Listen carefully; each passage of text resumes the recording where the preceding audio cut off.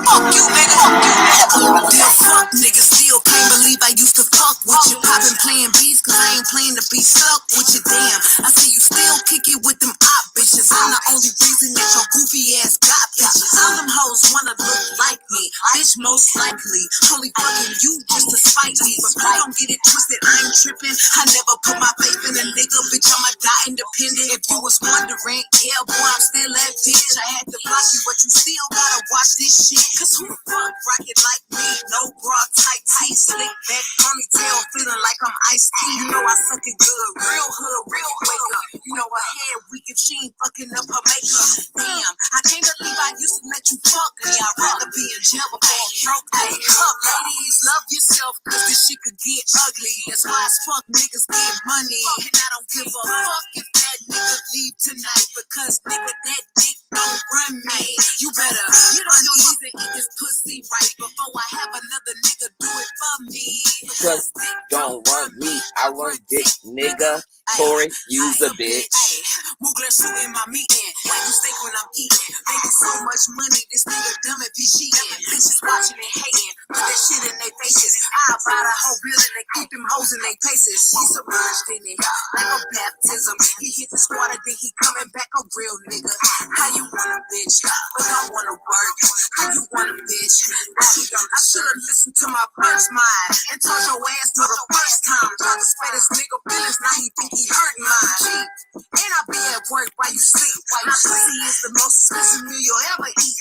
Fuck you, still can't believe I used to trust you. The only accolade you ever made is that I fucked you a bitch. If you get the chance, I bet you snitch. You'll never get a chance to tell me come and pick my shit. Ladies, love yourself, cause this shit could get ugly. That's why as fuck niggas get money. And I don't give a fuck if that nigga leave tonight, because nigga, that dick don't run me. You better get on your knees and eat this pussy right before I have another nigga do it for me. Because dick don't run me, I run dick, nigga. Yeah, use a bitch.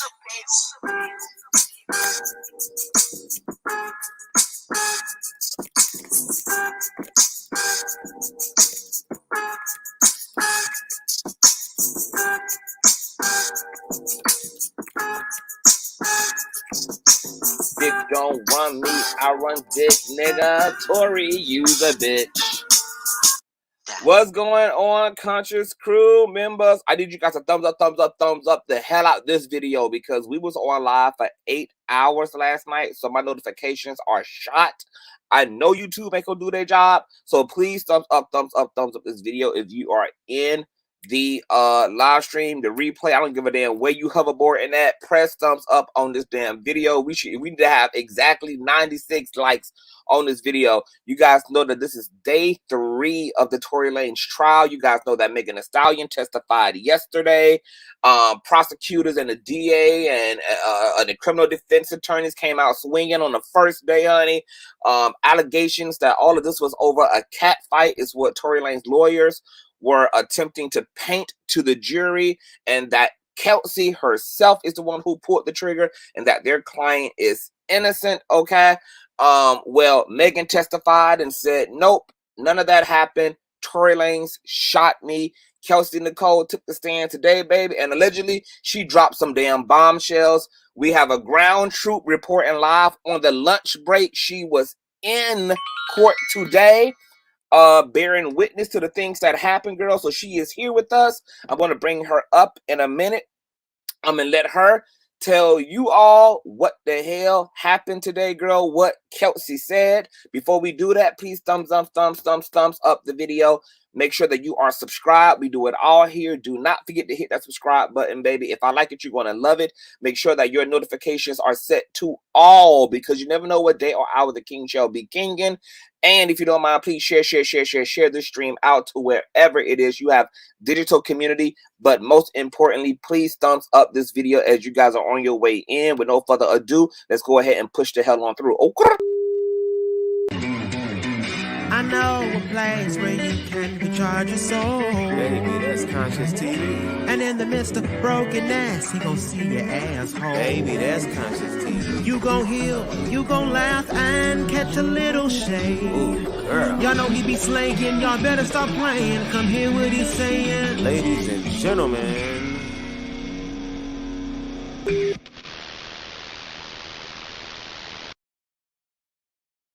All right, girl. So we got fellow YouTuber Goddess Dawn Speaks. What's going on, love? Purr, baby. Hey, Goddess child, Dawn you over there Speaks eating Bojangles live. chicken and shit, eating fries and McDonald's and stuff. Child, I ain't bad. First of all, I want to tell you thank you so much for breaking these exclusives over here on the platform. And you are amazing for being out there on the ground, okay, in them courthouses, honey, getting all in these people business like this. And I appreciate it. Now you also are a YouTuber, so before you even tell us what is going on with Kelsey's testimony today, can you tell the people the name of your channel and wherever it is you want them to follow you at on social media? Happy to do so. Thank you, Conscious, for having me. Thank Of you course. to Conscious. What's your people called? Conscious crew. The Conscious people. Yeah, the Conscious Conscious crew. The Yes. Conscious crew. Okay. Yes. My platform, my YouTube channel is Goddess Dawn Speaks. Goddess Dawn Speaks, and I do go live with updates of the details every evening. Tonight it's 7:15 p.m. Pacific, so please join me tonight. But right now with Conscious and the Conscious crew, I'm live at the courthouse on the lunch break, baby. And yeah, Kelsey, she. Let me tell you, first and foremost, this is gonna be quick too, because I don't know what the situation is gonna be like when I get back from lunch, and I got to make sure I keep my seat, even though I do have a pass today. Period. Thank you, God. Okay, so Kelsey arrived. She was with her attorney and another gentleman, a young brother. When she came into the room, and someone told me outside that she had bodyguards. So that initially told me somebody's backing her. Okay, I'm just saying, because you a regular person. Anyway, so she comes in with the attorney, and the attorney immediately, she gets sworn in, and then immediately she says she wants to plead the fifth. She wants to plead the fifth. Are you serious? Yes. What? Actually, that was before she was sworn in. I'm sorry. She sat down first, and then they talked to the judge. She basically said she wanted to plead the fifth. So the prosecution immediately said that no, well, she has an immunity agreement that was signed. So so it was confirmed that she has an immunity agreement. Yep, he had it in his hand. Wow. So okay, so she did sign an immunity deal. Wow. Okay. Woo. Yeah, a whole immunity deal in place, signed and dated and sealed. But yet, at the last minute, at the final hour, she wants to plead the fifth. But so the defense asked to see the immunity agreement because they sound like they didn't have no clue about it. And then they wanted a 10-minute break. The judge asked them to approach the bench. The prosecution, so all the prosecution and the defense and all of them were up at the bench. And the prosecution is arguing that she signed this agreement. So at this point, the jury wasn't in yet because the judge wanted to sort this out first. But when the jury came in, I was like, oh, she finna testify. So the jury comes in. Kelsey's sworn in. She takes the stand. And the first thing she says is, I don't want to be here today, because they asked her, how do you feel about being here? I don't want to be here today. Why not? It's a triggering situation. Anxiety, postpartum, a recent death. I just don't want to be here. And then they just kept asking her, well, why don't you want to be here? She said, 1 million people watching me, my name being thrown around, lies being told about me. And then she kind of paused and said, about Megan. So she immediately says Megan been lying on her. So they asked her, the prosecution asked her, what are the lies? And she said, Megan saying that I betrayed her, that I took money, accusations that, and then they asked her, accusations that you shot Megan? And she said, yes. She said it was ridiculous. They asked her to identify the defendant. She points Tory out, who was wearing a plaid suit or whatever, tan suit, and a turtleneck sweater. Let's see. She asked when she met Tory. She said earlier that year, 2020. And so she said, you haven't known him for a long time. She says no. She said, well, how long have you known Megan? Freshman year of college, 2013, 2014. We were very close, trusted each other. I trusted her. She trusted me. Says that she brought me on to be her assistant in like 2018, 2019. She said she took on a lot of duties, organizing, scheduling, making sure certain things were in place and done. And let's see, she said they traveled together. And she asked what the relationship with Tory, Megan, and herself were. She said, we were all friends, hanging out. Where'd you meet? We met at the Rock Nation brunch. Okay, same time as Megan. So, and okay, so let's see. her and Megan and Tory at the same time. The Rock Yes. Nation brunch. Okay. Yes. She said, me and Tory had some, what did she say here? Some communication. And she said Megan wanted me to pursue him outside of the friendship. So basically she's saying Megan tried to set them up as a couple, you know, to hook up, which they eventually did. And they were intimate, you know, they became intimate at some point. Okay, so Kelsey confirms there was a sexual relationship. Fine. Okay, so she been banging Tory. Yes. Got it. So next events was that she ended up getting COVID and went to Texas. And I couldn't determine if she went to Texas and caught COVID there, or if she caught COVID and then went to Texas just to chill. But nevertheless, she was in Texas, she said, for about 2 to 3 months. And then she returned to LA at the end of June, which was right before the incident. Okay. So they asked her where she stayed. She said she stayed at Meg's Airbnb. Then they asked her, like, they must have asked her, I'm trying to think what was the question, because basically they asked her, like, you know, did you always, like, how long have you been living with, where did you live before you lived with Meg? She said, I had my own place in Houston, Texas that I paid for. She said, Megan told me, we got a house, you don't need anything, get rid of your stuff. So she got rid of everything, subleased her apartment, and left to go with just a suitcase.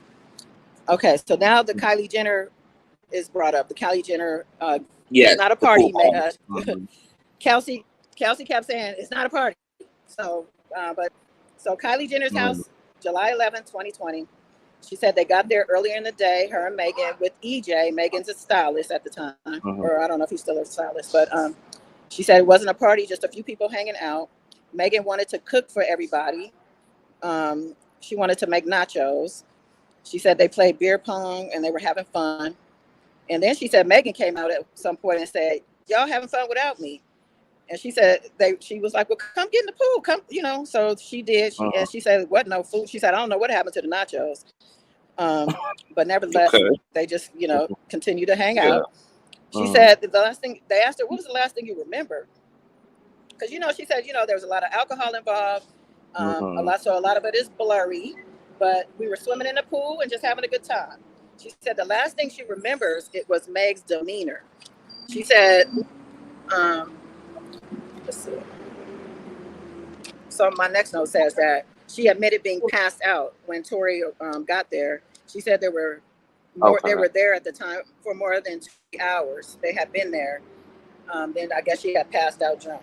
So she was when she woke up, drunker than the Cooter Brown at the pool party. Basically. Yes. She said she woke up she said, I woke up sort of in my right mind.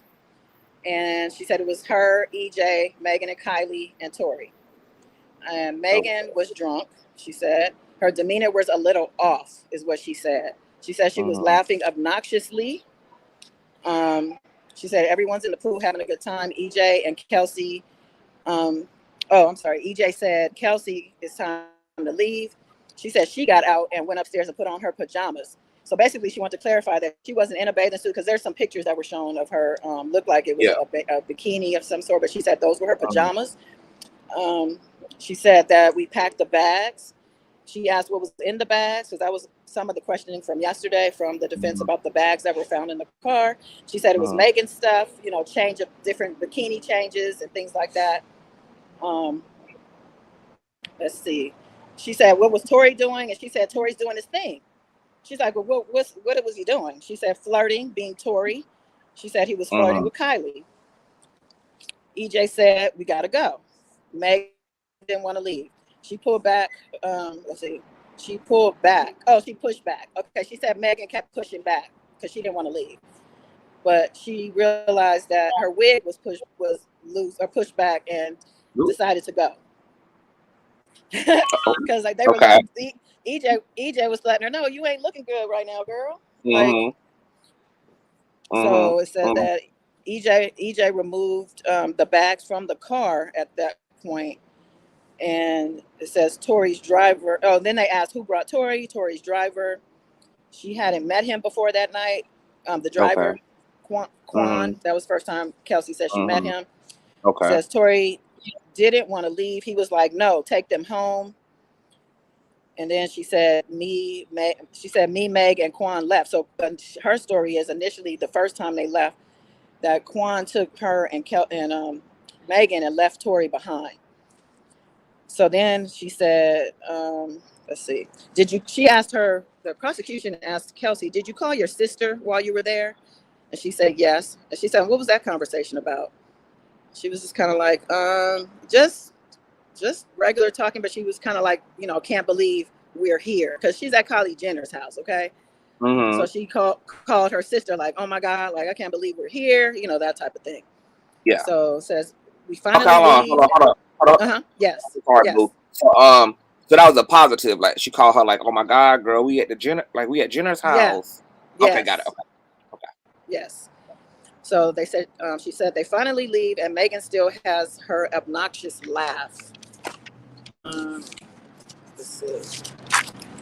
So Megan EJ said, Megan out of there because her wig's slipping back, her glam is peeling off. It's time to go, baby. Everybody drunk. We done been here forever.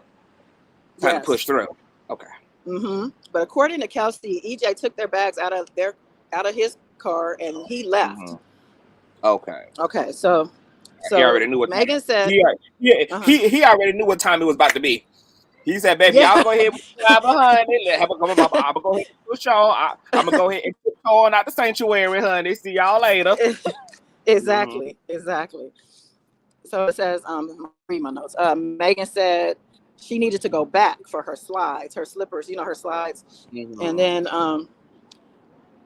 she said when she went back, Kelsey stayed in the car, Kelsey and Quan. She said when she went back, it says same thing happened, like arguing. And then she said when Megan came back, she said her and Tory came back kind of like rushing back. And she said, bitch, this is Megan talking. This is her quoting Megan. She said, bitch, Kylie said, we got to get the fuck out.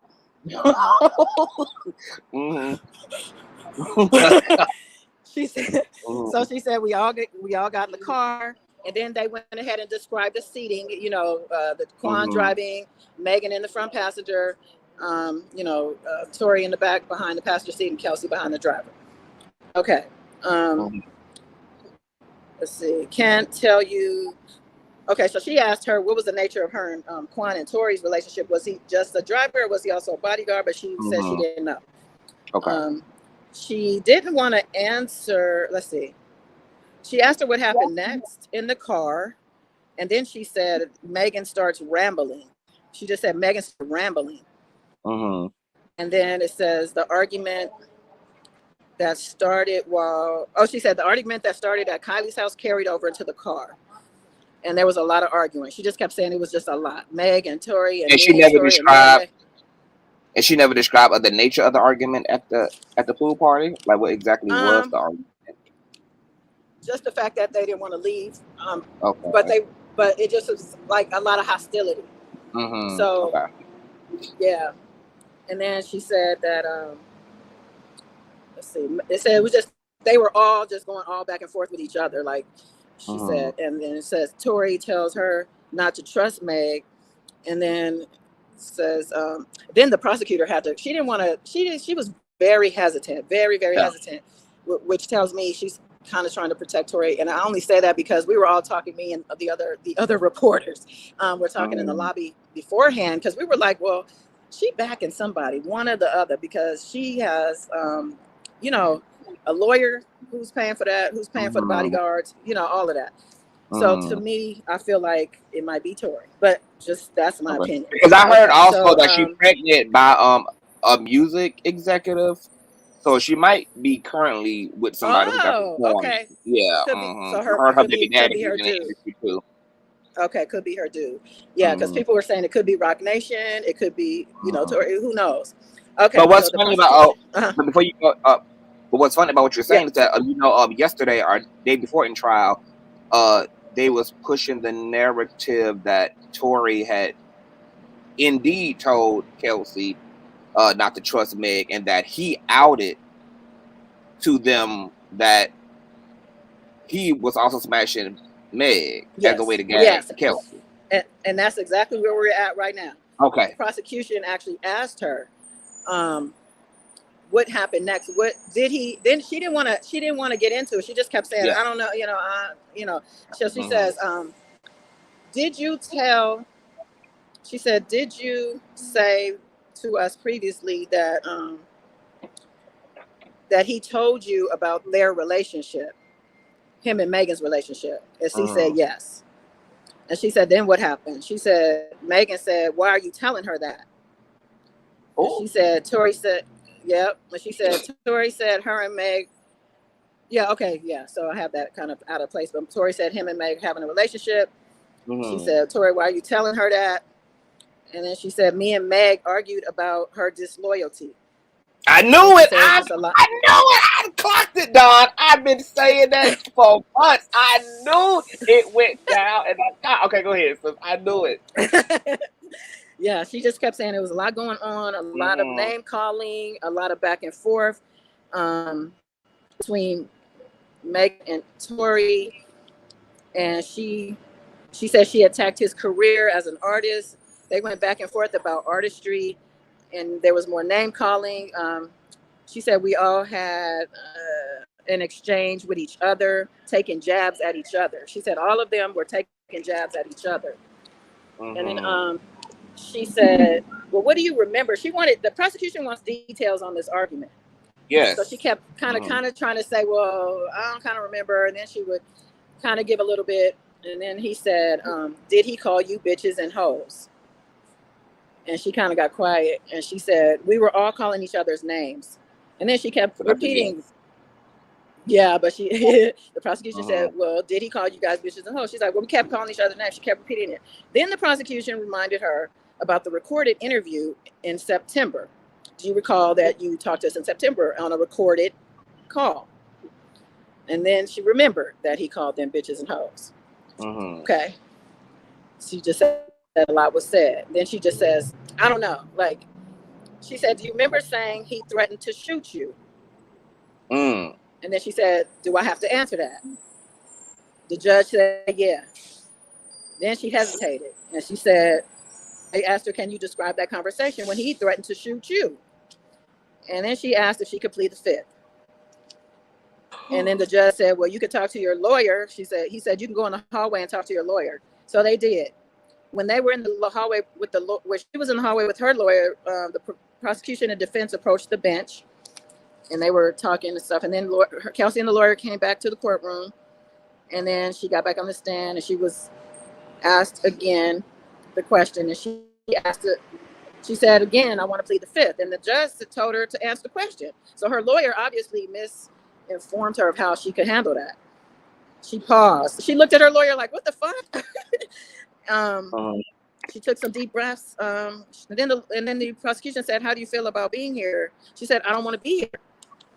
She's like, I don't want to be here. She said, well, how do you feel about Tory being here? She said, and she kind of paused for a second, but she was like, it don't really bother me, but I don't want to be here. And then we broke for lunch, and that was it. That's it. That's all I got for now. Hey, okay, wait a minute. Oh my God. Wait a minute. Okay, so she never answered the question about Not the threat. yet. Not yet. And they haven't got. When we come back, that's where we're gonna start. Yeah. Oh my God. And they haven't okay, so they haven't even, so they building up to who shot Megan. They ain't even got to that part yet. Correct. Oh my God! So goddess. What do you make of Kelsey's side of events? This is definitely a bombshell. She confirmed that there was a sexual relationship. Megan confirmed that in the car, according to Kelsey. She confronted Megan over that. Everybody was hostile and throwing insults. I mean, what do you make of Kelsey's whole story and her energy today? Well, what I make of it is that she's protecting Tory. She's being very hesitant about telling on him. That's what I'm getting. Because by the fact that she admitted that he threatened to shoot her, like, she didn't want to admit that. but she was on that call. If that prosecution, if they did not have her on a recorded call saying this stuff, she would have never admitted it. I'm telling you. But I wonder how So the fuck they told us. Because if Kelsey ain't been talking, unless she told all this, no, immunity I'm telling you, deal. Kelsey. No, yeah, I'm telling you, that's what she said. She said, "Do you remember meeting with us in September? And we recorded you." Okay, That's so what she they're had telling her. like a deposition. So she gave an honest exchange for her immunity deal. Is Correct. what it sounds like to me. Exactly. It sounds yes, and it sounds like it happened in September. So, and that's September. when we heard she was testifying for the prosecution too. That's when that news started coming out. So she did have an immunity deal, does have an immunity deal in place. And so with that said, she does have that obligation to the prosecution, which is also Megan. But it sounds to me she's still trying to protect Tory. And Absolutely. I don't know, obviously, why. If it's because of fear, if it's because of maybe she was paid off to do so, who knows? But it does to me sound like she's could just be the whole, like, you know, because we black, you know, so do you think it's the whole could thing be of that. like, this is such a high It- profile case and she doesn't want to be known as a snitch? She's It definitely now, could. you know, she's an informant. She's now got to testify against a nigga on some street shit. And now she feels she got to walk around in her community with this stigma of being a snitch. It definitely could be, because she initially, when she first came on stand, said that millions of people watching her get dragged and get lied on and all of that. So this is going to add another stigma onto her as someone who is really just ain't shit. Because she moved in these hip hop spaces, so she's in that world that upholds that street code of shut your mouth. Yes. So the fact that she now got to be in a trial is a complete contradiction to being able to uphold that whole street code. She's gonna be mad uncomfortable around all these niggas in hip hop, all these rappers and stuff. Now she gonna be like, the girl, you stay away from her, because when some shit pop off, Kelsey Nicole gonna run her mouth. She know that that's what the conversation is gonna be from the community, from the hip hop community, a space that she been working in, a space she been employed in by working for Megan Thee Stallion, who was a part of hip hop culture as well, etc. Jesus. Yes. Do you think that they did any work? Do you think that they did any work to vet whether she was paid off? Do you think that they subpoenaed her bank records, her cash apps, or anything to see if there was any large transference of money or any incremental payments made to her around this time? Do you think that they did any of that? I don't know. Only because if they entered an immunity deal with her, I think at that point she was relying on them to protect her. So I don't know if they would have explored a payoff at that point. Maybe if she didn't sign the immunity deal, they might have threatened to, you know, look into her more or whatever. So, but I gotta cut this because I only got a few minutes. Okay, well, email me your Cash App. I'm gonna Cash App you because I appreciate what you're doing, what you're bringing to the channel. Oh, you so sweet. You are sweet. Email me your Cash App, sis. Keep me posted. Be safe out there. I sure will. Nosy on and be safe. And I'll see you later. I appreciate you, and I appreciate the Conscious crew. I will definitely email you on the next break. I'll shoot you an email and give you another update. And I appreciate you. And we'll talk soon. Okay, babe. Bye. I do. Bye. Oh my God, that was Goddess. Oh my God, girl, she got to get back and get her seat, honey, front row at the sanctuary. Girl, I'm about to drop the motherfucking link, honey. Let y'all come up here and get into the things. As a brief recap, what Goddess John Speaks TV just told us took place in part 1 of trial today with Kelsey Nicole Harris, is that she didn't want to be there. She feels uncomfortable. You know, they cross-examined her, girl, questioned her. They asked her, you know, whether, you know, he threatened to shoot her, etc. There was a whole big thing about that. She wanted to plead the fifth and all of that. You know, there was a bunch of arguing in the car. She confirmed that there definitely was a verbal confrontation about Megan Thee Stallion being a whore and fucking niggas behind her back, etc. And that Megan did not deny these allegations. Instead, she told Tory, "Why are you telling her that?" Which got y'all. This would be the second person. The second person to confirm it. Megan is denying there was any sexual relationship, at least in the beginning of all of this. But now Kelsey done confirmed it. Tory done confirmed it. It's looking like Meg definitely just didn't want to have to claim a nigga that she's so disgusted by. This was all over a nigga, essentially. I'm still sticking to my original theory about why Meg was pressed to get up out of the house. It wasn't really because she was jealous. I think she knew it was about to be a hot mess. Kelsey over there bloated and drunk as hell, passed out. Tory ass is doing the most to get in some caucasoid puss, okay? And Megan didn't want them niggas ruining her mayonnaise bag, okay? But things definitely got taken to another level in the SUV. She also confirmed that Kelsey was staying in one of Megan Thee Stallion's Airbnbs in LA, but she still retained her own crib back in Texas. Her and Megan met Tory at the same time at a Rock Nation brunch, and she confirmed that it was actually Megan's idea for her to start smashing Tory. Okay, so that's very interesting that even though Megan kind of, passed Tory on to Kelsey as a situation that, allegedly, according to Kelsey and Tory, she was still hitting the dick at least. She might not have been interested in a full-fledged situation with Tory, but he was a cool guy. They bonding over the deaths of their mom, etc. They both in the industry. At that time, he was a hot boy. She was a hot girl, so they was just having fun. But clearly, Megan wasn't really taking it that seriously. And then Tory spilled, the motherfucking beans in the SUV, honey. And before I drop the link, girl, okay, because part 2, girl, so they on lunch right now. So what they're going to come back in a few and do, okay, what they about to be prepared to do is finish cross-examining Kelsey. They about to get to her confirming whether Tory, in fact, did threaten to shoot her, whether this assault took place and he punched her, and that's how she broke her chain and her acrylics, etc. And then they're going to obviously ask her, the big bang question: who the fuck shot Megan Thee Stallion? Okay, we're going to have that answer from Kelsey Nicole before the day is out. Now, I want to read also a few articles in tandem with what Goddess Dawn TV speaks.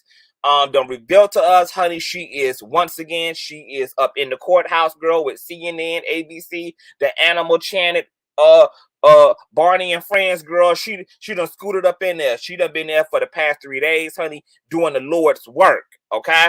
I want to put up this article too by the hi.com. Now, it does have some grammatical errors, you guys, but I get the gist of what they're trying to report. It looked like they're trying to write this article up expeditiously, okay, which is why it has some grammatical errors in it, because they were trying to give some live updates. And then I want to push over to the Shade Room as well, because they posted their findings too, okay? If you're in the building, please thumbs up. This is very important. Shout out to the 850 folk in the building. Moderators, take it easy on emojis. Don't block nobody for nothing. Let folk do them. Let Google moderator do all the blocking. I don't want y'all doing no blocking at all. Let people just do them.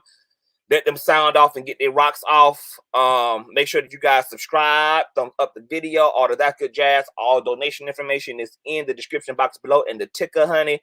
And once again, I'm about to share my screen so we can pull over to the left and read the hi.com. Okay. All right, so it reads, girl, how doing? They got some videos too. Okay, Meg's girlfriend, ex-BFF, Kelsey Harris, is taking a stand in the Lanez trial. Okay, you see, 4 minutes ago, girl, so they bum rushed this article, girl, so it's kind of toe up, girl, but I get the context. The shadow room was there, girl. I think they mean the shade room. The shade room was there on the third day. Tory Lanez Los Angeles shooting trial, and alleged victim discovered Megan Thee Stallion's former BFF, not boyfriend, Kelsey Harris, as she entered the courthouse to comment on Wednesday. Harris could be seen exiting a black SUV as confirmed by our ground troop, Goddess Dawn Speaks, with what appears to be a security detail and holding hands with the mystery man as she entered the Clara Shortridge False Criminal Justice Center. Quote, "Why did you shoot that boy?" someone asked Kelsey Harris as she entered court on Wednesday. Remember yesterday when Megan Thee Stallion was pushing through and her Lavender Girl, some toxic patriarchal little dick nigga reporting had yelled out to her, "Why you lied on that boy? Why you lied on that boy?" So they doing the same thing to Kelsey, honey. Oh, why did you shoot that boy?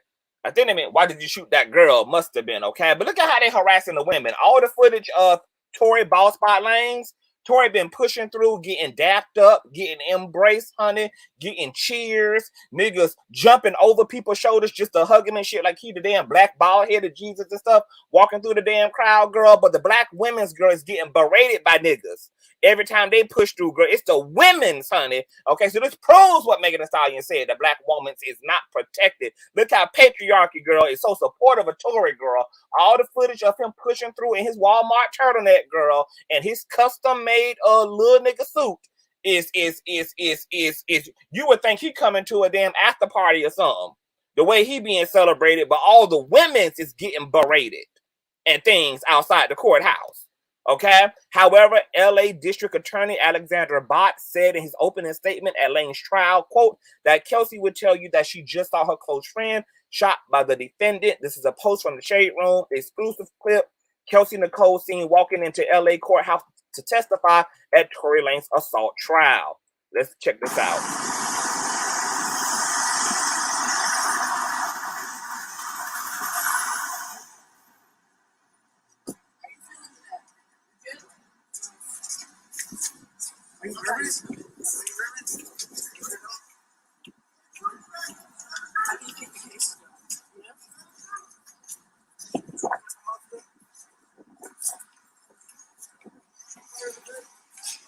Kelsey, how you feeling?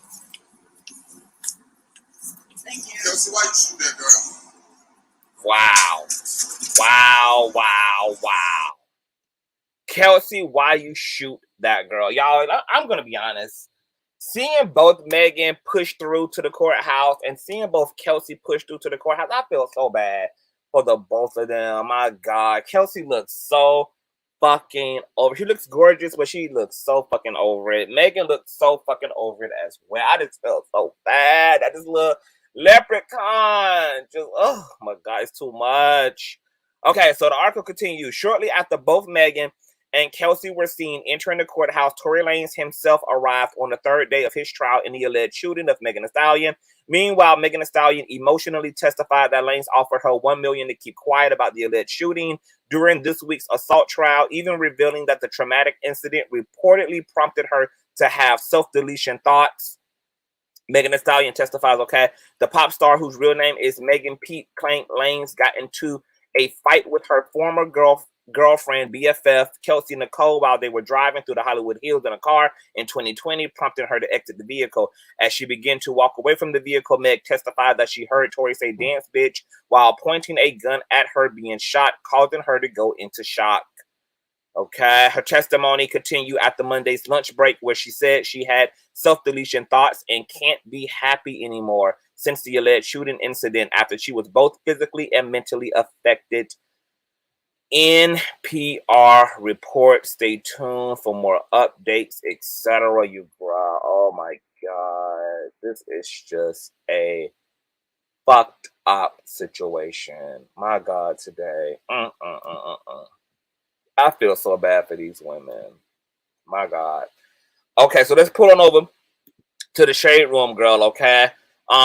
They also posted, let me refresh their page real quick and see something. Hold on. A thumbs up the video. Please don't forget to subscribe if you are in the building.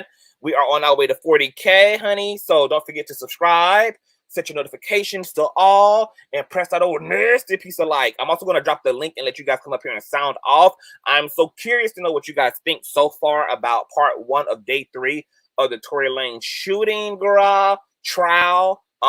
Kelsey Nicole, come to find out, finally, speaks up and out. Okay, so the Shade Room posted almost an hour ago saying that Kelsey Nicole has been granted immunity, which we also learned she took an immunity deal from our ground troop.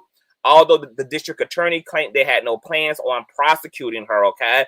To be given immunity is an exemption that displaces the privilege against self-incrimination. Neither compelled testimony nor any fruits of it can be used against the witness, who therefore can no longer fear self-incrimination, okay? So her immunity deal practically is a plea deal, okay? And she gave her old nasty deposition back in September, which is where the prosecutors got all of the questions from that they're asking her about, and she, told them an honest account of what took place in exchange for protection, okay? So nothing she can say will incriminate her. So obviously what Kelsey Nicole is fearing is not the criminal justice system at this point. She's just fearing what, her reputation at this point, the way that the hip-hop community is going to look at her. Once again, these are spaces she moves in. These are spaces she works in. These are spaces she's also trying to have a career in, okay? She put out a diss track, etc., doing a little music and everything. So you guys know how ghetto and ratchet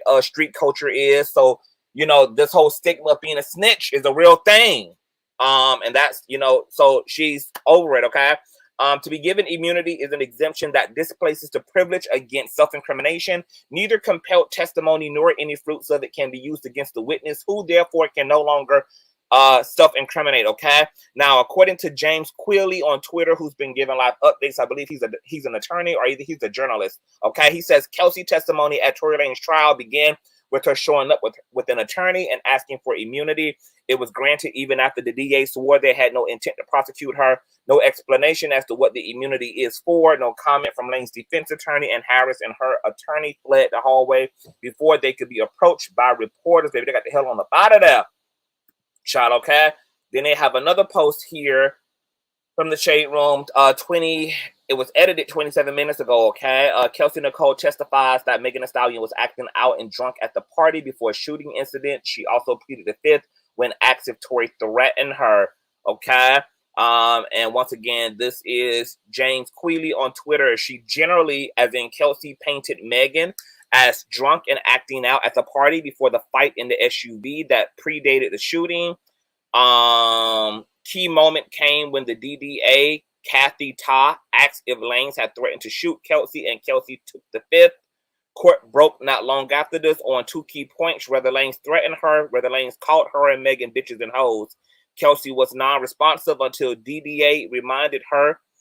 She confirmed both those things in September of a 2022 interview with the prosecution.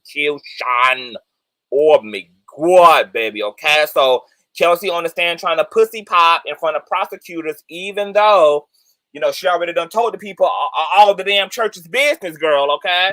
But obviously, once again, she shook it because of what, the cultural consequences are going to be. Baby, I'm about to drop the motherfucking link, honey, okay? Hold on. Moderators, please rotate the StreamYard link. I'm going to get the Conscious crew in here to sound off and give their thoughts, girl. Y'all know we are covering. Hit the link and give your opinion. We are covering every day of this trial until it's over, girl. This trial is supposed to last 10 days. So we will know who's going down for this or who's not going down for this. Either by the end of this week or sometime next week, okay? Child, they got it going on in court, girl, like this the goddamn OJ Simpson trial and shit. I just dropped the link for you guys to come up and sound off. Let me read some of these comments while I'm waiting on those of you who want to come up. And first come, first serve, honey. When the studio gets full, it's gonna be full. Ray, excuse me. Okay, I don't know what y'all got going on. Okay, so Nadia says, what a coward to blame Kelsey, but that's what happens when you receive blood money, honey. Since she wants to hold the truth, then she should go to jail as well and do some time. You're right. Somebody was totally injured in this whole situation. Nola says, I need to hear the deets or the recording of him threatening Kelsey. If she's now a hostile witness, prosecutor gonna get her ass. Drea G says, Tory instigated everything. It was his gun. He was physical with Kelsey and then shot Meg. I wonder if they're going to ask her that. Who did the gun belong to as well? Okay, because it's been about a whole lot of speculation over this green gun. You know, people saying, well, that's a feminine thing. You know, what man is gonna get a colored gun? But then again, green is Tory's favorite fucking color. Okay. Want to welcome to the platform Presley. Welcome to the platform Rumors NT over on IG with all the T. Also, we got Drop the Mic up here, girl. I just dropped the link for y'all to come up. Welcome to the platform, ladies. Hey. Hey. Starting with you, Presley. Day 3 of trial. What are your thoughts? I just wanted to see if you read that People article. I just had one thing for you to like pull up if you wanted to show everybody. Okay. That kind of supports what Megan said about how mad Tory gets about their careers being compared. Okay. So is the People's Magazine article? It's on People, but it's also on Love B. Scott too. They like reposted it on Love B. Scott. And they posted it today? Yeah. So this is okay. I'm about to go to his website right now and pull this up. Okay, let me see here. Because Love B. Scott, he do be having a T. Okay, let me type in. Look, while you looking for that, I wanted to tell the people in the chat, y'all getting some good tea right now. I'm gonna need y'all to hit that like button. It's like 900 people in here, like 300 likes. Last time I looked. Don't make me do it. Don't make me do it, Conscious Crew. Y'all know I will pull out Super Freaky Grandma. The remastered mix is 300 of y'all and almost 1,000 of y'all in the building. Thumbs up, girl. We're working over here. Thumbs up the motherfucking video, okay? This protects the algorithm. This gets us into the algorithm. It gets this tea out into the world, girl, and it helps the growth of the platform. Presley, it's the name of the article. Megan Thee Stallion breaks down on Stan and says she wishes hadn't. Is it that article? Yeah. Or okay. I think this is the last one they did. Wait, let me pull it up so I can tell you what paragraph to go to. Here too. And maybe you can tell. I'm gonna pull up the page. Okay. Because this is the article that I'm pulling up on Love B. Scott. This is the first one. Megan Thee Stallion breaks down on Stan. And then it's Megan Thee Stallion and Tory Lanez shooting. Okay, well, this is the last two. It's on the first page. I think we're on the second page. I think it's the one about her. I think breaking down crying. Breaking down. Let me go real quick. Hold on. I don't know why I didn't have it ready when I called in. I should have. Are you good? It's on the second page on mobile. It's the one with her in a black dress with the fox and the iHeart symbol behind her. On Love B. Scott? Yeah, and it's the one by Denver Sean. Denver Sean. Okay, let me pull it back up.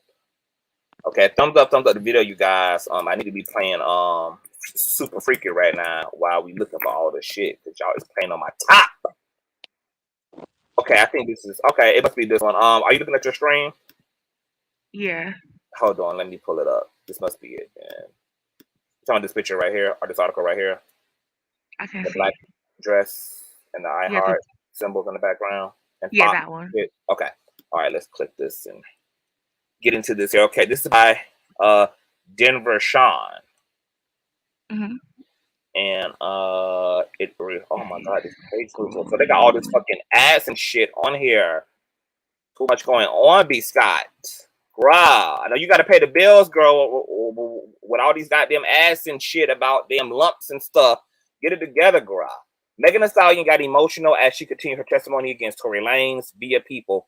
During the second day of trial on Tuesday, Megan took the stand with LA County Deputy District Attorney Kathy Ta, who asked the rapper if she's having a hard time opening up. Quote, I'm having a really difficult time sitting up here, telling my story and having to sit across from people who have made up lies about me and having to sit across from Tory.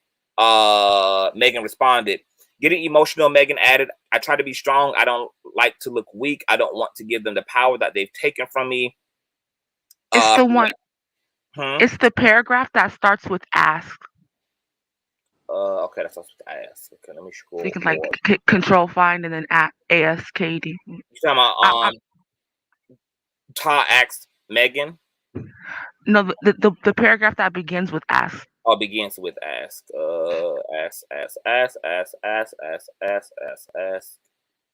Asks if she was more popular and successful than Lanez at the time of the alleged shooting. She confidently says yes, which caused Lane's blank face to turn into a startled and dismayed reaction, eventually mouthing "okay" as she continued on the stand. I think Wow. that supports how mad that he probably got when she said his Mhm. music was trash. Absolutely. Let me. That's really good information. And that makes sense to why Yep. he blew his fucking top and got mobile in that Yep. damn SUV. And Tory Lane's ego is set up like that. We seen the August Alsina situation where that man just, continuing to mind his business and not wanting to shake his hand led to him beating the living dog shit out of that man. So Tory Lane's ego is definitely very fragile. That is very key. Thank you for pointing that out, Presley. Any more thoughts before I get to Rumors and Tea and everybody else about what your thoughts are on day 3? Oh no, that's all I wanted to point out. Okay. All right. Thank you for that, Presley. Rumors and Tea, welcome to the platform, love. Y'all support my girl over on Instagram at Rumors and Tea with all the rumors and the tea. Your thoughts on trial day 3. Kelsey takes the stand. I just want people to make sure they hit that Cash App, because baby, you over here solving these unsolved mysteries. I'm gonna keep saying that. Like the Conscious crew, along with Conscious, we out here doing the investigating, and we cutting through it. Here's the thing. Like I keep saying, this is a ghetto episode. Like I honestly have seen this in the hood so many times where like your homegirl, it's a crew of y'all, your homegirl, you know what I'm saying, hook you up with somebody, you know what I'm saying, you take one for the team, you know what I'm saying, and it's all like on some like come up type stuff, even though Meg, was already established, then with the WAP, because of her collaborations, her music and all of that, she still was a businesswoman. She is a business. Like people need to understand that this is a college educated woman. Although she's using this persona, for her career, her rap career, whatever. Like they do this thing today where everything is for social media, fake relationships, for the publicity, just to keep, their names in the general public, all the antics they do now. And I definitely believe that this was a situation where she was trying to, network. But I think she played with this man, not to say I justify, because there's no justification for this young lady getting injured at all. And they definitely all, like I said before, are all lying. But clearly to me, it was a situation where she knew that man liked her, but she pushed her homegirl up on him, because I don't think she really genuinely like was attracted to this man. I think it was all for business and fun, right? And you hook your homegirl up with him, but this man like you. He's interested in you or whatever. So you're gonna play with that, you know what I mean? And he's a very insecure little man, little person, and it just was like a recipe for disaster. Kelsey, to me, is like, I think she got to a point and she's at a place where she just don't want to really be involved because she's mad at both of them. Hindsight 2020, she knows she looked like a fool when even though Meg did whatever she did, she looked like a fool siding with the man that injured this woman. And then I think when she thought about it, threatened and harassed and beat her to hell. Yeah, I think that when she sat back and thought, because I think she was acting out, instead of being honest, she was acting out of jealousy and rage towards Meg or whatever. But when she sat back and thought about a hindsight 2020, she saw like, yeah, he did what he did. I think, I really believe that she is going back and forth on what to do. And that's the reason why she's trying to like get this like plead the fifth type thing, because of what you just stated. She didn't want, you're in an industry that requires that whole nonsense of no snitching, So I could see why she's pulling this card or whatever. I don't think she should. I think that, overall, times are changing slowly but surely. Why I don't understand this, but if this man has attacked you, you are a victim as well. I really don't understand why you just won't tell the truth at this point, because by not speaking out just enables the toxicity. You understand what I'm saying? Like you're possibly helping this man get away with a crime for him to redo it again in the future. Like there hasn't been any real, even though he settled with Prince, there hasn't been any real vindication for the crimes he's committed. You know, and usually when people get away with stuff, they continue to do it. So I don't understand her train of thought of allowing this to like continue to drag on instead of just telling the truth and getting, you know, I don't know what the, you know, if he's going to go to prison or not, but I do believe that he's going to be found guilty on the possession charge. I know that, you know, there's a possibility they might try to spin a narrative that that wasn't his firearm, but I believe it was, and believe that it still is. It may And be guess in what? it may be in the custody of the police, but it clearly was his firearm. I mean, the thing is, if they would have never opened their mouths and allowed the law to do what it needed to do, a lot of things could have been hidden from the public. We wouldn't be out here, you know, putting the tracing the dots together, you know, and more than likely things could have worked in his favor to a degree, you know. But you run your mouth, all these people running their mouth, giving false narratives, basically just lying, and you know, it's just a mess. Yeah, it is. And I want to say too, if the DA gave her an immunity deal, I mean, clearly it's because she's not the shooter. So we already know who she gonna say the shooter is.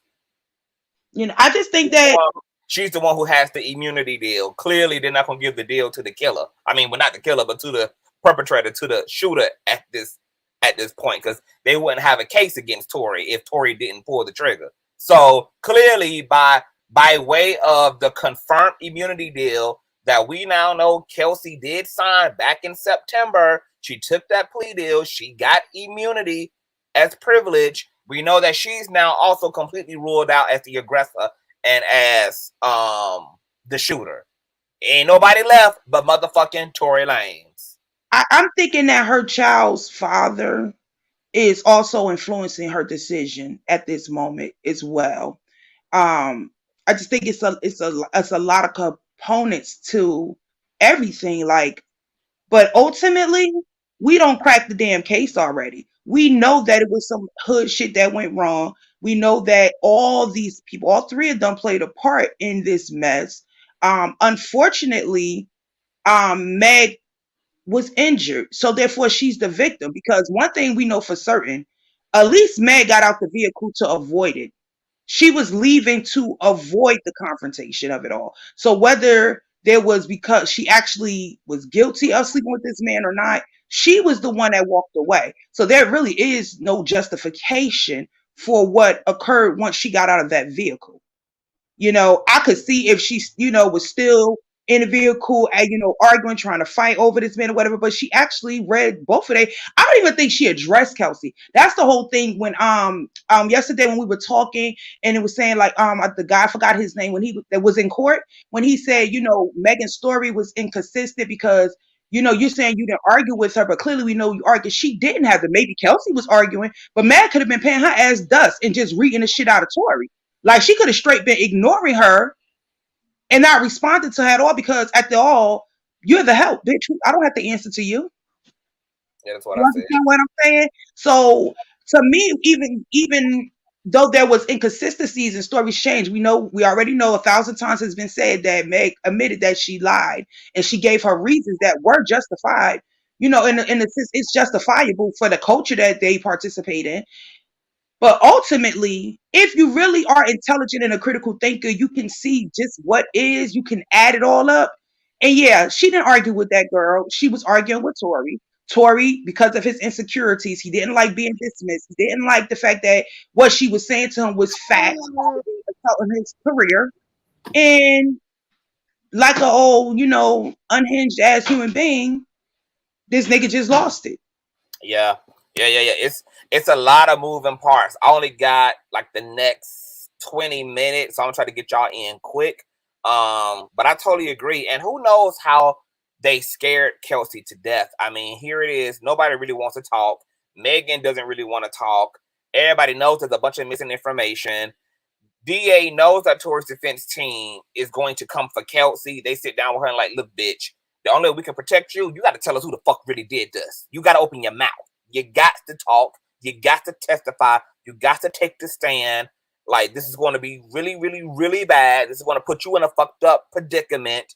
Like, you got to talk, Miss Mama. We promise you that if you talk, tell us what happened, we could grant you that no matter what you tell us, especially if you in fact is not the fucking shooter, nothing will be used against you. You won't be penalized for helping to cover this up. You won't be penalized for not da-da-da-da. You won't be penalized for blah, blah, blah, blah, blah, blah. We just need you to talk.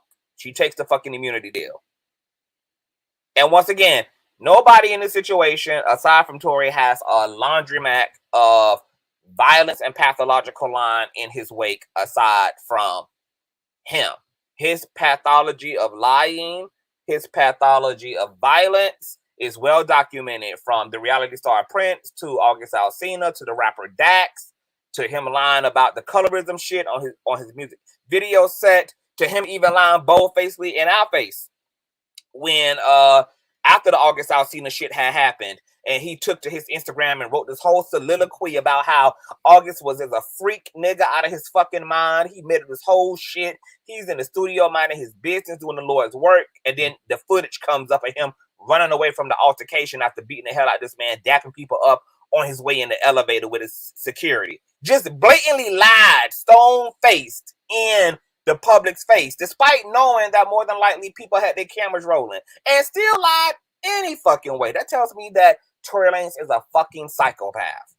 A fucking psychopath. And this is only the shit that we know of. All like the shit that is public is just the shit we are aware of. This ain't no telling how much more goofy shit that took place. Because think about this. What if on that night, police had never been called and they would have actually been able to make it home? If Megan was going to shut up, because she didn't even want no involvement with police, courts, no nothing, it's good chance that we would have never known about this. And if we would have saw her ass limping around, she would have maintained the cover story that she stepped on glass at the pool party. Even this right here would have went under the radar had police not been called to the scene, pulled up on them, and had she felt like she wasn't forced to tell the truth once she got to the hospital and her medical, her doctor was telling her, hey, we got to perform surgery on this thing. And then that's what broke the camel's back. And also, oh, I'm sorry, I didn't mean, am I? I was gonna say, and also, I think Kelsey might be scared because she's associated with Jay Prince. Makes sense. Yeah. Because she's from Houston. But they both are Houston girls, Houston, Texas. And do you remember that Kelsey did like an Instagram post? She deleted it now, but there's still articles up about it where it was her, Jay Prince, and Carl Crawford. They took a picture, and it was like basically a threat towards Meg. So I'm thinking maybe she's scared about that, because if Jay Prince got grown men with money scared, it's easy to have her scared. Yeah, if some of y'all is looking for me to protect an alley for ball spot, y'all can go to the toxic ass manosphere to get all of that defense, baby. That nigga is gonna be thrown under the SUV over here. Thank you for that, Presley. That is real key. That's also duly noted. Texas, Jay Prince, Fifth Ward shit. All the more reason why Kelsey ass is nervous and don't want to be in this position to be looked at as a fucking snitch. My God, she close to the street code. Drop the mic. Welcome to the platform. Your thoughts on day 3? Kelsey testifies in court. A lot of shenanigans. What you got to say?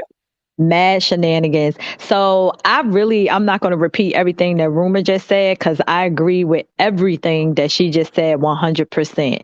And I just wanted to add to that by saying that, well, just reiterating what you said from a medical standpoint, once you go to the hospital, they are trained to look and see what the deal is, because they have to treat you properly. You understand what I'm saying? Even if you telling them, oh, I stepped on some glass, well, the first thing they're going to look is fragments of glass in your wound. And if they don't see that and they see other stuff, and what they see causes them to have to operate, then they got to come back to you. It's almost almost like medical professionals have to be little mini detectives too, because a lot of times, and this happens in a lot of cases of domestic violence, people will come to the hospital and they'll tell a blatant, I fell and hit my head on the coffee table, but you got bruises on your back. You understand what I'm saying? Like, those type of things we're trained to actually look for and then say, okay, because a lot of times people be scared because either their life is in danger, or like you said, the person that did the abusing is standing right there with them, so they got to keep the cover story, like all kinds of reasons. I get that Meg was scared, but at this point all the evidence points toward you were shot, okay? And we all know pretty much who shot you, so I know that I feel sorry for the other girl, Kelsey, in a way, because like you said, no one wants to be known as a snitch. But at this point, that dude he has to be able to control his anger. You can't just be out here telling people to dance and popping off a firearm and thinking that it's not going to come back to haunt you. I mean, the initial call that they got was shots fired. Okay. So they was going to investigate that anyway. And that's really all I had to say. Look, and people forget that Kelsey had already snitched out Tory in a text message to Meg's bodyguards. Obviously, a text message that she, at that time, did not expect to surface. See? But she already had acknowledged him as the fucking shooter. Said, "Oh my God, help! Tory just shot Meg." I mean, it can't get no plainer than that. Then the 911 call comes in, shots fired. Like, what the? Okay. They're going to want to know, where is all of this gunplay coming from? And whose gun was it? Somebody's going to have to tell the truth. It's just unfortunate, but I mean, it's a little bit too much evidence out there for them to be kind of pulling back on it now. Like, it just is. That's my opinion. Absolutely. Hey, Tamika Show. Hey, Tremel. What's going on? All my people's in the building. Yes, you are absolutely right. And you guys make sure to subscribe over to Drop the Mic as well, over on YouTube, because she's a content creator too. Before I go to William, Drop the Mic, people keep talking about, well, why would she take an immunity deal? Why do you think she would take an immunity? Because I've already given my thoughts on why she took one. Why do you think she took the immunity deal? Because people saying, well, she must be guilty if she took the immunity deal. I think it has a lot to do with her current boyfriend. Because isn't she pregnant by some music exec or something like that? Okay.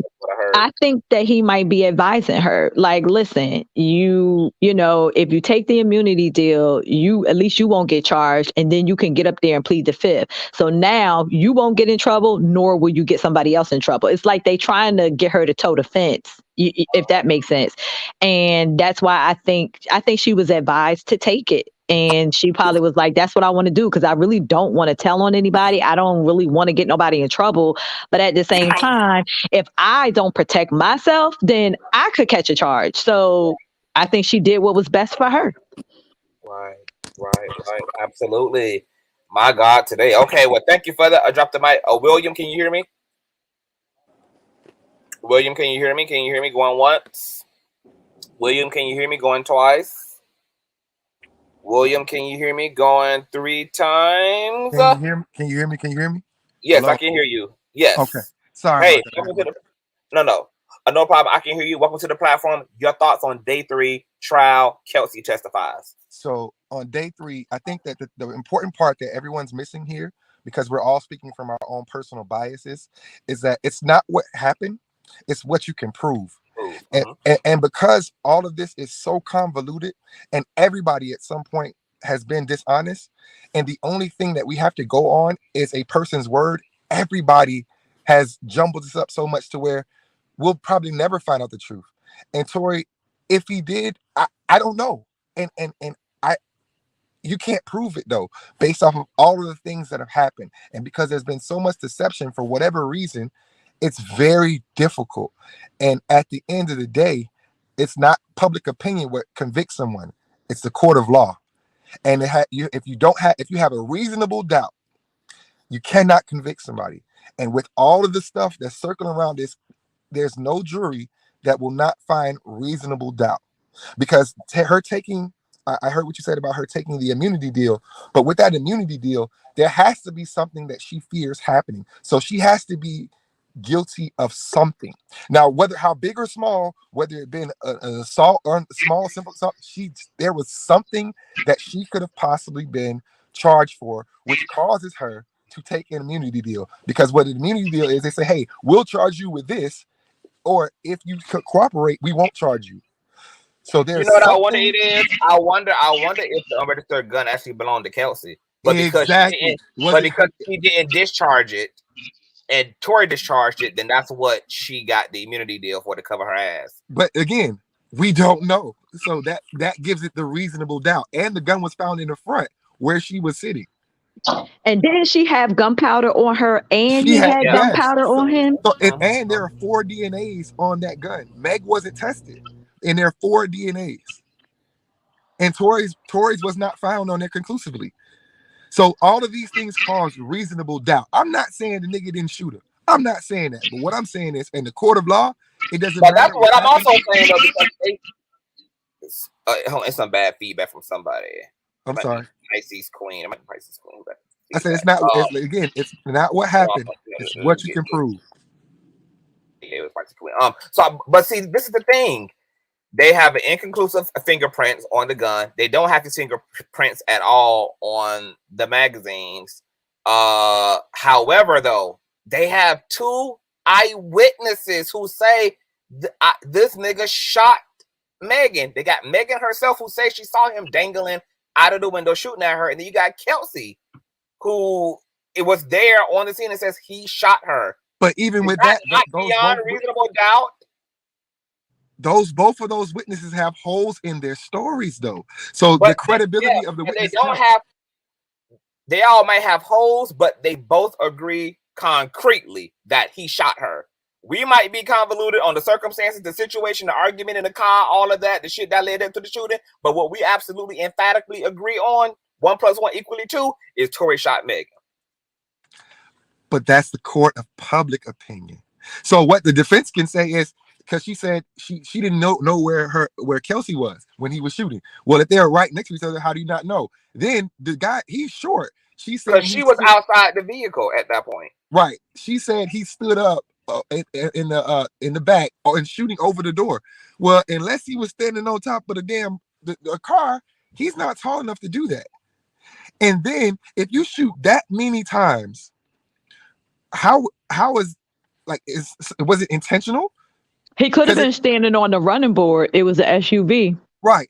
But if I shoot at you 5 times and you say I'm intentionally trying to hit you and I don't ever hit you, these are small little things. I'm not saying that they happen, but just small little things. And then how does Kelsey have gunpowder on her? Because it goes everywhere. It goes which like means gunpowder that she had to be just close like to him. Okay, right, but there's none in the car. Hold on. But we actually found out on yesterday that all 4 occupants of the vehicle tested positive for Meg didn't get tested though. Meg didn't get tested. But that's what the reports are saying. Now you got to remember. Okay, we got to check that. Hold on. Because in court they battled it out and said the reason why everybody tested positive is because when everybody went to recoup and regroup after the shooting, everybody came into contact with the shooter who had gunpowder. So when they all were trying to pick Megan up off the ground and shit, that's how everybody would have came into contact with this gun residue. They even argued that when Tory assaulted Kelsey, that's how he transferred GSR to her. Megan, you're absolutely right, Conscious. Well, hold on. Hey, I'm going to get to everybody. They on part 1 right now, so they in court now getting into all of that. So we haven't gotten that far in yet, but I assume that they are going to ask her about this alleged assault between her and Tory, etc. Boom, pop, because I believe that it was Kelsey who told them all of this, which is why they are, examining her based upon her interview in September, based upon what she told them took place. Now of course she shook, on trial day, but they did give reasonable explanation for why the GSR ended up on everybody in the vehicle. Okay, and I just wanted to say this really quickly that the GSR was on both Tory and Kelsey's clothes, but Tory had a small amount of GSR on his hand. So that's all I want to say. Again, Yeah, because reasonable I doubt. heard that she had more GSR on her than Hello. Tory did. But this is the thing. Okay, so like my explanation was somebody was fighting somebody else over that gun. That would be the only reason why there would be even more GSR on somebody's hands over the other, because somebody tried to intervene. Somebody was wrestling. Somebody was trying to stop somebody from doing something stupid, and that could have been potentially devastating for everybody involved. Because had somebody actually got popped and died, all their ass would have been fucked in the situation. So somebody sobered up real quick. Now, whether it was Tory who intervened on Kelsey pulling the trigger, or whether it was Kelsey intervening on Tory pulling the trigger, I'm leaning more toward Tory because they also have the police cam footage where you can hear Kelsey asking Meg if she was okay, kind of being consoling and comforting. So it's giving Tory is the shooter for me. It's just giving that. It's just giving Tory's the motherfucking shooter. I mean, you put it all together. I mean, if the prosecutors go hard on Tory Lanez and bring up all his fucking past history, if I was on Nigeria, this would be enough to convince me that Tory ass shot Megan Thee Stallion. Especially with him having that fragile ego. And when she start talking about his career, I feel like that he would have popped off because that's when he usually pops off. Yeah. And look at the article. Even when she brought it back up again in court, it said, yes, I'm the better artist than him. Apparently, he was ready to pull out the pistol again. Exactly. I was just going to say You know that. what? Yeah. You know? So, I mean, okay, but hold y'all horses. Let me get to Beauty and Me, the apartments. Beauty and Me, welcome to the platform. I think you're muted, boo. What are your thoughts on day 3 of how Kelsey testifies? I think I'm muted too. I think somebody else is talking. Am I muted? It's Beauty and Me. If you're not Beauty and Me, hello. Beauty and Me. Can you hear me? I can hear you, but I think somebody else is trying to talk. Okay, I think that was Pisces Queen. She's having some technical issues, but go ahead, Beauty and Me. Okay, I think that Kelsey fired the gun, which is why she had more gunshot residue. I think she essentially accepted immunity because she's guilty. Of what exactly? She's guilty of grabbing the gun, tussling over the gun. Maybe Tory tried to stop her from shooting the gun. Gun went off. It could be her and Megan could have been tussling over the gun because Megan was the only one that was not tested for gunshot residue. Even though she went to the hospital, she was not testified. She was not tested. Even while she was at the hospital, while they allegedly pulled bullet fragments out of her feet, the police was never notified or called.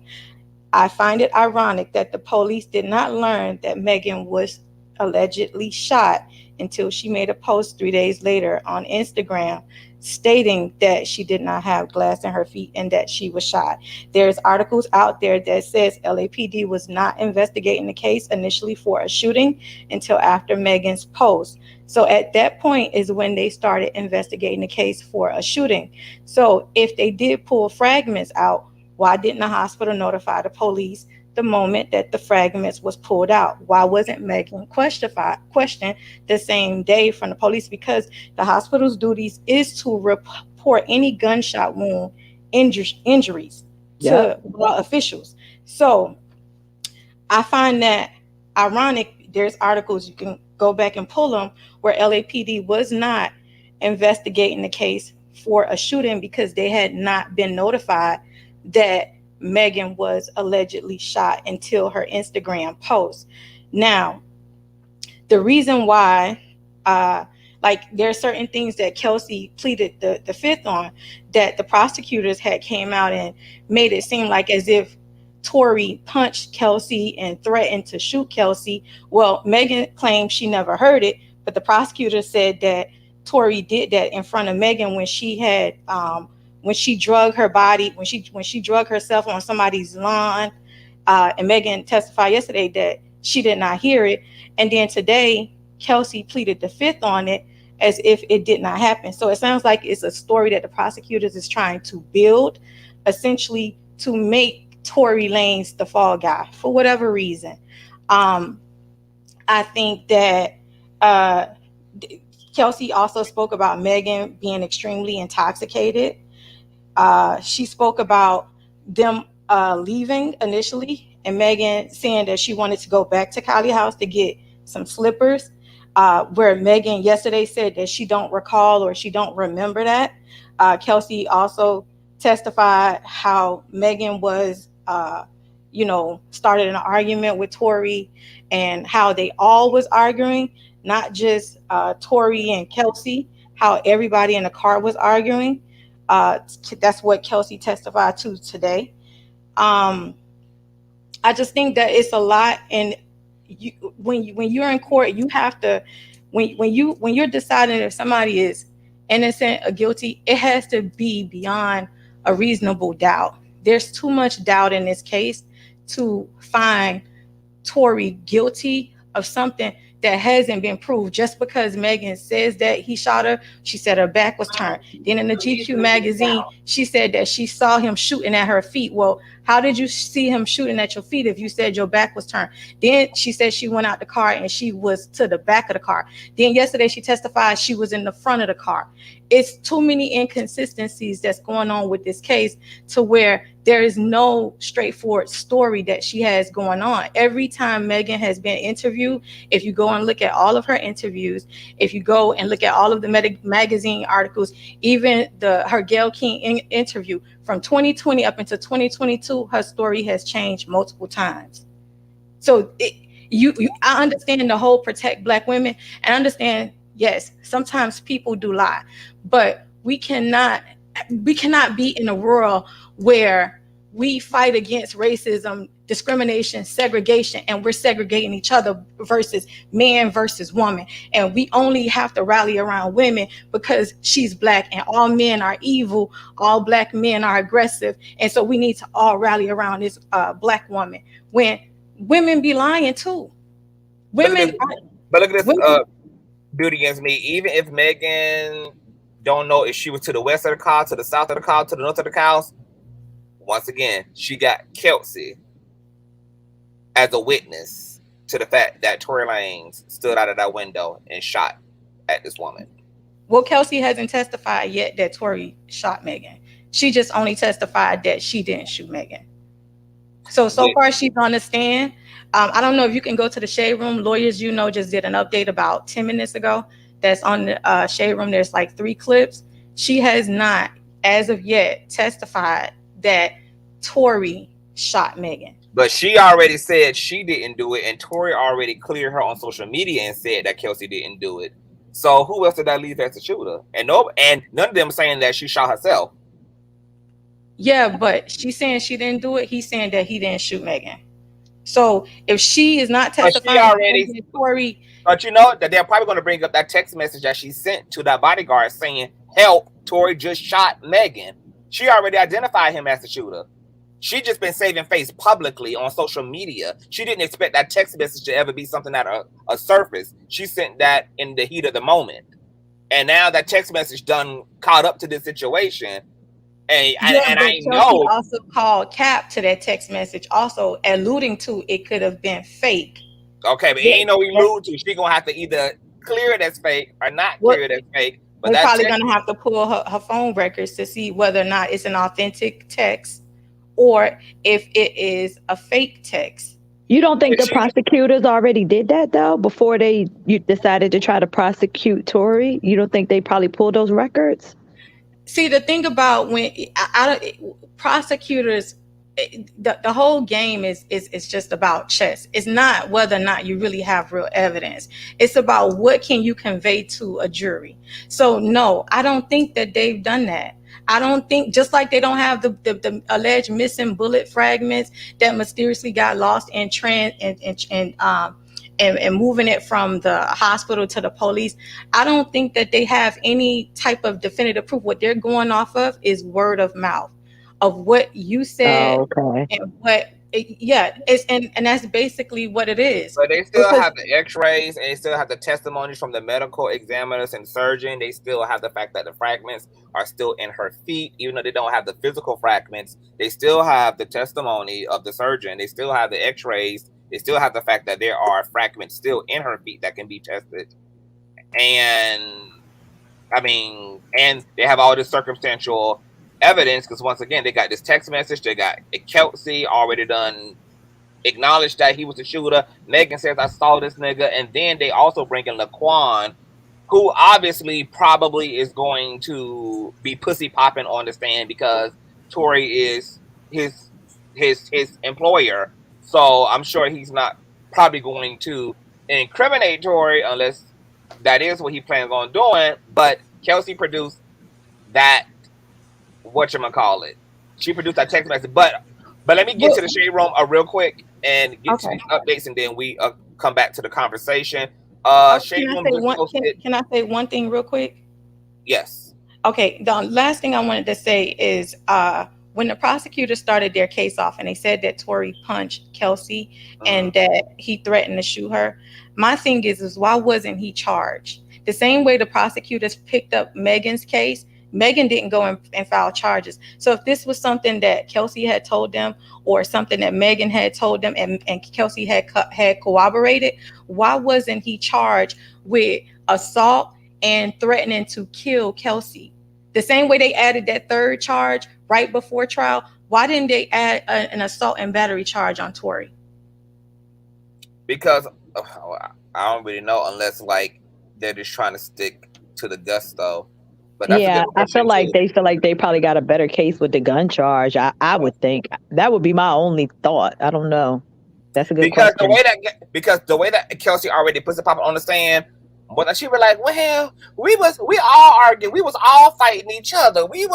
She wouldn't even lean into it. She wouldn't even lean into it. But the thing is the prosecutors used that as if it was a fact that is information that had been told to them. So if she came to your office and say, yeah, this nigga also punched me and he threatened to shoot me, why wasn't a charge added? It might have been an overlook. I mean, like, this is a human system. I don't know, but it is a good question because it would have been something else to pile onto. But I think they probably so focused on shooter narrative that they're just going to use the rest of this as a build up and a context to support the fact that he in fact pulled the trigger because he's going to do the most numbers there. For all they know, the little assault shit could end in probation. It probably ain't even worth pushing. It's not really like it probably would add any significant consequence to him. He probably would eventually even pay out and all of that shit too. So they're probably just sticking to the winning conclusion, which is that he pulled this trigger. 22 years, deportation. This would definitely be the ass-kicking verdict. But I don't know. It is a good question. It is a good question. Hold on. I gotta get to the shade room shit. And my moderators, please, no blocking. Let people sound off and pop off in the chat. This is from the shade room, courtesy 19 minutes ago. Lawyer for Workers gives a play-by-play of Kelsey's testimony during the trial today. Kelsey reportedly testified that Megan Thee Stallion and Tory Lanez started their intimate relationship when she got sick. So let's hear from this Mr. Man. Bombshell from this morning. Let me catch you up on the rest of Kelsey's testimony. They asked her, how are you feeling? She said, I don't want to be here. They asked her, what's triggering you? She said, quote, lies from Megan. Okay, I don't know if y'all are blocking. I'm letting y'all know not to block. I'm letting y'all know not to block. No blocking. I didn't say y'all were. I'm saying don't. For my moderators coming in, for my moderators who are already here, for my moderators who will be getting in the future, let all of them know as well. No blocking.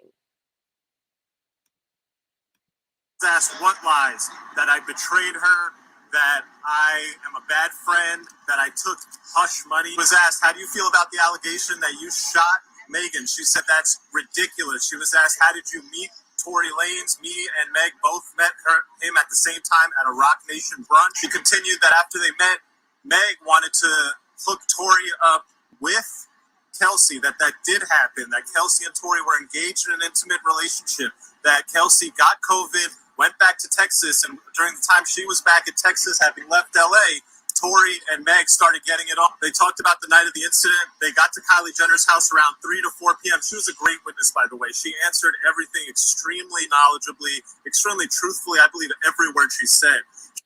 You heard Hold on, what the hell did he just say? That Kylie Jenner took the stand? I kind of zoned out. Let me listen to this one more time.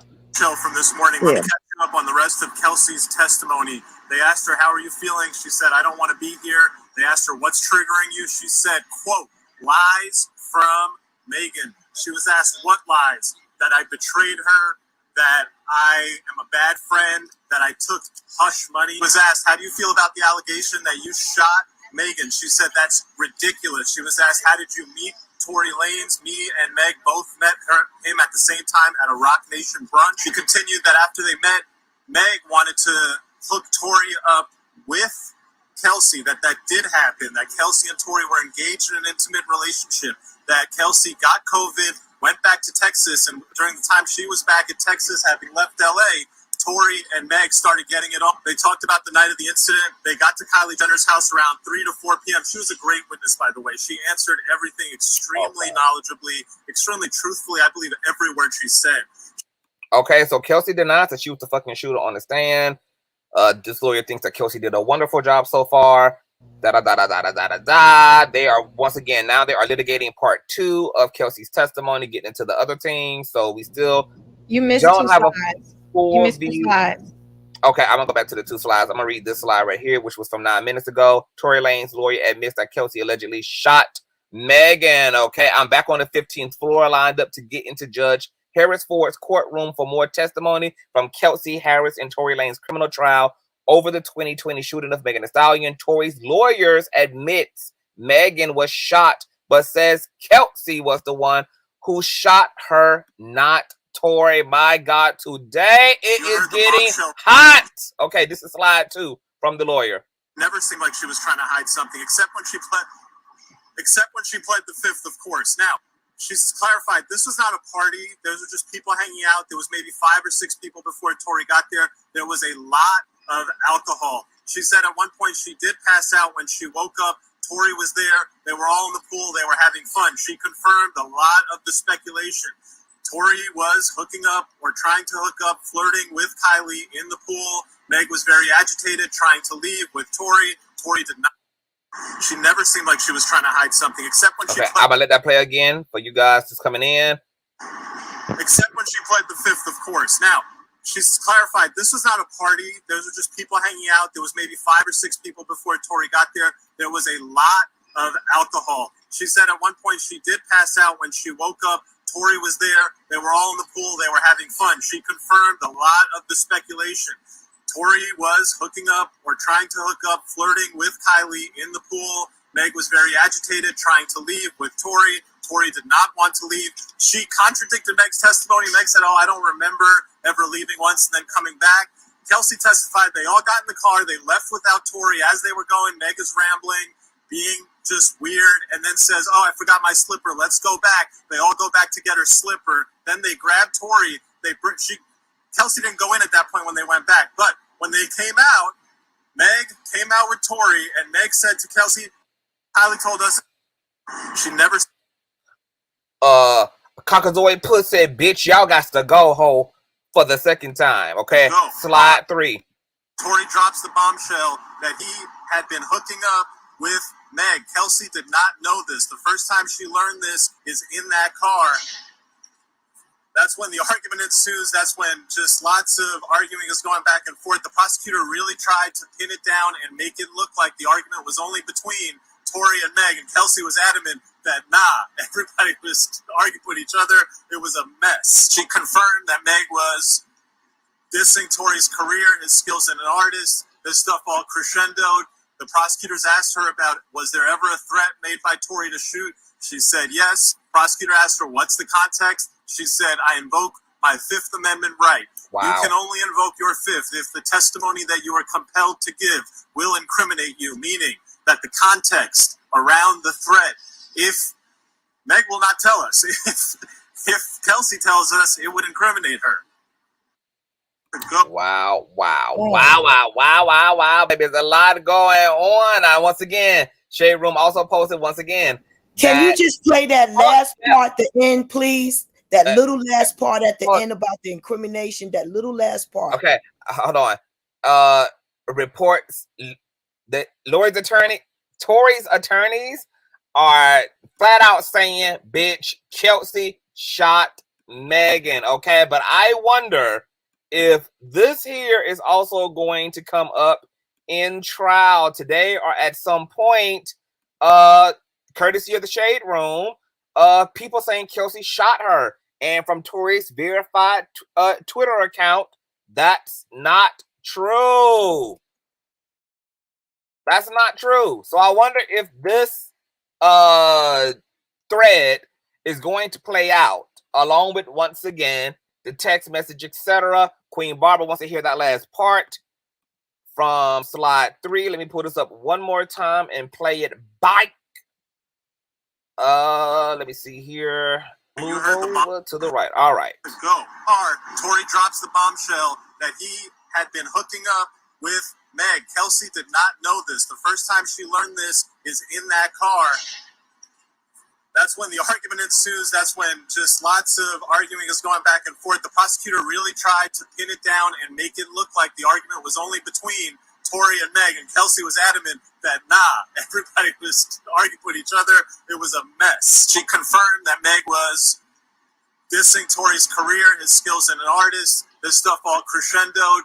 The prosecutors asked her about, was there ever a threat made by Tory to shoot? She said yes. Prosecutor asked her, what's the context? She said, I invoke my Fifth Amendment right.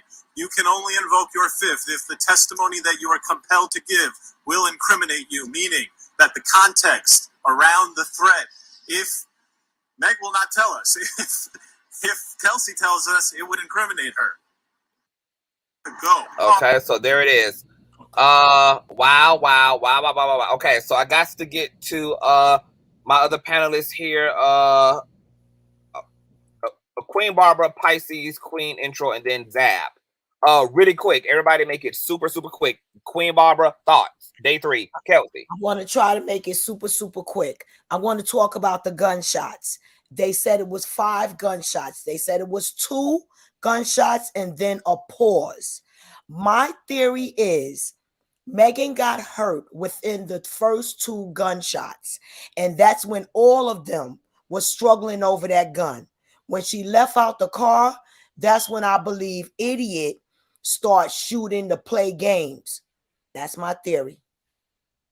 And that's the reason why I think that she wanted to plead the fifth, because she know that her hands was on that gun. And what I'm saying is that we cannot state that that particular shot that Tory was shooting was the shot that hurt Megan's feet. I believe that Megan's feet was hurt inside of that car by the gun going off twice. Then the pause, she gets out the car. Then that's when Idiot starts shooting. So that's why I believe she wanted to plead the fifth, and all of them had their hands on that gun. All of them, including Megan. I believe they were struggling over that gun, and that's when Megan got hurt. Ellie in the chat says Kelsey is messing up the prosecutor strategy. She's supposed to line her statements up with Megan. She got the immunity, and now she's low-key flip-flopping the script for Tory. My God, today. Okay, thank you for that, Queen Barbara. You know what? I think it's possible that that motherfucking gun actually belonged to Kelsey. I think that's what the big shit is with Kelsey, is that it might have been her gun. Tory used it, discharged it. After the bullshit, she put the gun back in place after it was all said and done. It probably was her fucking weapon, but he probably shot it. Wow, I never thought about that, because they are carrying gun state, Texas. Wow. No, this happened in LA. So yeah. But Pisces Queen, welcome to the platform. Can you hear me? I think you're on mute. Day 3 of the Tory Lanez trial. Can you hear me, Pisces Queen? Going once, going twice, going 3 times. Okay. Queen intro. Are you there, love? Day 3, Tory Lanez trial. Kelsey testifies. I think you're on mute. Can you hear me? Can you hear me, Queen intro? Going once, going twice, going 3 times. Zap, the Sigma, welcome to the platform. Day 3, Tory Lanez shooting trial. Kelsey testifies. Your thoughts? Okay, is it just me? Can y'all hear me? I can hear you just fine. I think I can hear you maybe too. they might not have a good connection or something. Zap the Sigma, can you hear me? Going once? Going twice? Going 3 times? I see you trying to get your audio together. Okay. I want to drop the link one more time for y'all to have a chance to come back up. We do have another video premiering at this time, which is what I'm scooting through. Okay, so all of you guys on the panel, I guess, what are y'all in thoughts? Right? Okay, hold on. Here's Zap. He's back. Zap, can you hear me? You can hear me now? Yeah, I can hear you. You're loud, live, and in color. Your thoughts, day 3. Kelsey testifies. Your thoughts. Yeah, I originally came up because the first lady, when she was speaking, I was with her up until the part where you started questioning her. So there is the text messages that Kelsey have out there, and the fact that she's a witness who testified that she isn't the shooter.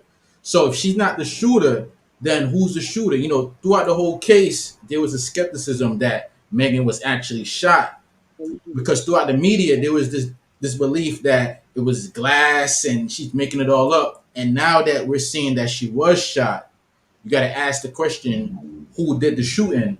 And the fact that throughout the case, Tory been feeding the media all these falsehoods from the jump and painting Megan as a liar, and we saw how the media piled on her. So now we have the facts.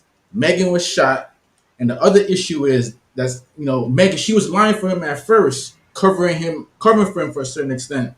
But Tory was so busy trying to control the narrative, using the media, using DJ Academics, who was his friend, using Whack 100, using all these media contexts to paint this narrative. So how people think that Tory is innocent is beyond me. You know, at the end of the day, everybody is lying, right? No one is really truthful. But the facts that we have out there is Megan was shot. And I do believe that the gun is Tory's, but I believe that Kelsey, she took the immunity because she was hiding the gun for him, which would make her aiding and abetting. That's the immunity. That's the part that makes sense to me. Cover up. Because anything else is a. So you mean to tell me that the state of California, they're gonna know that Kelsey is the shooter, and they're gonna create this conspiracy to paint it on Tory, hiding the real shooter that's Kelsey? That's preposterous. That doesn't make any sense. What makes more sense is Tory shot her, and Kelsey, trying to help him out, was hiding the gun. That's the only thing that makes sense. And if I was on a jury, based on everything that I see already, I would have to convict Tory. Oh, what do you think about the fact that maybe it was her gun altogether, but he discharged it? I don't believe it was her gun though, because why would she have? It just doesn't sit right with me. This doesn't really make any sense. Women carry too. I mean, you know, like everybody is about their life. You know, everybody know like what kind of nigga circles they running in. You know, like I think if it was her gun, high profile bitch, she got money. Y'all don't know what type of situation. Well, believe it or not, I think if it, because I'm not really so conspiracy theory minded. I think if it was her gun, I don't think that they would be bringing the charges down on Tory. I think they would just sweep this under the rug. They would if he pulled the trigger, because that's still the big. That's too much of a stretch to prove, though. Because if your whole case is, I know that this gun is Kelsey, but I'm gonna prove that Tory took it from her and shot her. That's a very tall order to prove. Not when you got 2 witnesses, not when you got Megan testifying against him and Kelsey saying he did shoot her. Yeah, but if the witness is the person whose gun it is, then it just wouldn't seem like a case that you would bring to court, in my opinion. I think they have reason to believe that it's Tory's gun, but you know he can't have a gun for whatever reason. He maybe he has it illegally, and in California, I don't think you can even have guns like that. It's completely unregistered. Right, so it's an unregistered gun. And to me, I believe if it was Kelsey's gun, she would have the know-withal to have registered it. It would have been in her name. Like, why would she need to have an unregistered gun? According to her testimony, she had just came from Texas, basically, from dealing with Carisha 19, etc. This might have been some shit that got passed to her. Maybe she just felt the need, to protect herself. They didn't bother going through the paperwork. We don't really know how the transaction with the gun took place with any of them involved, but somebody felt the need to have a gun for whatever reason. But don't you think that's a conspiracy on top of a conspiracy? Like there's all these like. I mean, but it's all conspiracy. All we all been doing is creating theories and speculations about what the fuck all this is. Right. So that's what I'm saying. We got to stick to the facts because everything else is all lying and agendas and people. But it's not lying because we still don't know who the gun belongs to. That's not hasn't been. No, I'm saying the facts that Megan was shot in her leg because my whole thing because I was like on the side of Tory for the longest time. Because you got to think about why would they give her immunity, even if she helped to conceal the gun. I mean, it's like at this point they all participated in covering shit up. Megan ass wasn't even going to testify. Laquan ain't also participate in. Why would she even want? Why is it that they would give Kelsey the fucking immunity? What is it? And what makes her special? And I feel like how they put her back up against the fucking wall was, bitch, this your gun. Technically, I agree. You down she has to have immunity. Hold on. That we could take you down equally to fucking Tory Lanez because this gun is unregistered and and it's connected to a crime. Somebody was hurt here. They got something on her. So much to lose as Tory Lanez is, and that's how they put her ass up against that wall. It's like, look, this your gun, but if you gonna tell us that he shot her, then we'll clear you on the gun charge. And he'll go down not only for the gun charge, but he'll also go down as the perpetrator. But it doesn't have to be her gun. It works even if it's not her gun. But they got something on her because why in the world would she, like you said, what makes her special to give her immunity? Because this is my theory, she was aiding and hiding the gun for Tory, who at the time was her boyfriend, or she was messing with her. They were all trying to protect Corey, if you ask me, because Megan lied and said that she was shot, and the only reason why she did that was she was trying to protect him. This whole thing happened because Tory was leaking to the media. But everybody in the situation did that. Right. Everybody was trying to protect Tory. And Laquan, he's been pretty fucking absent from this whole process. But that's the point. And she's the only one that got immunity. But yet it's her who got immunity. She has it's something heavy, and the only heaviness I can imagine is the fact that this was her fucking gun. Well, like I said, the facts are Megan was shot in her leg because a lot of people who was on the side of Tory was banking on the fact that she wasn't even shot, that it was glass. So now that we know that she was shot, you gotta ask the question, who shot her? And that's what we asking, who shot her? That also leads to the question of why did she get immunity? So now we have more questions now, as always, than answers, because it just creates more questions. We still don't know who shot her. Well, not for me. I think all the evidence out there. Tory is saying he didn't shoot her. Tory is saying Kelsey didn't shoot her. Kelsey is saying she didn't shoot her, but she already told Meg's bodyguard that Tory did shoot. Maybe a ghost shot her then. Nah, Megan, no. Kelsey already told Meg security he shot Megan, so she already done threw the nigga out there as the suspect. And Megan already said, I turned around and saw his little ass standing up in the truck shooting at me. To me, it makes sense after those two shots. She got shot inside that car and got out that car. Okay, but nobody is arguing that either, that she got shot inside the car. I mean, she got shot out the car. Based on everything I've seen, I would find him guilty. And all of the shell casings are outside of the vehicle of Miss Barbara. She didn't get shot in the car. She got shot. She got shot outside the vehicle. And then, like, when you look at his personality and how he's just so snappy, he's like a time bomb. He has that Napoleon complex. Like, no offense, but the nigga's like, kind of loopy. Well, I wonder if they're going to bring up his past, because he just literally a few days ago wrapped up a litigation with Prince from Love and Hip Hop Hollywood. He just wrapped up that violent shit of him punching that man in the bottom row of his teeth and rearranging his shit like Monopoly. So I wonder if prosecutors are going to pull up all his bullshit. Yeah, but I think if they pull up anything related to Tory's past, they're gonna have to pull up Megan's past because Megan also has a violent past. She has also went to jail for physically Y'all pulling assaulting up her her past though. They ex-boyfriend. So did that. does Moneybag Prince. Yo has also said that she gets very volatile when she's extremely intoxicated. She tried to jump on EJ at Cardi B's party. There's evidence out there about Megan being aggressive and volatile But also. shit, but Yeah, Megan but didn't But shoot but herself. she don't have a charge right, but though. she don't She have Yeah, a does have a charge. She was exactly. Like arrested and she went to and she's jail. she She not. got said a shot. Her she's being not violent being charged don't with excuse the fact speaking that she out. was shot. You see what I'm saying? So it Megan's don't not matter. being She could be the charged most with violent that. motherfucker out there. She still was shot. And the pattern of behavior, when they're gonna do a character analysis, they're gonna show that this nigga got a Napoleon complex. He be snapping at people, and it fits his pattern to the shit that he be doing.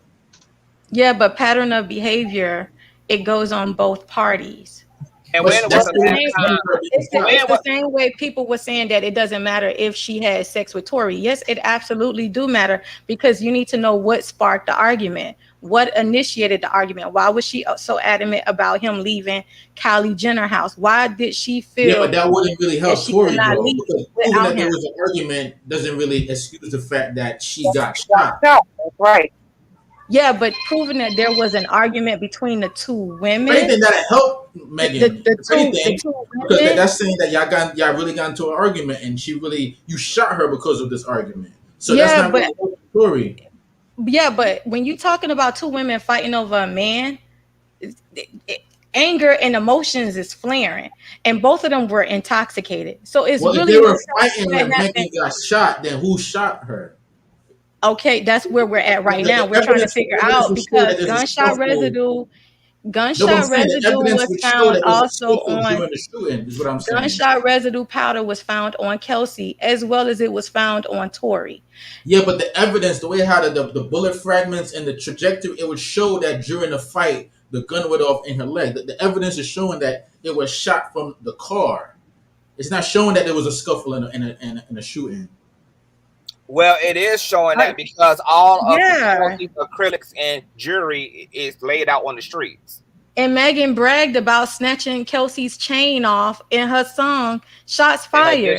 So it was Well, shit, if they could absolutely a prove that, physical then they better altercation. prove that. Then if Tory want to get off, they better prove that there was a I mean, but scuffle. they're already They don't have arguing to. that. They They don't have to already prove arguing. that. It's Well, I don't know both if they can parties have prove it. rapped about it. But if you look at the line of questioning that they're already asking Kelsey, they're already building up to asking her about this altercation because they already came in swinging, saying that Tory punched or punched Kelsey to the ground outside of the vehicle, that he threatened both Megan and Kelsey with the gun.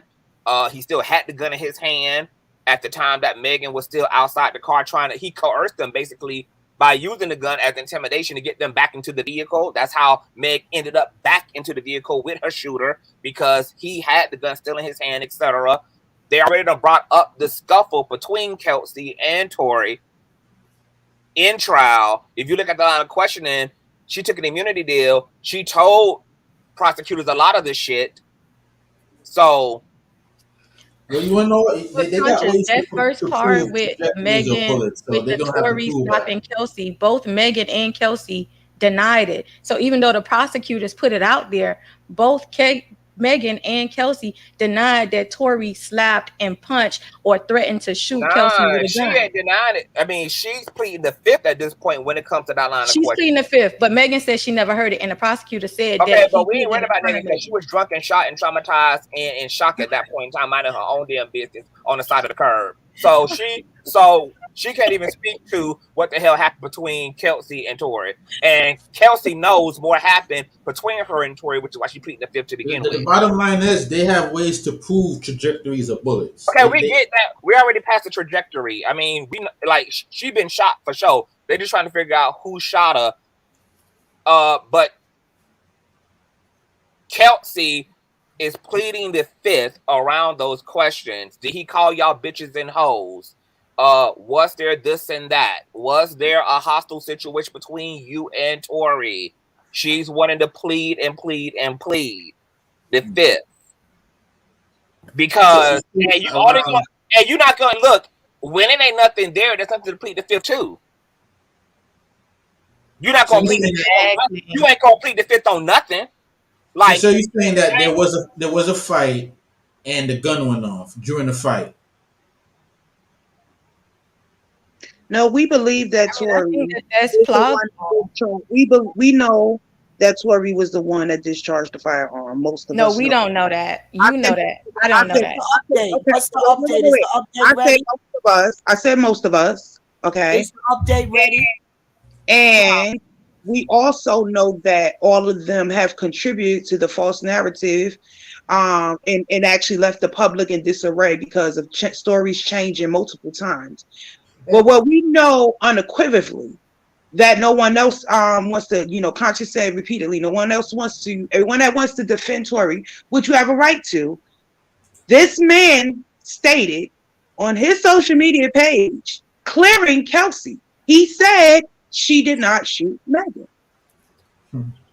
Facts. and she said she did not shoot. And see, this the hard part is that everybody involved are like pathological liars, man. See, and that's the shit with this case, man. Everybody's a liar in this shit. Well, I don't know about pathological liars. I mean, people have people for. I mean, look, it's. I even understand some of the line here. I even understand, like, in part, I understand Kelsey's position in terms of her having mixed signals and not knowing what to do.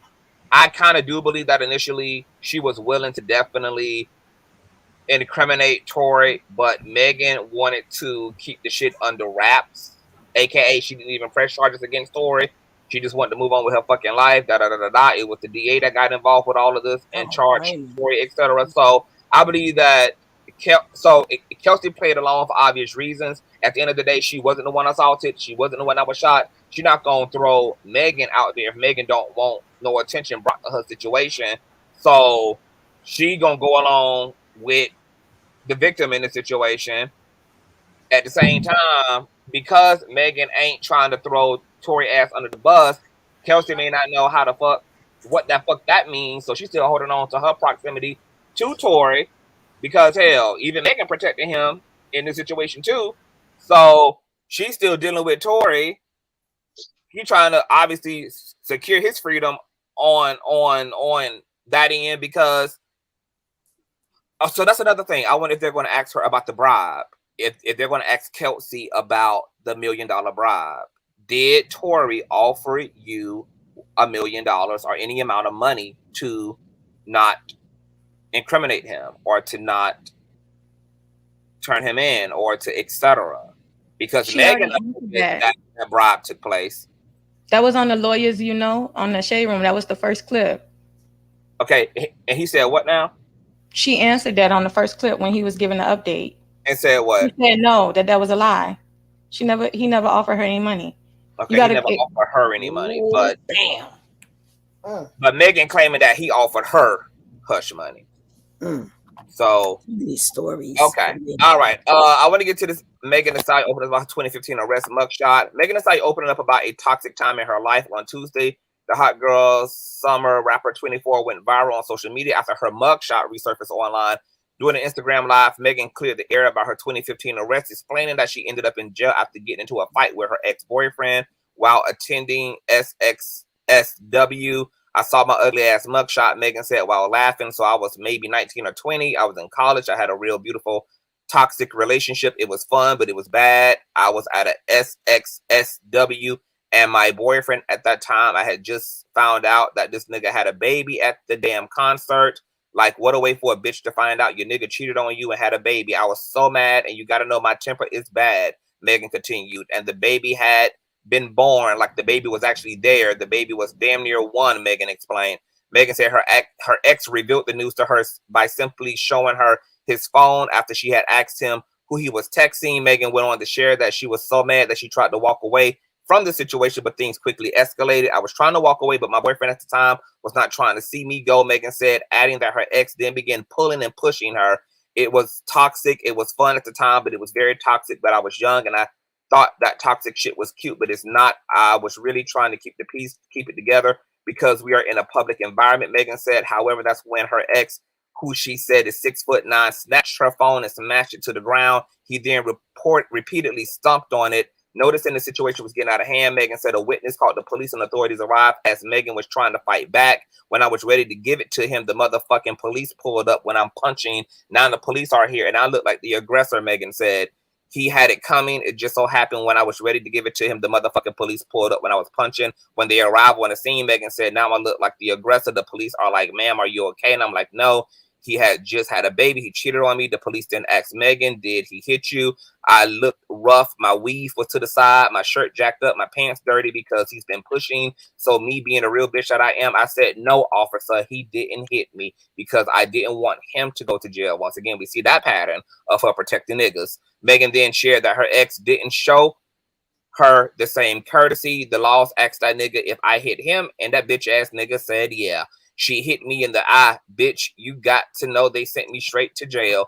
Then handcuffed me, and I ain't never been cuffed in my life. Megan's account of the 2015 incident could not be independently confirmed by people. Also on Instagram, Megan addressed her relationship status. Okay, so that's that. You know, That's my theory.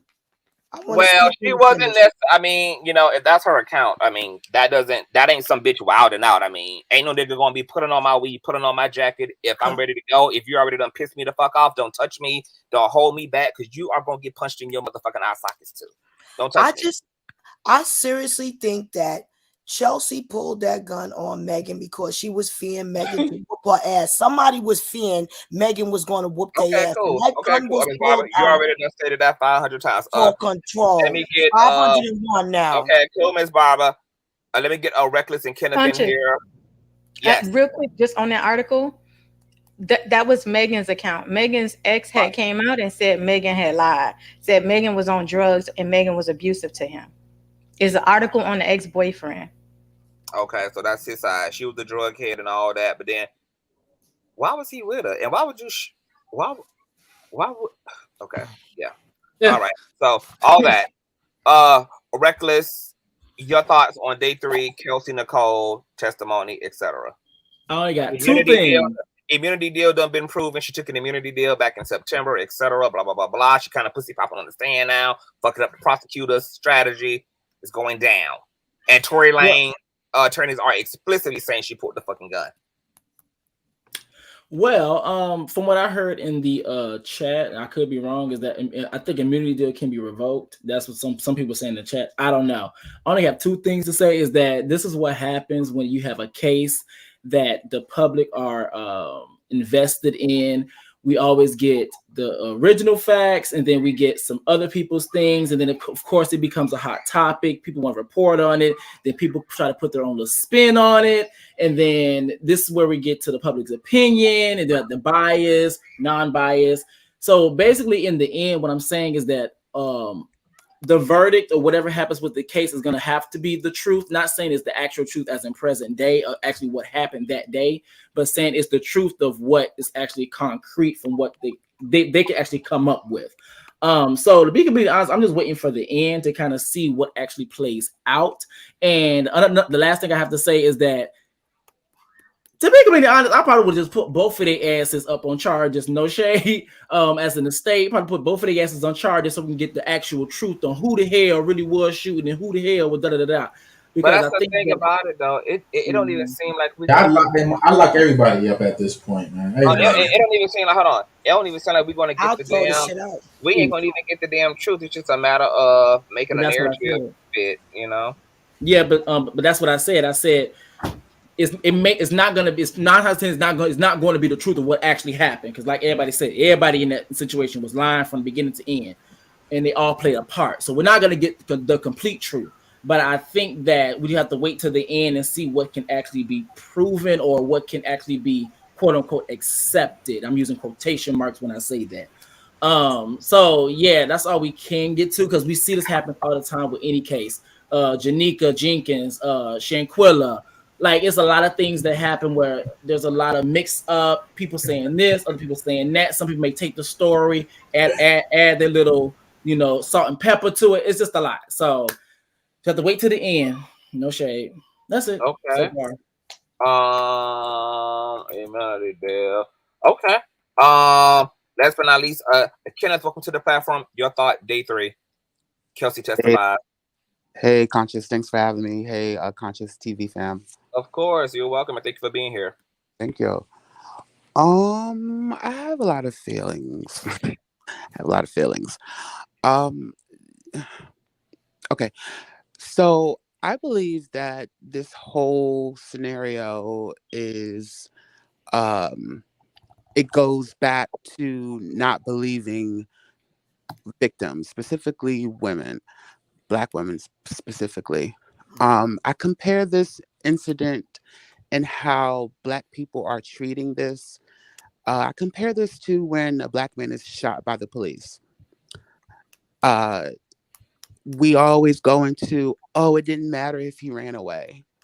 Oh, it didn't matter if he, um, what's the law when obstructing justice? What is it called? Resisting arrest. It doesn't matter if he resisted arrest. It doesn't matter if he pushed him. He still shouldn't have. That doesn't mean he should have been killed. Doesn't mean he should have been shot. We come up with all of these excuses, even though that Black man may have done something wrong, but we come with a bunch of excuses to excuse his wrong for the sake of him being shot. But when it's with a Black woman, she literally has to, I mean, she could pull her doctor's notes and it still won't be believed, you know? And we come up with all of these, all of a sudden we're a bunch of experts and we're like dissecting everything, just like with the Brittany Grinder. We're dissecting, oh, she lied about having sex. Who cares? Who gives a fuck if she lied about having sex? The main focus is that she was shot. I mean, I, I think that it's when there's a Black man that's shot wrongly, we kind of look at them like that could be our uncle or our father or our brother. We empathize. We actually, what I mean, you laugh, whatever. But when it's with a Black woman, it's not the same thing. Um, Basically, I just believe no matter what the verdict, no matter if they come out as the winner, if Megan comes out as the winner, people are still going to say, oh, she paid somebody off. Oh, she lying. There's still going to be a large group of people who still won't believe her. I mean, Boosie even said, niggas listen to people like Boosie, uh, who are high school dropouts. I mean, the dropout rate of these men are 52%. More than half of Black men drop out of school. And it's like, it shows with the education, with the reasoning, with the illogical logic. And I just think that we're just going down a road that I'm not sure if we could come back from, with between the Black man and the Black woman, the heterosexual Black man and the Black woman. I don't know, like it's continuing to just go further down, and I don't know, like, when is it going to stop? What has to happen for both to, like, just stop it? To me, it looks Yeah, like, but don't you think it's partly Megan's fault because she didn't come forth and tell the truth in the beginning? For whatever reason, she didn't want to be a snitch. She was traumatized. well, I, Whatever reason, she wasn't truthful, and it's kind of biting her in the ass now and proving her case. I'll say this: when people, obviously, if you could go back into history, when women have accused men, Black men, of either rape, sexual assault, there's always Black men and women that's saying she's lying.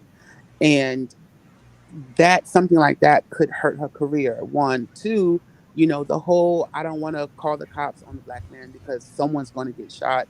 That's a real thing. I mean, we have to take these things into account. And uh, yeah, I mean, she Yeah, because said hold whatever, but hold on for a minute. Again, hold on for a minute, because it makes my ass itch.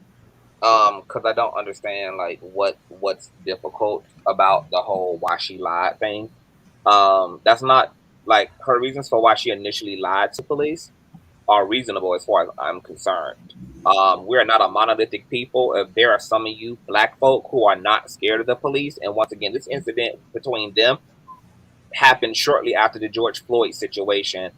And police brutality over the past few years have had black folk shook because of all of the shit that we've been going No, through. I get that. I'm saying, Hold on. I'm not even finished. All of the things that we have been protesting against, and Black Lives needing to matter, etc. So she lied, but nobody caught her in a lie. She told y'all that she lied. Y'all didn't catch it. She told y'all why she lied, and she told the truth when she felt it was safe with all parties for the truth to have been told, etc. She just wanted to get out of the imminent danger that was present, and she had to make a difficult choice between the lesser of two evils. I can go with these niggas who are now remorseful, who now have something to lose, who are now trying to get me to safety after putting me in the situation, or I can fully trust in mayonnaise folk who coming with they goddamn tanks and they drones and they helicopters and 8 fucking police.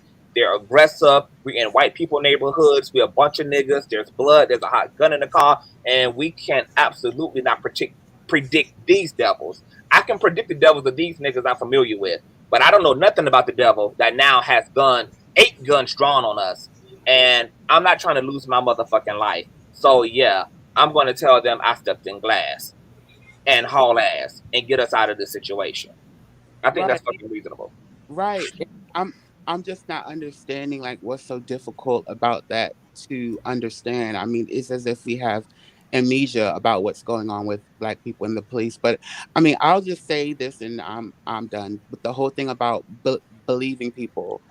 Uh for me myself, I began to express to my family about my sexual abuse as a child.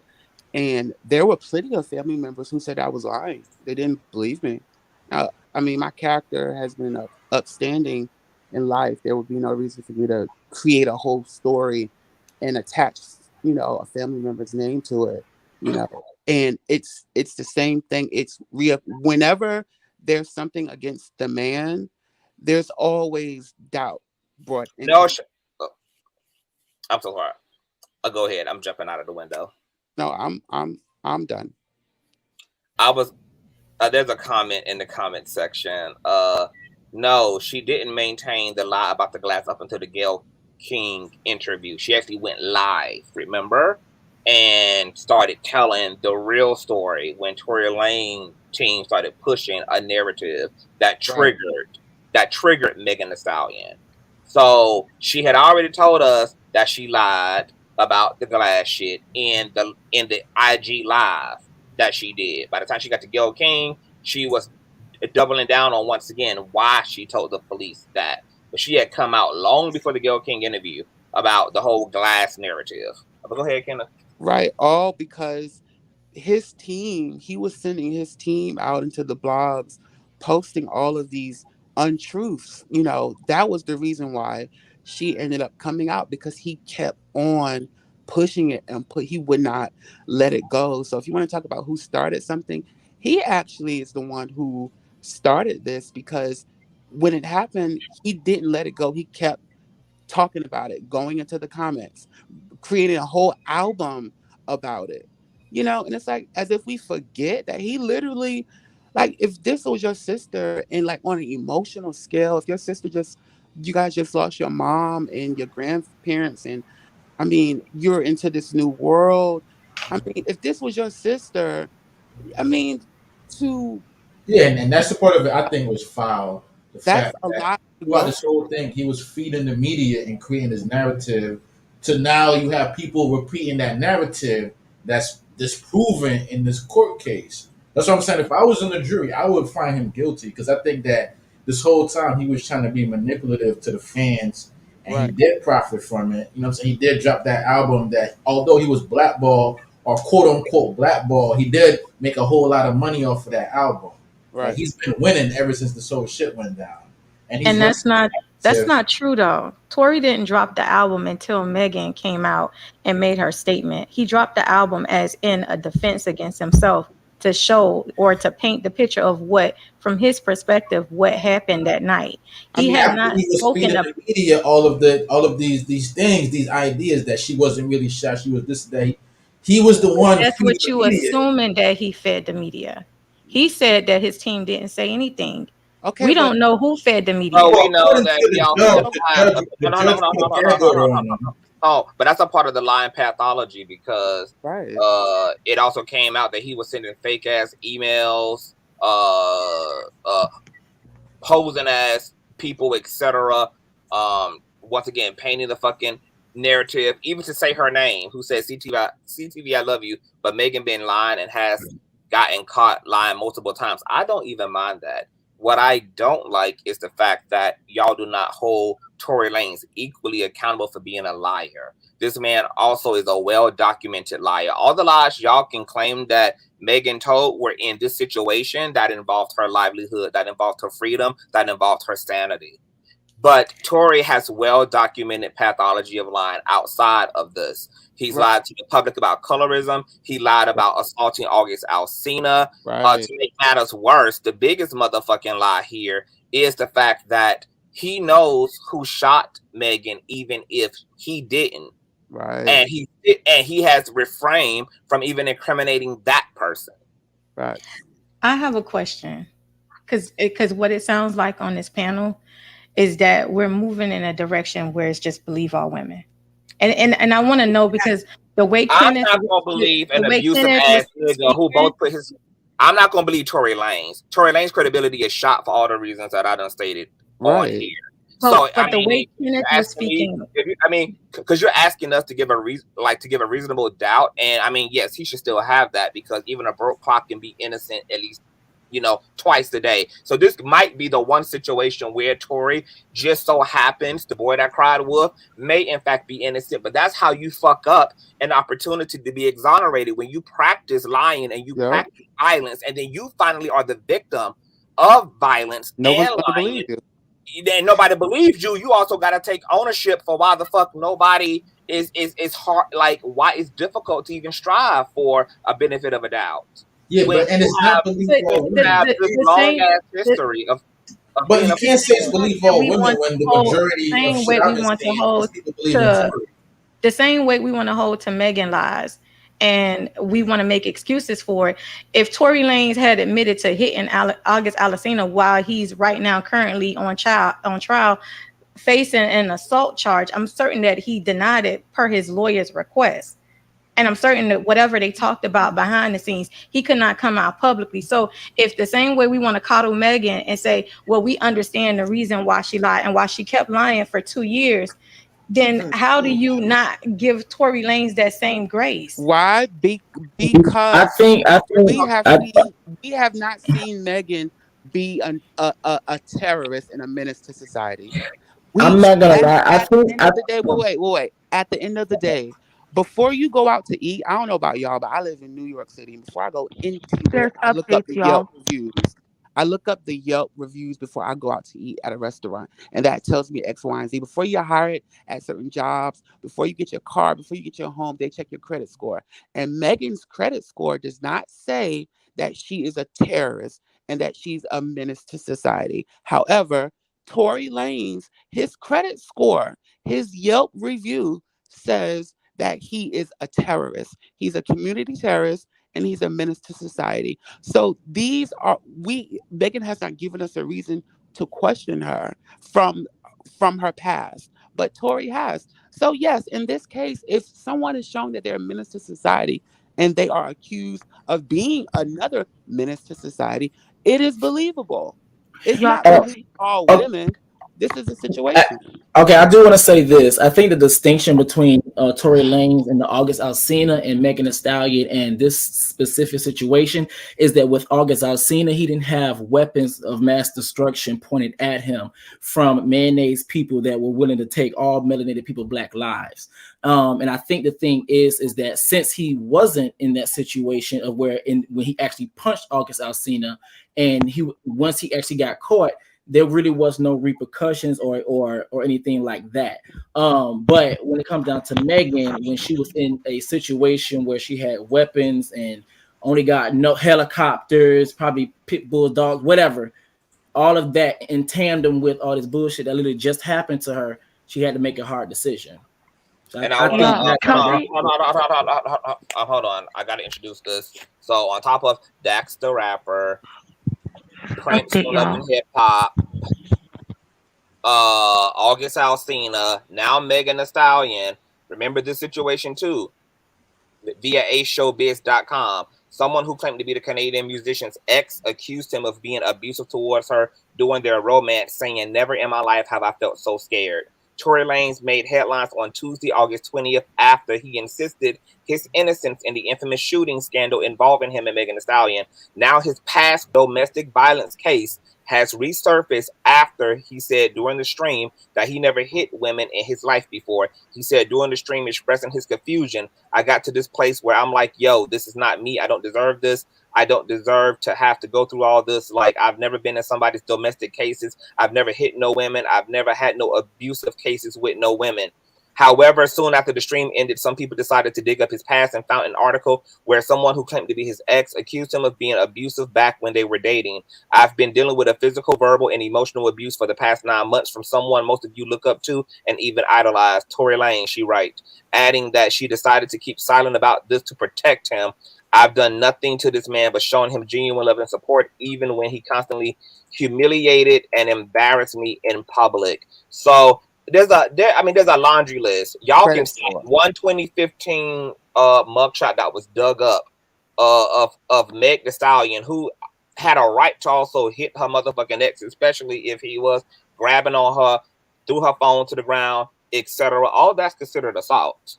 When you destroy somebody's property, when you knock an item out of their hand, when you pulling on them, etc. But you have a man who blatantly, like literally, Tory Lanez is on video walking through a Miami club to a unsuspecting Prince, and then saying something to him and then punching him in the fucking face out of nowhere. Right. You have fucking Tory Lanez seen on the video trying to dap up August Alsina as August Alsina's continues to be on the straight and narrow to mind his goddamn business. Right. And then see footage of him running away from the altercation, high-fiving people about beating this man up. And then he takes to his Instagram before that footage even comes up and says, "I have no idea what this crazy-ass maniac is talking about. I've been in the studio the entire time. How could I assault this man?" When there's video footage of it. And you have the fact that he tried to fight Travis Scott.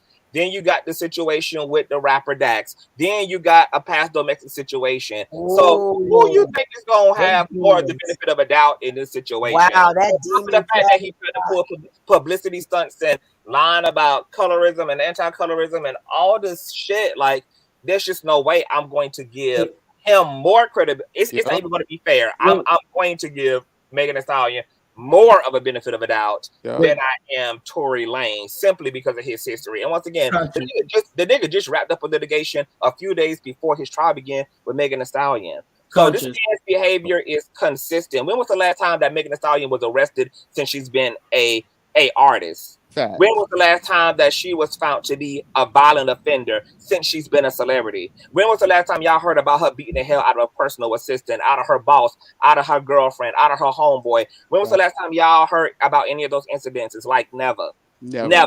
But all of Tory Lanez's behavior is up to present day. Up to like right here, right now, as in December of 2022. Present day, bald-headed hoe shit. Facts. The niggas are maniac. Conscious. Wait. Conscious. They're saying that they have an update on the case. Okay. They're saying that apparently Kelsey just admitted she lied. I guess they said check out No Jumper. Or Megan Kniff. She's like a real reporter. Poetic Flacco. Like, that's our Poetic Flacco who also hit the live stream yesterday. That's who No Jumper is. Let me go over to Miss. Where the article at, Reckless? Hold on. I got to get this to you. Where's the article, Reckless? I was looking at the comments. They said check No Jumper. Hold on. Let me go to No Jumper. Let me pull this up. Twitter, No Jumper. Let's Poetic Flacco, because he also has been in the courthouse as well, along with our ground troop, getting the 401. Okay, let me share the screen here. I just got his Twitter. Boom, pow, boom, peel. Okay, No Jumper just posted 6 minutes ago. Kelsey Nicole denies shooting Megan Thee Stallion and being in possession of a gun, but says she did not witness Megan get shot. She did not see She didn't see Megan bleeding. She do not know who. Bitch, I'm done with Kelsey. I am fucking. Bitch, you're on the motherfucking camera asking her she's okay, but yet She took the you money. didn't see her get shot and you didn't see her bleeding. She do not know who shot Megan or if Megan was, but yet she has GSR on her. Girl, I am fucking done with Kelsey. That bitch shot her. I don't wouldn't give a fuck. I would just block both these motherfucking hoes up. Block Tory and Kelsey motherfucking ass up. I am done with this hoe. I am done with Kelsey Nicole motherfucking Harris. Not guilty. Not guilty. Let me say this. Megan, put all these fucking hoes on a hit list, bitch. Don't even worry about court, girl. Go get your street justice, bitch. Go get your street justice, hoe. These hoes playing in your Kelsey pulled the trigger. Go get your motherfucking street justice, bitch. You got the coin. Exactly. That's where Megan should have first took this. Bottom line. I told y'all Kelsey pulled the trigger because the witness say I don't think she did, y'all. A female got out the car and pulled another female out and started punching on her. He said, not bring him up on charges. She never pressed charges. The state picked it up because the hospital reported it. I told y'all Kelsey was the one that shot Megan. The witness said the female got out the car and pulled the other female out and started welling on her. So wait, is she Tory's witness or is she the prosecutor's witness? The prosecutor's witness. Oh, prosecutor. That's why she has GSR on her. I told y'all that Kelsey was the one. That's why she pleading the fifth. That's why she got immunity. And for the 502nd time, she had something to do with pulling that trigger. For the females fight and kill about the nigga they screwing. Bitch, I have no respect for this big forehead ass bitch. No, I have no fucking respect for this. Yeah, I think it's pretty much a done deal at this point. Blatantly fucking even the facts and the science don't line up with her fucking. I mean, bitch, you might as well just say, bitch, I wasn't even there. I have no idea what y'all talking about. I don't know who that is on camera. I don't know who that is on camera, y'all. That wasn't me.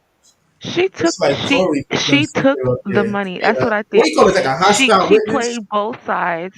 She got the immunity from Megan's side, which is why they called her as a witness, because she's supposed to be a witness for Megan. And then once she played Megan's side, then she flipped on him to still defend Tory. That's messed up. No shade. I'm not gonna lie. No shade. At this point, I want them to get her ass, put her ass, lock her ass the fuck up. Not because I think that she did it. Not, but I think it's because Megan put a motherfucking Apple tag on this motherfucking whole car, find her motherfucking ass, and make that bitch dance, bitch.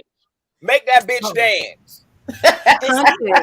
This is why everybody wanted to. You want to know what I think happened? This is why I think that everybody is looking at, women are innocent, women are innocent, women are innocent. I seen through these snakes. Thank you. I seen through these snakes, and this is why I saying, damn. I was so much ammo.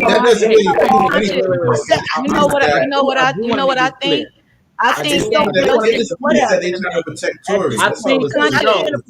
the reason why I said that on trial facing 24 years and you keep changing your stories. The reason why I said they should go after what's the girl name? Kelsey ass. I'm about to say Chelsea like Miss Barbara. Kelsey ass is because like you're only on the stand as their witness and you're like completely negating the facts. Is because of the simple fact, of you doing it out of spite. No, Reckless. You know what I think? Wait. But my thing is, it's one thing if you be like, you actually like. I feel like the only reason I feel like you're doing it out of spite because you're denying the facts. It's like what? I didn't see her get shot. I didn't do this. Like you all got GSR on you. What do you mean? Reckless. Do you remember that? Okay, Kelsey had said Kelsey on that phone call.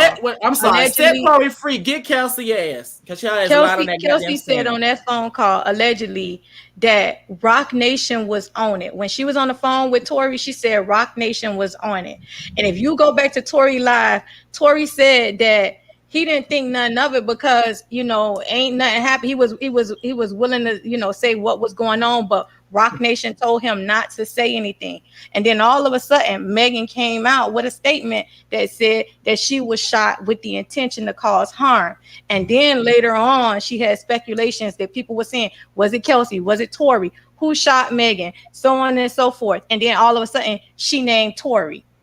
And the person dead, who Kelsey said threatened to put out a sex tape on her as she spoke, is Desiree from Rock Nation. If they still convict Tory after this They're shit, gonna I don't revoke think that that the justice system fucked Tory with them. told on his damn self. Tory said he told us he shot Megan. Okay. I can't get over the fact that nobody wants to acknowledge that this man openly said Kelsey didn't shoot Megan. And he said that he didn't shoot Megan. So he did not tell us that he shot Megan. He Right, said that he didn't shoot Megan, and he made an album saying that he didn't shoot Megan. And he's been saying for the last 2 years he didn't shoot Megan. So Tory did not say that he shot Megan. He's proven his pathological traits of being a liar. And so has Megan. So Thank you. So has Megan. Thank you. But again, we keep saying the same thing. Megan, we didn't know. We didn't prove that Megan was a liar. Yeah, but you know what hasn't been proven? You know what hasn't been proven?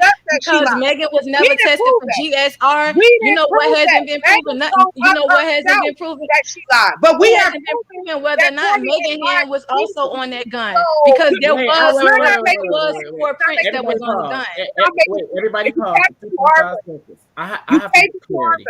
You haven't proven that Megan was not the one that also held that gun and fired it in a tussle with her and Kelsey, because they did get into a physical fight. But you do know, but you do know that with doctors, nurses, and we've had a plethora of nurses come up here and confirm this, is they also look at the angle of where the bullet came from. So if the angle of the bullet is from obviously from a difficult, that they didn't have no real markers out there. It's from a difficult angle. That obviously going to mean that she didn't shoot herself. Yeah, but did you see that they didn't have, that the detective had testified that they didn't have the real markers, they didn't have the real trajectory to determine where the bullets came from? That came out in court. They didn't do real detective work. That came out in court. Okay, so if that's the case, then why? Okay, so here's the thing: if that's the case, then why isn't both Kelsey and Tory saying that Megan shot herself? Then, if that's the case, I mean, I can't tell you why they not saying that Megan shot herself. But what I'm saying is that they are saying that Megan. They are saying that they didn't shoot her. They saying that they didn't shoot her. It will be a mistrial. All of these. They both saying that I didn't shoot Megan. It needs to be a mission. And they're both. And Kelsey is saying that. And now on your point, Kelsey is now saying that Tory didn't shot Megan. But here's the thing, and that's the reason why I'm saying it's more strategic, because they're both not actually saying that, because on both hands they both saying each other did it, but in the same time they saying each other didn't do it. That's the strategic part of having a mistrial. But if you're actually consistent with this person did it, this person did it, this person did it, then of course they have to weigh out the options. But both people are saying we did it, but we didn't do it. Of course, that's a strategic tactic. Well, what I was reading, quick on your feet. But neither one is saying we did it. They both saying that they didn't do it. Nah, no, Kelsey already said Tory did it. I got the text message up on the screen, and he already cleared her of doing it on Twitter. Yes, they. Okay, like I'm gonna say this. I think it's more of a strategic route to make sure that he's off, she's off, and whatever happened with Megan, yada yada yada. No, they're going to be the reason and put her on trial. That's what they're going to do, because she did something illegal. She's working with Tory team on the sly, and the district attorney is going to be livid about that and revoke her immunity and put her on trial next. I think her dude, like I said. Wow. Hold on. It's more here. Oh my fucking God. This bitch committed perjury. Then they need to kick her in the back in front of her motherfucking head and throw this bitch under the goddamn prison.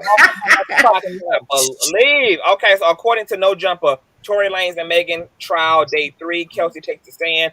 Kelsey admitted to lying to prosecutors about everything she told them in September and states she don't remember nothing from that night. I told you it's strategic. The prosecutors are listed below. She lied to the prosecutors when she said, I saw Tory fire 3 to 5 shots at Megan when we got in the car. So she told them this herself in September. He shot and fired 3 to 5 shots.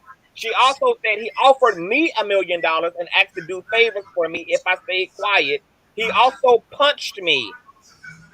And we will post a full transcript a little later after court.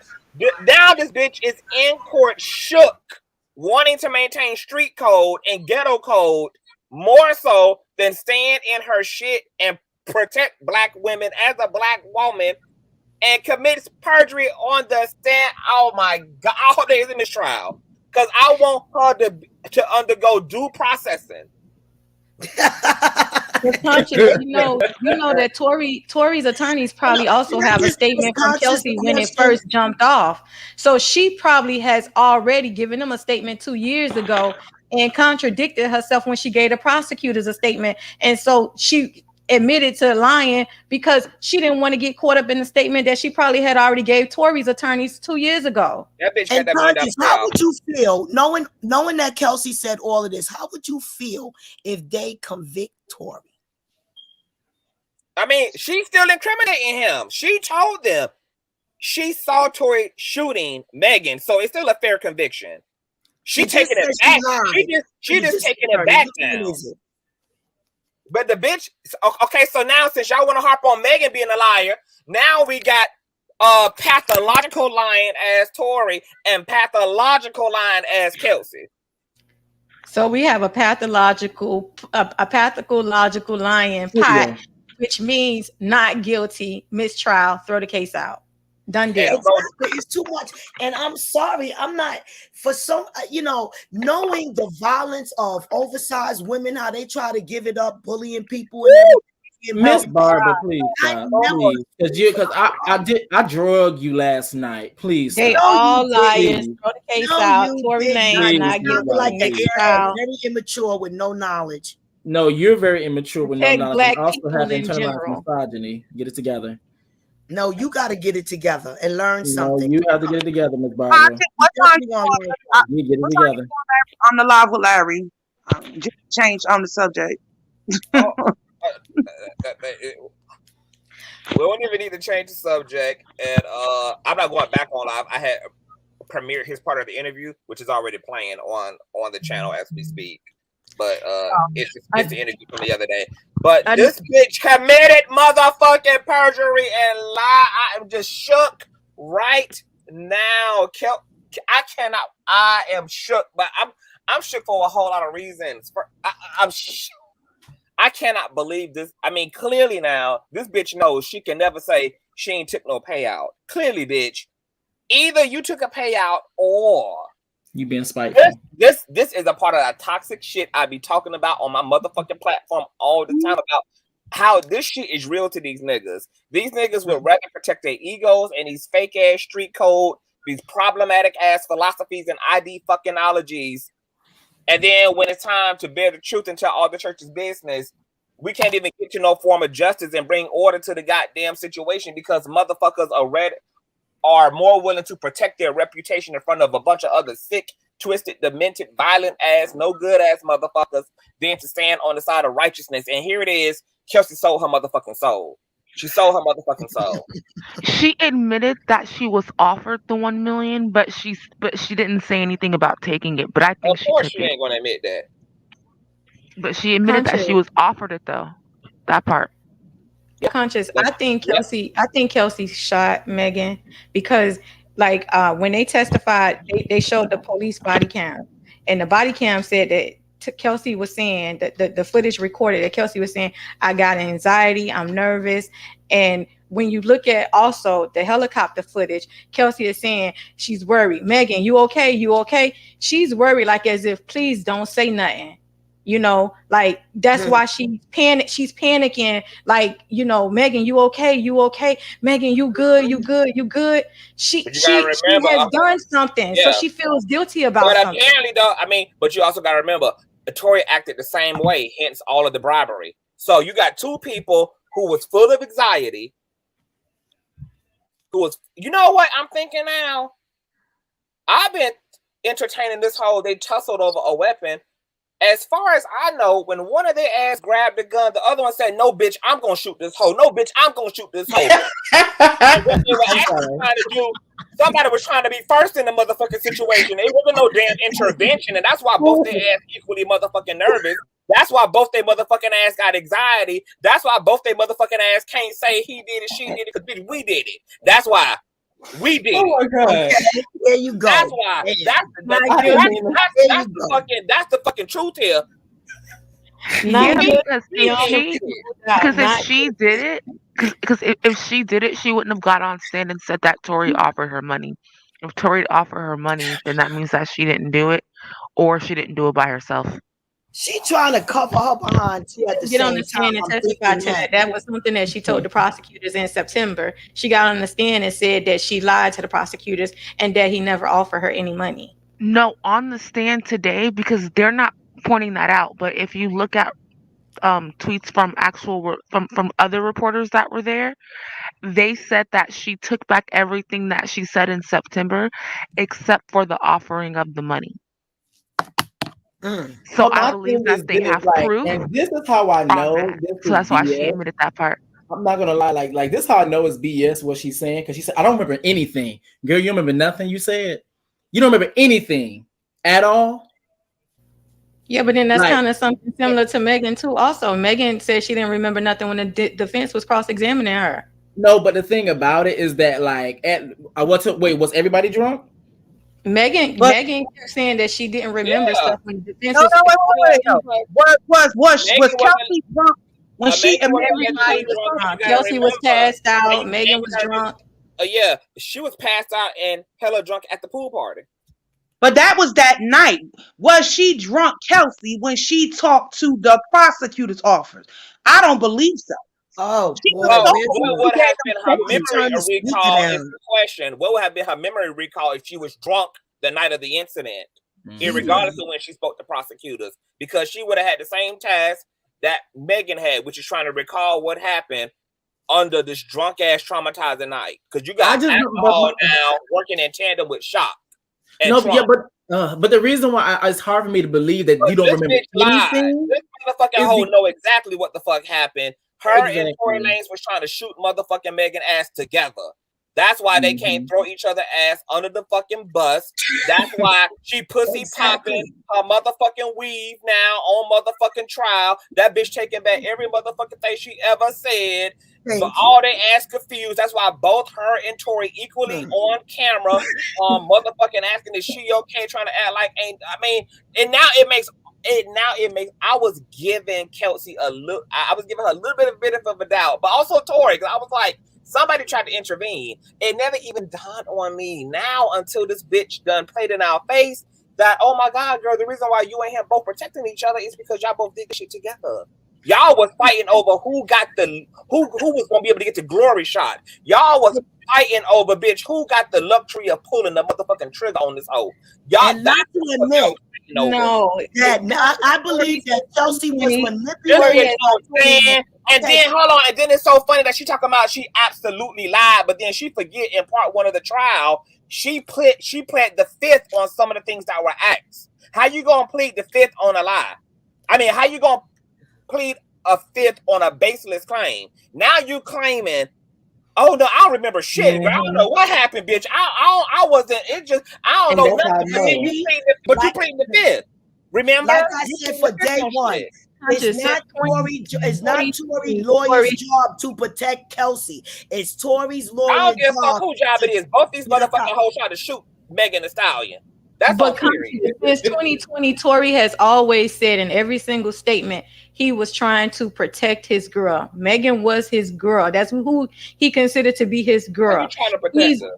He's never. He's always said that. So meaning, who helped you to shoot her? so meaning that to me, Right. it's always, You can't even to keep me, your it's own ass always out of been that Kelsey pulled the gun. How you gonna protect the bitch and you can't even keep your own ass out of jail? Bitch, you wrapping up litigations all out throughout the past 2 years.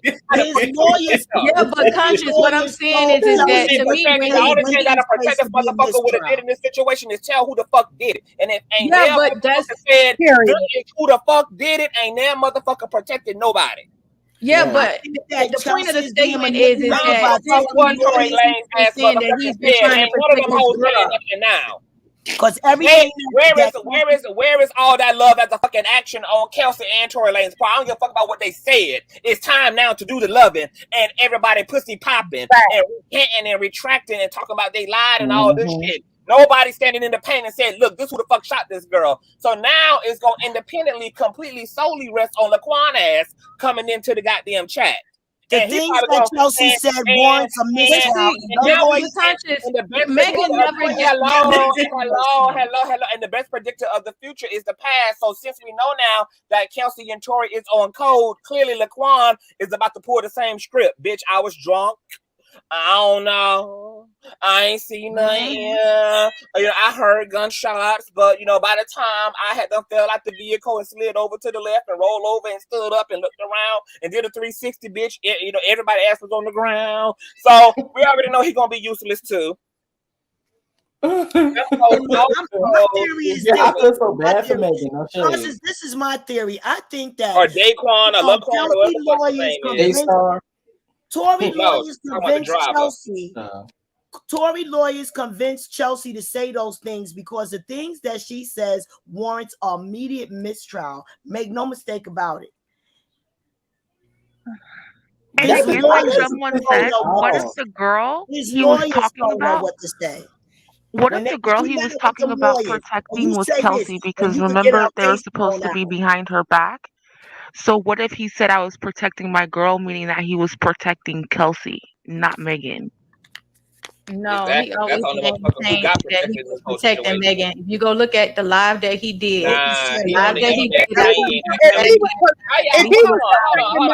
always said he was protecting Megan. Let's have some common sense. That's not protecting.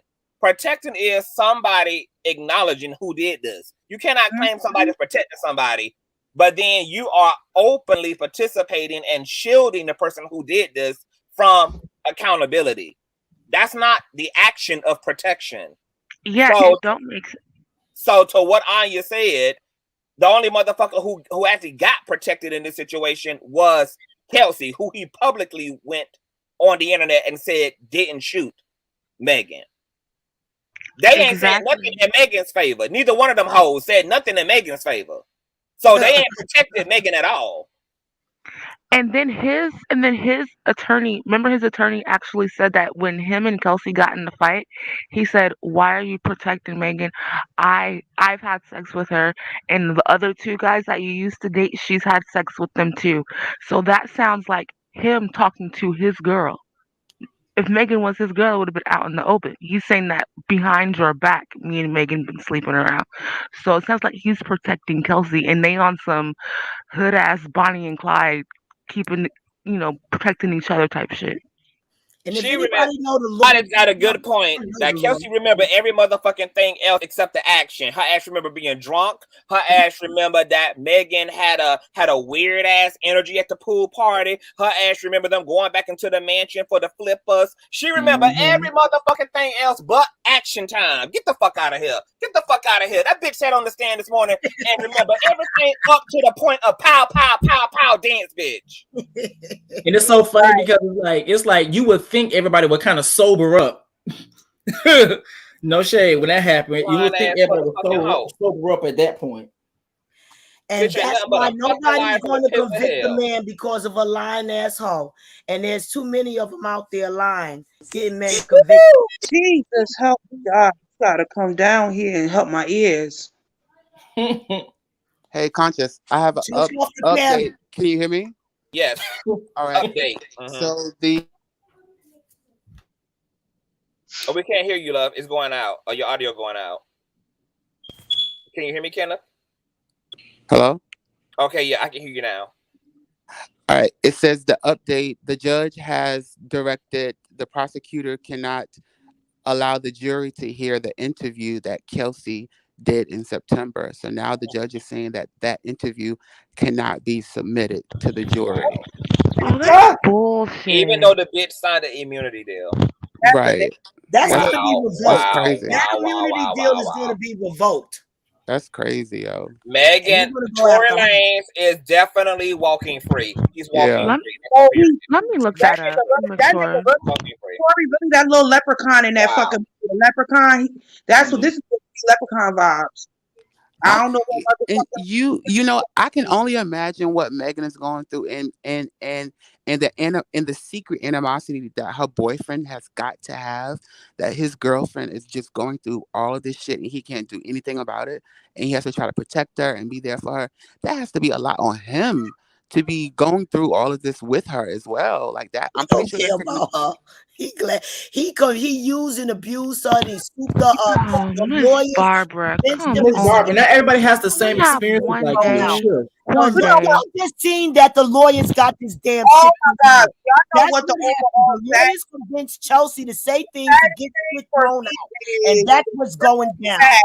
That there are black women that are literally crucified. We know there are women that have literally lied on black men or whatever. But the fact of the matter is, the lady was shot. I don't know what the hell. The fact of the matter is, this case. Shot, This right? case was thrown She out. was clearly shot, and yet we have lawyers convinced Kelsey and told Kelsey what to say. You're not going to thrown out. Oh my gosh, yo, we cannot hear. Although we have a right to our opinions, but it is really disgusting that anyone, especially a black woman, when we know that black women are constantly being abused every fucking. Oh boy, this is. It is really okay. We'll drop down. We'll drop down. Shut up! Shut up! It is really because what I said is that she's still being. She's lawyers got shit thrown out by using Kelsey. Victim shame when she never talking no facts or no sense. This nonsense. I think you like to engage my ears about you. You like to engage. That's what bothers my. You're so damn ignorant.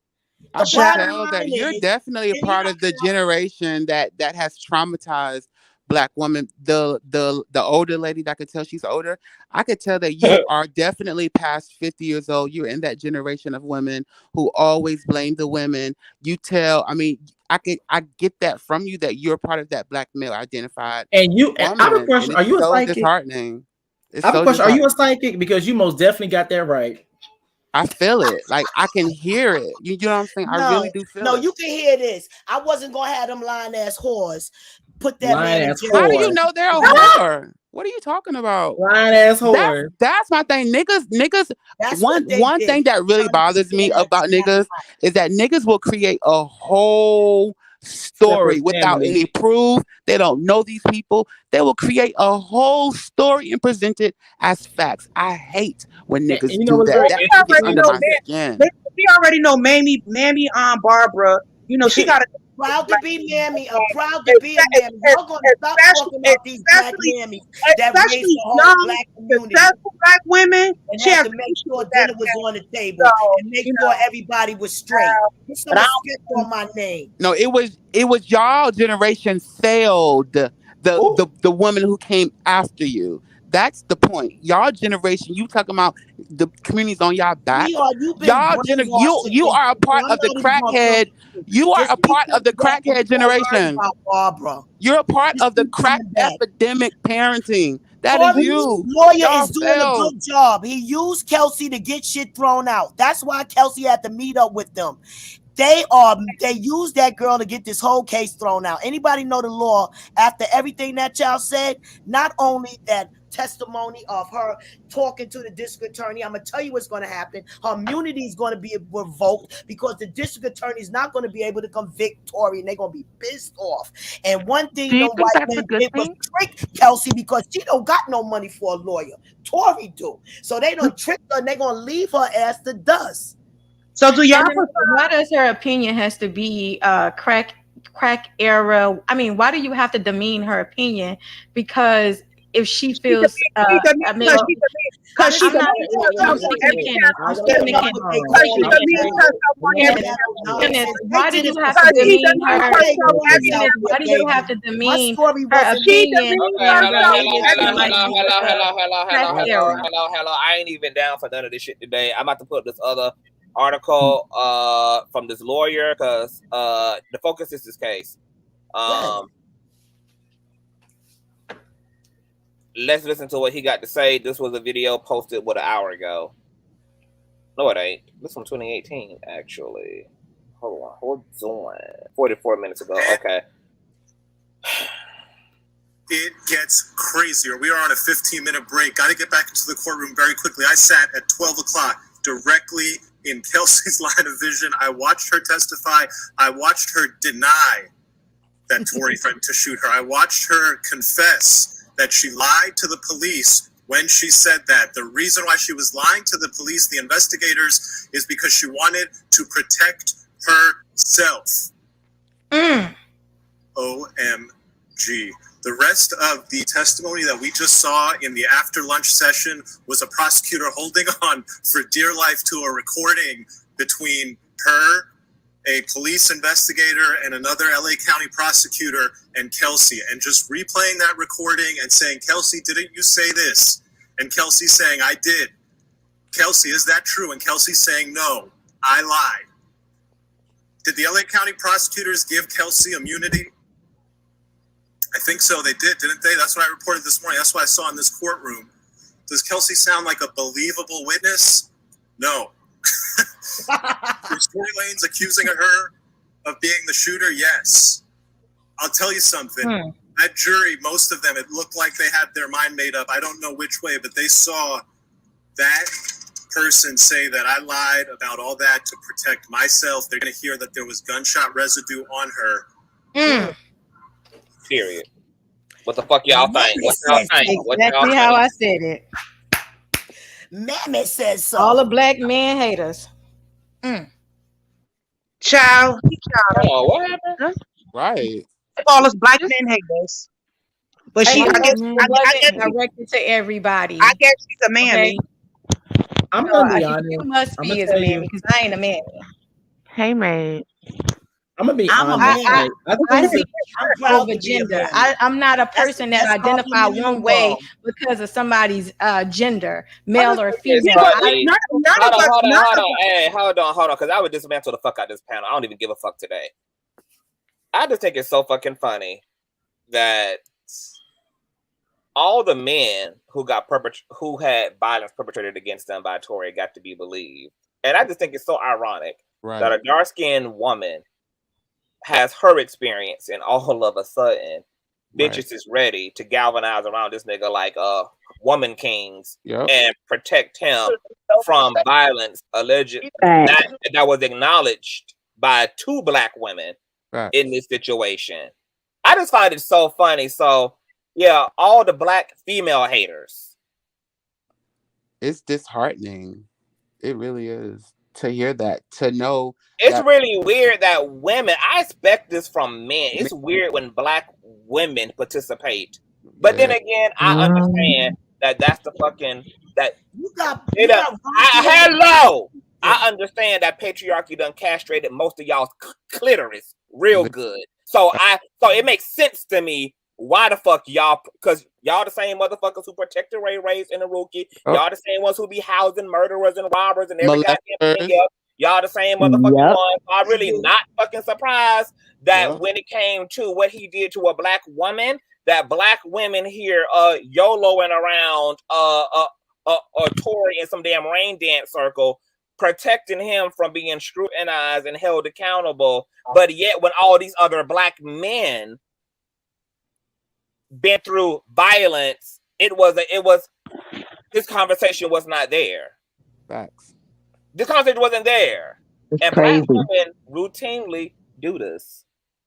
And I'm almost about to think that black women are actually worse when it comes to other black women than black men are. Because there was no proof with the August situation. There was no proof, but you had literally people with Kelsey, you literally have people saying that this girl was shot, but August, they believed August with no proof, like absolutely no proof. They believed him just off the strength that he was a man. That's crazy. Like, wow. I Well, feel I like just want to say that People are I'm not a black forgetting. man hater and I'm not a black woman hater. As a woman, women carry kids, okay? You have boys and you have girls. And I'm not a person that swings one way because a person is a female versus a male. I'm a person that is split down the middle based on what I feel is the truth. I protect But women you when I didn't feel like hold they're telling the truth, and I But protect you men didn't when I hold feel like any of men are Tory's telling the truth. past. But you didn't hold any of Tory's past accountable. But y'all was quick to talk about her one mugshot from a yep, situation she was in with her nigga who had a baby on her before she was even famous. fact. And yet, all the documented violence and line of Tory, you was soundless on. Conscious, You I Mhm. said you that did they not both give equally have you did volatile not give past. both the men and women in this situation It's a equal due fair. That's diligence. right. I pulled Conscious, up I that's pulled up not her I pulled I up her said they mugshot. both have passed where they have been, But one has a recent past. that is true. But I also said that And you Megan got two got black called women out who for attacking DJ you at got two Cardi B black women party. who acknowledge you got a and let me tell you how we know Kelsey is full of shit because the bitch told the truth when like she told the truth in the dark. She She told the did she called him the shooter twice to prosecutors in when she was September scared. and then to the bodyguards 5 minutes after Yep. the 911 call went Yep. out. She You told the got truth. two She's you got lying two black now. women who done acknowledged Tory as a shooter over 10, not even two black women is enough. Tory's words alone and like The Tory words doctor. alone are enough to exonerate him, and all of his lying is okay, but everything that Megan did to protect them all completely indicts her. Facts. So how is she gonna explain the text message that was sent 4 minutes after the 911 call was made, which means she was in the moment when she sent those texts. Tory shot Megan 911. Right. Which means But that's she how I gonna know that lie she's again. lying. That she's That's not lying She what about gonna she that. lie. did. She told the truth because why the fuck would you send that Right. text message if you don't remember nothing and you didn't see who did it and this your homeboy clearly Right. still, so you're not gonna throw you ain't gonna so you fake protecting him now. That's what we know based upon the confession in the moment that you gave to the bodyguards, and then She's protecting herself at that you point. doubled down and told that same shit to prosecutors. You went into even more details with them, Because saying that that was yeah, her story. she shot off 5 rounds. I mean, she had a whole story. Yeah, that But was A her whole story. Conscious, She story. was gonna because the stick with it. prosecutors have not even asked about those text messages, that has to lead us to believe that those text messages was It lead me fake. to believe the bitch is a liar. There No, ain't no no fake. one has even spoken about her even being asked about those text messages on the No, we stand. ain't got I to. think she sent that to cover her ass. No, that means that the text messages is fake. If the prosecutors can't prove that the text messages is real enough to even Oh, question once her about the again, text they messages. would Okay, not so have even vetted. then No, why no, no, would no, she? no. It doesn't mean it was fake because you got to remember she took an immunity deal, so they didn't even do the homework to subpoena her phone records and all of that because they expected her to do what she needed to do on the stand. She took the immunity deal in order to tell the fucking truth, so they didn't even bother probably to do half the research on her ass. They probably didn't bother to subpoena her bank records. They didn't bother to probably figure out whether there was payments made to her, if she took a payout to get her phone records or none of that because once again she took the immunity deal, so they had She no just got reason the to Hold even. immunity on. deal though But So she today. took the they didn't immunity even. No, deal no, no, on no, the no, She no, took no, the no, no, immunity deal no, no, today. no, no, no. The prosecutors established the immunity deal took place in. I feel like what happened today was showboating with them scrambling around and all of that shit. When It was she like sat down with formalities. prosecutors back in September, she knew Yeah. then she had immunity. Yeah, I think so too. I think today And was you guys, formalities. Yeah. let's not forget that she admitted that Tory offered her $1 million to stay quiet. She admitted that. Let's not forget that part, you guys. She did what? And now she's saying that that was a lie. Yeah, she said all that was lie. No, Remember no, that? not It that was part. a lie. No, she did not that part. She said everything else she said during that was a lie, but she said that him offering her $1 million was the truth. She said that. Well, I'm She not said gonna lie, like she my never said she took it, but she said that he did offer her the money I'm not today. gonna lie. My thing is, it's not even the fact that It's it's posted not on the the fact shade that room even that she Tory's denied getting.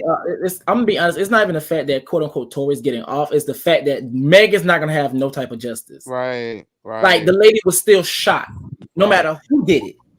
She And was you wanna know still what? On a shot. It's spiritual posted level, on the shade room that Kelsey denied that Tory offered her $1 million in hush money. on Are a on a So are that's spiritual already been level, tweeted out then by why are James so many Queeley. reporters saying she did? It's on the shade room. They just posted it 20 Yeah. minutes ago by James Queeley that Kelsey denied. And no Then on why a are jump. so many other reporters saying that she But did didn't the that lawyer she say admitted she that? said it? on a Because the spiritual other No, reporters the are level, lawyer saying you that know she said admitted that she was I that offered, need to she but make that this denied she it. clear. said she didn't I take need to it. make this She clear. told I the need to, prosecutors in September that he did offer it to her. Now she just cookie popping. The bitch is just a No, liar. today. Like She's she's like remigging. Yeah. she's conscious just a yeah. liar.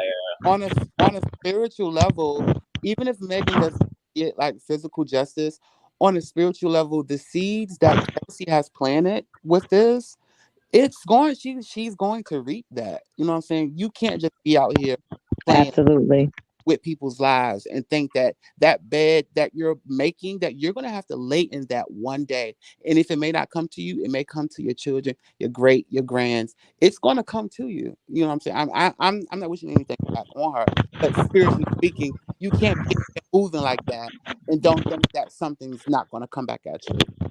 And I Camille, wanna Hey, please. I Conscious. wanna Yeah, speak to please Camille. hit the Hold on, link. hold on, hold on. I wanna speak to Camille because all of that Yeah. shit that happened at the pool party is irrelevant. It Yes. wouldn't matter what the fuck EJ, Corey, Kylie, the poodle, or anybody says about the after fact. What why we here is because what the fuck took place at that car. And Kelsey and Tory know what did. Hey, Know Conscious. what Can did. you pull up a Twitter page that's a journalist that's like very high rated, like she's like an awarded journalist? Can you pull up her Twitter page? Who? What's her Is name? that okay? And it What's her Twitter situation? It's MEA, or sorry, let me grab that real quick. MEGHANNNC.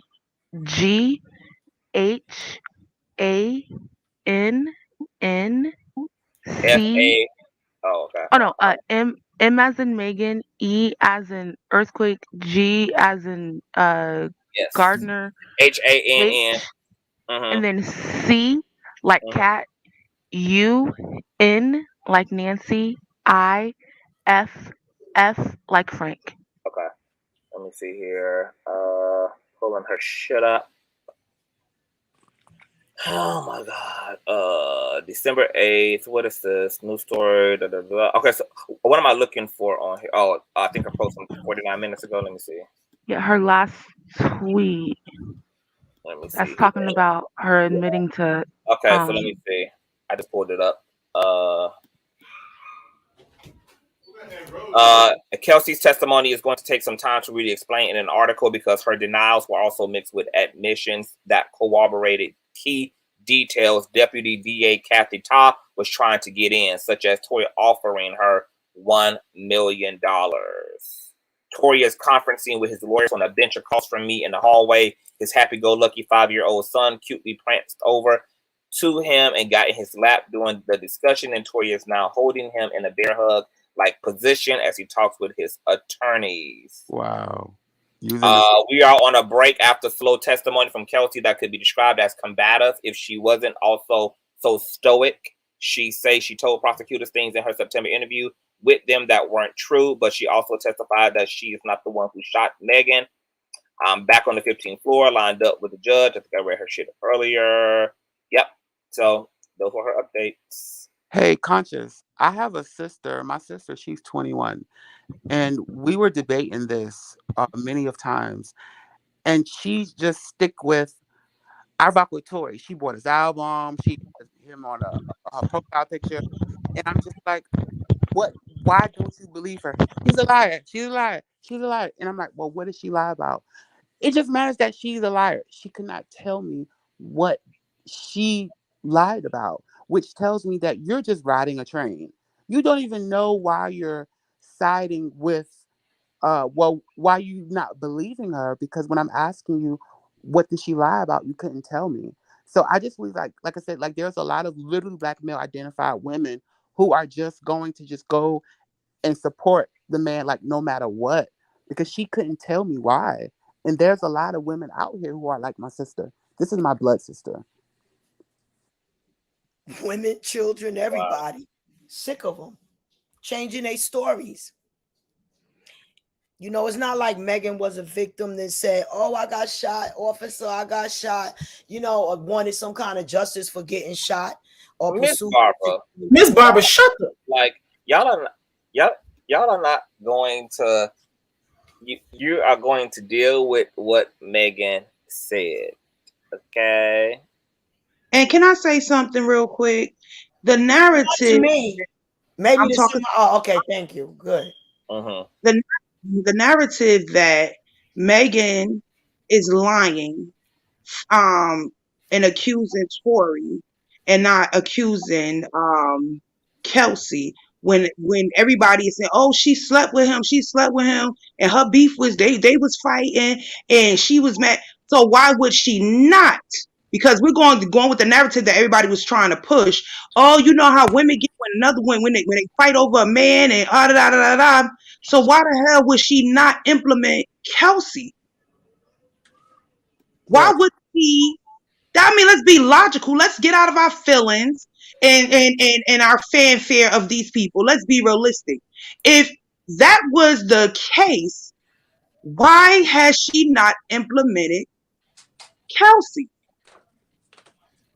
Make it make sense. Facts. Okay, moral. A lot of people with daughters. There's a lot of people with daughters who are. I really look at people differently after this case. That when the baby, and I see people with daughters who just literally won't believe women, and they have daughters. I just can't understand how could you have a daughter and not sympathize or try to understand what the girl is going through. Because a lot of us women have daughters that are liars, cheats, and try to Oh my God. You understand? It's done Have every day. friends that's liars. Giving me woman scorn, and I'm going to get your Mm-hmm. ass locked up. That's You're what Chelsea speaking is for giving me. yourself. You are a woman scorned, and you're projecting. You are projecting. I'm speaking of women and overall my wisdom experience of being around women in You don't the have no wisdom, 59 Miss years of Barbara. my life. I'm telling you, the raunchy ones, the good, the bad, and the ugly. Y'all stop it. Miss Barbara, no, this is how we know, because this is gonna piss me off. Reckless. Shut your mouth. Be quiet, please. Please, Miss Barbara. I had like a couple days of you. You're irking my spirit. You irk the reason, my the reason how we know that for that you came out it's my not ass. about the it's not about the actual truth is because what you're focused on is on getting Tory Lanez off. Not about Megan. Shut, be quiet. A fact. No, it's you not about with it's your not theories about of ignorance actually getting about justice. me. I could For never you, sound for as you it's about getting him off. I could And never that's make cool. dumb No, the thing, statements like okay, you if you want to get him off, the make thing no about it, you sense. should You also be make no pushing for facts. justice as well, because the lady was shot.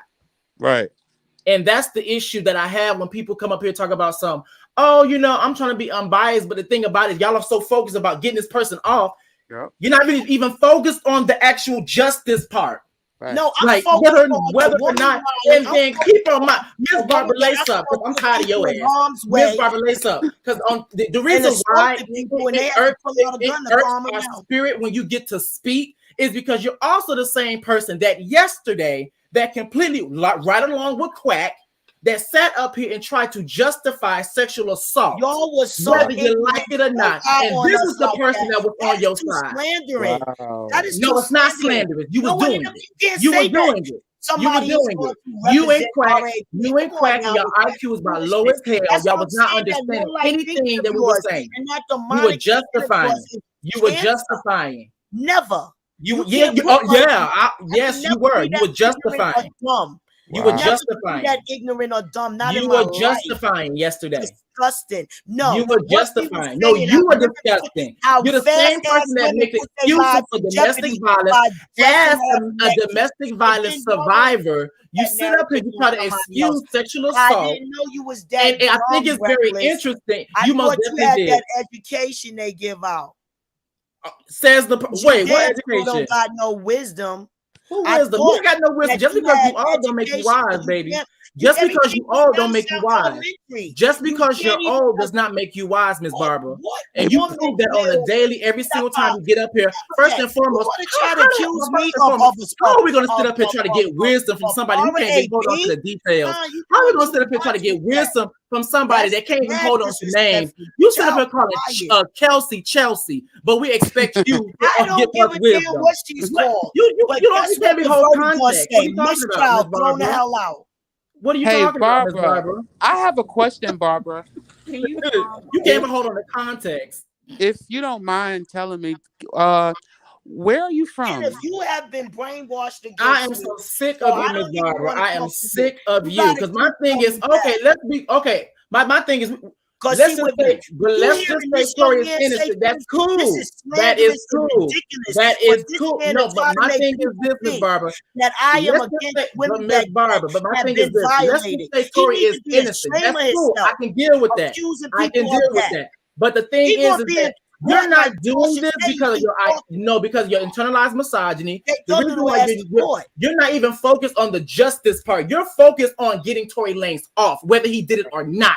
Because we've seen you on this panel on a plethora of times justify people like R. Kelly, justify, and don't you better not say you didn't do it because I will pull the fucking tapes. What? And you do this all the time. What? Say you do this all the time, Ms. Barbara, and the shit is fucking sick. You know what? I'm going to be honest. Shit is fucking sick. I truly don't give a damn what Tory. I'm pretty sure you don't give a damn. I think that I'm pretty sure you don't. I'm pretty sure you do not. I'm pretty sure you do not. It does not matter. No. What gets me too when people talk about just because I'm a survivor, that makes you a good, awesome candidate. Let's not forget. A survivor of domestic violence as well was Kelly Rowland, and yet she still spoke out against a domestic an abuser and a colorist. Right. So just because you're a survivor does not make you a good candidate, aka yo ass. Hey Barbara, where are you from, Barbara? If you don't mind me asking. And if I do mind, because you are brainwashed, No, you sound like my grandma, girl. Look, no one can brainwash me. So he could shut his mouth, because you don't be running around talking about people is down with people that got RAP. You don't do that. That's too much. Girl, you did it yesterday. What are you talking about? Miss Barbara, shut the fuck up. I'm sick and tired of you. Shut the fuck up. Reason why I'm telling you, just because you could be disrespectful, don't make you intelligent. You literally sit up here and make excuses for abusers on a daily, and then be surprised. Oh my God, I wonder why I was in my domestic violence situation. Because you put the responsibility solely on the victim. That's the fucking problem, Miss Barbara. Hey, bro, I get it now. I see. They say she's from New York. I live in New York. And I know that there's a lot of women who go through a lot of things here in New York, but these are women who are in the projects. These are low income people. I'm so sorry. Henry Blue, mind your goddamn business. If you don't like it, you can get your ass up here and say something to me too. Please come up here and say something. It's the reason why I'm called reckless in the beginning. If you have a problem, you can come up here and say something to me too. If not, get your raggedy ass the fuck up out of here. When she says that she's seen women lie and this, that, and the third, I can kind of gauge where she's coming from, because living in a certain sector in New York, living in certain environments in New York, it breeds poor mentality. So I can understand where she's coming from regarding women lying because of the environment that she's been brought up in. It's in the dungeons in New York. So I get it. Well, yeah, but the thing is that she also has said that she's a domestic. Oh my God, here we go with she's a domestic violence survivor. So you survive any type of assault, as a human being, period, you're not going to you're gonna have some type of empathy. Even if there's reason and room for doubt, you're still gonna have some type of empathy, but she never gives empathy to the black woman. Ever. She never does. That's sad. And she never does. And to be completely honest, I'm not even mad at the other person that was coming up here talking about Tory. I'm not even mad at that person. I just know with Miss Barbara is that her pathology and her ideology is internalized misogyny. So I know it's always gonna stay on the woman.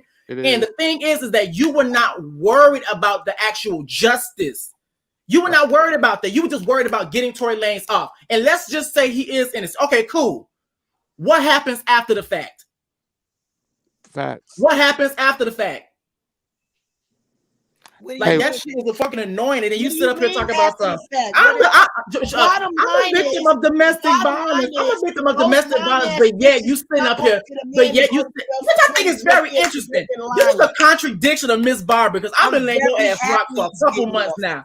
I think it's very interesting with Miss Barbara. She gets up here when I spit all this red pill BS, and then originally, I want you guys to pay attention. Originally, when she first, I'm gonna say a couple of months back, she said, "I can't stand the red pill or the manosphere. I think it's toxic." Something along them lines, talking about Kevin Samuels.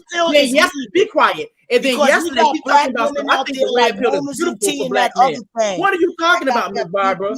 You are a contradiction. You are a fraud. You are a lie. You are the worst of the community. You should be pushed to the back. You should not be having a voice and speaking up for people. So all you do is push trauma. All you do is push abuse. All you do is push all types of disrespect, and then wonder why the community every day. Your generation failed. Your generation was not successful. It was completely a wash. It's the crack epidemic because my mother is a part of that community. My little sister told my mother. Men up to get robbed, killed, and everything every day. So I did that. You just gotta talk about Miss Barbara. She's wait. She's like, they get robbed and murdered every day, but yet you're sitting up here. You're sitting up here, and every single day you're sitting up here putting all of your faith inside of people who sell weed and also engage in the exact same system which they die in. Make it make sense. You stupid. You're stupid. You're stupid. You're stupid. Don't know nothing about logic. No, you cannot talk to someone who. Look, let me tell you something. Miss Barbara is the type of person that once the so and so done beat her damn near within an inch of her life. She's the one that when she gets out of the hospital, go down and drops the charges. This is who she is. This is what she represents. This is what she represents. So you have to like leave her at that. Don't even much go into it with her. Just let her go because she don't see past. She don't see past. She finds a reasonable excuse in her mind to condone getting her butt whooped. Period. You cannot get through to her. There's nothing you'll do. She's gonna constantly be who she is. Hey, my mother is 10 toes down, and ain't nobody going to convince me to think ignorant like y'all. Ignorant like us. But here's the thing. There's the woman that promotes domestic violence indirectly. Since we going off of what Kelsey said, I want to know what did Tory, what was the bribe about? Because all I'm looking at is the fact that Kelsey is recanting what she said in the aspect of the moments. But what was Tory, what she said was true? What was Tory, what was he paying for? What part of that was he paying to offering her and Meg the $1 million? What was that for? Because he was guilty of what he's done, and all that is Kelsey has done now is got immunity for herself to protect herself. Because guess what? Tory was finna throw her under the bus. He was the first to speak. He was finna throw her under the bus. His defense is all throwing everything in her direction. So I can believe her immunity was to keep that aspect, and because she had maybe the majority of the gun residue on her, you know what I'm saying, to keep herself out of that realm. But at the same time, she's still not saying who actually did this. She's just throwing a monkey wrench in the situation. She's making it where it can get thrown away out of the situation. But everything aspect I'm still looking at, she is still saying Tory is guilty. What? Okay, he. What do you want? I want to know what that $1 million offer was for. Where it come from? What purpose did it serve if he wasn't the one who did it?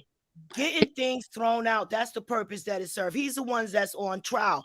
Those lawyers said things, and that's exactly what they did. Got it thrown out. The judge said you can't use it. Can't use it now. See, when they met up, they told her to say certain words, and words are powerful with action behind it. So that's what happened. That shit got thrown out.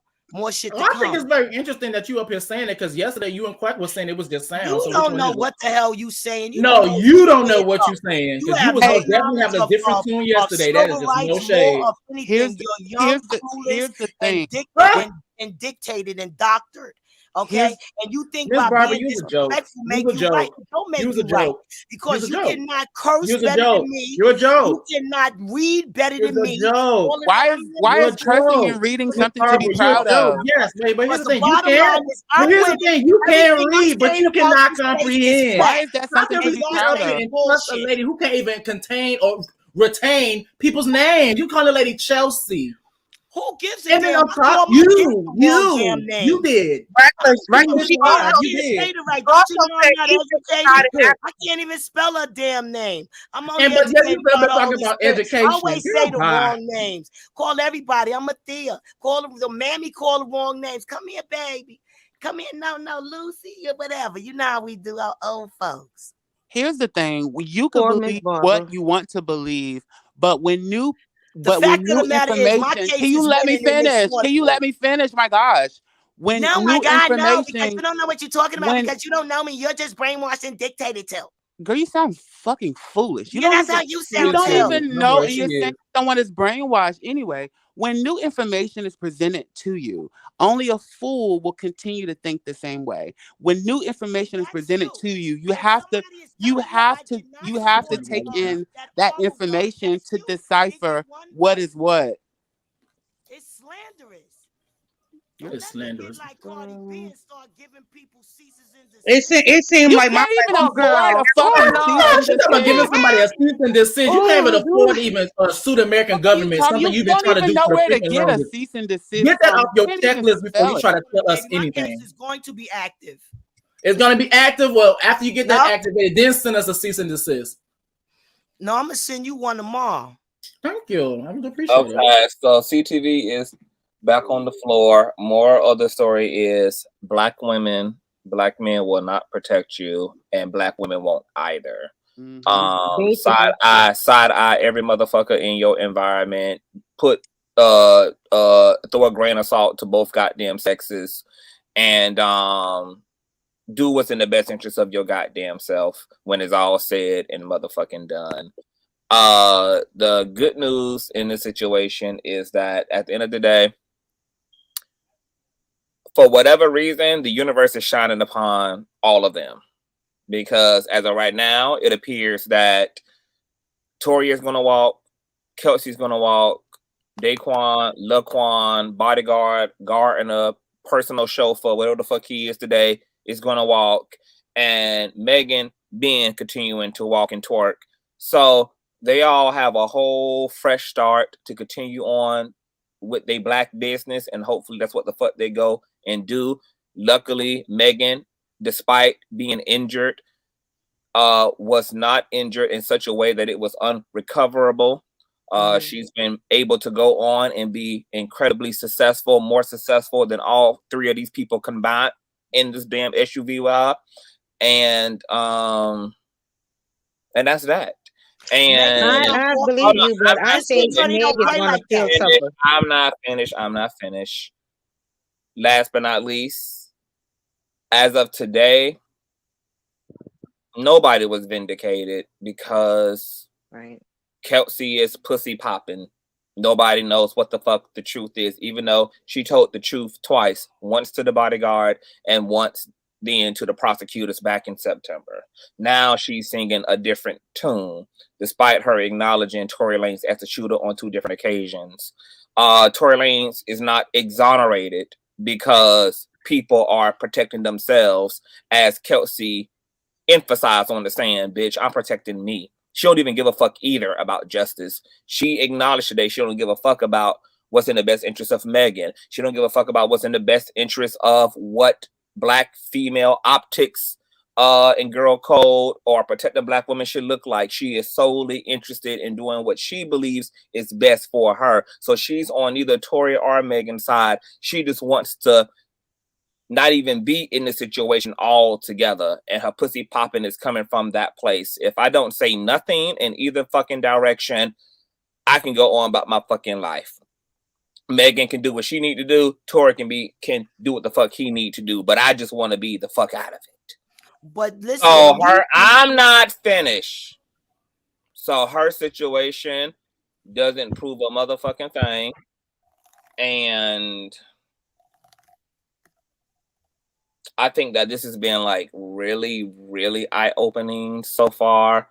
I think that it's sad. I think it's tragic. I think it's demonic. I think it's fucked up. I don't see any difference between this situation and the Cabo 6 situation with Shanquella, where you have people who know what happened and nobody is willing to state that. And the person who should be able to tell that is not here. In Shanquella's case, the person who is telling that happens to be a woman who is not believed because of who she is. And I think that's something that Black women are going to have to really figure out. Black women, because I think the mamification is real out here, and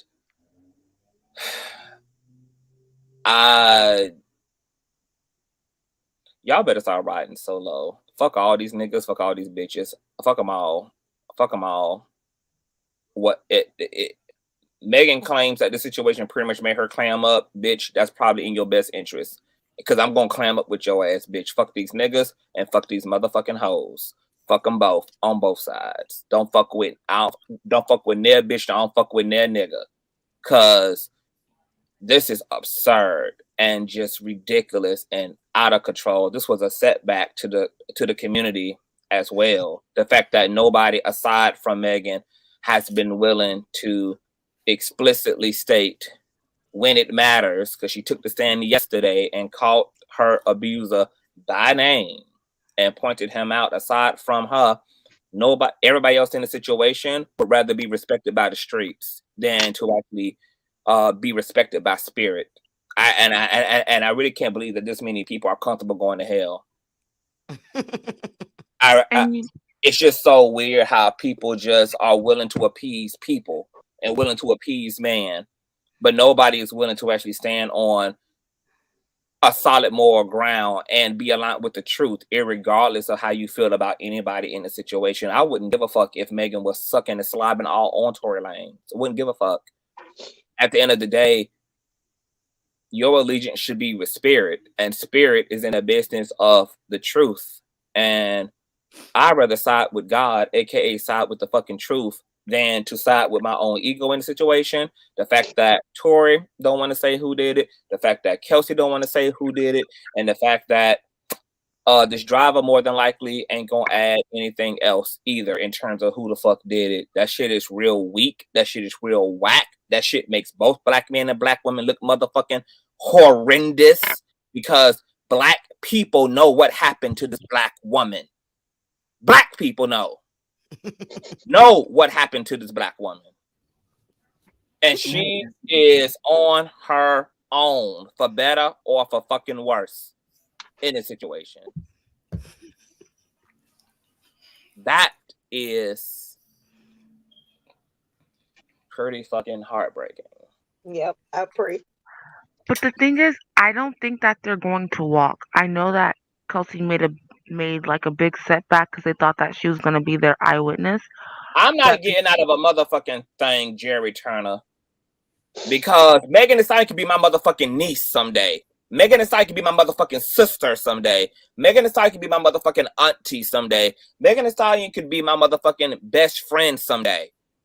This Shanquella shit, this Offset shit, this motherfucking Tory Lanez shit, No, I'm not getting my fucking feelings. And Miss Barbara, since you got no, I'm not laughing. I'm not laughing. Wide open too, and take your ass on, because I'm not in the mood. Thank you.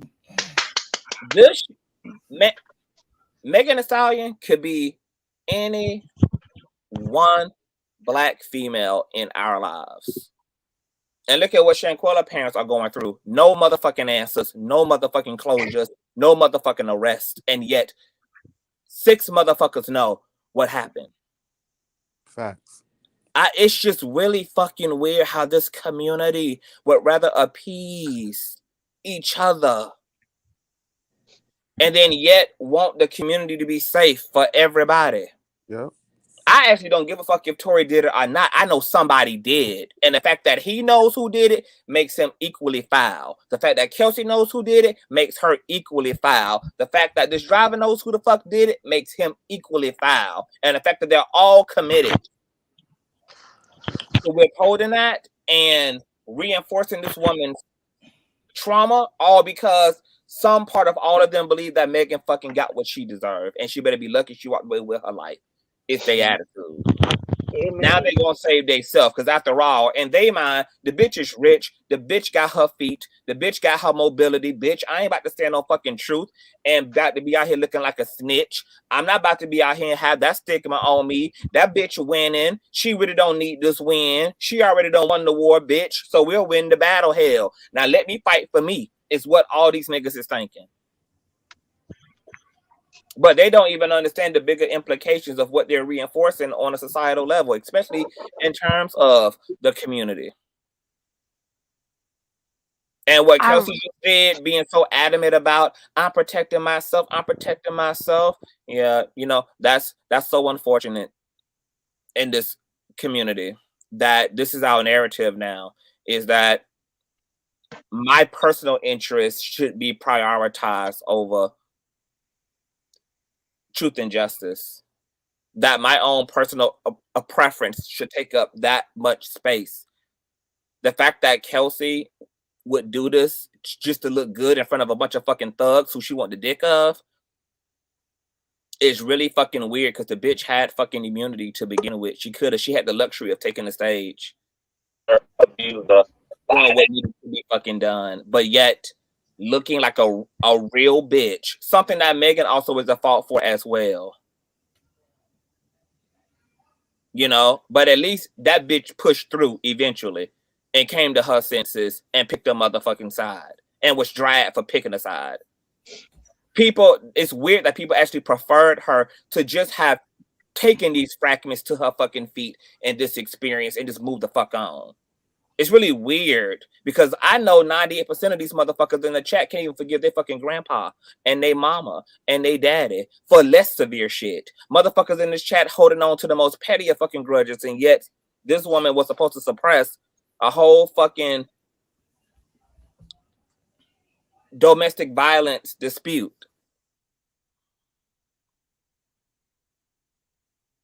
With a deadly weapon.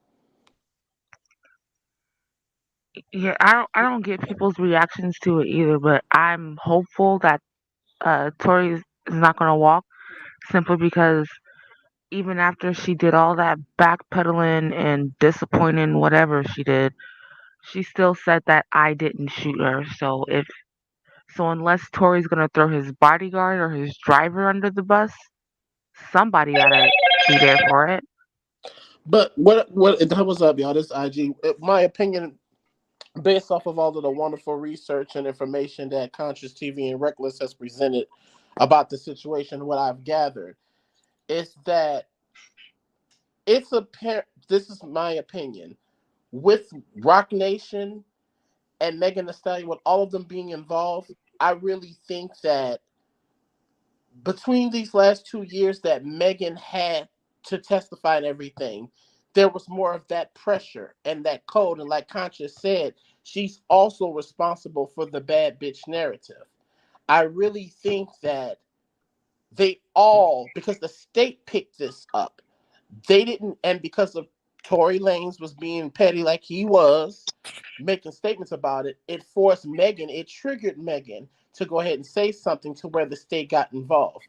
I really think that I said this in the chat earlier, that people are contradicting their statements on purpose, because that way, if it is a mistrial, everybody wins. Because Megan had enough time, if she really felt that hurt about it, she said she was protecting the code. Same thing with Kelsey. So I really think that based off of their involvement with Rock Nation and everything, that yes, it is more financial advantageous and better off suited that this be a mistrial, because the way that it is very intentional, and I'm so glad Reckless said that. Based off of the information that I gathered from you guys, I really think this is an intentional mistrial, because that's what the street code would want. Nobody goes down. But let And me the ask way you this question, IG. What the fuck yeah. do you think that the community wants some fucking black women? Because we see black men in hip hop praise for upholding street code and for not snitching. And then when Megan does the same thing, she's fucking dragged to everlasting life and Well, called I'm snitch. sorry. Mm-hmm. So Well, what do they want black women to do? This is the case of toxic femininity coinciding with toxic masculinity. Unfortunately, it's just like the situation with Combo 6. Regardless of everyone's gender expression, they were all black people, and they were in their toxic masculine and toxic feminine energy. This happens the same way, regardless of these wealthy people. I think that the toxic femininity, and it's not like one sister said, and I felt her, the other who came out and spoke, not Miss Barbara. I do understand her energy in that sense, because we can't overlook the toxic femininity that is a cause. Because yes, toxic masculinity and patriarchy and all that stuff that doesn't unauthenticate the causes and effects that happens after from that, from the feminine entities, regardless if they're cisgendered women or same gender loving men or trans women, etc., especially if they're pre-1965, pre-immigration black Americans. That hit different. So this for me just basically says what I think some same gender loving men, I can't speak, but I can honestly say I've seen the toxicity on both sides, from the masculine and the feminine side. So this type of behavior, them having a mistrial based off of that's the first thing I saw after you reported all of this great information, and everyone else on the panel, by the way. And what's happening, babe? If there's another sister on here from the West Bank, I caught that accent, baby. I'm so glad to see you on here. You know what's happening, babe? I'm from the West Bank. My first McGirt town. It's very nice to meet you. And everybody else on the panel. So yeah, I really think that we're having to look at ourselves now. We can't, this type of situation makes it to where, like, okay, how is toxic femininity also the complement of the toxic masculinity that we're talking about through this patriarchy? Because this shows that, I think the fact that it was 2 years, that hurt her even more, the fact that she had 2 years, Megan Thee Stallion, to have to talk to Rock Nation, to have to talk to the media, and talk to those people within those circles. So Right. it got to the point, and then the manipulation, what I can easily see, this is just my opinion now, is that, yeah, they play it off of the whole, well, girl, yeah, we supposed to be all black in this thing together.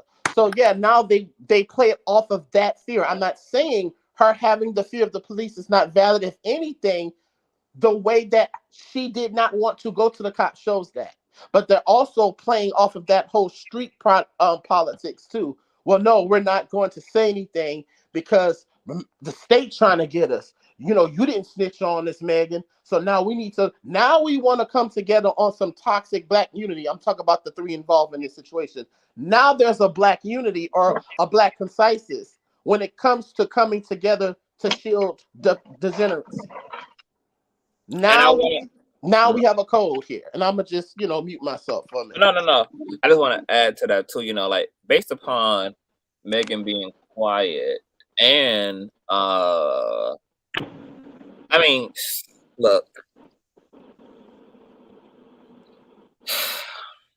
at some point, Megan must have reasoned with herself that I survived my injuries. She must have took into also account, because she had a big success that same following those few weeks with the release of WAP. She also was still dealing with the loss of her mom and definitely wanted to escape and run away from any more fucking trauma that was to come. She had a lot of solid reasons to fucking just want to avoid the situation. But also, it seems to me that she took into account everybody was fucked up. All these niggas was drunk. I was drunk. He drunk. Kelsey drunk. The situation messy as fuck. At the end of the day, yes, I got hit, but I moved on. I healed, and I have the luxury of just canceling these niggas personally in my motherfucking life.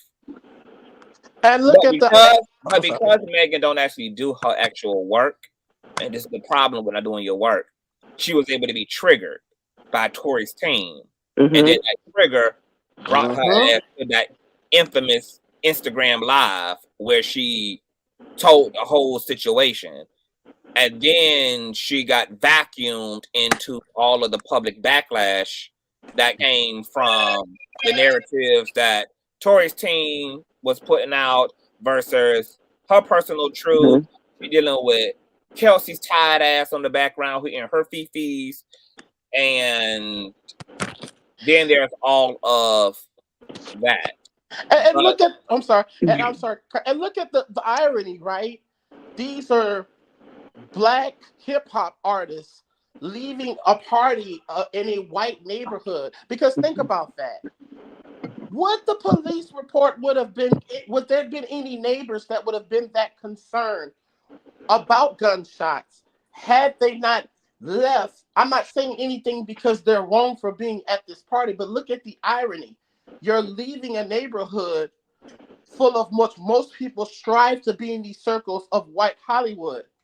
And then when you are leaving this so-called status that you've reached, you've blackened or you've dimmed the mood with the righteousness. And not because the righteousness didn't happen because of prejudice or racism or anything like that at the party. No, you brought that energy with you when you left Kylie Jenner's house, when you was there and when you left.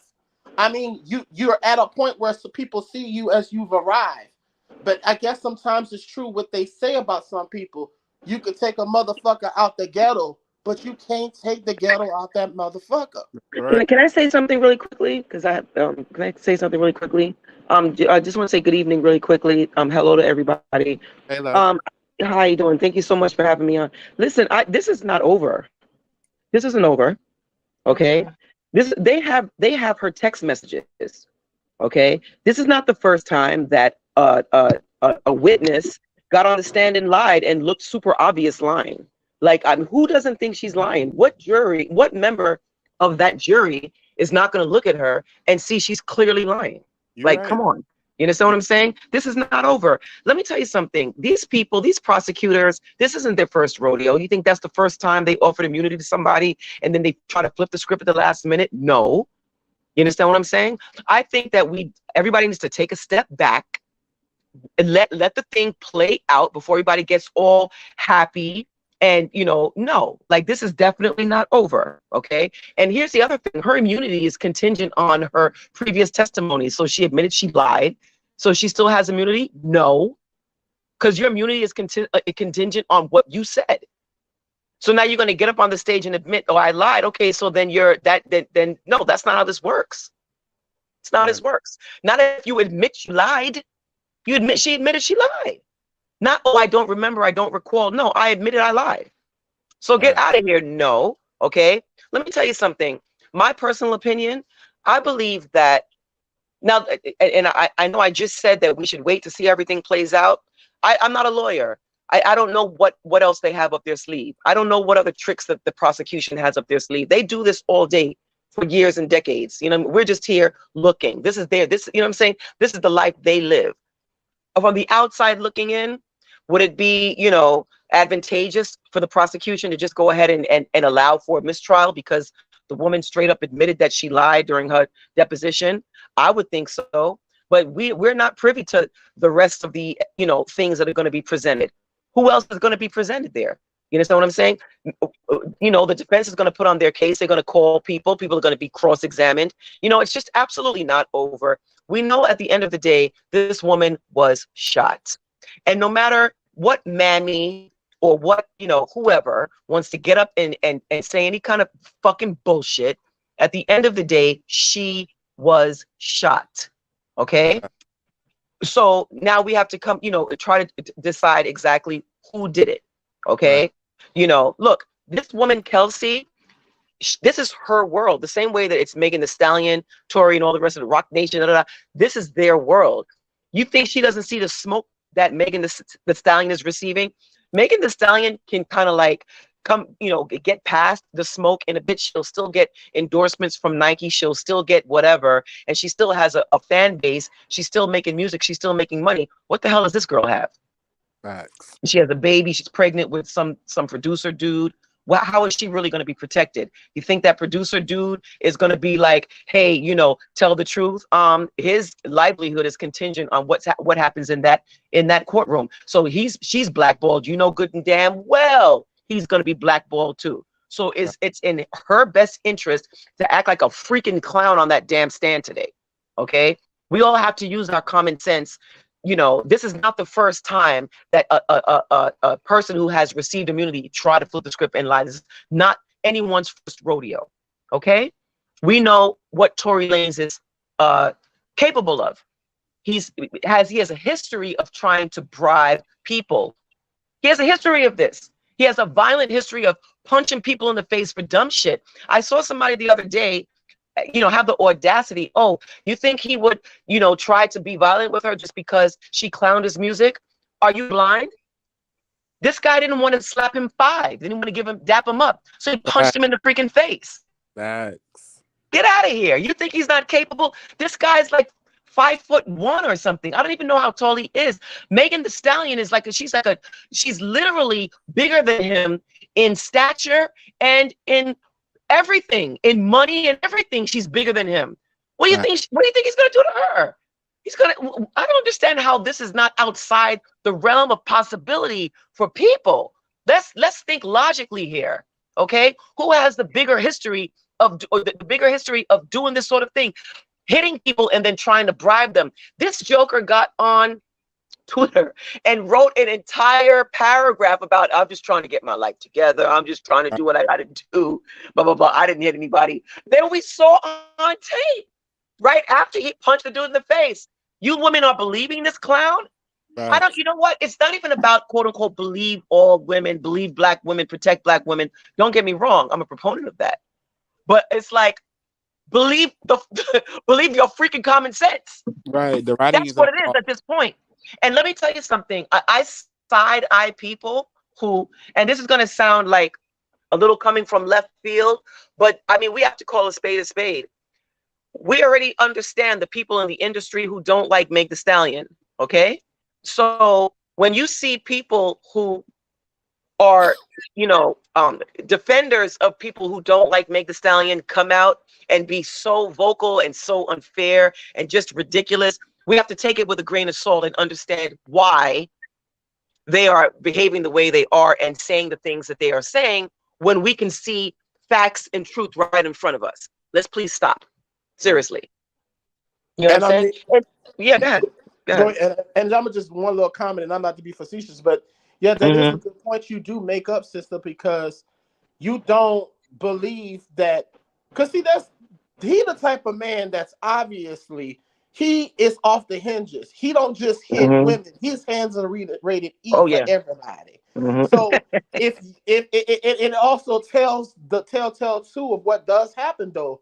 There are oftentimes that black women do witness black men being crime and harmful to other black men and turn the other way. So no wonder they're going to turn their head, even believing that a black woman was assaulted by this man, because and it's not just a black woman thing. It is a black American male thing. We do the same thing too. How many times are you going to ignore that? You know this nigga's abusive. You know he's violent towards other men, and you're not going to come forward with that. So it is a very much amazing sign that, well, damn, girl, I mean, he crazy enough to punch a nigga in the face. So you see that right there. So what makes you think he won't hit a woman? Absolutely. And I want to make another quick point. We're here, combing through, the minutia of every single second of this thing. The jurors are there looking at the evidence that is presented to them.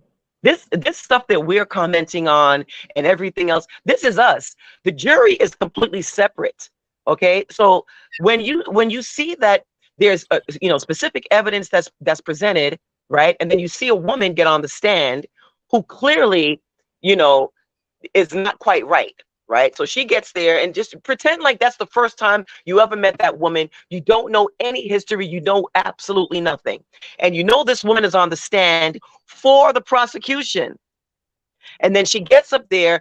At first, she doesn't want to answer any questions. And then she's like, no, I don't remember anything. What do you think, the jury's stupid? Do you think they're stupid? Do you think they're all fucking stupid? No, they're not. You know what I'm saying? And here's the thing. Look, or probably maybe some of the people on the jury, I doubt they're sequestered, right? So I'm pretty sure there are some members of the jury who, quite possibly may be privy to certain things, right? They might be, even though the judge, I'm pretty sure he's going to admonish them, look, don't read this, don't do that. It's very, very challenging. Look, you open your phone and you see whatever.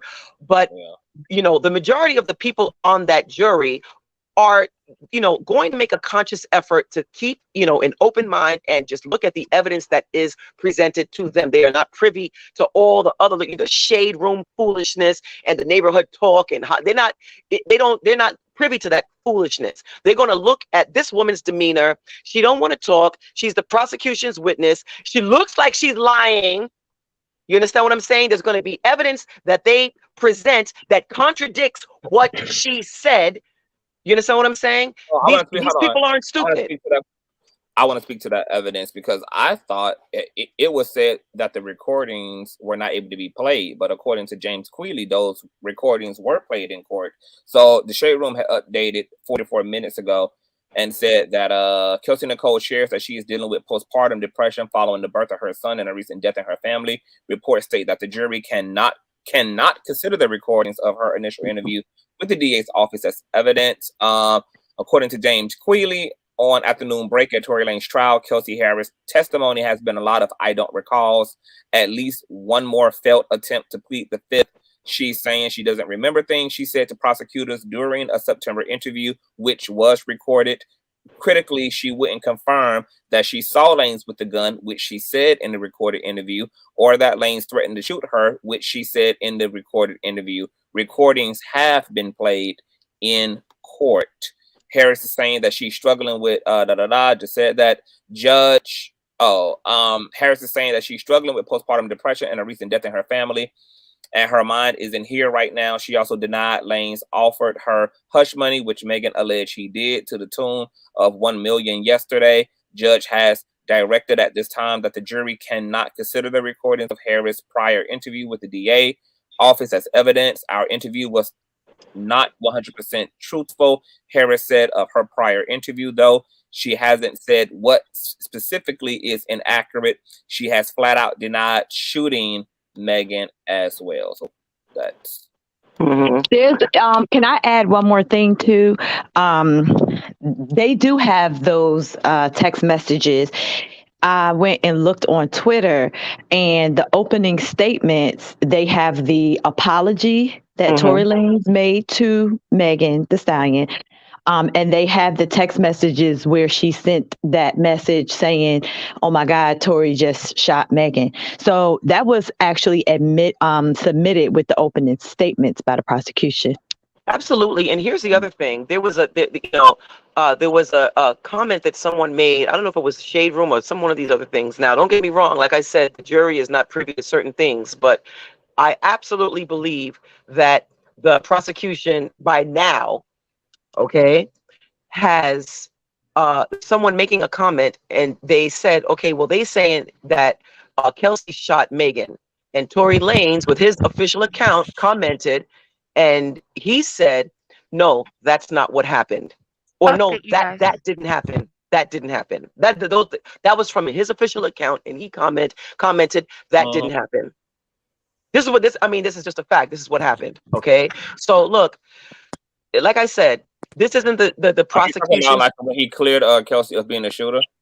Say it again. Yeah, he Oh did. yeah, This I is had from his played. official I had account. played. Someone I said, had showed that post. I had showed that post earlier. "Oh yeah, absolutely." I didn't see yours, but I saw it on another thing. And this was when it first happened. I saw it. I didn't screenshot it myself, but I saw it in the beginning when it first happened. So look, here's the thing. You can't have it both ways. I understand, you know, I don't hate Tory Lanez. I don't even know that nigga like that. I mean, I'm saying I don't hate it. I don't like though the fact that there's way too much evidence, okay, that girl Kelsey didn't shoot Megan. That nobody else. There's just, you know what I'm saying? She didn't. She did not.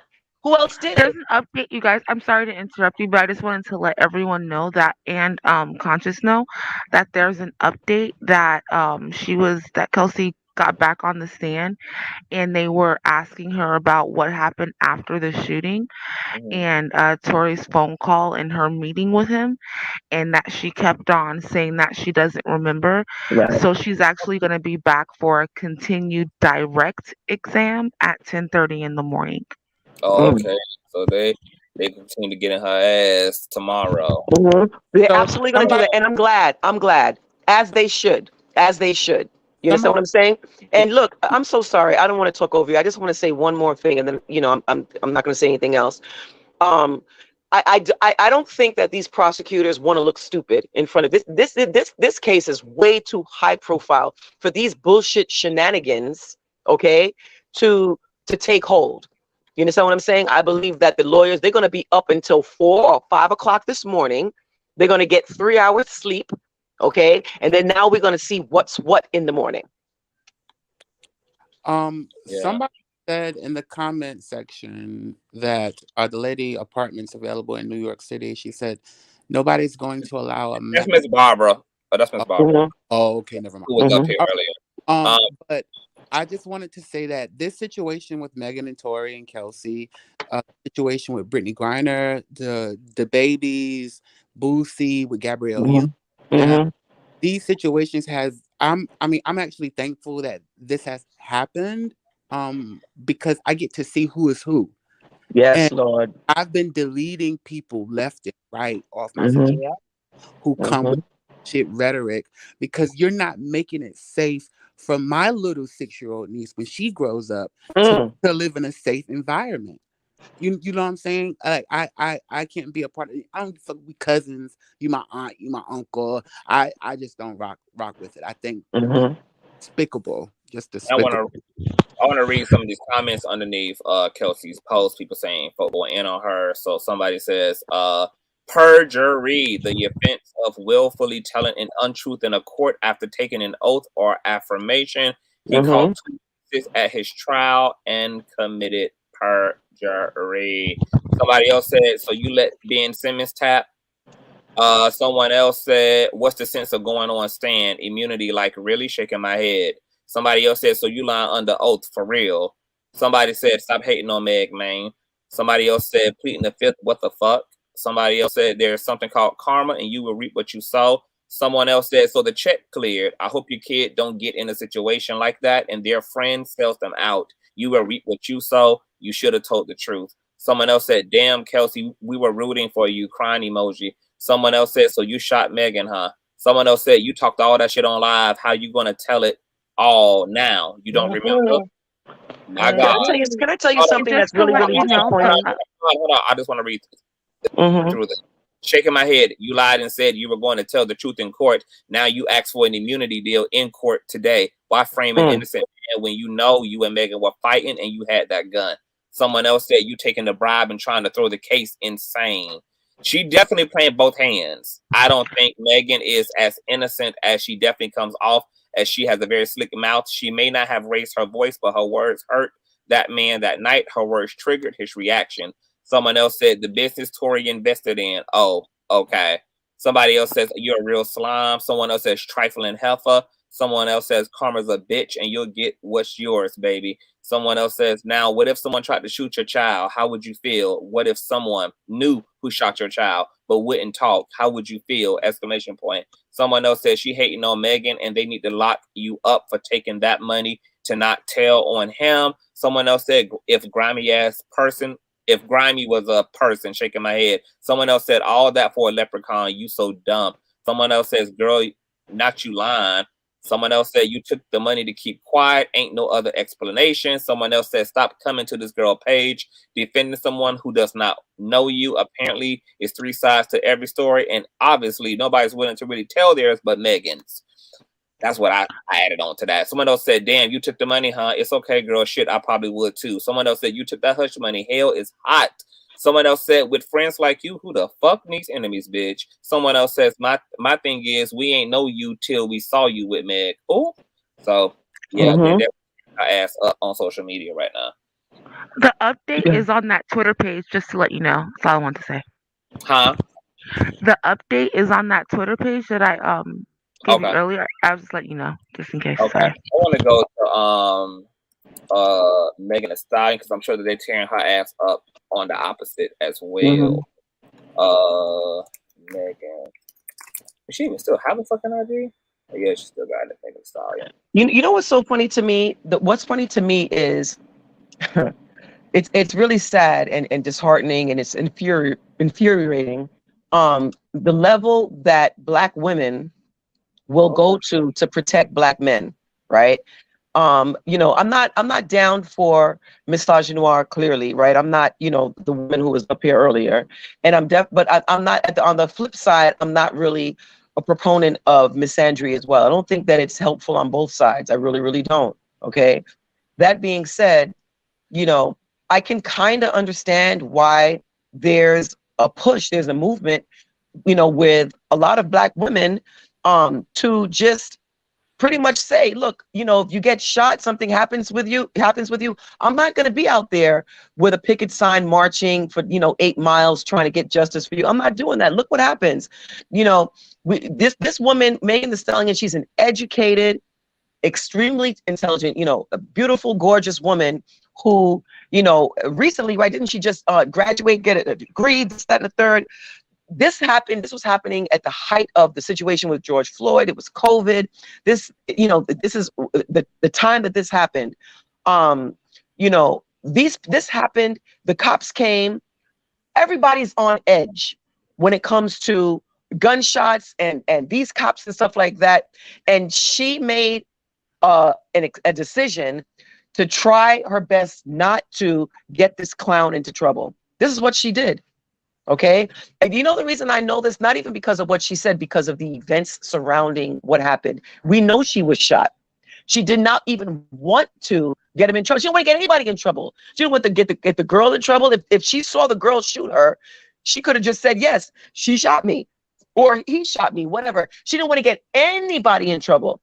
And her reasoning for, you know, what she initially said was, I don't want to see him get in trouble. So she's bending over backwards, right? Not to get this guy into trouble. And look at the treatment that she's receiving. You know, we talk about snitching and, you know, the Black culture, no snitching, no snitch. There's no code when it comes to Black women. There's no code. I know the code when it comes to Black men, bros before hoes, I know that. But there's no code when it comes for Black women. You just get thrown under the fucking bus. We're gonna call you a fucking hoe. We're gonna gang up on you. The baby slept with her, and so the fuck what? So what does it mean? And what does that mean? She could have had 8 dicks in her mouth the day before. It still doesn't excuse what happened. And while we're here talking about, you know, whether or not somebody had sex with it, I personally believe that when she was on Gayle King, she never said she had sex with him. She said she was intimate with him. I believe there's a good chance he, pardon my French, ate her pussy, okay? Or maybe she's, you know, may have sucked his dick or something like that. Something along those lines may have happened. And what she said was they had a connection because they both lost a family member that was close to them. I don't know if any of us haven't been in a questionable situation with somebody who we may not have really seen as sexually desirable, but it was the right moment at the right time and some shit went down or whatever. I believe that's what happened. So, you know, this is the reason why she never admitted to actually having sexual intercourse with this person. But this is just, you know, that I don't have proof of that. This is just what I'm thinking. Okay. But that being said, she bent over backwards and did everything she could to not get him into trouble. Oh, it was glass. I stepped on glass, this, that, and the third. Let me tell you something, sweetie. If you shoot me, I'm dropping dime. That nigga shot me. Him right there. Okay, because the same grace that she tried to show him, that he's not showing her back, and the black male community isn't showing her back either. You understand what I'm saying? And it's really, really sad because with a lot of these black women, you look at a black woman to be our protector. You understand what I'm saying? You know, the same women who unfortunately may have been abused or, you know, whatever in their lives, instead of that situation that they were in, you know, it lets them have some type of compassion for another person who was abused or something like that. It's the exact opposite. And they turn around, and not only are they not the protector of black women who's been abused, but they actually join in with the abusing. You understand what I'm saying? So, you know, I just want to say that. I just wish she would have been honest the whole way through.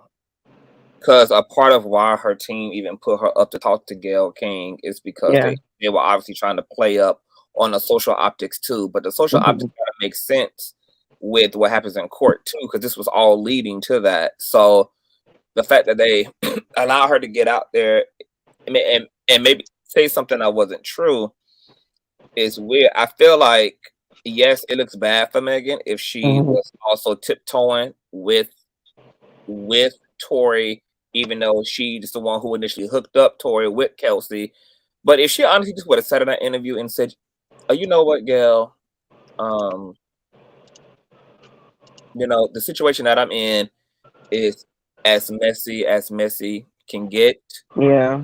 I was shot by somebody who at the time I was very close to. And there's been a lot of drama around that situation and a lot of events that led up to what played out in that SUV. I have been sexual with Tory Lanez. We haven't had a consistent sexual relationship, but there was a moment of intimacy, and I got caught up in doing that with him because I was going through a lot. We were bonding over some very deep things. One thing led to another. And I also had a friend girl, my old BFF, who was also interested in him. All this stuff culminated at, you know, one point. I just feel like if she just would have said it, and she just would have like spoke from her heart and just said it all. Even the part that make her look like a slut, even the part that make her look like she breaking girl code or whatever she thought it would make, if she just would have said it, but it would have been honest, and she would have said it from a place of sincerity, and she just would have bodied the whole thing.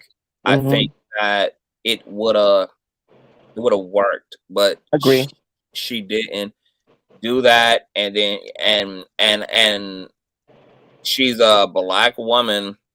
She knows that she doesn't have the benefit of a doubt already from her community, and they did take a risk in trying to produce an edited version of this. But you know what's still so very disappointing by the public is the fact that it's easier to just say Megan lied, case over, than to still deal with who perpetrated this violence against her. And that type of passivity for violence and trauma is exactly why we have so much intergenerational trauma now in the Black community that's unaccounted for, that's unspoken for. That's why we have so many Black women and Black men now suffering in silence from sexual violence, from physical violence, from all type of childhood abuse, etc. And this code of secrecy, that code of secrecy absolutely protects one person and one person only, the perpetrator. And I just think that this whole situation is like it's bigger than Tory, Megan, and Kelsey. It's like it's a micro issue, but it also speaks to like a macro reality for the Black community. And it's really, really interesting. Like to observe all this is very fascinating to me. I mean, it's tragic as fuck, but you know, it is going to be interesting to see what the end conclusion of this is. You know, it's been back to back, y'all. Shanquella, Offset. Now, this like us seeing people protected, because it doesn't appear that Quavo cooperated with police either, as it related to you know, the killing of Offset. It doesn't appear, you know, Nobody Gay Prince come thing out. again. The HPD was running around asking the public to get involved. You know, all the witnesses ran. Nobody wanted to, you know, speak up, etc. They had to pull from surveillance and they had to test for fingerprints on liquor bottles and shit. They had to do all this other shit, but didn't really have the like they weren't aided and abetted by the community. And then here it is also, you have this whole situation with Shanquella, you know, beat down to the ground by her female friends who were demonic enough to come back to the States and lie to her parents and eat and break bread with them and, you know, tell this whole lie and be stoic. And it's just like, what is this fucking, what is this? This shit is like another level. It's almost like supernatural. It don't even feel human. It's like, whatever this energy is, whatever this fucking vibration is, whatever the fuck this is like beyond. But you know something? This has been happening though.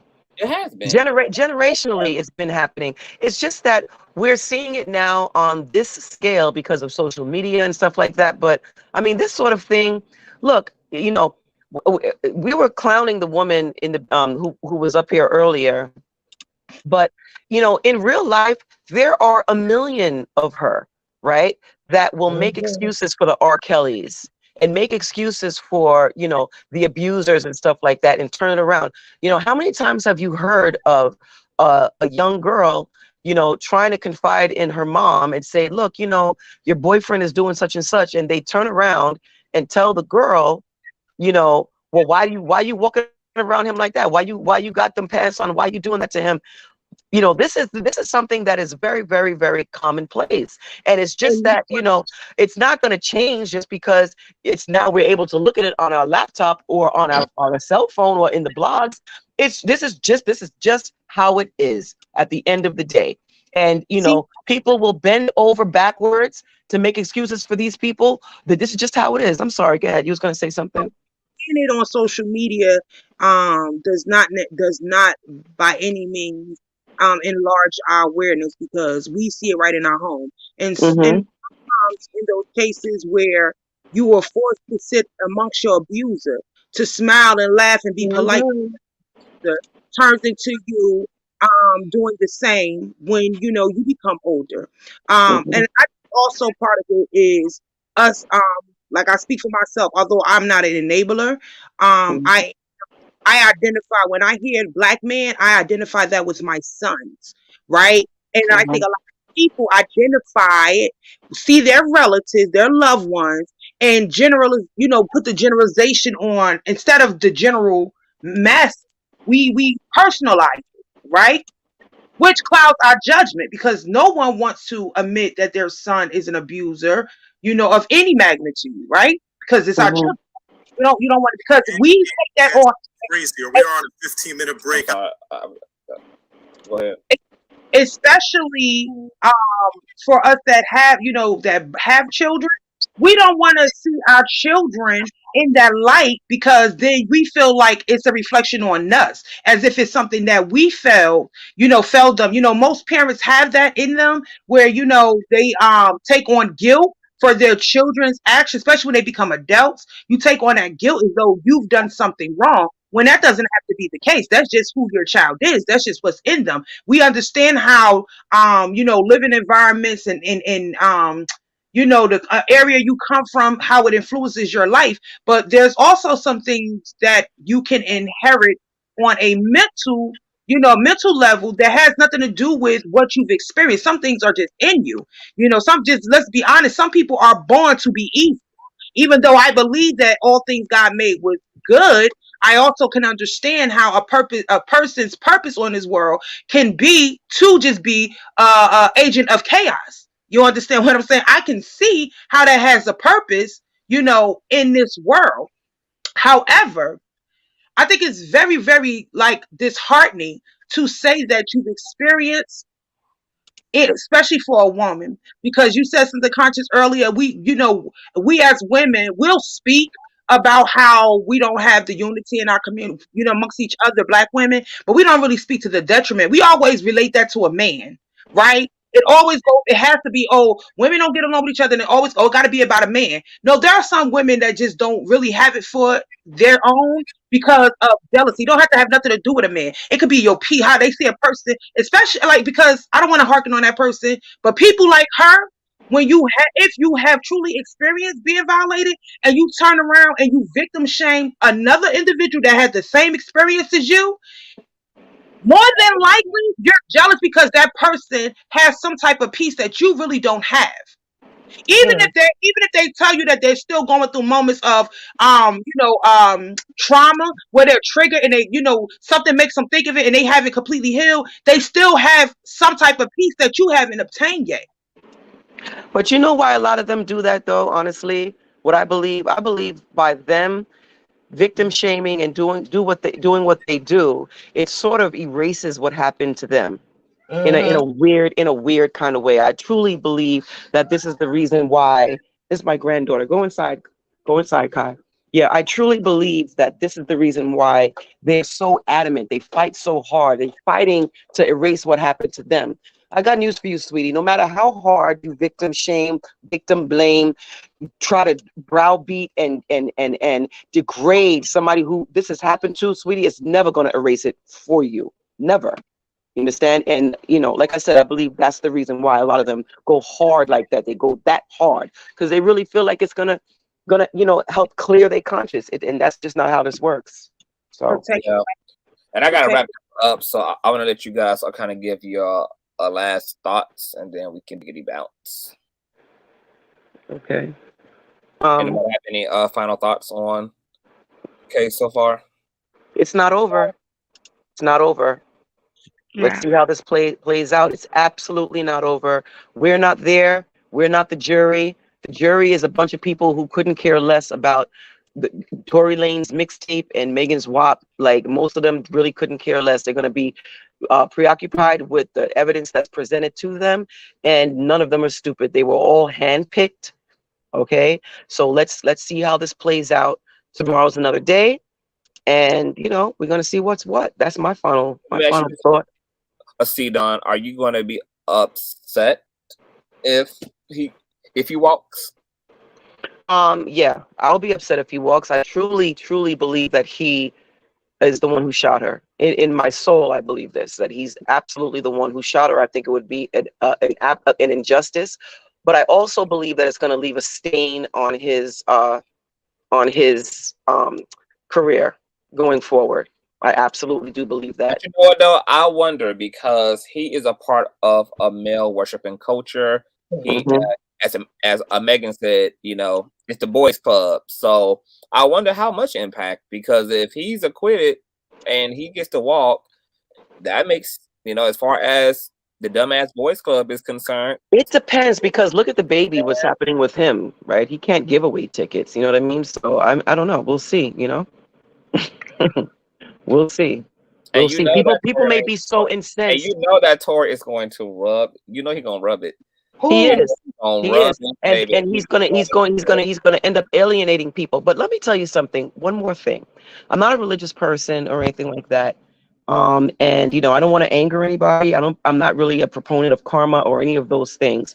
I do believe that when you consistently do crazy stuff to people, eventually your luck runs out and you end up getting caught for the dumb shit that you do. Okay? So, I'll just leave that there. Okay. Well, thank you for coming up and with those amazing talking points, Don. I appreciate you, sis. Thank you for having me. I'll definitely call back one of these days. Yeah.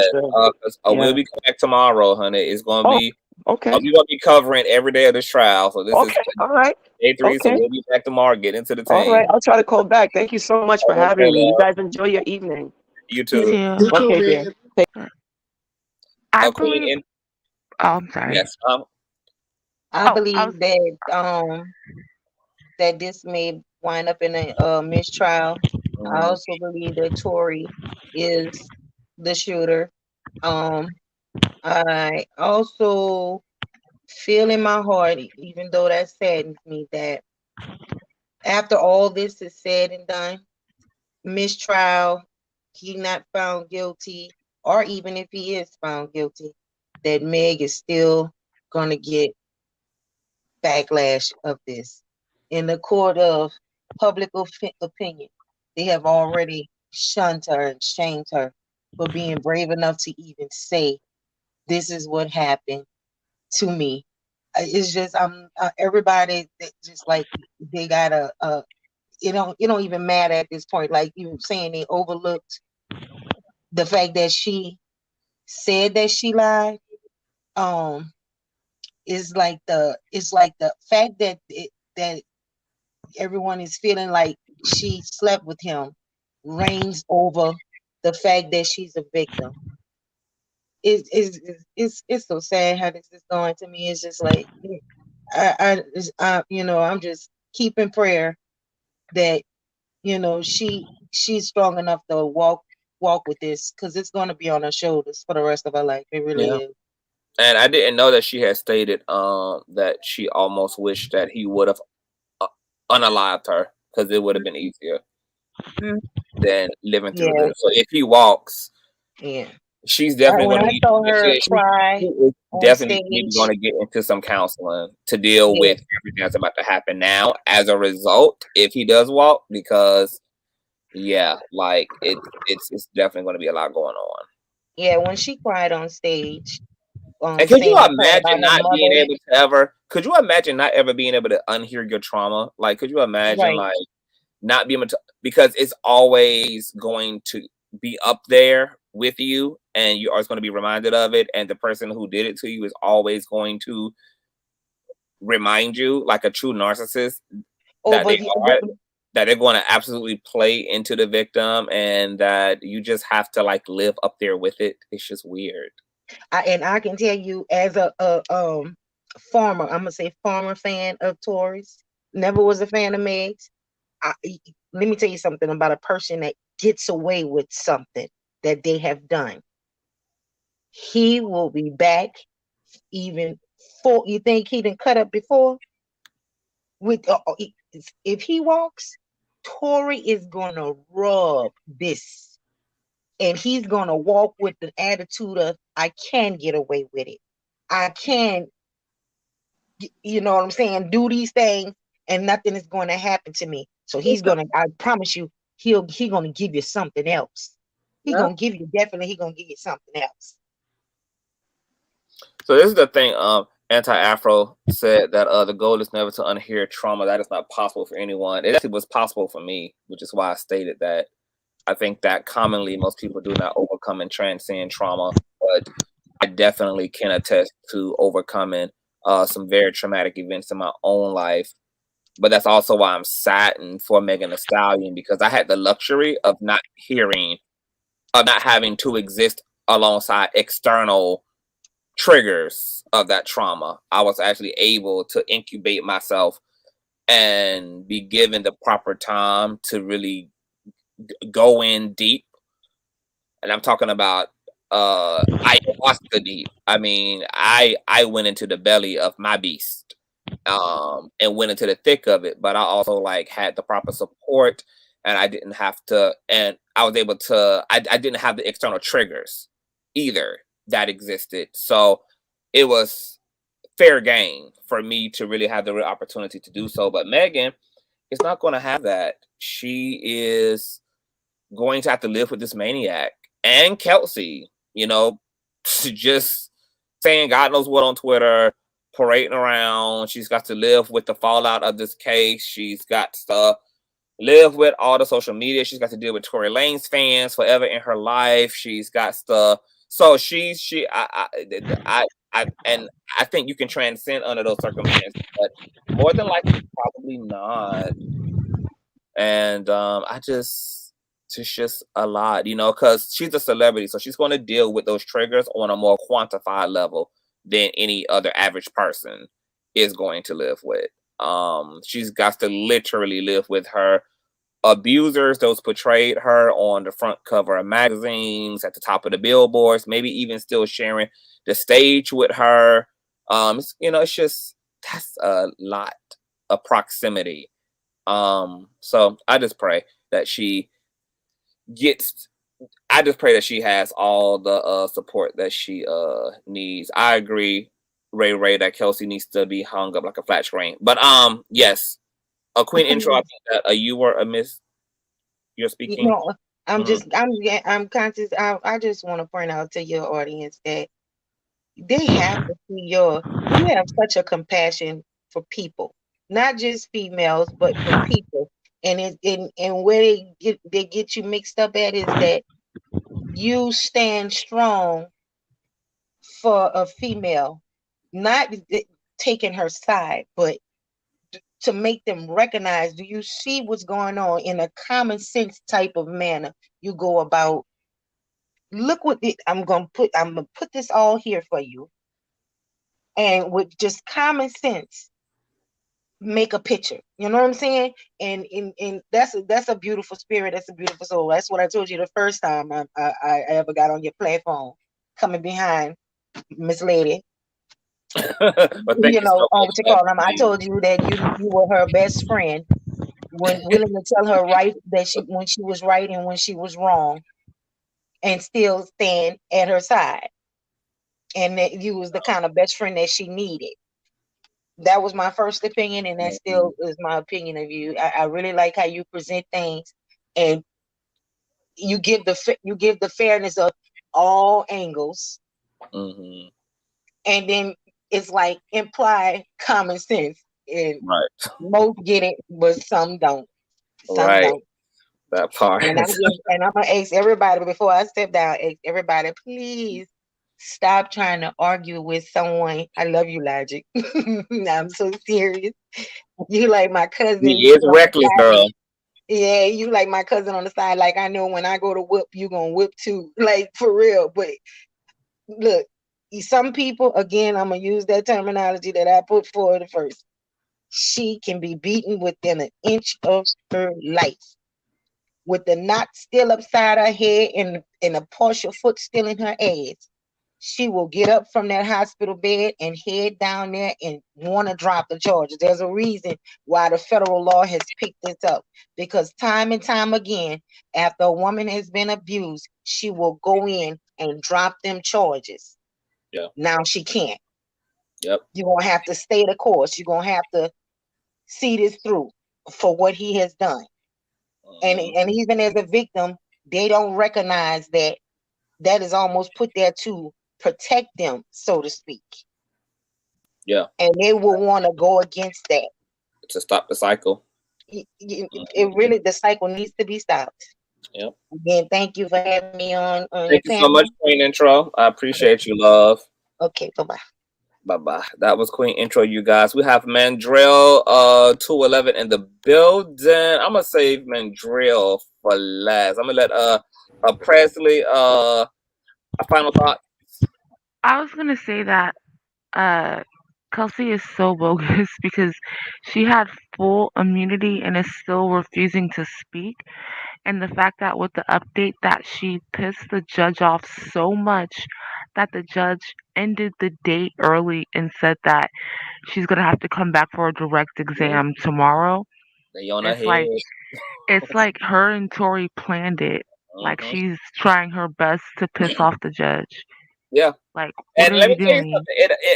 It's almost genius if they pull it off, you know, because the lawyers got them together and said, look, y'all both got to act stupid. And that's how we going to throw this whole shit off the rails. Just act stupid. Hell, y'all already have the luxury of the narrative being that everybody was drunk. So let's act stupid. Let's act dumb. Let's act drunk. Let's act inebriated. Let's act exhausted. Let's play into all of that shit. And we'll throw the whole thing into some ambiguous space and really confuse and kerfuffle the jury and all of that shit and blah blah blah. I mean, and if it works, damn sure genius. But you know, the defense attorneys are definitely doing just that, defending, and it is their job to not fight for the truth, but to fight for their client. And I know, but that just made me so mad. I was like, like you pissed the judge off so much with your that the judge actually ended the day early and said because that would piss anybody off. Like, girl, you were brought in as a whole witness by prosecutors and sat down and gave this whole fucking and then you admit that you lied to the courts. Judges do not play that shit. Judges play judges take that lying ass spirit very seriously. It's literally like an insult to the integrity of the courts. And so for her to sit down and have wasted prosecutors and investigators' time and to have willfully told them, according to her, flat out lies. And I think the judge also knows that it's bullshit.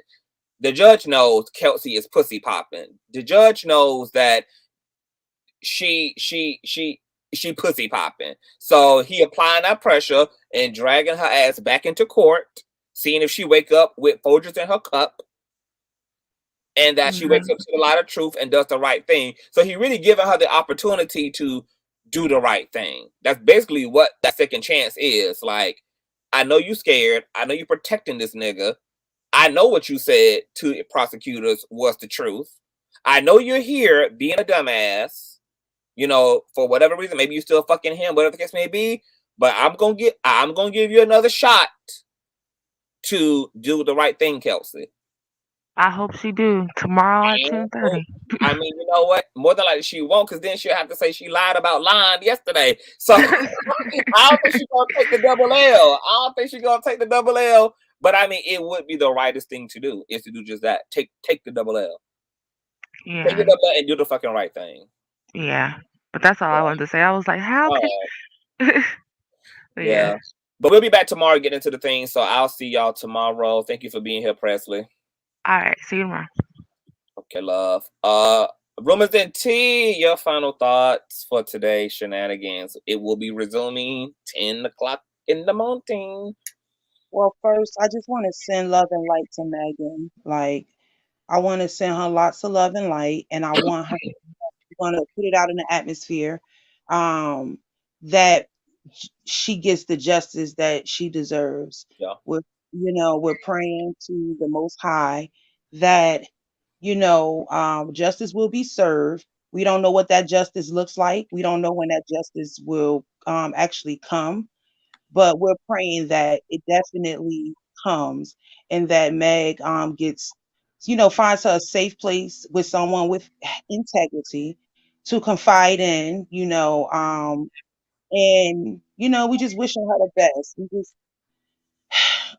It's a lot. It's a lot. Absolutely.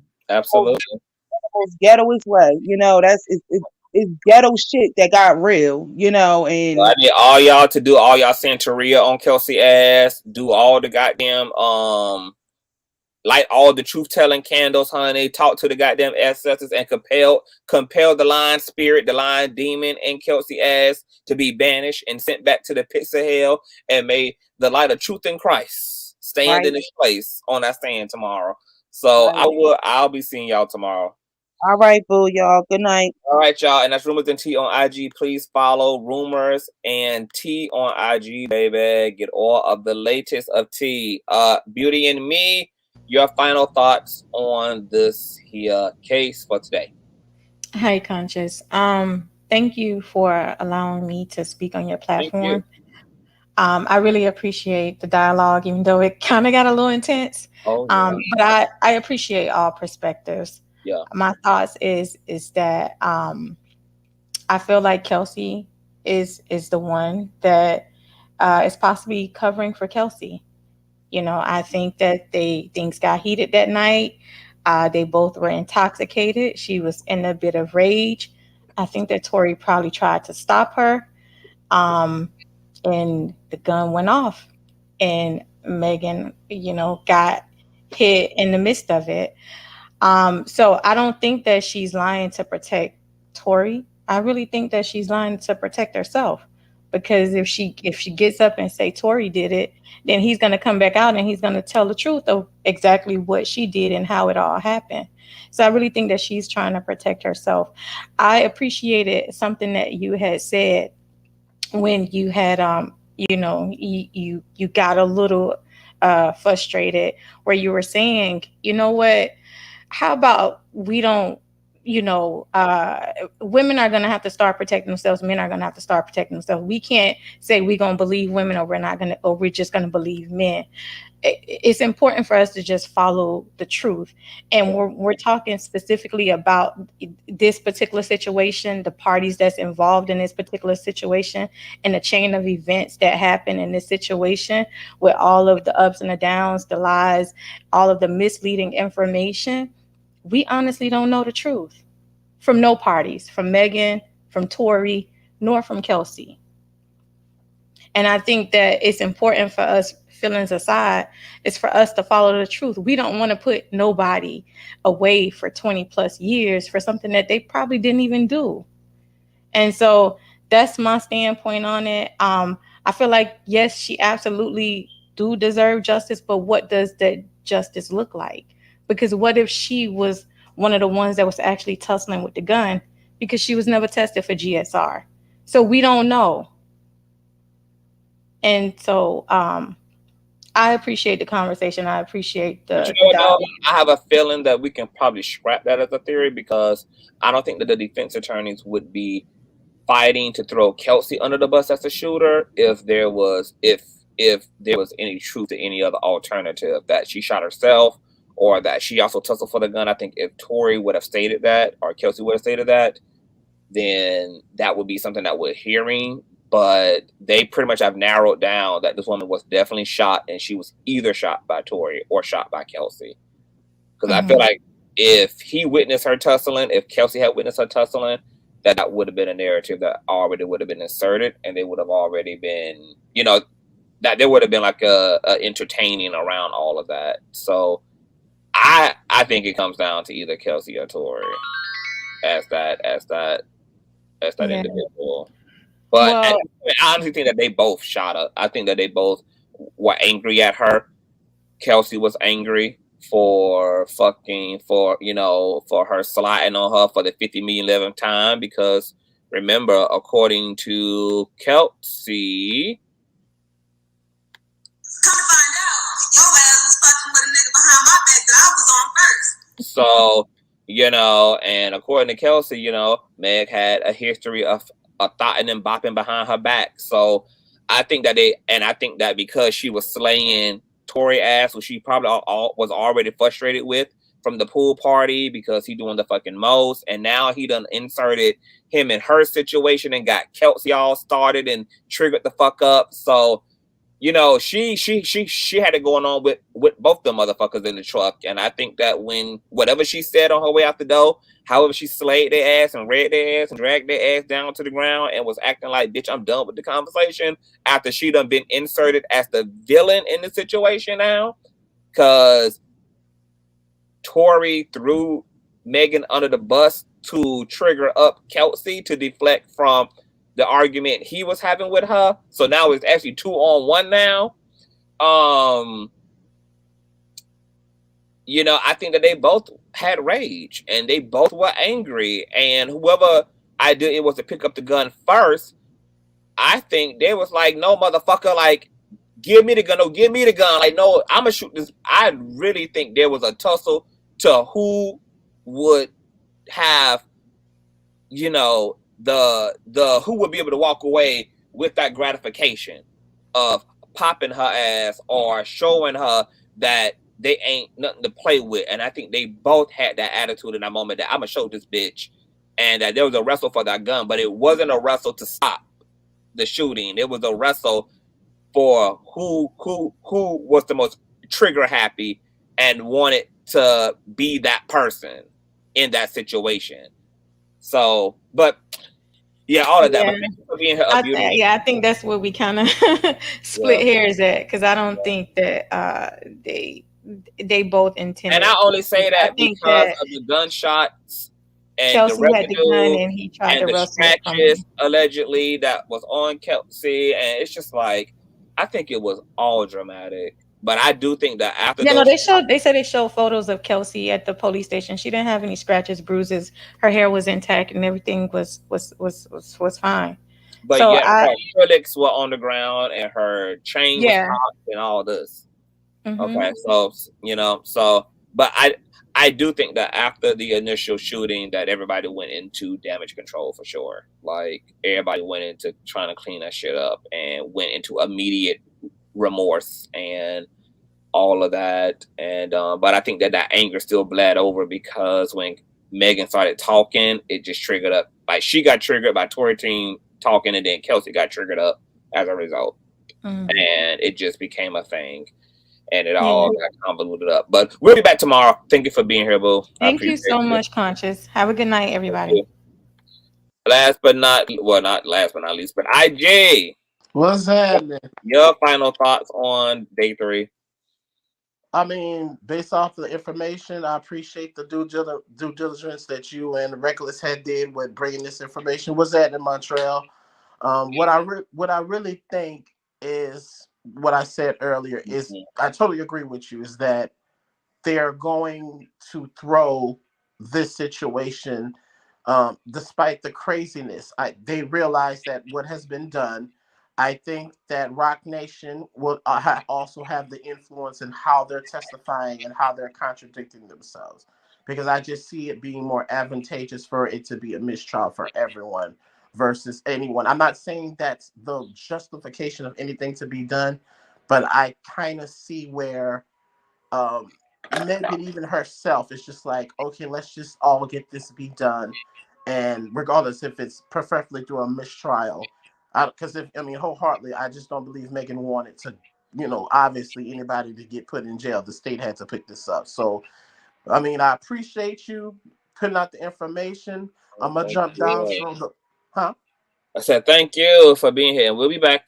We'll be back in the building tomorrow, day 4, child, of the drama. I'm gonna need a vacation after this trial. Yeah, baby, because you did. You working. This trial is off the chain. Oh my god! You did a whole. I think last night. Yeah, you did a whole fucking panel last night for 8 hours, and today you on here for 5 hours. So baby, you putting that work in. I appreciate you, Doc. That's that motivation. I'm gonna holler at Reckless, Montreal, all y'all be easy, baby. All right, babes. That was IG, you guys. Coming to YouTube very soon. Mandrill has the world behind him, honey. So okay, so you're here. What's T? Day 3 trial. Kelsey testifies. What's your thoughts? My perspective hasn't really changed much, other than last night. I'm a big picture person, right? And a very much so a root of the problem. That's why I operate at the root of the problem. Look at the big picture, get the root of the problem, solve for that. Everything else is a domino effect, right? Again, I think this is a situation where they get out, they were together, shit got out of hand. They don't want anyone to find out about it. So now everyone's lying to cover up for one person or another, but it's too public. The authorities are involved. Now, just like one of the other panelists said, now they got to see this one through. You know what I mean? Like the chick Kelsey, it's like, okay, why do you need immunity from the get-go? Like, I paid no attention to the trial. I just listened to your show. Yeah. Okay. So I was like, okay, when you said she has immunity, I was like, why does she need immunity? Like, okay, I was right. There's more going on in this one than we knew. You know what I'm saying? What does she need immunity for? Has that come out? Nope. That's the big see what I'm saying? Yeah, see what I'm saying? Like, why do you need immunity? I speculated that it was her gun. That Tory it probably would be. It probably would be, unless she was the trigger person and not Tory at all. Well, see, I don't think they would give her immunity if she was the actual shooter. I think that's like way. I don't even think that they could cover that, because she's the actual fucking shooter in this case.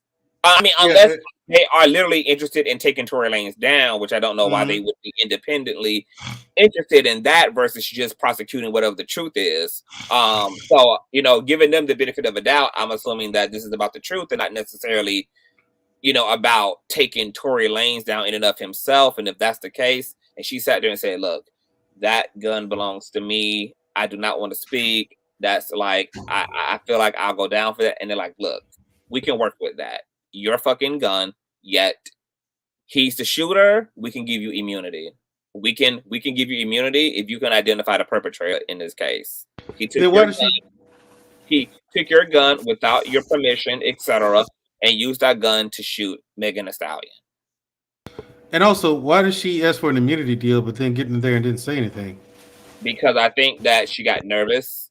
I think she got nervous. I think her anxiety kicked in. I think she just feared what a lot of Black people who participate in, hip hop and participate in these like hyper masculine spaces where it's a lot about street code and being trustworthy and not being a snitch. And she just didn't want that stigma to follow her because she plans on having a career and staying in proximity to this particular culture. And this does not look good for her to be on trial out in a Black man and saying he shot her. She probably knows if she stays, with the ghetto shit that she's gonna see many shootings, and she need to be trusted to keep the secrets of the drug pens and to keep the secrets of niggas who move in unconventional ways or moving in criminal ways, that she don't want to be that girl that is seen as the girl that, we're going to have to make sure this bitch, get out of the club before we do, the shit we do, or we're going to have to make sure, Kelsey can't be in these spaces because she a liability, honey. She bound to tell all the church's business. So Kelsey knows, like the type of nigga she run with. She from Texas. It's already been alleged earlier, that she got ties to Jay Prince, who was connected to all that Offset shit and his murder and that whole Fifth Ward situation and them niggas and they mob ties. And so there's a big picture here for Kelsey allegedly. So I just feel like a lot of Black people, she chose like, you know what, fuck this. Like, I can't go back to my community as no snitch. I can't do it. I know what I told these fucking people in September, but hell no. Like, I'd rather look fucked up in front of white people and look good before my own people. And I'm not gonna be respected as no snitch ass bitch. So I'm choosing my people. I'm gonna be true to the code. And I'm gonna zip my motherfucking lips. I ain't seen nothing. I don't know what happened, bitch. I lied. I was scared. Whatever the case may be. And and the courts, y'all white folk, y'all can feel how the fuck y'all want to feel because our only proximity to y'all is y'all signing out checks. So fuck y'all and what y'all think or whatever. I'm gonna go back to my community as a respectful bitch who keeps her mouth closed because I'm a bad bitch and bad bitches are not snitches. But by doing this, renders her immunity deal null and void. Yeah. So if anything, the thing is, if anything comes out like and she's culpable, she's gonna get the full. They're gonna make sure that they hit her with everything that they can and because she reneged on her deal, and they ought to help Tory Lanez team get her ass locked up. Since Tory team already interested in throwing that bitch under the bus as a shooter. All the prosecutor got to do is throw her ass to the wolves. There you go, Tory team. Have this hoe. Do what you will, baby. We ain't gonna fight at all for Kelsey. Y'all can just tear her up and incriminate her ass down to the ground. Don't give a fuck. Gee, I mean, I'm just like, because I'm listening to this, I'm like, yo, this don't. Nah, this is messed up because she's shooting herself in the foot, pun intended. So by doing this, because now her deal is out the way. I mean, so you think she's gotten dumber over this time? Says, "Hey, I'm not going to renege on the deal that I made with the feds because it's going to affect the way I'm looked up to in the community." I personally believe in September when she sat down, she gave her deposition. She told the story in exchange for a plea deal, and that all the bullshit happened today. Like, oh, I'm calling for immunity. All of that, like somebody said earlier, it's the formality. That was just a public display and manifestation of the deal that was already in place in September. So September, her mind was somewhere else. But once again, it's showtime and she's looking at Tory and she will also fuck this man. And maybe she really liked him. Maybe she really think he's a good guy.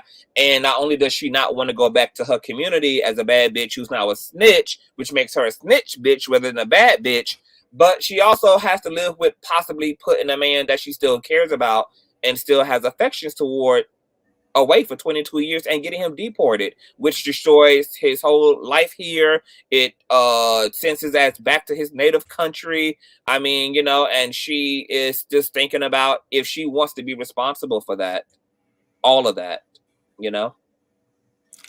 I think all of her humanness, you know, it bubbled up today, and she just couldn't stand in it. So she started pussy popping and backpedaling. Pussy popping And backpedaling. Listen, man. Yeah. You have me up here rolling with some of the stuff you say.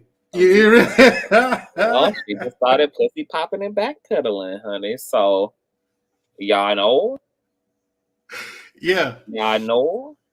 Okay. So, you know, but with her throwing the monkey wrench in the case, I mean, right now it's looking like he's definitely going to walk. This case is either going to be a mistrial or it's going to be dismissed entirely. And I think that Daquan or Laquan, the driver that works for him, the bodyguard, I mean, of course, he's not going to add anything. He's probably going to be on code when he testifies. So he's probably going to also play the dumb as hell game. I ain't see nothing. I don't know nothing. I don't know nothing. So I highly doubt he adds anything of substance to the case. He's going to help his friend, obviously.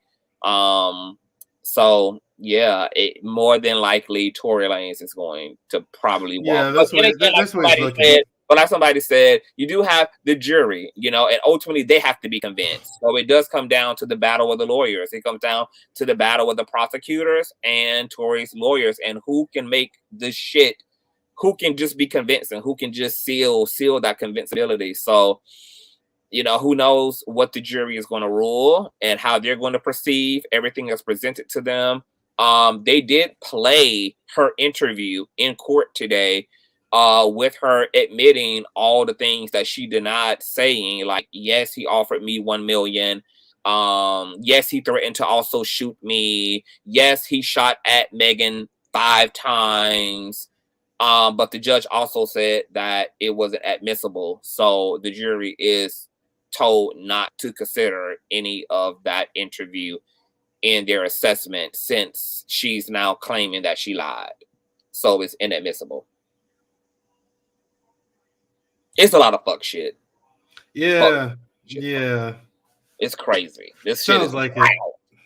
So what you think? I mean, what you think is? I think Tory, in the end of it, I think unless they really after him, I think Tory's going to walk on this one.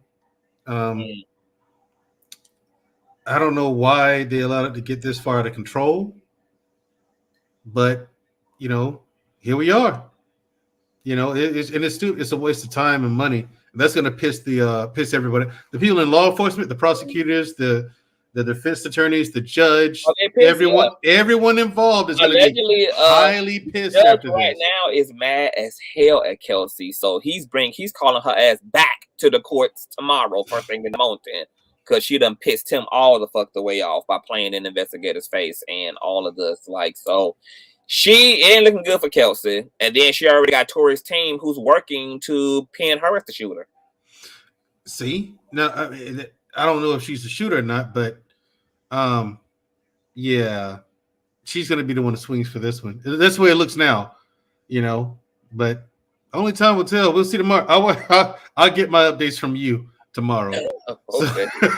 I don't have to. Yeah, y'all know me. I don't have time for this. I'm surprised you didn't bring your ass back last night, because we was on this bitch for 8 hours. Oh, but here's the thing about last night. I got off and I was exhausted, but then I did tune back in to see where the conversation was, and I was like, this is another one where only people who are qualified to have this conversation can have it. That's the end. Long and short of it. Only now, you, myself, and our logic, we could sit down and have that conversation.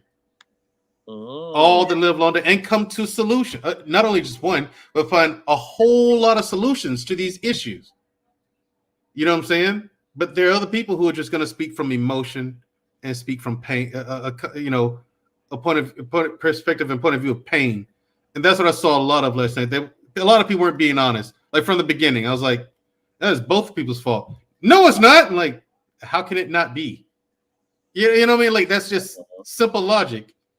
both sides of the blame. But no. I was like, from that point on, it was like I text people to come check out the conversation and watch.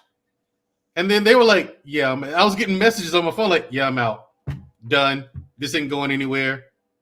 Another pointless conversation. I was getting messages like that. Like people tune in like 3 minutes, 5 minutes, 2 minutes. Like they checked in and checked right out. And I was like, that's why you can only have this conversation with certain people, certain types of people. You know what I'm saying? Because if you don't, then logical people are going to tune right out. People saying that you just saying want to smoke and it's okay, Mandrill. No, I don't. I'm fine with smoke. You know what I'm saying? You know, I don't run from smoke. I don't run from it. But I mean, there's smoke and then there's dust. Last night was there's fire. Last night was dust. I'm okay with smoke. Fire, Mandrill. I'm okay with smoke. And I'm okay with fire. You didn't have on your fireproof helmet last night. I did. They did that burning house. No, I could. And just like tonight, I got to do a show tonight in about an hour. You know what I'm saying? And what's the show tonight? Tenets of Manhood. Oh, okay. Yeah, and the thing is, it's just part one because there's so much to it. You can't wrap it up in one show. So it's just a few things that men have to teach boys in order to be men. Now, people understand. Now, what these boys grow up and do with this knowledge, that's up to them. They can go out and be Superman, or they can just be, bro man from the fifth floor, or just a bum. Oh, but no option to be Supergirl. Interesting. No, this is what men teach boys. I don't know what women teach girls. I can't tell a girl how to be a woman. I've never been one. I don't know anything about how that. patriarchal these tenets are going to be. So I will be tuning in to see. Yeah, and you should check out. There's an episode I made entitled "The Answer." And in that episode, I said, I'm going to teach you guys how to get submission from a woman, right? This is how you get submission from a woman. Now, here's the thing. Here's the kicker. Here's what surprised everybody about it. Here's what surprised everybody about it. It had nothing to do with women. Okay, they were clickbait good. Yeah, exactly. It had nothing to do with women. And the show really was about, I listed things off and explained it. And I said, this is how you get submission from a woman. By doing this. And then it's like, it did nothing but hold men accountable. It did nothing because that's the way it is. You want submission from a woman, that's going to come from you, the man. It really got nothing to do with her. It really doesn't. I mean, it has nothing to do with the woman. That's on you. You just ain't that dude. You know what I'm saying? You with a woman. She's not cooperating. She's not submission. Bro, that's your fault. You weak at some area, if not several. You need to step your game up on. Because women will recognize a guy that they can trust and depend on and count on. And that's do men ever do the work? Do men ever do the work to also trust in the leadership of their woman? Some of us do. Some of us do. Some of us do. And women can lead. I've had this conversation before, and I say that all the time. Yeah, women can lead. I've seen women. Sometimes the woman is going to have the better idea, and sometimes the man is going to exactly. And even if you're the guy, so both people have to be willing to lean in, because exactly ain't nobody gonna always be dead on in every situation. Sometimes your woman gonna have the right plan of action. Sometimes your man gonna have the right plan of action.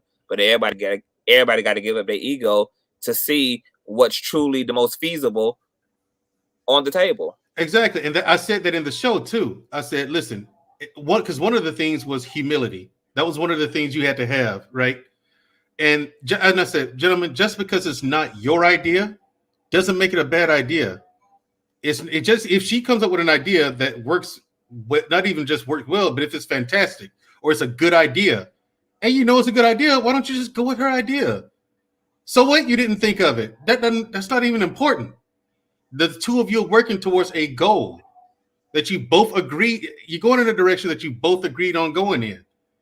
You as a leader said, I'm going in this direction. She says, all right, I'm going to come with you. And you're both going in that same direction. Now, along the way, she says, okay, I see an obstacle coming. I think this would be the better way to handle that. If it's feasible, just, all right, yeah, let's do that. There's nothing wrong with it. Like, it's like you said, and I tell people all the time, ego is poison. Pride is healthy. It's okay to have pride, but ego, throw that shit out the window. It ain't good for nobody. I agree. So shout out the channel.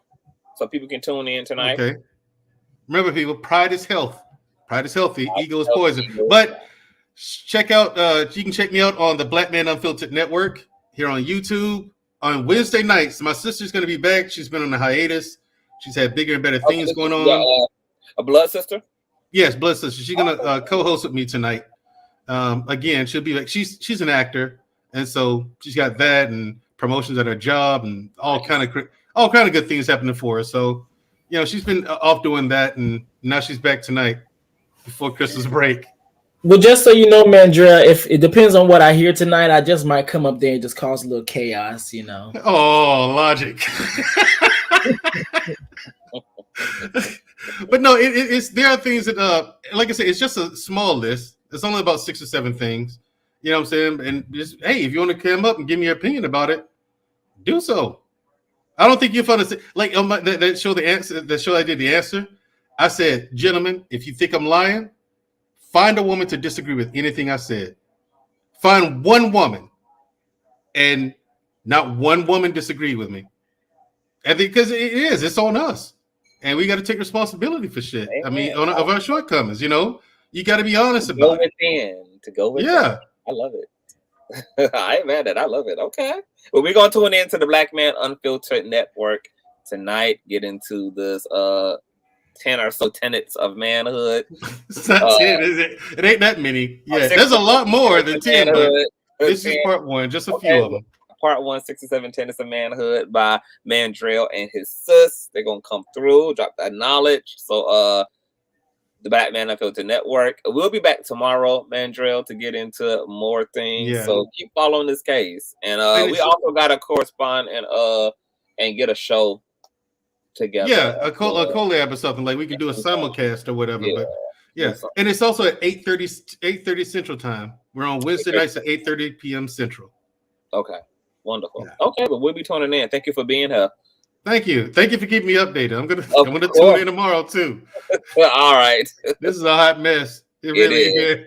It's too much. There is, but that is the Black Man, you guys. The Black Man Unfiltered. Yeah. Last but not least, the Reckless of Logic, child. It has been a very action-oriented week, girl. Mm-hmm. It has been very high-oriented. Shout out to the 1,300 folk who's in the building today. We had a house full, girl. We've been here for 5 hours. God damn. Definitely ready to go. Like so what are your final thoughts on day 3? Whatever the truth is, then hopefully it just comes out. I just want that to keep happening. Like, and let's just say if it doesn't even come out in court, that it comes out, that the actual truth comes out. Because like I said this whole time, my thing is not with people. Like for me, it's not with people that don't believe Tory did it or don't believe that Kelsey did it. It's with the people that are strictly focused on getting Tory off, whether he did it or not. And they're not even focused on the actual point that she was still making, whether she lied, said the truth, etc. She's still a victim. And another thing I did notice, even after the fact, after we had our little, back and forth, and towards the end, or somewhere in there, people was trying to say that just about she shot herself. And that's what I mean. And that's how I know that it wasn't about, it wasn't about the truth of what actually happened. It's the fact that you're trying to get this man off if he did it.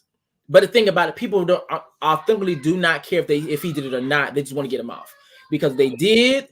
Their pendulum wouldn't swing, and it wouldn't be so much of a contradiction. One moment you're saying, Megan's lying, and next thing you know, you look over here, you talking about, okay, but Tory's like he's a pathological liar as well. Oh, she changed the story 50,000 times, but then you hold on to the witnesses' stories that changed their stories by 45,000 times as well. So these are the things that I see that I'm like, so what's going on? And even for the people that came on the panel and said they were non-biased, etc., they eventually, bits and pieces of the conversation one moment it was a, you know, I'm here, I'm not gonna be biased, and the next thing you know, you slip them saying that. I think subconsciously saying, low key saying that. I think that, you know, Megan shot herself. Okay. Like it's like, so what are we doing? Are we trying to demean? Are we trying to demean her actually being a victim? So I don't know. Yeah. Does he deserve an apology if he didn't do it? Did he give August Alsina an apology? Did he apologize to the rapper Dax? Did he apologize to the black community for lying about staging an intervention on colorism in the industry? So Did he apologize, you know, to Prince from Living Hip Hop? I mean, no, he doesn't deserve any fucking thing. But however, there's not going to be anything to apologize to, because this case is going to either hit a mistrial or it's going to be thrown out because the truth is inconclusive, not because somebody is emphatically wrong. That's what they're not more than likely going to be able to accomplish, because there's already so much pussy popping going on with the trial. And then the case itself was handled with such negligence by investigators. It was handled with negligence by police. The shrapnel is fucking missing that was in police custody. You got fucking Kelsey saying one thing to prosecutors and saying another thing on fucking Mad Day. So this case getting thrown out ain't gonna prove shit other than that the truth is inconclusive, which is why, aka, you keep hearing the theme is beyond a what? Reasonable doubt? Beyond reasonable doubt. Reasonable doubt. Reasonable doubt. Reasonable doubt. Reasonable doubt. They're not going to be able to prove that any one person in this situation put that fucking gun. There is multiple DNAs on the goddamn weapon itself. Tory Lanez hands are not, his fingerprints ain't even found on the magazines. Megan said she saw him. Kelsey said she saw him to prosecutors and told the bodyguards this. It's just ridiculous. So no, he can get no fucking apology. Like, when he apologizes for his fucking menacing behavior and, you know, for being a fuck nigga, then maybe he'll get an apology. His apology will be walking away with his fucking freedom, and his ass better be happy that his ass won't be fucking deported if that's what the outcome is. Fuck Tory Lanez. He's a hot leprechaun fucking mess, and he deserved to have been gathered far before this Megan Thee Stallion, because all the other fuck shit that he done that he's been able to kind of scapegoat through. I mean, the baby and Tory Lanez are the same person to me. Like, two fucking menaces who got good Haitian voodoo working to give them lots of fucking immunity in the world. I mean, the level of shit that men can get away with, like, I mean, the baby got away with killing, with unaliving a whole man in Walmart, left his body at the end of an aisle. I mean, my God. Like, woo child. And niggas talk about ain't no privilege. Tory Lanez is proof. The baby is proof that black male privilege is a reality. A reality. So, no apology. He needs to apologize for his ex who accused him of beating and battering and holding her ass hostage. He needs to apologize to these men he done assaulted and never gave a fair one to, okay? Because Prince was minding his business in the club when he was sucked in the mouth by Tory.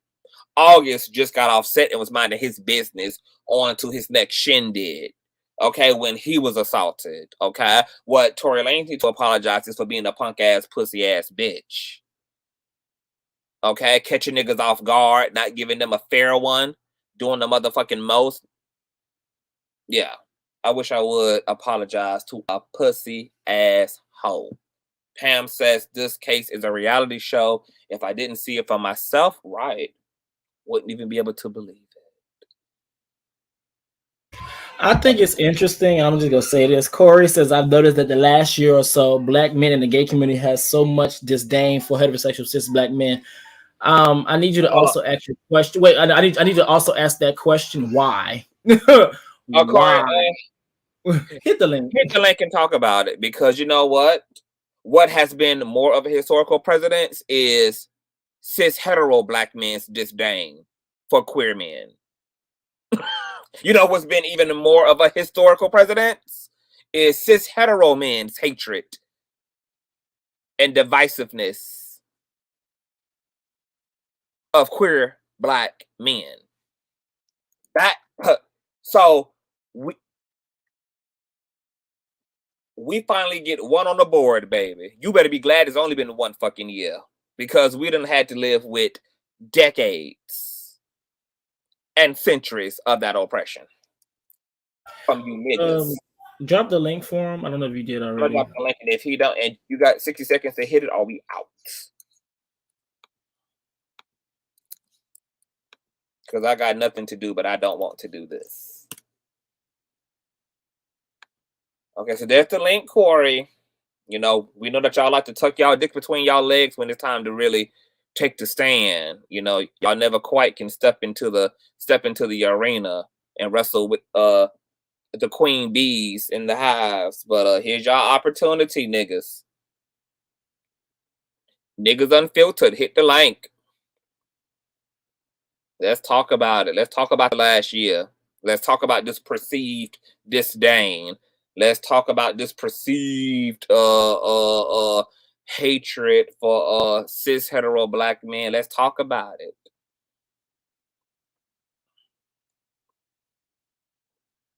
Okay, Terrell says us black men have long been hated by everyone. Okay, Terrell, hit the link. The link is there. Hit the link. Okay, Corey's still in the comment section. Corey, hit the link. I agree, cis black men have had that for gay men for the longest, but black women have had it equally disdain for y'all, yet y'all give them grace. Why? Hit the link and find out why.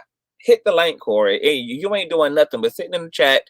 Hit the link and come and talk about it, okay? I want to dignify a response to you by actually bringing you to the actual table, okay? I don't want to communicate with you through the StreamYard. I mean, through the live chat. Hit the link. Come talk about it. This is a communal space. Come chitter chat about it. I want the niggas to hit the link. I want the men's to hit the link. Okay, let's see here. Hold on. Okay, we got Terrell Gates. Miss Barbara, I don't know why you got your motherfucking ass in the background, boo, because it is you have expired for the day. Yeah. All right, Terrell Gates, welcome to the platform. I'm trying to get your cis hetero homeboy in here, Corey, but for some reason he tiptoeing. But welcome to the platform. What's going on? Hey, how y'all doing, man? I just happened to stumble onto the live, man. Yeah, man, I appreciate you being here. So I guess you're here to respond to the conversation Corey is bringing up. So not really. They ain't my forte. I don't get into them type of things, man. Okay. I was just watching y'all more about the whole thing. Okay. So what are your thoughts on the whole? I feel like if he did it, he should go to jail. Period. Like any person that shoots somebody or injures somebody should go to jail. And I feel like a lot of people, instead of being unbiased, it's kind of they go into it with their own opinion and then feel how they feel regardless. And I don't think that's right. Like I was listening to you, and you were saying, "Oh, well, he need to apologize for this. He need to apologize for that." He lost a lot, man. I just feel like even looking at that case, he's a defense. It's his job to create reasonable doubt. Don't nobody know what happened is the honest truth. None of us will do. Right. But if you got Meg getting on the stand and leaving information out, then you got the friend getting on the stand and contradicting your star witness. It just looks bad. I don't think it's fair that everybody just, oh well, he did it and he should just go to jail. I don't did that. So you don't believe that there's so are you saying that you do believe he did it, but you don't believe that there's enough evidence? Me personally, I at this point, well, at first I ain't want to believe nothing. You know what I mean? Like I followed it like the whole time. You know what I mean? I ain't have no personal. Oh well, you know she lying or he lying or nothing like that. After I done watched through all this whole time, at this point I actually think they all argued in that car. Meg and Kelsey got in a fight on the outside of that car. I think Kelsey grabbed that gun and tried to shoot that girl, and Tory tried to stop her, and that gun went off. That's what I think. Me personally. But Okay. like I say, we still got plenty more days of trial, so you never know. You know what I mean? Nobody expected that girl to go in there and do what she did today, so we don't know what might happen tomorrow. Yeah, like that was a whole. She came left field with that shit. She Look, pulled the rug no, underneath. actually, that's what makes me lean more to. I think Kelsey had that gun and shot that gun because she basically played the prosecution so she can get immunity. Oh yeah, I'll be our witness. Oh yeah, and then you come in the court and on the day of, you know what? If I don't get immunity, I ain't gonna say nothing. They already made you star witness. But do you think that they would give her immunity if she's actually the trigger person? They gave it to her in court today. They didn't give it to her before today. They gave it to her in court today. Well, what did she agree to in order to get the immunity? Well, that's when they brought up that they brought her in. They brought her in September 2020. Well, September of this year. She done told them a whole story. That's what made her go ahead, and they went ahead and made her start the second witness coming. And then when she get to court today, hey, I'm gonna plead the fifth if y'all don't give me immunity. That sounds like she's saving her ass. So wait, so then when the judge brings her back at 10 in the morning, then it's possible that she gonna be ready to stand at her shit now that she got.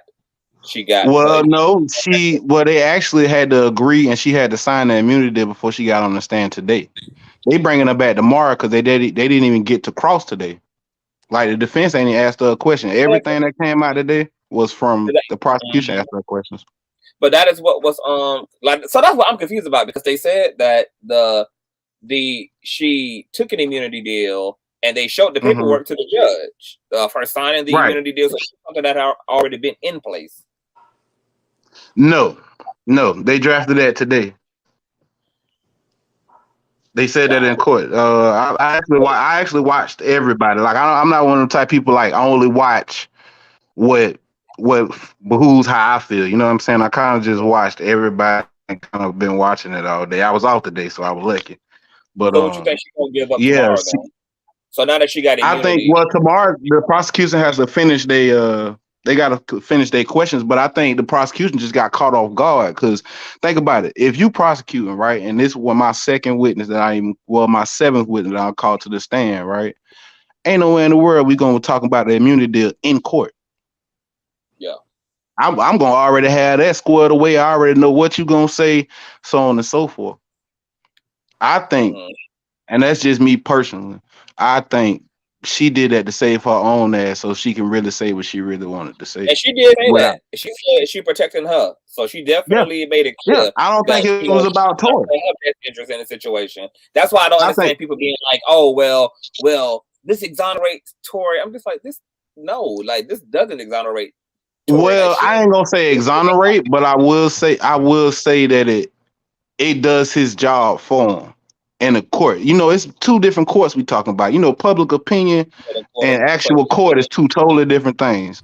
My job, if I'm the defense, is to create reasonable doubt. Can I make one of these jurors say, you know what, y'all charged him with this, but I think something else happened? That's his job. His job ain't to prove to everybody who shot who. His job ain't to be like, oh, well, she did it. No, all I have to do as a defense is say, you know, something else could have happened. And all of us, everybody call it messy. Why? Because can't nobody really pinpoint this is what really happened. For sure. Oh, see, now I'm actually getting back excited.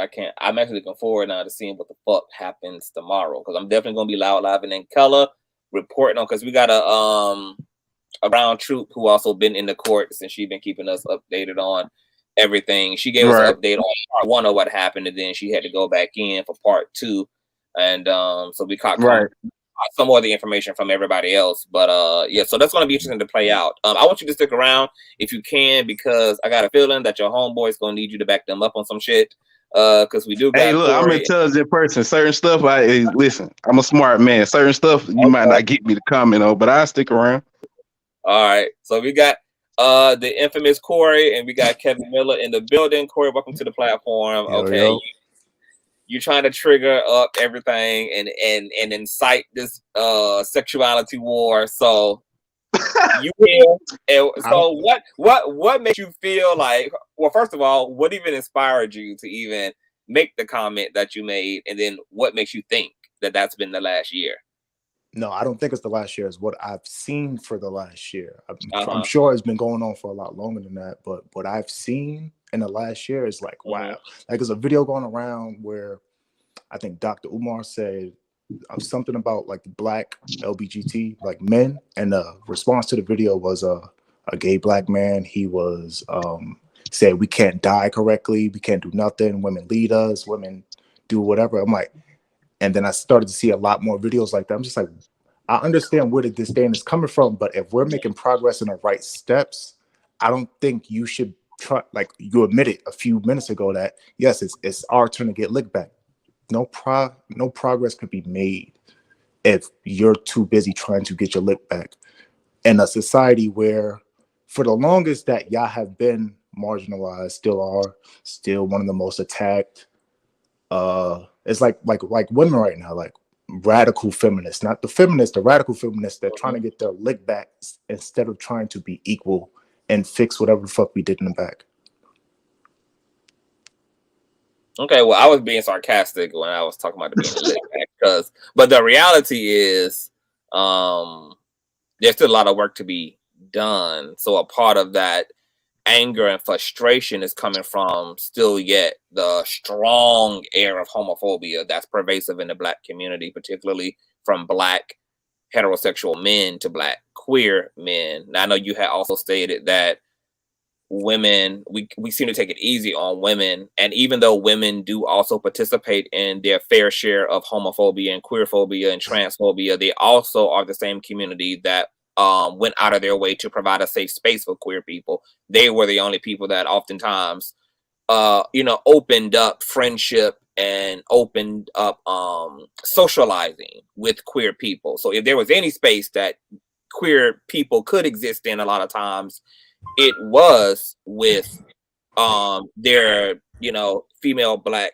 counterparts, while our Black hetero counterparts really went out of their way to disassociate and to cast us out and to keep us out of their spaces for various reasons, religious reasons, fear mongering, painting this narrative that queer men want to fuck every dude and you got to protect your asshole and protect your dick around queer men, just all the fuck shit that cis hetero Black men have perpetuated to keep Black gay men out of the space. Yes, Reckless.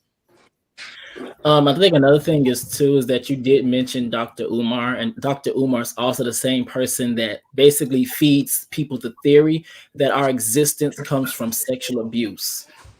So you can't have this lab scientist dehumanizing theory that completely already others us for our existence and think that, oh, I'm not being, everything's going to be, everything's going to be fine, even though I think something's automatically wrong with you guys. Everything's going to be fine. You guys are just mentally ill. So everything's going to be fine. Like, how does that work? Can someone explain that to me? I don't like him, period. I think he's an idiot. Yeah, he's a character or whatever the case is, but I think we more so have to understand that the world was a certain way for the longest, and in the last 10 years or so we have been making progress, like same-sex marriages and shit like that. Also to the point that you made, but you do know that I don't mean to interject, Corey, but you do know that, and who largely pushed against that and wore their feelings about that equality and that visibility was Black straight men. When Lil Nas X hit the stage, there's always a congressional hearing from Black straight men about queer visibility. When Billy Porter says anything out of his mouth, it's always a congressional hearing from Black straight men. So Black. I do have a question, if you don't mind me interrupting. do you distinguish? I personally don't feel like black straight men are the ones participating in the progressiveness. It's everybody else who is. But okay, should they have to? Go ahead. With that part, do you believe that's a result of the women considering almost everything a black man does do that's not hyper masculine to be feminine and gay? Do I consider what? Them not contributing and being very like out pro black male LBGT, like any association, like hanging out with our friends too much, we're being considered gay. Being associated with a gay man, we're being considered gay. Like anything that pushes us near that line, any mannerism, something like that, we would be considered that. So us not being hyper, like, damn, how can you? I want to say pro black LBGT. Can you think that would be a scare tactic? Like I mean, I'm not going to say that it's not a factor. Probably why black straight men are insecure around their politics when it comes to trans people or when it comes to same gender loving. I'm going to say men in this case because y'all tend to be more lenient when it comes to like the same gender loving women and trans men and male and women who step into the male spectrum. But when it comes to like the feminine, that's when the issue is. So I'm not gonna say it's not a factor, but at the same time, it totally disrupts this narrative that black men want to uphold in terms of kingship and being leaders. And then so when it's time to make those radical moves and to say and to be bold enough to declare, you know, your politic, I don't expect to hear from a black king that he's not doing that because the community and their perspective and his peers are more significant to him than standing on virtue and standing on his principles. So now I have the question: are black men oftentimes want black straight men oftentimes want to occupy the position of leader and leadership and being the head of the household and being adhered to and being trusted to? But how can we do that if at the same time straight black men are admitting that they are insecure and they care a whole lot about what women think and they care a whole lot about what the outward world thinks and cannot stand on a square? It's because we didn't grow up in a patriarchy. Us as black people grew up in a gynocracy, a matriarchy. Like the women have been like the head of us for what, 50 years now? 50. Yeah, 50. I'd say longer than that, but all right. Yeah. We are. I mean, it's not even to cut anybody off, but I just have a question. Do y'all differentiate like opinion from a phobia? Like, well, I might have an opinion about something that you may not like. You know what I mean? But it doesn't mean I have a phobia of it. I do, but Reckless definitely does not. But I do. Because you can have an opinion, but it can still be rooted in a phobia. Really? Like, I can have an opinion about a lot of things, but that still does not make my opinion not ignorant. I can have a lot of opinions about black people, but that still does not mean it's not. But yet that still does not mean it's not rooted in anti-blackness. That's your opinion, but it's still rooted in those things. There's an extended definition to phobia. So I think when we think of phobia, we think of fear. But homophobia, there's a longer definition to. It's not just I fear that of being gay or of gay people. It's like having a disdain or a certain opinion on them type of stuff. It's not just, hey, I'm scared of them.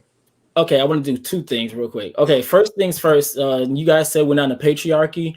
I'm gonna read what patriarchy. Patriarchy is a system of society or government in which the father or eldest male is head of the family, and descent is traced through the male line. It says 1, a system of society or government in which men hold the power and women or the divine feminine are largely excluded from it. Are we in a patriarchy now? The government is mainly ran by who? Men or women? Yes, the U.S. is a wait, hold up, wait. Men, period, all across the world, men. Okay, all across the world, a society or community organized on patriarchal lines. Whose last name do you have? Your mother's or your father's? I have my father's. My parents are married. Your father's? There we go. That's a patriarchy. Now, in terms of whether or not the conversation around fear and this phobia, the thing is that when it comes down to the fear of phobia, is different ways to showcase that.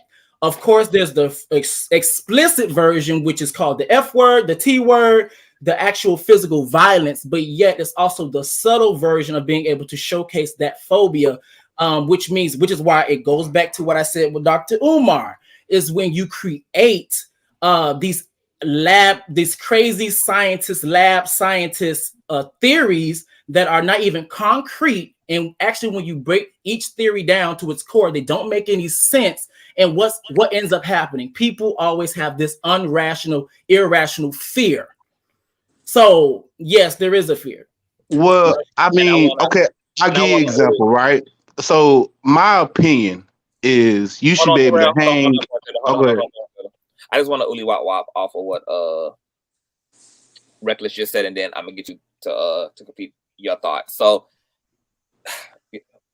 and this is where like listening to the community versus getting like hung up on semantics comes from, because like, but even if we just stick to the word, right, homophobia, the irrational fear, and I oftentimes hear this from my straight peers as well, my straight homophobic peers, is that, oh, there's no fear.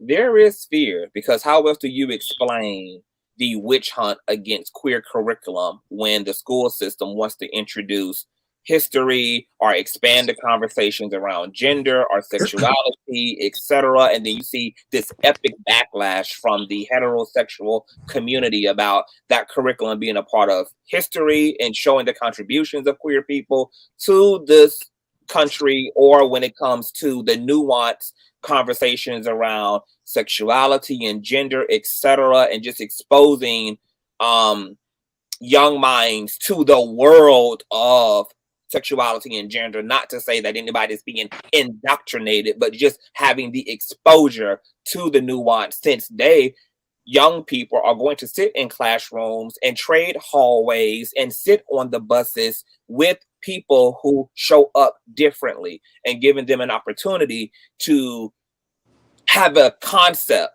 for when a non-binary person is going to be their teammate in class or in gym, actually giving forth the knowledge so that those class of people have an opportunity to be dealt with in a dignified way, rather than being met with fear and ignorance, because the parents who want to be in charge of that curriculum and want to say, hey, that's not y'all place, the school system, to do so, it's not even also going to inform their children. They're going to continue to indoctrinate them with the ignorance, with the fear, with the religiosity, which only turns them into the bullies of the queer community.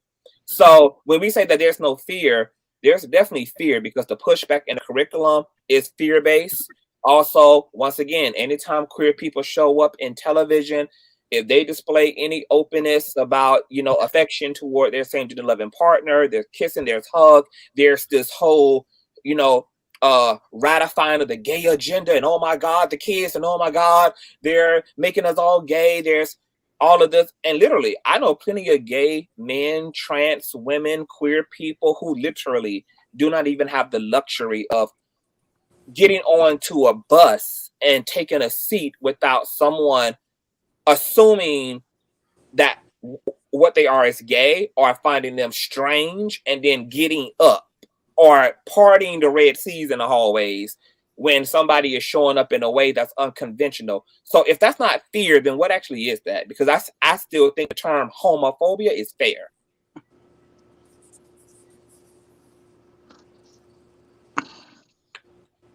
Well, you asked for equality, right? Mm-hmm. I'm a black male.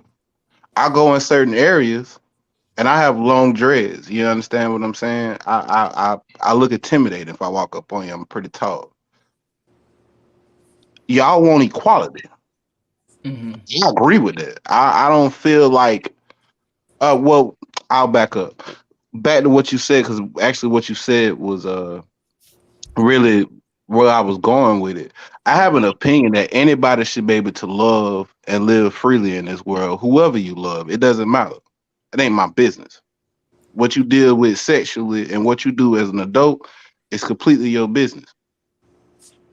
I also believe that they should not go to the point where they're teaching children or asking children, what do you like sexually? That's not what that curriculum is about. I don't think. Okay, I don't think it's like. And that's my opinion. It don't make me right or wrong. That's my opinion. It makes it wrong because it's inaccurate. Just like a person. Why you say what would make it inaccurate? Because the curriculum is not like, I think that's the thing. We guys, and there we go. When you guys think of us, you think of sex. I was going to say think that. of you guys. Well, you use the word sexuality. Wait. But when we think of heterosexuality, we think of transgender loving. nuance of love. Just like a when you guys and y'all also identify as heterosexual as well, so sexual goes both ways. But once again, you don't see a pushback from heterosexual anything. Heterosexual nothing. Because that's how you got here. It's not about how we got here, but it's not the only way that people exist. It's the whole point. And the world don't belong to straight folk. It's the whole point. No, not at all. Just straight folk. The point. The history don't belong to just straight folk. It's the point. The education doesn't belong to just straight folk. It's the point. The clubs and the rules and the spaces in this country don't belong to just straight folk. That's all any minority person is telling. That's what any minority group is telling any other. I never did. I never did say that. Well, you actually said that when you said that. You just don't feel that it should be taught to the kids. But I distinctively remember in middle school having to be forced to be taught about my dick and that dick's relationship to vagina. And heteronormative. I think that was 8th grade, but yeah, okay, I'm with you. It was actually 6th grade for me. And it was I don't know, you're from Florida. You don't take sex ed to 8th. And it was heteronormativity and this heteronormative narrative that was introduced. We also saw all of that display growing up from Aladdin and Jasmine. And I also don't feel like we should globalize why everybody feel. Oh, go ahead. I'm sorry. Go ahead. Hold on. Because y'all. Okay, so we also saw all of those loving displays as children. We saw Mr. and Mrs. Pac-Man. We saw Aladdin and Jasmine. We saw Beauty and the Beast. We saw Pocahontas and the Colonizer. We saw Mr. and Mrs. Mouse. We saw every depiction of heteronormativity and hetero love and dynamics. And this world was accepted. This world was given to young people. This world was introduced through the Cartoon Network and comic books and all. And so heterosexuality has taken up all of that space, and y'all have found it all perfectly fine. It only becomes not fine because now that space is more nuanced, and there's an inclusion of people that y'all have been afforded to not have to understand until those people were not willing to hide in the nooks and crevices of society. So now we're here and there's a conversation about a concept that's always been the case, and we're only arguing because it's us in that space. Queer people ain't literally asking or doing nothing that straight folk haven't done to society, haven't already introduced to society.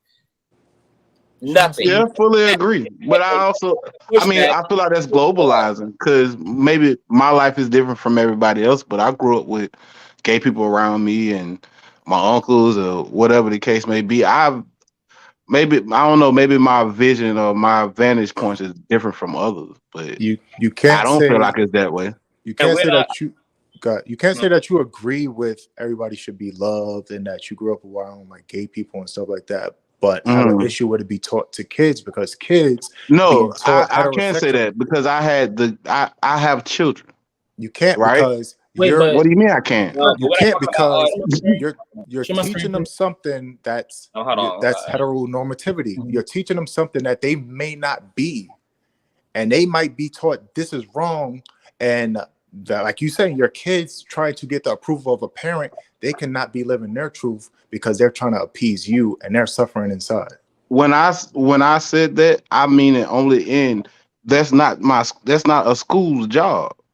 Hell no. But you don't think if my child chooses a path, I'm gonna support my child either way. That's just me personally.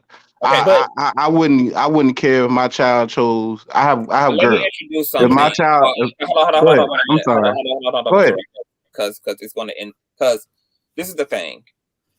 We are talking about a whole systemic issue when it comes to queerphobia and transphobia. So it's not going to be helpful to talk about your unique anecdotal experience as one of the very few heterosexual men who don't give a fuck, because that's always the claim, but yet all this homophobia exists and all this queerphobia exists. And even in your own politics, like Corey is acknowledging, on one end you're attempting to be affirming, but then yet in your politic is still a resistance, because he's acknowledging that kids are not also just straight identifying, and that's what your mentality is not acknowledging. You are catering to an expectation that a child is inherently cisgendered and heterosexual.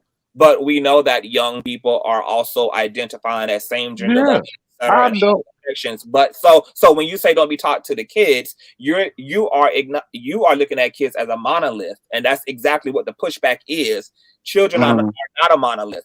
All the kids in the world, all the kids in the classrooms are not heterosexual and are not cisgender. Yeah, very much true.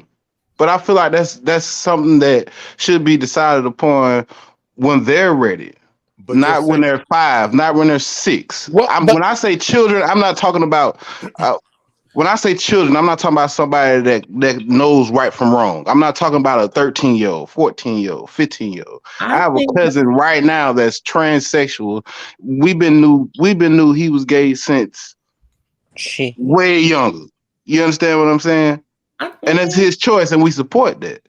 But I don't feel what I'm talking about as far as when I say children, I'm talking about actual children. Hold on. Because we're gonna have to go in slow motion here. Okay, so let's take our time here. Okay, so interesting use the word choice. That word is only and specifically used when it comes to queerness. We do not hear the word choice when it comes to cisgendered or heterosexual. So why is it that when it comes to talking about queerness, it's if that's what he or she decides, but we never talk about straight people in that way. Like, you chose. It's not a choice that's been made. And see, I know that you think that little statements like that are meaningless, but they're jam packed with all type of data about some of your unconscious thoughts and beliefs that you may not realize you hold, like the idea that heterosexuality is normal for heterosexuals and queer people actually making a choice to be away. Maybe you don't know that you think that way, but if you listen to your own language and your own psychology around the issue of gender and sexuality, and you kind of like are brave enough to go down that Alice in Wonderland like rabbit hole, you might be like Alice in Wonderland. Like you might be able to I'm just saying, like you might realize, okay, I have a yes, I mean, no, you are completely right. I believe being gay is a choice. You choose to be gay. Yeah, I do believe that. I'm not telling you you're wrong. No. And why? I'm gonna make sure that we get through this for sure. Everybody calm down and take your notes. It's all good. Tell me why you think it's a choice. Tell you why I think it's a choice? Yeah. Because you choose who to love. You get older, you realize what you like. Hold on, wait. I'm gonna say take one at a time. You choose. You do it. I get. Hold on. But just pause right there. Okay, so but you know that we have to make the distinction between attraction and love. Those are two different things. You can be attracted to somebody sexually who you don't love. You can have toward people in general, but not necessarily love them. So yes, I would beg to differ even on the choice to love, but I can give you that. But when we're talking about attraction, we also have to kind of remove like love, because attraction is kind of blanketed and kind of just general, which is why you're able to say as a straight man that you are heterosexual because you are attracted to women. Like, now who you love amongst those women will, is whatever. Yeah. You get into who you only make a sex partner out of those women is whatever. Who you only friend zone, out of those women, is a whole thing. But so can we establish that, okay, yes, people choose who they love, but people don't choose who they have a attraction towards. I believe one comes before the other. Okay, but okay, hold Because on. I mean, you're an attraction. Who you Okay, I'm gonna go. attracted to? You know what I mean? Who you attracted to? You gonna develop that with time. That's not a And I ain't choice, talking about. though. I mean, that's not a choice. And No, that's who not you're attracted to is a choice. Hold on, everybody. Just allow me to call on everybody. Just let me do this. Okay, so I would challenge that. Attraction is not necessarily a choice. Like, okay, so I'm gonna break this down to an elementary level, right? If you walk into a clothing store, Terrell, and you see a shirt that, oh my God, like this, I gotta have this. What you just experienced was attraction, and you didn't need time to cultivate an attraction because you are attracted to what you are attracted to. Like whatever is attractive to you is simply what is attracted to you. It doesn't take 24 hours per se for that attraction to sit in. You know that you are attracted to this shirt and you want this for whatever reason you want this shirt for. So if you think about your favorite foods, did they choose you or did you choose them or did they really choose you? Because when I think about all of the things I like, I don't recall making a conscious choice to say, oh, I like the color red. I just know that I do. I saw the color red and I realized that I like this color. It's more of a realization than it is a choice. I understand how that can look like the same thing to a lot of people, choice and awareness, but really all of the stuff that falls into the category of attraction, whether it's on a sexual level, whether it's our favorite movies, whether it's our favorite genre of music, are not in the framework of choices, but more so in this framework of realization. It's like I realize I love hip hop. I realize I like to dress in baggy clothes. I realize I like tattoos more so than, oh, I'm telling myself to like this thing. Because in that case, we can tell ourselves to like anything, and that's just not the case because attraction is not based upon a choice. There's already kind of a built-in, pre-arranged set of interesting shit at work in your being that makes you aware that you like something. Like I don't like pinto beans. I tried to trick my mind into finding them tasteful and they are disgusting to me. I want to vomit in a bucket when I you sound like my sister. When I put pinto beans to my mouth. I tried to choose things that I don't like, and I can't make enough decisions, enough times, and enough day to bring myself to liking that thing. So what that tells me about like or attraction is that there isn't really a choice, there just is. And see, I think that's where I ain't gonna say that's where we part because I agree with you, but I just feel like your attraction is what you like. And I feel like people should have time and space to develop what they're attracted to. Once you're attracted to something, that's what you like. If you're developing and you're hitting puberty and you know what you find as a man, I just say as a man in general, you know what? I like that boy. I don't like no vagina. Ew. You know what I mean? You're gay. So it's okay.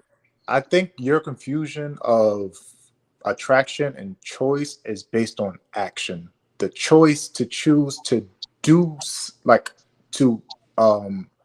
to perform a sexual act with another man versus I'm attracted to him in my head, but I don't act on it. He's still like, you could be straight, you could be heterosexual and not act on it. You could be, you're still heterosexual. Then you're sitting there, then you're sitting there lying to yourself and you need a therapist. How? Can I ask him a What? question? Hold on. Allow if in your mind you like a male, but you're dating women and you don't fit, no, you need to find yourself. That's not what I said. Oh, you sorry, acting I on something and you thinking something are two different things. Some men don't lose their virginity till they're 19. You can be attracted to women and not engage in sexual activity. Like, that's not a choice to be attracted to either sex. You can be heterosexual and not act on it. You can be homosexual and not act on it. That's not a choice. You didn't choose to be attracted to something. Your action is what you choose. Okay. Do you understand what Corey is? I don't know. I just said I hear you. Just like, okay, so think about it like this. You have an issue with certain sexuality being taught. You have no issue with heterosexual being taught inside of the schools to the kids who aren't ready to choose. Why is that? I didn't say that. You said that. No, that's what you say. You said because that's what you don't even know is being taught because it's considered the norm. That's heterosexual normality. You don't even know it's being taught. It's being taught. It's being, I don't want to say programmed, but like he stated, it's in the movies. It's everywhere. Everywhere you look, that's what's being normalized. 100%. But you don't have an issue with that part. But you have an issue when trans and homosexual is being taught. And all of a sudden, there needs to be an age limit on when these kids get exposed to the nuance of love and sexuality and etc. It's okay to realize that there is hypocrisy in your politics, Terrell. It's okay because hey, listen. I told you I agree with you from the beginning. I ain't say you was wrong. Can I just? And there's one thing I do want to just point out too, that when it comes to the children, here's one thing, and it's not to just bring heteronormatives, but the argument of not wanting to sexualizing children before puberty is actually something that heterosexuals have failed at. Let me explain to you why. Because when they ask you the question, your first response was, well, that's how we are born. So yes, that's reproduction. So is it okay for heterosexual couples which they do this all the time, when it could be a 3, 4, 5-year-old boy and a girl play, what do they do? This is what y'all say. Oh, that's so cute. Look at his little boyfriend and girlfriend. Oh, girl, he cute. Oh, he handsome. He gonna get all the girls. See, what heterosexuals do all the time, you have projected an adult sexual connotation to children playing, but you don't see it because it's heterosexual. But see, these children that are 5 and 6 and 7 that are opposite gender, they're not thinking of that. But this is only something that heterosexuals are allowed to do. And the history of neverdom, will you ever see 2 cisgendered boys of the same age and someone is going to say, hey, look at these cute boys, they make a cute couple, they're going to be the cutest husbands. Yeah, I'm not going to say that.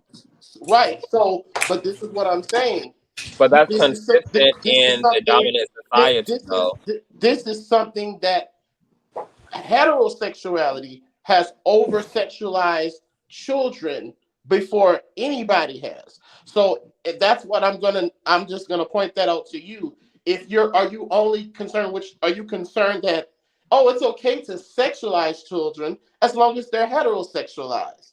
See, there's a bias there that you might have never thought about that, but because you didn't have to, and I'm not saying that to attack you, because your ideal of relationship, it's already in progress, but it doesn't make it right, because I myself is one of the people who don't believe in anybody before puberty being born, before being the gender. I think it's a gross thing to say, and I think the only reason why we as same gender loving people are saying that we are born our sexuality is because the heterosexual normative clearly spins the narrative that y'all think, not gays, y'all think that someone before puberty is automatically born heterosexual. It's impossible for someone who's prepubescent to be born asexuality. You don't start developing that till your teenage years. But heterosexual, I wouldn't say teenage years, but okay, I get your point. Yeah, when it comes, not attraction. I would say I get your point. Yeah. I'm not talking about, because you can be attracted either way. I'm talking about your sexuality, your dating preference. Right. And specifically. So yes, heterosexuals automatically assume, which I think is highly inappropriate, to project adult sexual connotation to even children playing. Children are not thinking about that. That's something that adults Yeah, would that's very much true. I didn't do that shit with my kids with little. I'm not gonna. And I'm gonna be honest. I want let kids be kids. I want Kevin and Intersex to follow Reckless. I'm gonna be honest. It's kind of because I also see the comments as well. It says, so if I disagree now, I am hateful, and this is a problem and crazy. It's just the thing that's very crazy is that I think a lot of heterosexual people want us to give them the same grace that they black, especially melanated people, are not willing to give white people. And so I think that's a very interesting thing. Can you share my screen, please?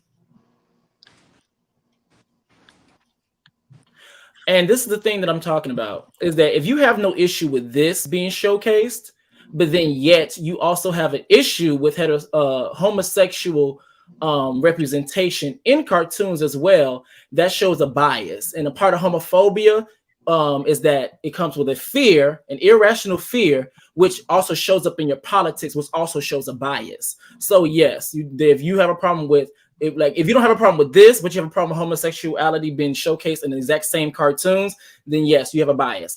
I think it's also interesting too that Mahogany Sins has said something along the lines of earlier, talking about if I'm attracted to an animal, you guys gonna hate me for my sexuality. There's a distinction between homosexuality and also being attracted to animals. Animals cannot consent. If you're able to if a dog is able to consent, then you can probably have that type of logic, but animals cannot consent to having sex with a human being.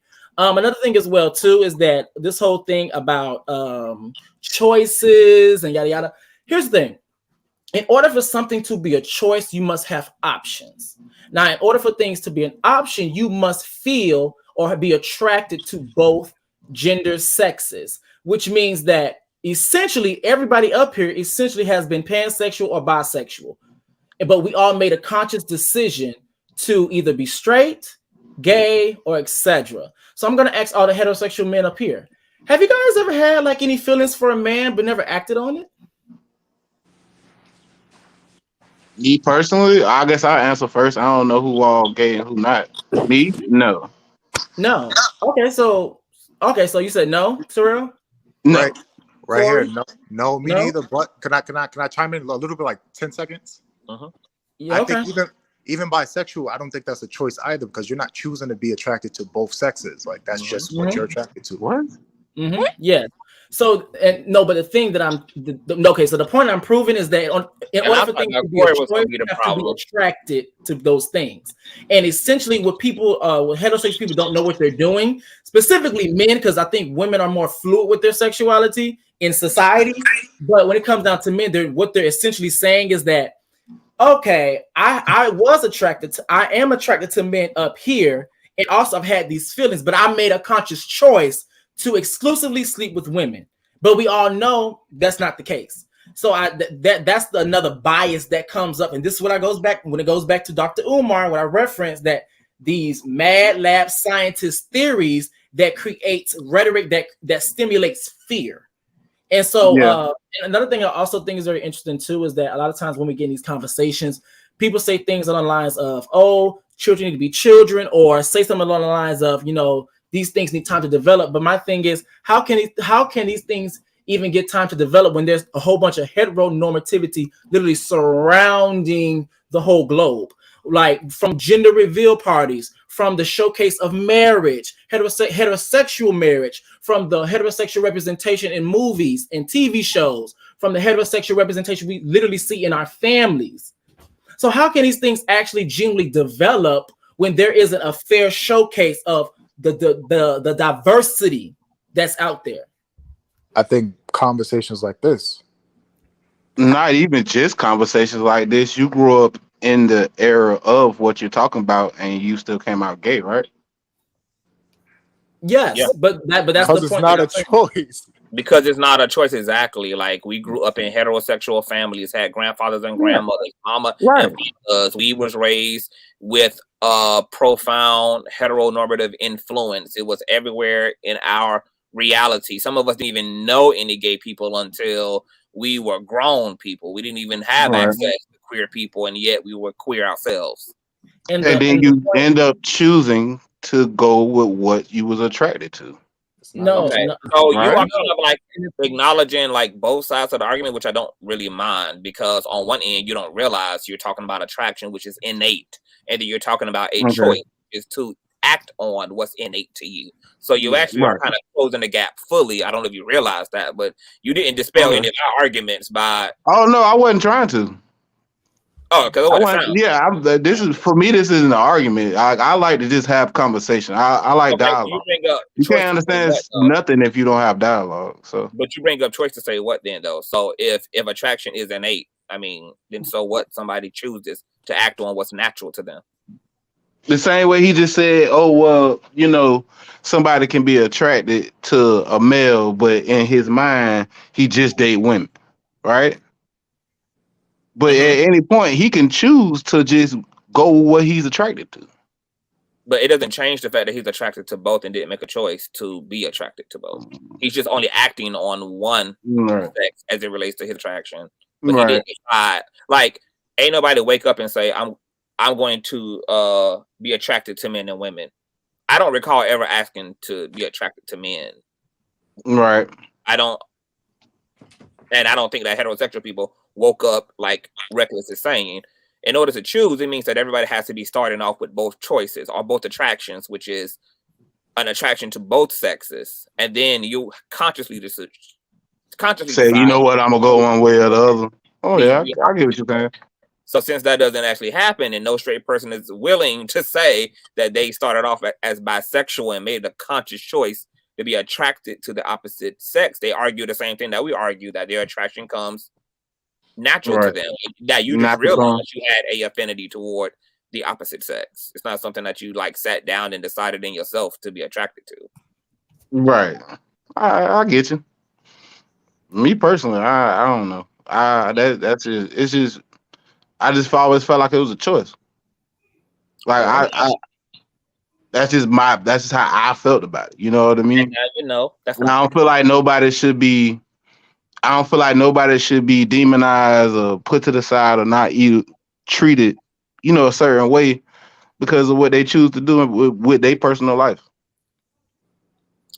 I think the thing is that like once you get new information, you're supposed to grow from it. It's the fact that you literally just had us explain this to you, and your rhetoric hasn't changed, and also agree the rhetoric hasn't changed. Huh? I was gonna say, "Oh yeah, no, you got the new I hear you, and I know that. I mean, I can walk at you. I can walk at you bubblegum. I can understand you and hear what you say, but still, how I feel about something. Yeah, same way. I think the. Say it again. I mean, hold on, IG. But see, and this is a big part of why Black women and gay men are kicking Black straight men's ass in education, because we don't choose feelings over facts. So here it is. You are willfully saying, irregardless of the education I've just been given, that also appeals to my intellectual mind, I'm just going to adhere to my feelings about it instead. That is not rational nor logical to do. And I was just about to say this, because the reason why I'm not saying just him personally, because that can't let that go, you hear me? Because what they want to say, and I'm not saying just you, brother, what cis heterosexual men have the problem of thinking that they know what works for everybody's dicks because what works for their dick. And I'm going to say, as a same gender loving man who touch other dicks besides my own, I don't even sit around thinking that I can look at the next man and say, what gets my rocks off, gotta get this nigga rocks off. So they want to, when they want to say that it's a choice, they want to keep that, because what they're gonna try to say is that, well, you're naturally attracted to women. So you would take your nature for a woman if you are sexually attracted to a woman and not choose, because that goes with the religious context of being left over to a reprobated mind and everything. They want to think that, well, hold on, I get an erection for, we're all males. And since I'm a male that gets an erection for a woman, you have to get an erection for a woman. If you don't get if you are getting an erection for a woman and you're not choosing to have sex with a woman, they're not wanting to see it without you being not attracted to a woman. And a lot of heterosexual men's minds, that's why they want to say it's a choice, because they're thinking that you would take your natural attraction for a woman that's non-existent, but just because we're males, they think automatically that you are opposite gender sexual attractive. And for you to step out of that in their mind, well, there's just no way, because all men are attracted to women, because sexually that is, because I'm a man that's attracted to women. So that's why the choice thing is gonna keep coming up, because he can't, not just him, but this mind frame cannot fathom that there are, unfortunately, and what this goes to say, and I'm not going to say this pertains to this brother, this just exposes that most of you are choosing, because there's more reasons for y'all to choose heterosexual ideals. There's more reasons for people to choose heterosexual lifestyles than there are to choose a homosexual lifestyle. Think about that. That's why more people are going to be on the down low. That's why more people are going to be in a closet. Because yes, they in fact made the choice to go with the social construct instead of with nature. And I'm gonna shut the fuck up and mute. That goes back to his bisexual choice, that I'm bisexual, but I only choose women because socially it's not accepted for a black man in particular to be bi. There's no such thing. I've never heard that before. Like, if a black man is bi, they consider him gay automatically. Like, hey, if you do something with a guy, that you're gay. Like, bi, I've never heard that. Like the consensus of a black man being bi. Like, it's always been, no, you mess with guys, you gay. If you don't mind me asking, where you live at? I don't agree with that. I'm finna say, bro, where you live at? I live in Florida. I know a lot of bisexual black No, males. he is, but they don't consider him that. They always will put the gay on him. And that's the homophobia, the queerphobia that we speak of. And he's correct. It's a gender bias.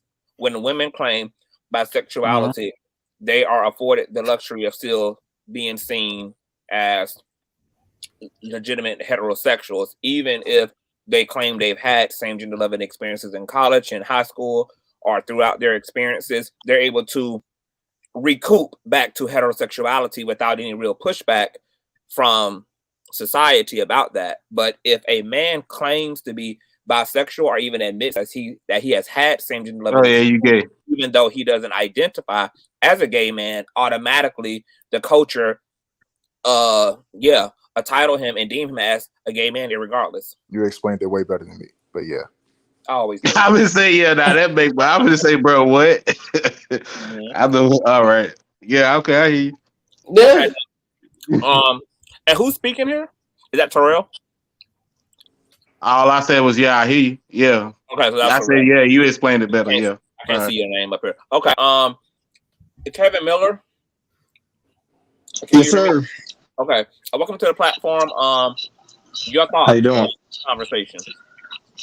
So I think one of the major problems is that people want to, and I agree with you guys that a lot of heterosexual.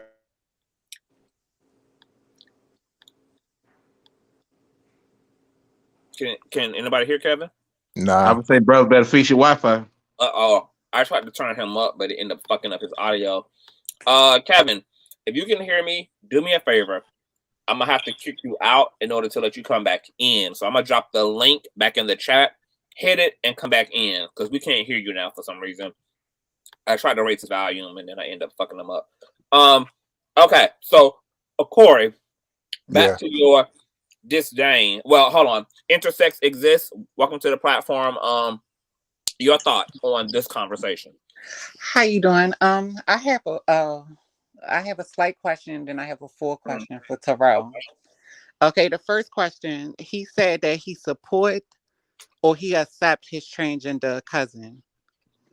I did what now? Say that one more time. I'm sorry. When you were talking about your transgender cousin, you said did you accept or you said you support your transgender cousin? Oh yeah, of course. That's my boy. Which one did you? But you just called her a boy. So how do you accept and support? I said that's my boy. Like that's my cousin. I love him to death. So is your transgender Did I cousin? accept him when he was younger and everybody like, yeah. That's yeah. She's So getting about the misgendering of your cousin. Oh yeah. All right. Yeah. Her, I guess. Miss me with the pronouns. I apologize. Go ahead. What you were saying? Intersex. Okay, so I was very confused when I don't remember what you said, but I believe you said you support her, but you on the platforms calling her him, and I was very confused about that. Wayne don't even get mad about that, but okay. Go ahead. No, I'm not upset about it, but you saying you No, I support said someone. Wayne doesn't even. Yeah, no, I don't. No, you saying his cousin don't get mad about it. But she ain't Like speaking it's not. for herself. She's Okay, go ahead. I apologize. I know I'm in a public forum. Sorry about that. Go ahead. Maybe hold on. Maybe he don't know that. Does your cousin go back and forth? No, he's fully get dressed and yeah, like he's full all the way over.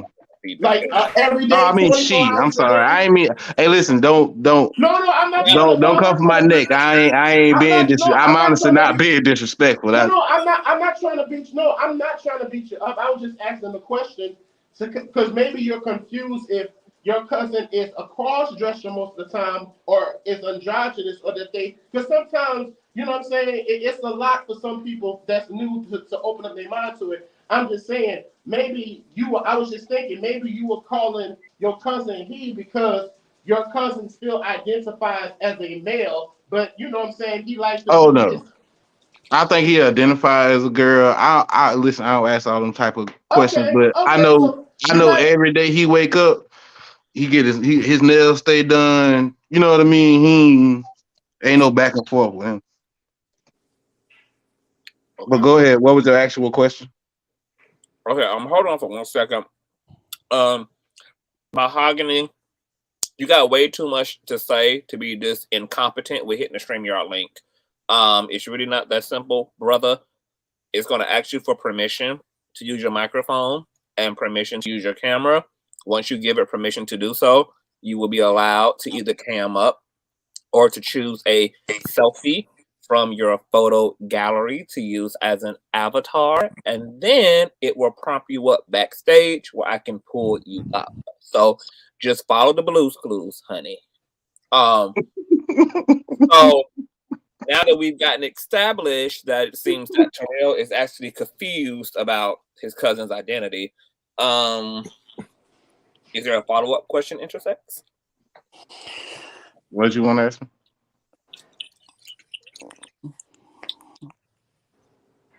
I got confused. And is your cousin trans? Yes or no?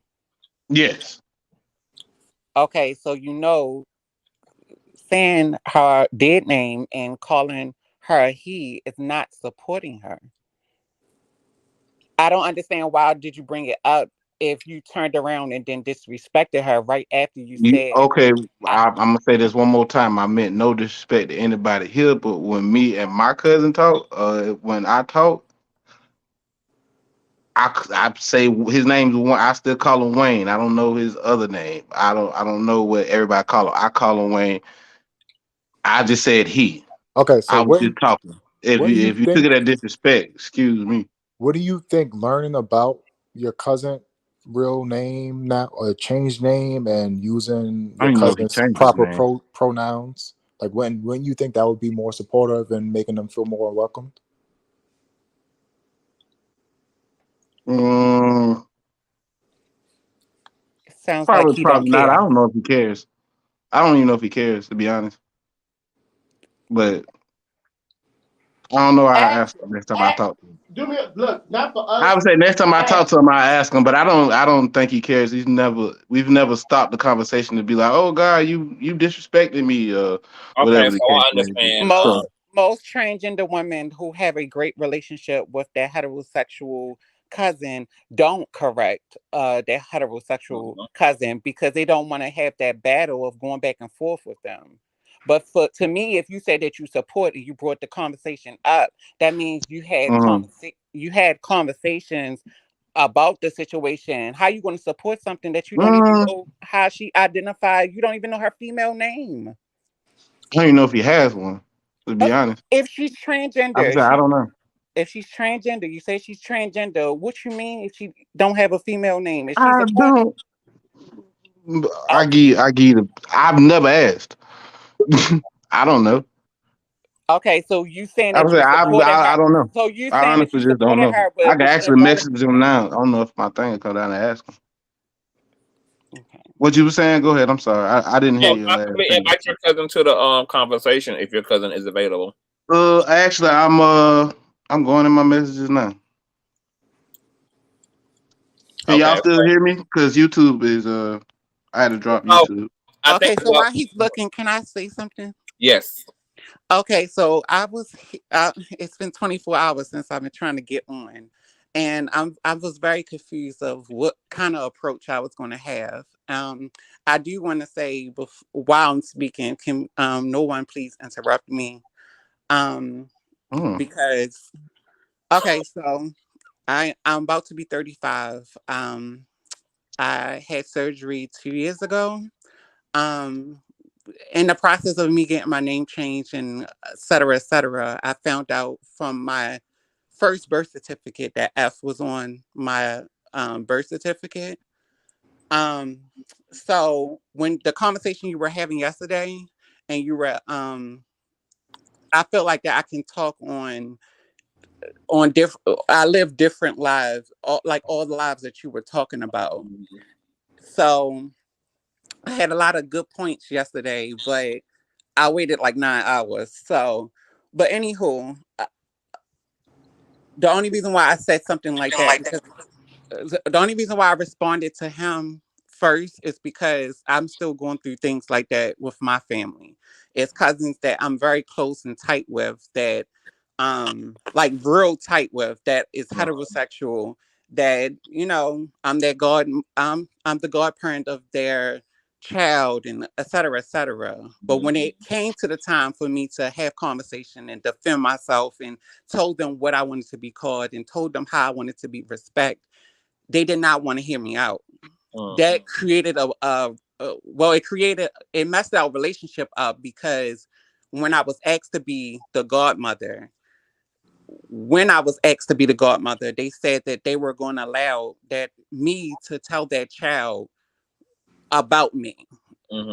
And I felt like, because he had my cousin, my aunt, his mother, we are around each other. So that was a hard thing for me, because I felt like the child already knew from conversations, from family, and et cetera, et cetera.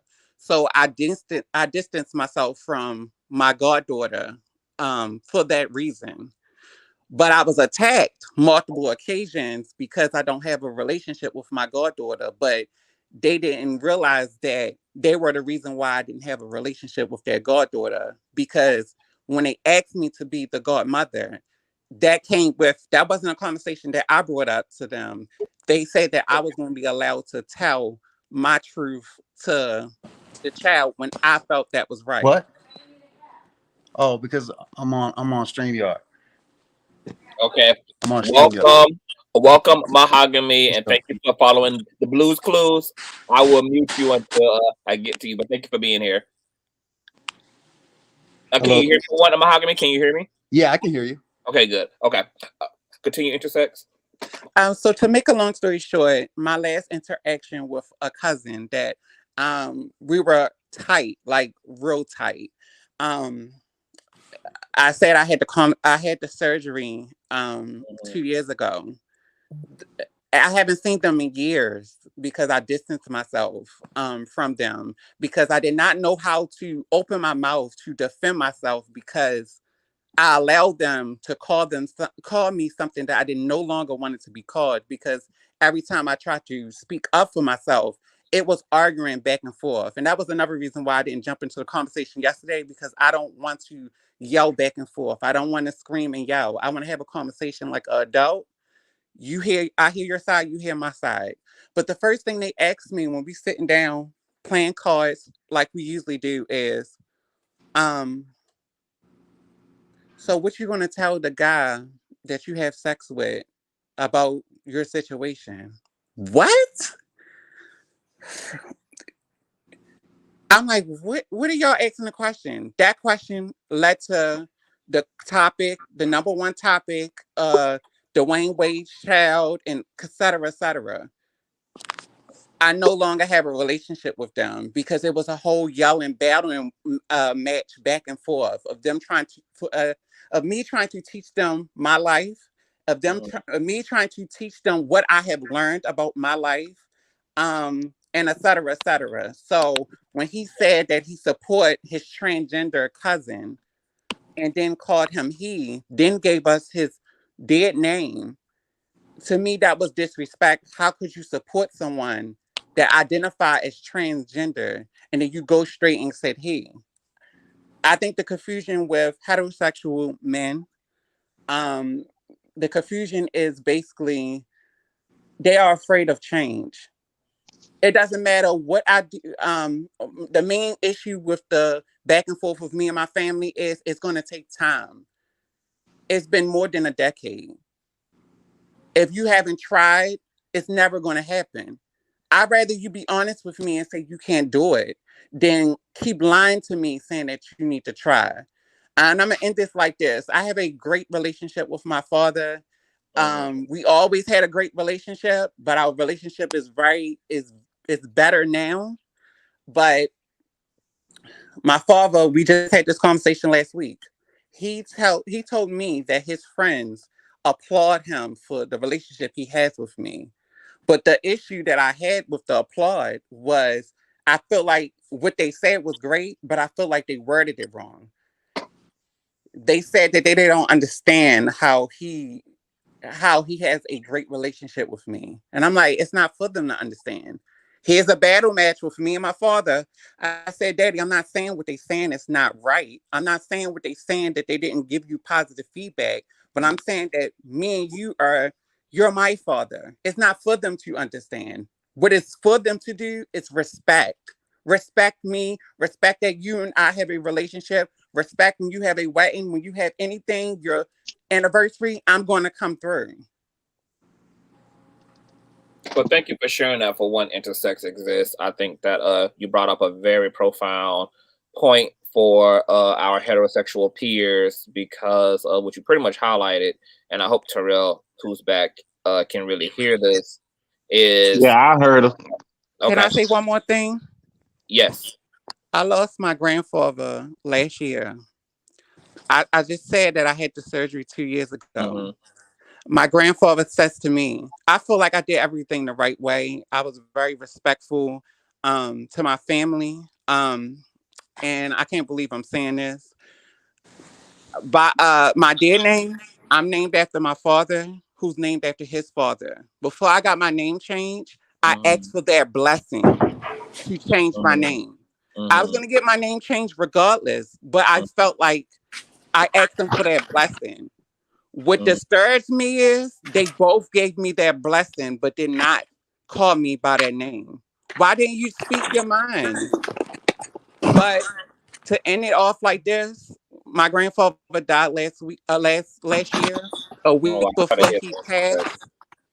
A week before he passed, he says to me, and he called me his granddaughter, and he said nice things, and it was just like, wow.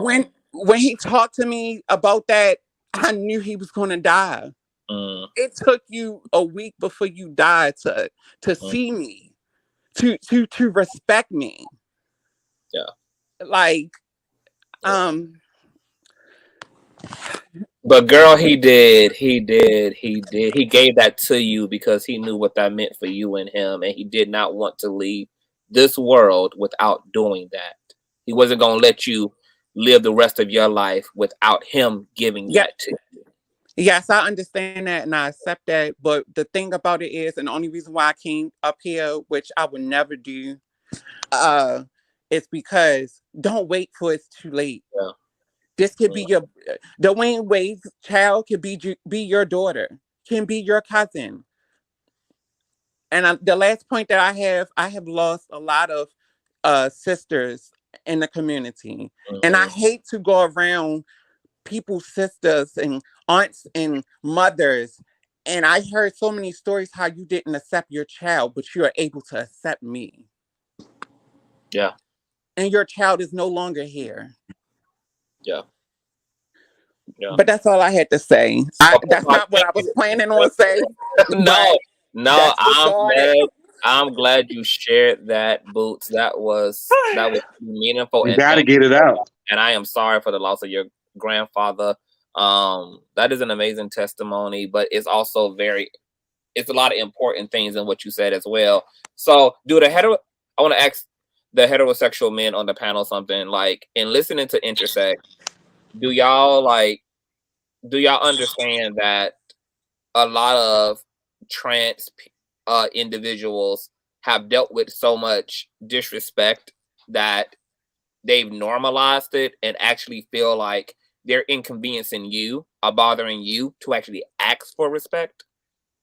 Like, Terrell, so my question to you is, would you be willing to have a conversation with your trans cousin and say, hey, I know you don't have a problem with me calling you by your by whatever name was given to your male identity, but if it's important for you to be called by the name you identify as, and for me to use the pronouns that are important to you, like if that's something that's actually important to you, I want you to be able to tell me that so I can give you that as somebody that I love and somebody who I know loves me.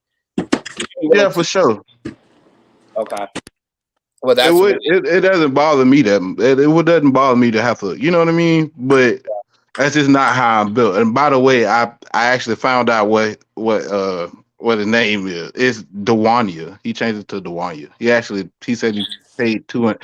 He's at work right now. I tried to get him to come on the screen or whatever, but he said he's at work right now. You're still using he and his. Okay, hold on, wait a minute. But Tourette has already established that his cousin allows him to do that. So, but that's why I propositioned him with a follow-up conversation with his cousin to see what she would say to him.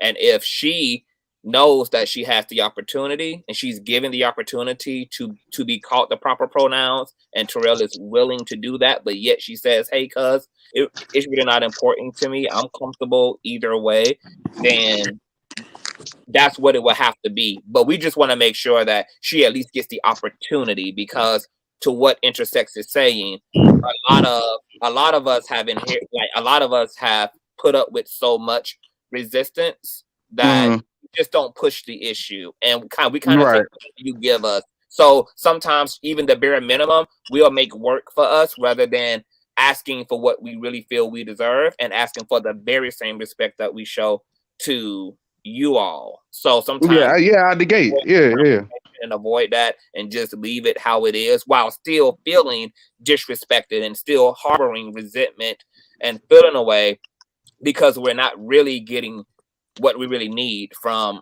our support base. So, and I just I kind of want to piggyback off that and say, what's everybody deems as support and disrespect ain't the same with everybody. I'll give you an example. Like, I have a cousin. His name's his birth name is John. He's not trans or whatever, but he's gay. He changed his name to Amore. Nobody called him John no more. All of us call him Amore. That's his name. You know what I mean? But that's how he feels. That's what he likes to be called. And I'm talking about everybody from me to my grandmama. Like, everybody calls him Amore now. You know what I mean? It's never like, sometimes I feel like people think it's disrespect, and it's really not. Not to say it's not people that don't disrespect. You know what I mean? I understand. Everybody ain't the same. No, a even more like appropriate example is there's a personality by the name of Flame Monroe, and she identifies as he, she, we. And she's a very controversial figure amongst the queer community because, but you know, she also has like, you know, she's one of those people who would argue too that like, you know, I don't care, you know, you can call me, you know, the spectrum is fine, blah blah blah. So yes, people do. Respect is subjective, it's different for everybody. But I think like the most important thing to take away from what Intersex shared with us is just understanding the plight of the minority within the minority within a minority of persons, and understanding that they sometimes won't ask you for something that they do want, but if you love them enough, just always ask them about their experience and talk to them about their experience, and just let them know that the space That is you safe. care. Yeah, Yeah, like that that you care. relationship is safe, and that, you know, Your love for somebody should not change regardless of what or how they choose to live their life. If you love somebody, you love somebody. That's, you know what I mean? That's how I view it. correct. Okay, so Some right people there, go ahead. I want to get to monogamy and Kevin as well. I know Kevin was about. I forgot where we was. Kevin, can you hear me? Yes, sir. Can you? Okay, I kind of forgot where we picked up at. I mean, I forgot where we was at because I think he was about to respond to something, but I don't even know what the hell I was asking you. So we were kind of talking, and this was kind of some of this. It was about what Terrell was talking about earlier. And what I was saying was that I think too many people, and I'm not saying necessarily Terrell individually. I mean, I don't know all this viewpoints on this, but I think a lot of heterosexual males try to impose their beliefs on other people. I'm a firm believer that what you eat don't make me shit. If somebody wants to be gendered however they want to be gendered, it doesn't bother me. I think that people should be free to do what they want to do. You know, like I personally, I wouldn't, if I don't have choice, but if my girl got pregnant, I wouldn't want her to get an abortion. But I don't think that abortion should be legal, because just because I wouldn't get one doesn't mean that that's a justification for me to tell all people that they shouldn't get that. And I think it's the same thing in the trans community. Just because I'm not trans doesn't mean that those people aren't really trans, and it doesn't mean that they shouldn't be able to live their existence with the same level of respect that I would expect people to treat me with. And I think a lot of the problem is people get in their silos, and they want everybody to basically view it the same way as them. And you got to realize that, you know, people are different, and, you know, everybody deserves respect regardless of how they identify, regardless of, you know, what you think about it. I think that people can have their opinions or whatever, but when it comes to like policies, you shouldn't treat people different based off of how they identify, based off of, you know, who they choose to love. I think that's all bullshit. And I think, you know, it's very similar to people who are anti-abortion, and maybe they're Christian and they believe that, you know, it's whatever, but it's like, does that give you the right to dictate your religious beliefs on me? No. You know, I might not be Christian. I might not believe in that. So do I have to believe it because you believe it? That's bullshit. And I think it's the same thing with the trans community. You don't even have to agree with everything. That doesn't mean that they shouldn't have the right to do it or have the right to express themselves with what makes them feel comfortable. And I think, you know, it's a respect issue. It's an issue of seeing people as equal. I think the only thing that I would disagree with, and I don't know if anybody, you know, would have a problem with this or not, but I think that when it comes to like sex ed, all that should be done in middle school. I don't think it should be in elementary school. And I think that should be for heterosexual, trans, or anything like that.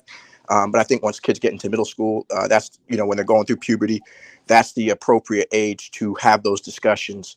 And I don't think that you can exclude a certain subgroup of kids because maybe they aren't the majority. That would be bullshit. That's like whitewashing, you know, black people in slavery. It's the same thing to me. So that's kind of how I view it. I totally agree with you, because that's what I was saying earlier, is that it's a problem in Western American society, regardless of the sexual orientation, of introducing sexual adult connotation on children.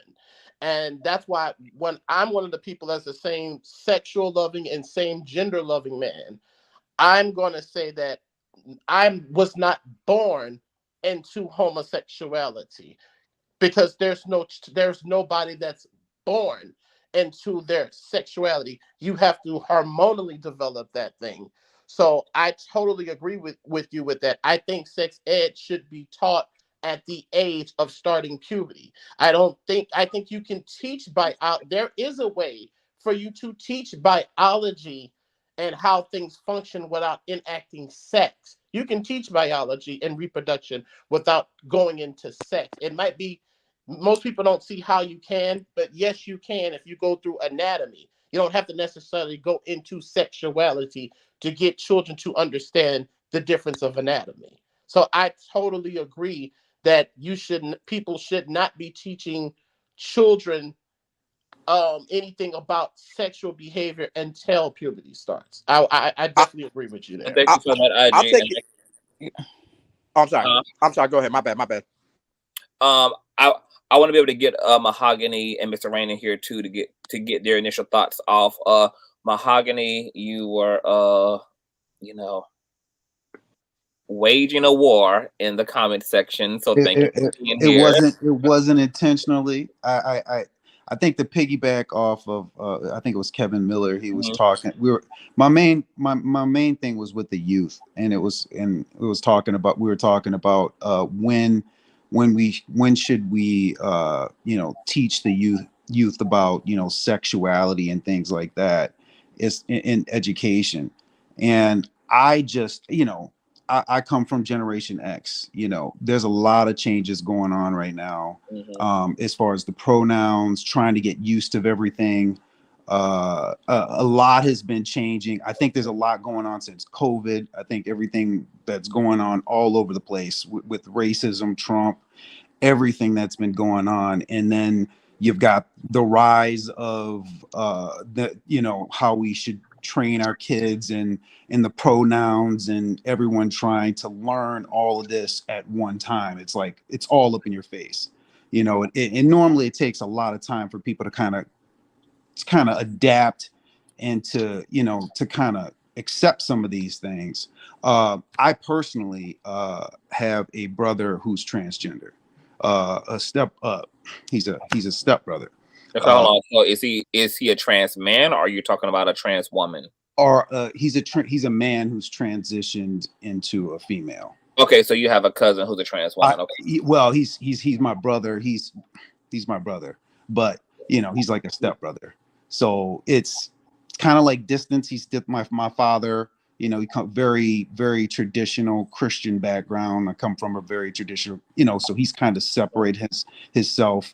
We still keep in contact, but I've never been I know just the rhetoric that I've been hearing, I was in the chat, but the rhetoric that it just comes off and is cis men. Like I said, I'm learning a lot of these pronouns and things like that, where it's a lot of the negativity towards men, straight men, heterosexual men in general. And I've never had an issue with who someone loves, or like I said, who you love is who you love. I feel like everyone deserves equal opportunities and rights to do what they want. It was just the only contention that I had was, when should we teach the youth about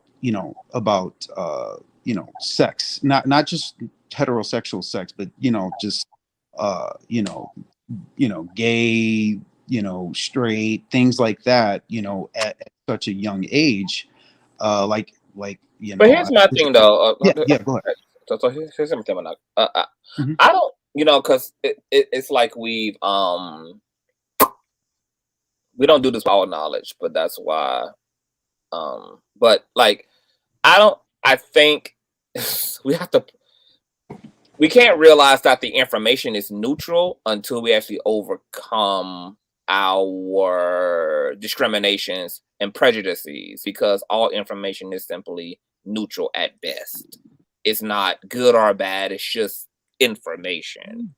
So if we can dismantle our own prejudices, which removes the fear mongering that we attach to certain information, it allows us to better prepare that information for a young mind. And so it begs the question of what's happening in the mind of you when you think about a 7-year-old boy being shown images of a non-binary individual, or being shown an image of two young boys holding hands, or like, so what's happening to you? Like, tell me what comes to your mind. You know, for me, when I see those, all right, so when I see it, it's kind of a shock to my body. You know, I you know, like almost like a light queasy feeling in my stomach. Like it just, not that it's a problem, but it's,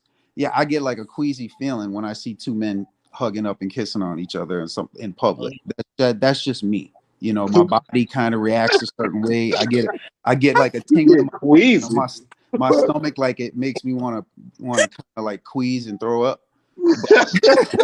But that's just me personally. Wow, that homophobia is deep down in there. It's in the belly. My body, yeah, my stomach. Like I feel like a queasy feeling, like, oh my God, you know, and then I turn away. But you know, like I said, what to each his own, you know. I guess my main thought would be the reason. Well, a question for you, in a perfect world, what would be the end goal for where you want? What would be the perfect idea utopia for you, where everything is perfect? Like, what would that look like?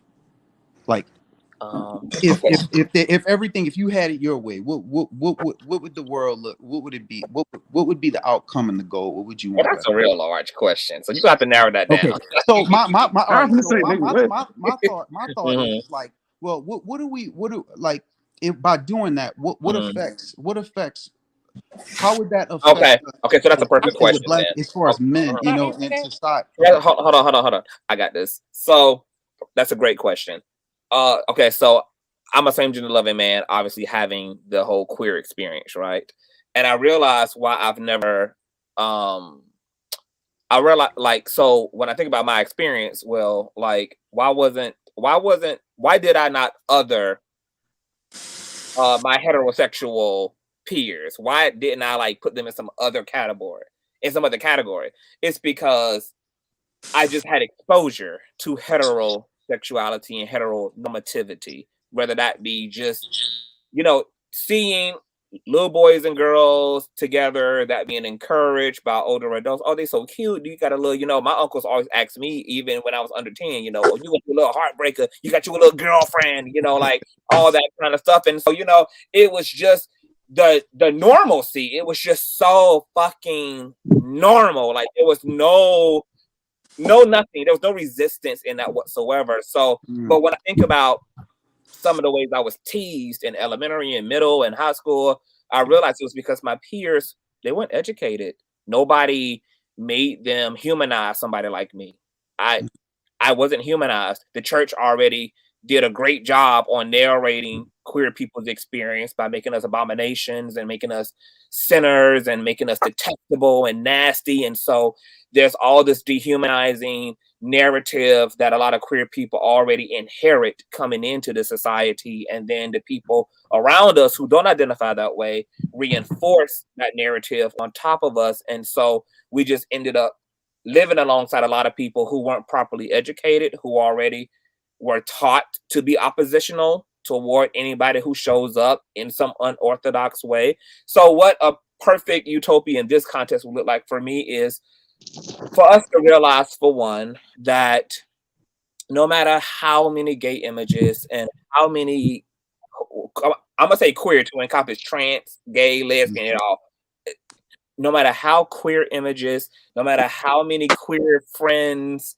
no matter how much queer content any of your children bear witness to, it cannot influence their orientation. As IG said, these are the responses of something that your hormonal development produces this reality. It's not a conditioning thing.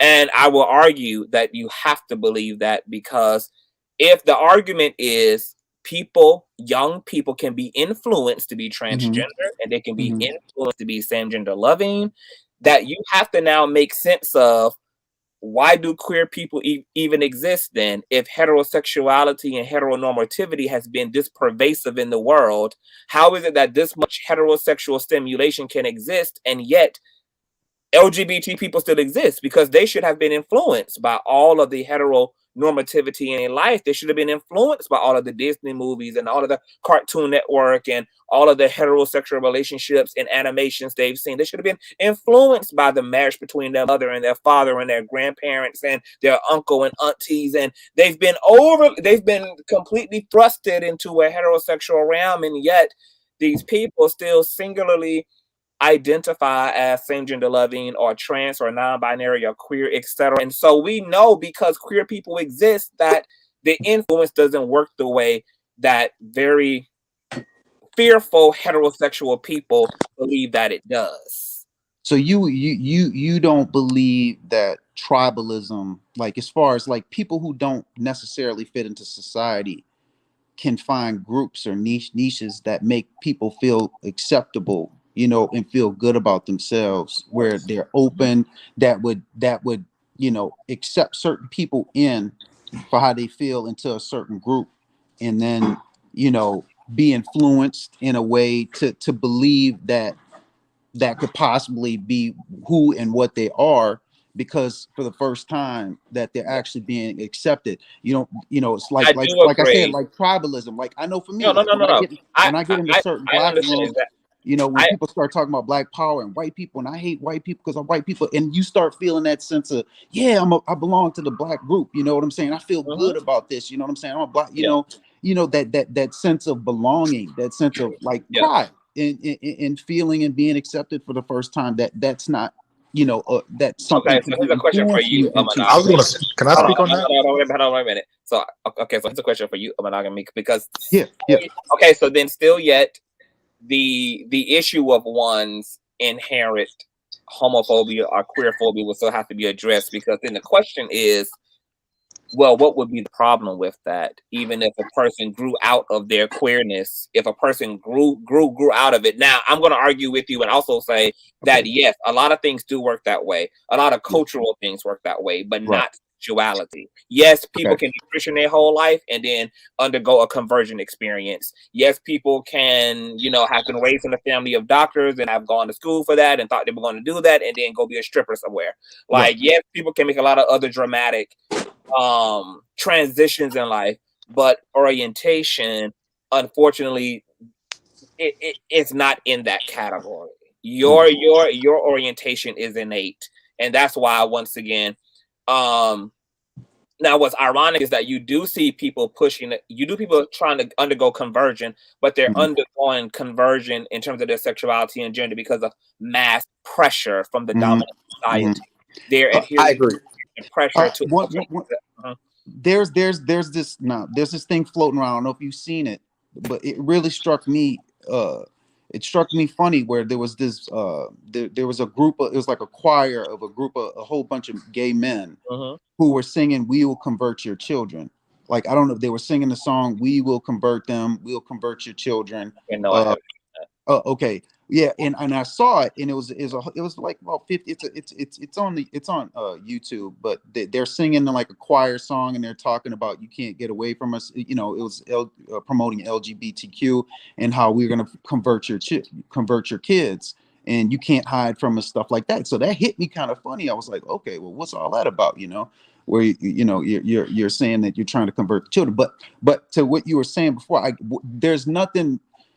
The only problem that I'd see about, you know, feeling a part of a tribe or being accepted when you don't fit in, the only issue that I would have is legacy, like as far as propagation, as far as the you know, children and raising of children. Like, if you want your legacy or your children to you, what you've worked for in life, to move on, you know what I'm saying? That's what I would hope, that you know that my legacy and everything that I work for can be passed down to my kids, you know what I'm saying, my children. And The only issue is, and I know you can adopt children and things like that, but for me, And I I guess just that in if we mahogany. go into a huge scale, you know, when we got people that And I aren't. just hold on. Okay, go ahead. It's not just that queer people also use their own reproductive organs to reproduce their own blood children. We have surrogates. Sometimes we openly engage in hetero dynamics to conceive a child. Like all those things go. So yes, we adopt like straight folk. We have surrogates like straight folk. And we just all out use our reproductive organs to produce our own children like straight folk. We do all the same things that straight folk do. Straight folk use surrogates and in vitro and sperm banks and surrogates. We do all the same things. And legacy is also passed on. So that's a whole other question. So yeah, before we get there, because I'm gonna get back there, and I do want some of the other same gender loving people to chime in on this too. I was gonna say, can I respond too? So okay. So when you were talking about this extremist choir that is like placating all that is this demonic gay choir that is like placating all heterosexual I'm telling you, look it up, man. Out here. Like, so that's an interesting thing because you know this is an opportunity for because see, I think a lot of things cause y'all to really have to like do the work rather than like be eager to run with the things that y'all are afraid of because they reinforce that fear rather than saying, hold up, like what's going on with me here? I know that this is not the message coming from the overall community. I don't see overall LGBT folk out here saying, hey, we're about to gobble your children up. Like that's not what I'm seeing for the overall community, but I'm seeing this fringe thing here. And also, this is also what's so powerful about knowledge. A part of why you're so scared, mahogany, is because you're not educated. When you have education, you can have confidence and certainty that doesn't allow you to be hijacked or have your mental algorithm hijacked by weirdos who are literally trying to make you afraid and trying to play off of your ignorance and trying to get you to be reactive and to be polarized by things that through your education you now know are just not real because that's just not how it works. So this is why education is empowering because it creates a confidence and a knowledge base so that you know we can differentiate between the reality of something and somebody just doing the goddamn most that I can just ignore because I know there's no reality. But that still is a problem, though, right? Like, that still is an issue. Well, I mean, it's a problem for those who are not educated because there are always going to be extremists. There are Black supremacists, white supremacists. There are extreme feminists. We have extremists, or we have extremist religious people who are religiously fundamental. We see the extremists in all groups. We all, like, every group has its trolls. The LGBT community has its trolls. The heterosexual has its trolls. The Christians have their trolls.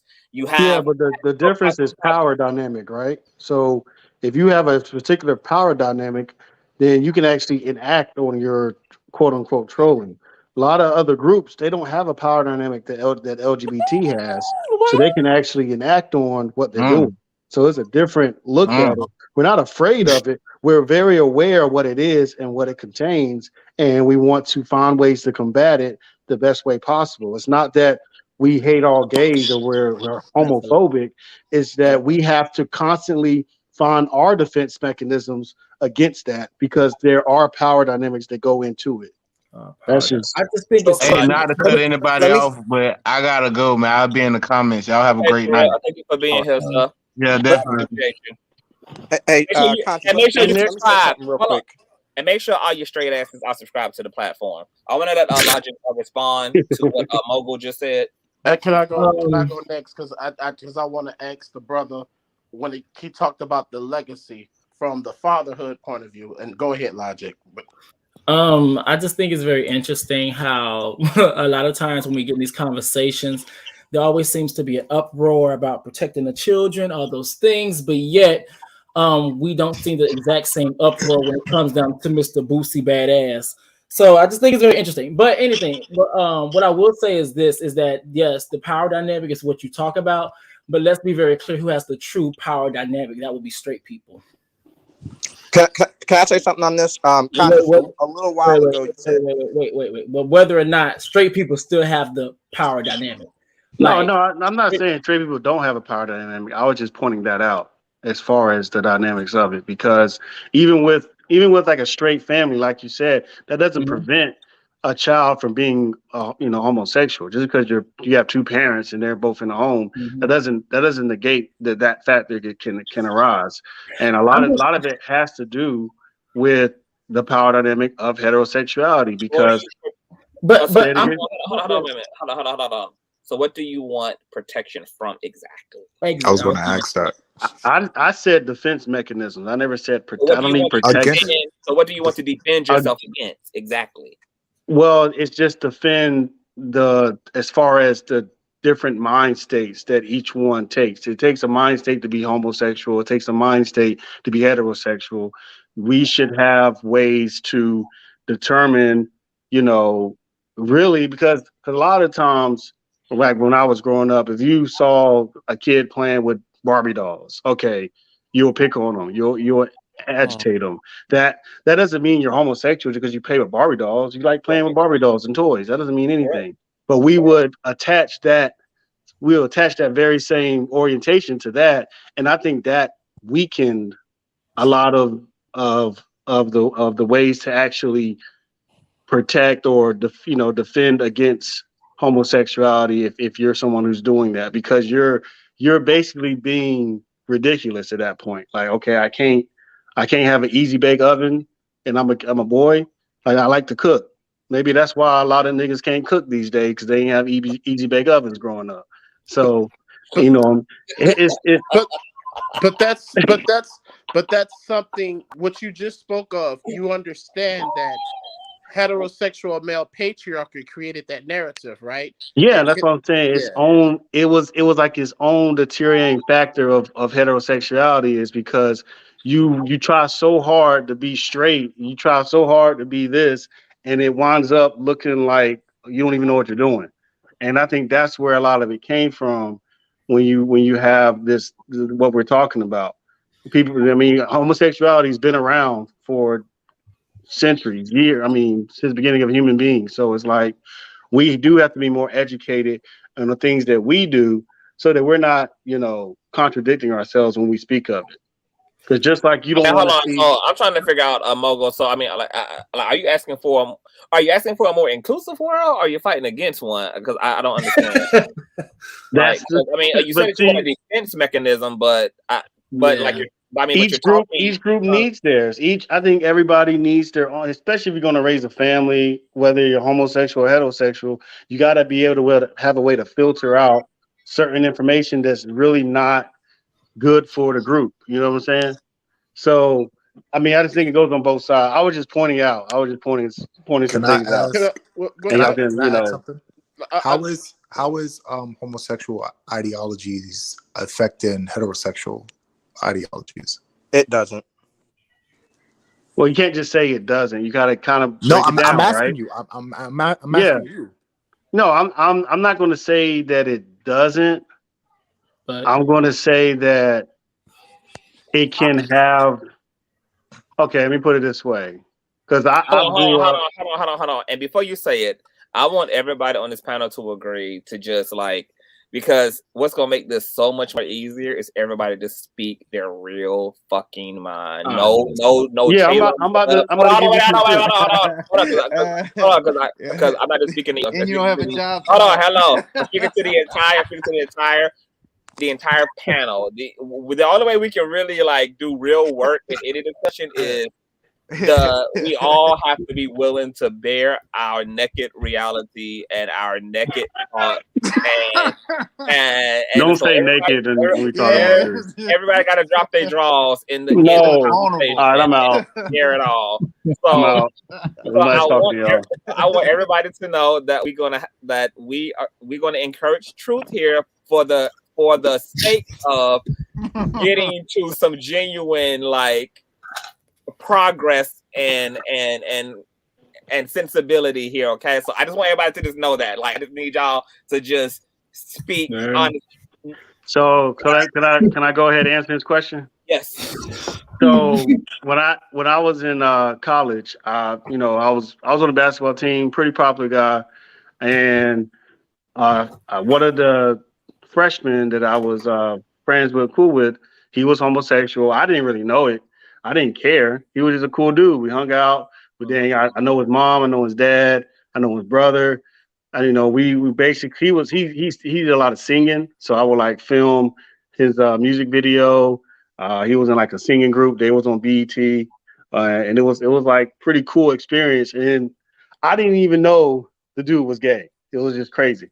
But then, you got your other friends that's like, yo, why are you hanging out with this guy? Like, what do you mean? He's cool. What are you talking about? And it's like, no, he's gay. Like, what are y'all doing? Like, nah, I mean, I don't care about none of that stuff. Why would I care about his sexual orientation when he was a friend? We're cool. We play video games. We play basketball. Like, it's not. He didn't even have the flamboyant type of look. You know what I'm saying? He's just like a regular dude. But other people knew he was gay, and it was like, it kind of detracts you. Like, okay, why are you telling me not to be friends with him because he's homosexual? That doesn't make any sense. Like, do you like him? Do you want to be next to him? Like, why would you really approach me like that? That's how it can have effect on an ideology, is because it's like, how do you really have a friend or someone that you can call a friend if everybody, if you're really worried about his sexuality? You know what I'm saying? Then the solution to that wouldn't be to segregate and have everybody stick with their own ideologies and separate from the other ideology. It would be inclusiveness.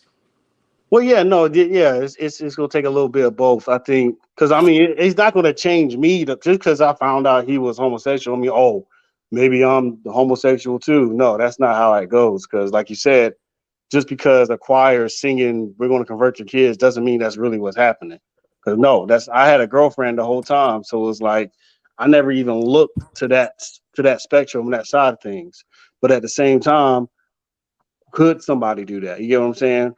What would need to be in effect for you to be the type of person that may get influenced by that? Because there are some people that are influenced by others, and we know that. So that there's it's a duality to that. You need your own defense mechanism, and you need to also know you need to be inclusive with others. For me, okay, hold up. But a way to but you clear the table by just supporting a person in the own development of their soul.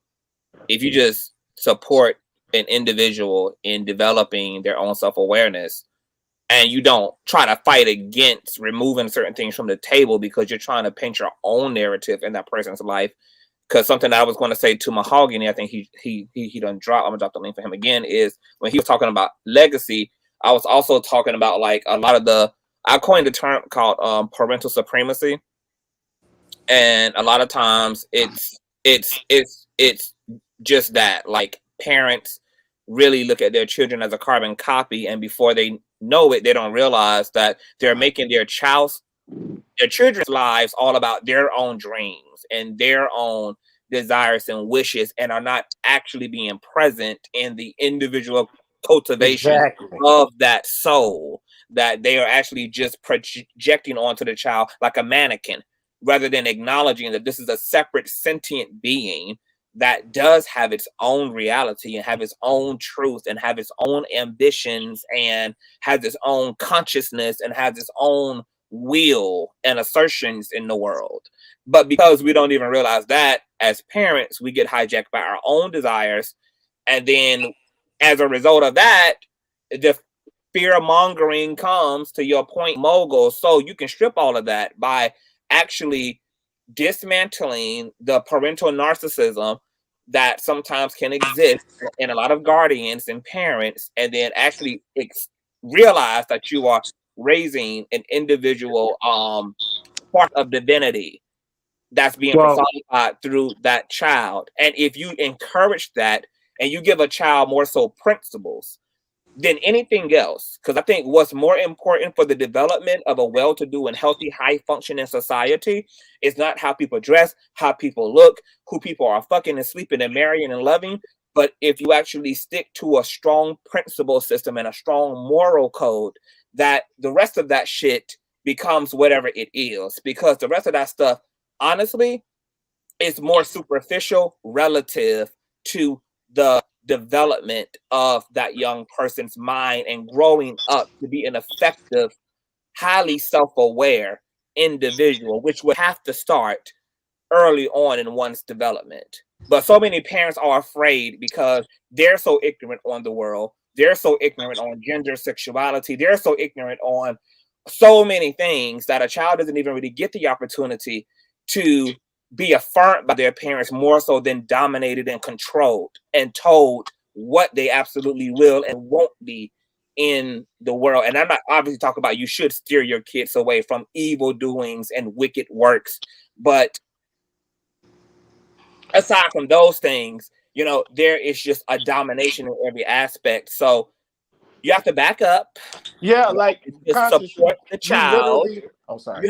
You have to expose them to the world. It's kind of honestly weird that parents know that their children are going to grow up and be adults forever, and they're going to spend forever in the world. That childhood is going to be one small, minute part of their existence, and adulthood is going to exist until the end. They know that. But wouldn't you say the childhood is the most like delicate time where you're learning the most?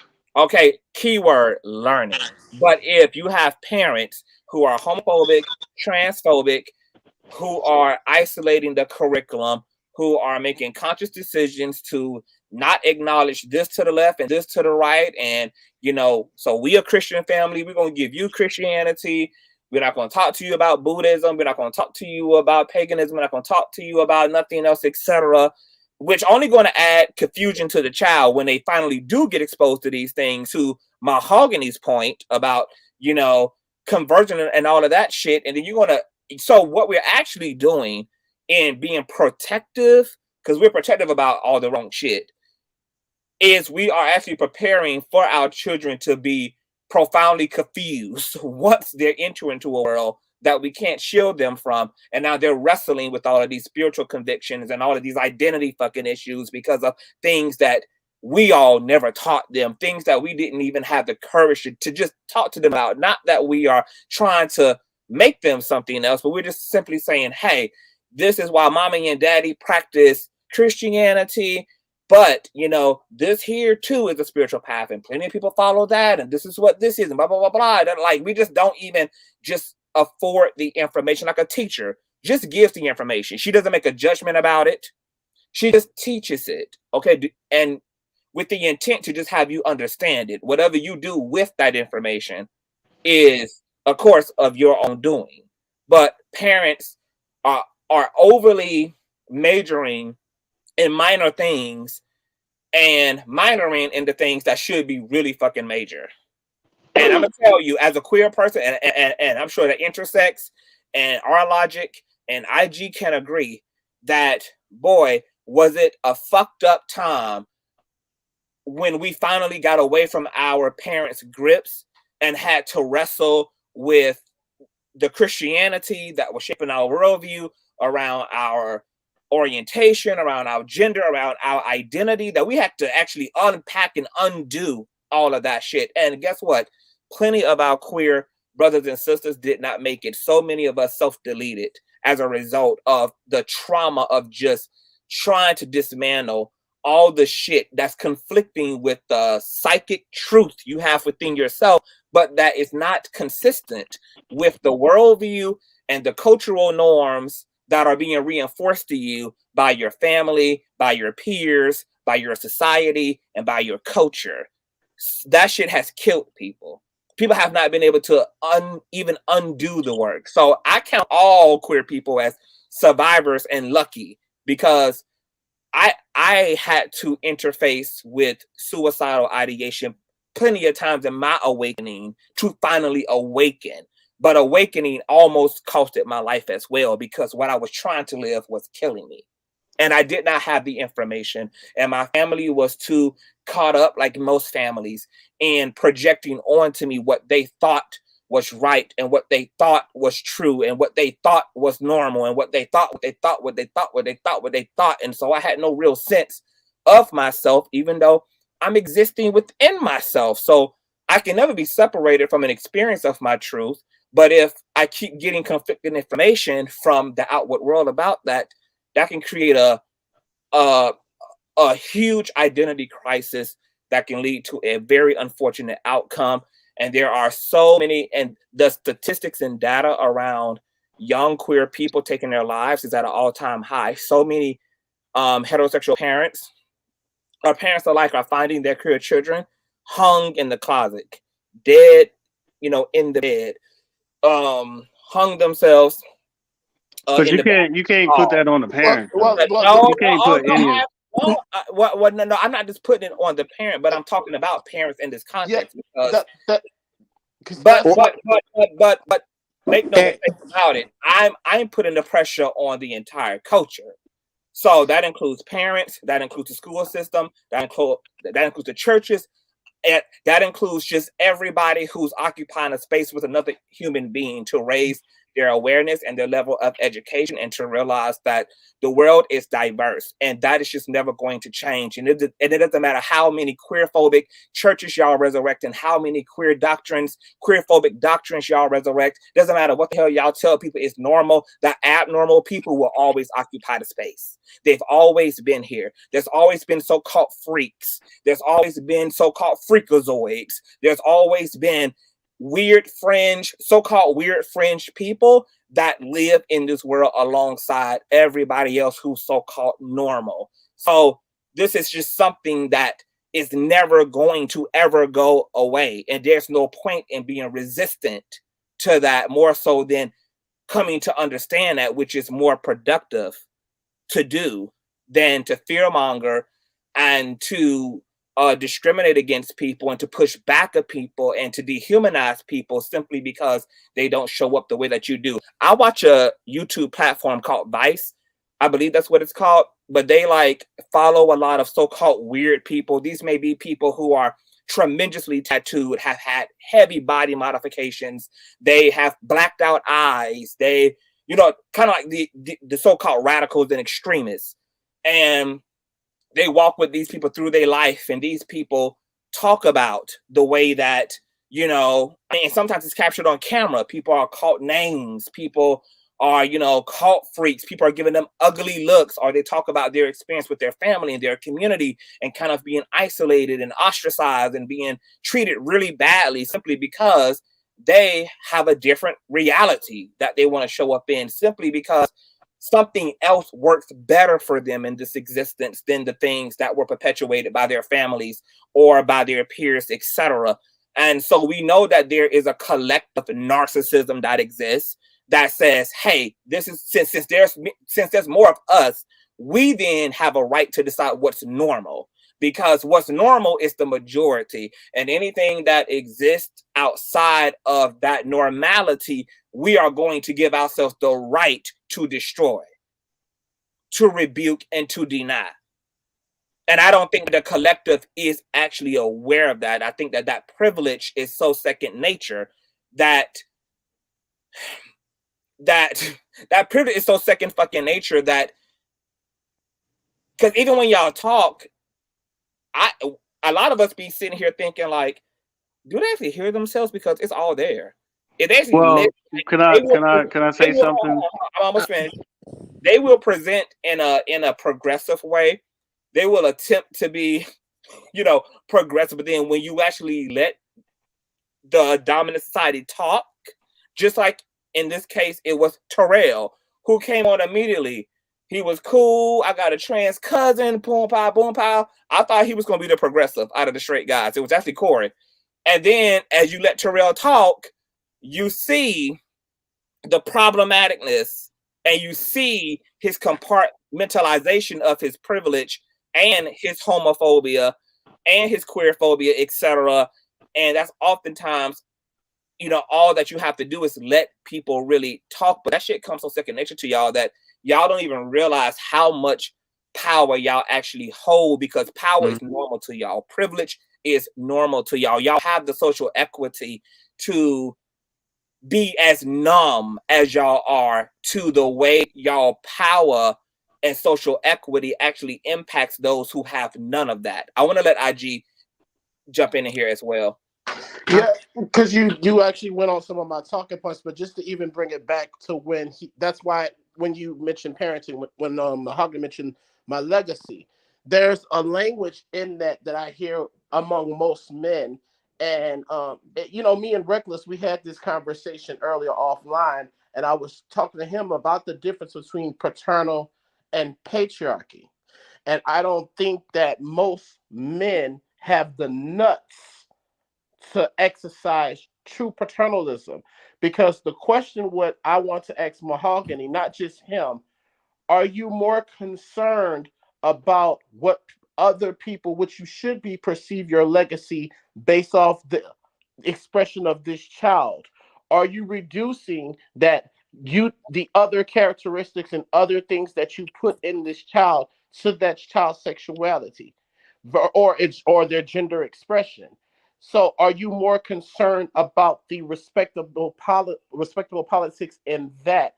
Because men like Dwayne Wade and other fathers like my father, the exceptional rule, you couldn't get him to just see me as my sexuality. He didn't have to worry about is that going to be the only thing that he represents? Well, no, because I know that I put other stuff in him that will stand the test of time. So, and I also have the balls as a man to say, yes, that's my motherfucking son. And what? See, most men are more confused with, they're more concerned with the sausage party.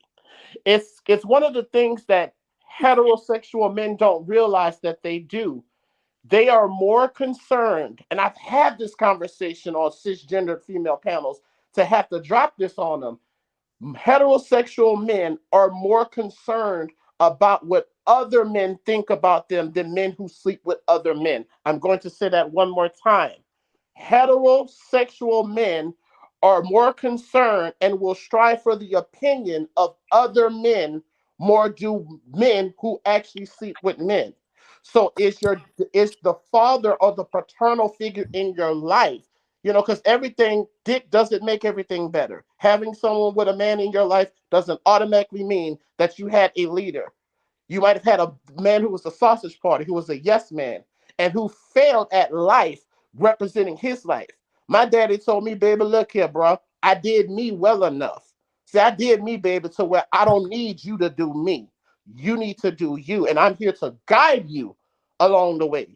So it's a fragility in a lot of these men's failed attempt at masculinity to vicariously project what other men told them should have been the success of themselves, especially onto their male children.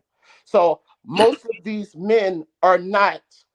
The difference between other men and non-Black American men, and this might sting a bit, what I'm about to say, but see, the reason why they can conquer everybody's asses, despite their toxicity, they have a certain code of paternalism.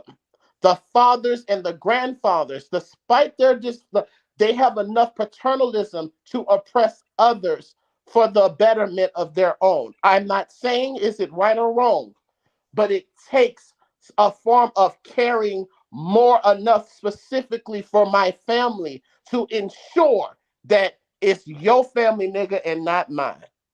So with fathers who talk about legacy, are you worrying about the legacy based off of what other men tell you your legacy should be? Or are you going off of the legacy that is indeed, be the motherfucking king, nigga. Be the patriarch. Support your children and make sure and dare a nigga or bitch to step to them if you're going to lead and comfort your children. And I'm gonna mute off of that. Can I say two things real quick? I have to leave here shortly. Yes. And I'm not so first, just to respond to IG real quick, and I'm not saying this right. I think the reason why a lot of men, which I do think it is weird, care so much about other men's opinion. Most of what heterosexual men do is directly tied to what they think will get them women or more women. And a lot of women can read rooms, especially like social settings, way better than men can. And they typically try to gravitate to the men who have the most pull with other men. So I think a lot of that has to do with what men think will be more attractive to women, and that's having status and I don't know what word is the right word to use it, but like having clout amongst other men. So I think that's part of the reason why a lot of heterosexual men care about what other men think. Well, having legacy is what? Having Oh no, I'm respect, not talking right? about the legacy. I'm not talking about legacy. Yeah. I was Well, just even clout or whatever you're talking about, it's going to come with a level of respect from other. He's not talking about that. No, I'm not. Yeah, Kevin. No, yeah. If that be, but that's what I'm saying. That's more strange to me, and let me explain. I agree. No, I'm agreeing with you. I'm agreeing with you. I was just saying that's why they do it. And then the second point that I was, let me make my. I just got one real quick point, and then I'll turn it back to you just real quick. Conscious, and you actually kind of elaborated more. Beginning earlier though, you said it's the church, and I agree with you to a degree, but it's actually I think more the church, and this is one of the reasons why I do agree that trans people experience. I think I would use the word hate instead of transphobia because I think a lot of it has to do with hate. And the reason why I say this is supposedly premarital sex is supposed to be a sin if you're a Christian, but you don't see the church cracking down that nearly as hard as they try to crash down on people who are transgender. Getting drunk is supposed to be a sin, right? And supposedly in the Bible, God is no respecter of sin, right? He views all sin as equal. So if you're supposed to be this, Christian or whatever, and you're going to say that you're anti-trans, which I do agree that a lot of Christians are, well, then shouldn't you also be against premarital sex and all these other things? I think what it is that a lot of people only like to call out the sin that they don't do. And I think that's what a lot of it comes from more than necessarily the religious faith. And you see this a lot with white evangelicals and how it's become more of a social club than it is even a faith. And so I just kind of wanted to add that tidbit in there. I don't think it's just Christianity. I think it's more than that. And then when it comes to the legacy thing, but see, people who are leaving material wealth and lineage wealth and businesses, the last thing that they're going to be concerned with their child is their child's sexuality versus them continuing on that legacy or that wealth. Because see, men who actually have those type of material things to deposit and leave their children, the last thing that they're concerned about is just the sexuality thing. And what Kevin Miller is saying as well. But here's the thing though, right? If same gender loving men can love other men despite the majority of straight men saying that you shouldn't and doing things to appease to that, then why should you as a heterosexual man take what other men tell you what women want versus going directly to women? Because it seems as if when I hear that, you're trying to be seen the way that men tell you should appease the women versus then appealing to the person that you're supposed to have the most attraction to. Well, if I could speak completely honestly on that, a lot of women cap.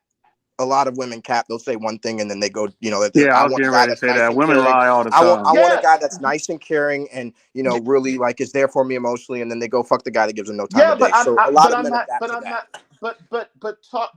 But still being more concerned with other men think in that aspect. You're not in a homosexual relationship. No, they're more concerned with the outcome. I'm not saying sharing experience. Getting advice from a man has nothing to do with sexuality. I don't think you understand what you're saying. I am not saying that. I'm saying in the sense of how you function and navigate the patriarchy. Because I'm not talking about competing. I saw someone in the chat. I'm not talking about men competing with other men. I'm not talking about that. I'm saying that the way that heterosexual men tend to move and social aspects, even when it's not a financial situation, there is more concern to appease to other men and what they think of you and your family than what the people who are actually your family think of you. And I even want to add to the whole collecting women oftentimes is to raise, like IG said, the clout and the social equity for men amongst men, which is why we always have to hear about y'all sleaze stories in the barbershop and in the locker room and in predominant male spaces. You guys love to share that perverted shit and how many bitches you're banging and how many hoes you got and everything While else. grabbing your crouch, talking about it too. Okay, I mean, if that's really an issue, I can see what you're saying as far as the pervasiveness of it. Like nobody needs to know how many women you sleeping with, how many, what you got going on. But it's not I really get about that. it wrong. It's only about like just trying to get y'all to become aware of also how male identified heterosexual men are under Yeah, that but usually the guy that's doing all of that is probably lying on himself. Most guys don't really. right. I But mean, that speaks to the we entertain it. but that We don't speaks to entertain it, that but speaks we to aren't the taking it as serious as that's like an but that outside speaks looking to in that. thing. We aren't really looking at that like, oh, he getting all these hoes. No. We probably thinking in the back of the head, this nigga lying. He just saying whatever, trying to fit in. Like nobody really does that like that. Like it's No, done. like It's done niggas to a, really do. but it's Like done no, to a like dramatic. It's done to a niggas really dramatic be out shit. here like young black men really be out here feeling fucking pressure to lose their virginity even when they're not ready to, just to appease black male patriarchy. Like niggas really be out here. I disagree with that. I wouldn't say not ready disagree to. with that. Hold on, because what y'all gotta realize is that gay black men are black men too. We were raised up with under the same stimulations, the same energy, adhering to the same peer pressure. I live. Yeah, but you're more susceptible to the peer pressure. Certain men aren't No, susceptible actually, to that. I'm not because I'm gay. So I was afforded the luxury to like not give a Well, fuck about I know. I'm not saying you. I'm talking about the people who are, as far as doing that. You're feeding into that peer pressure. Oh, I fucked these many bitches. I did this, that, the third. Nobody's really worried about that, especially when you're losing your virginity. Like that's a very different. That's you're not thinking about. It's all Oh, over I'm the gonna tell all my culture. boys about when I lost my virginity. You're not really thinking about Men that are as it's worried about it. happening. It's all over the culture. That's why you got a 40-year-old ass Future and 2 Chainz still to this day talking about the hoes they fucking.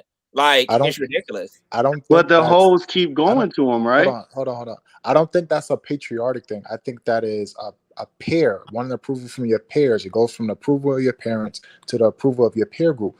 Women want the approval of other women. They do the exact same thing that you would do. They don't wear the stuff that they wear for men. They wear it for the approval of their peers. Men don't care what brand you're wearing. We care that you look good.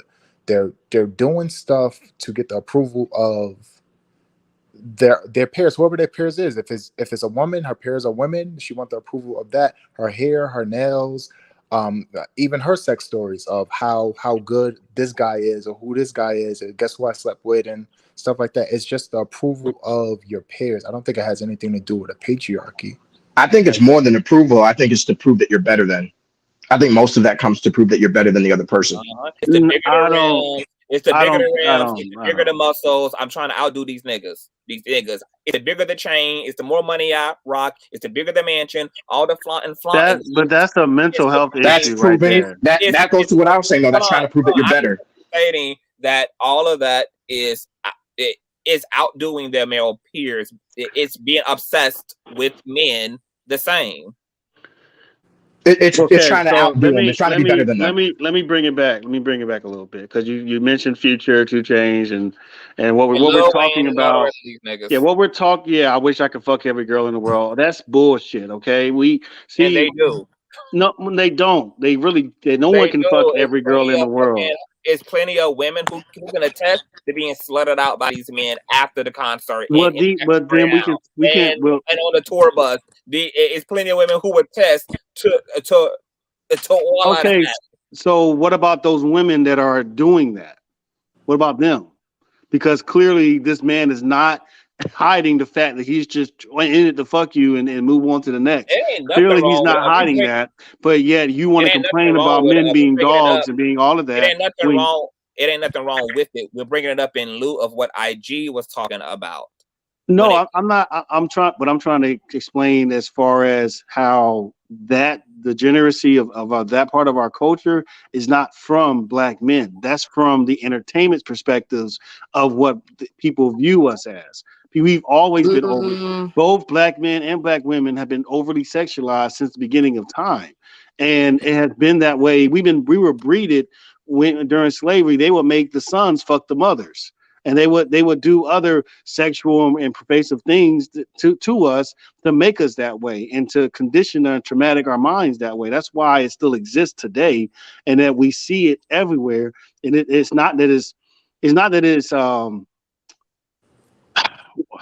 that we're gaining respect or getting recognition from sleeping with as many women as we want. No, it's really a coping mechanism of the traumatic experiences of our ancestors. That's what it really is. But that's all I wanted to say. Yeah, I don't think you can really say that, because mammals, in biology, mammals, particularly the male sex of mammals, are not naturally monogamous. They're naturally. Where did you get from mammals from? We're talking about. You do realize humans are mammals, right? Yeah, but what mammals went through a slave somatic period for that long? The name a mammal that did that. Let me explain what I'm trying to say.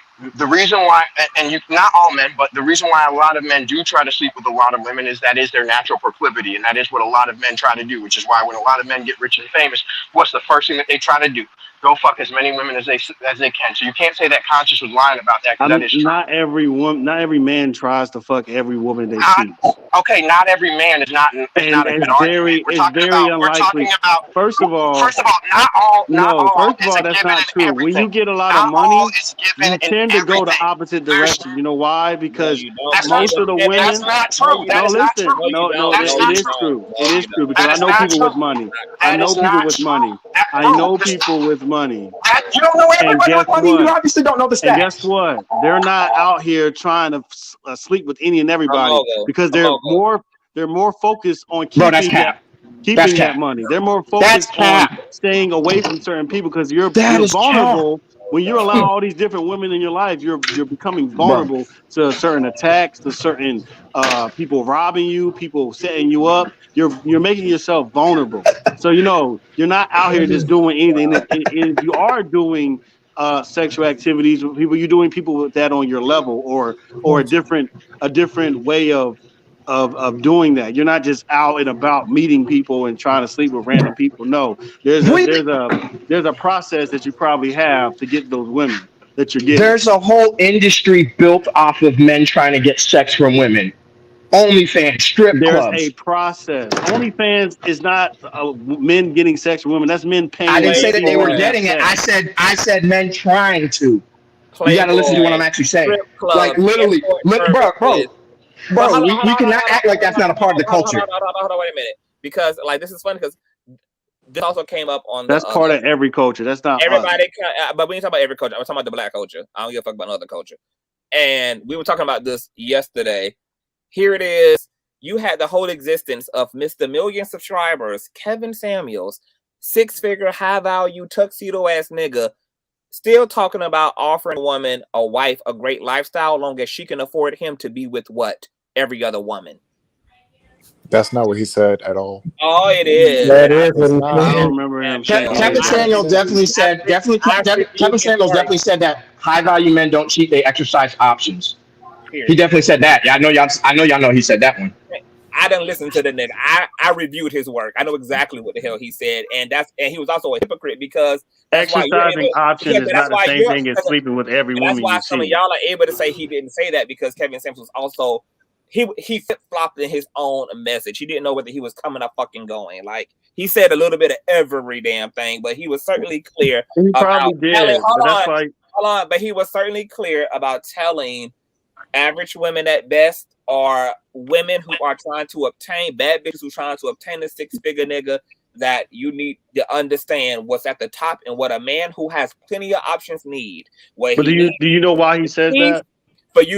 For him, he needs you to be his piece, to be his maid, and once again to allow him to be a man. Let me break that down for you. So usually, when you have a man that reached the 6-figure level or the 7-figure, whatever you're looking for, they've been rejected by a lot of women. No. I want you to stick to Let me finish.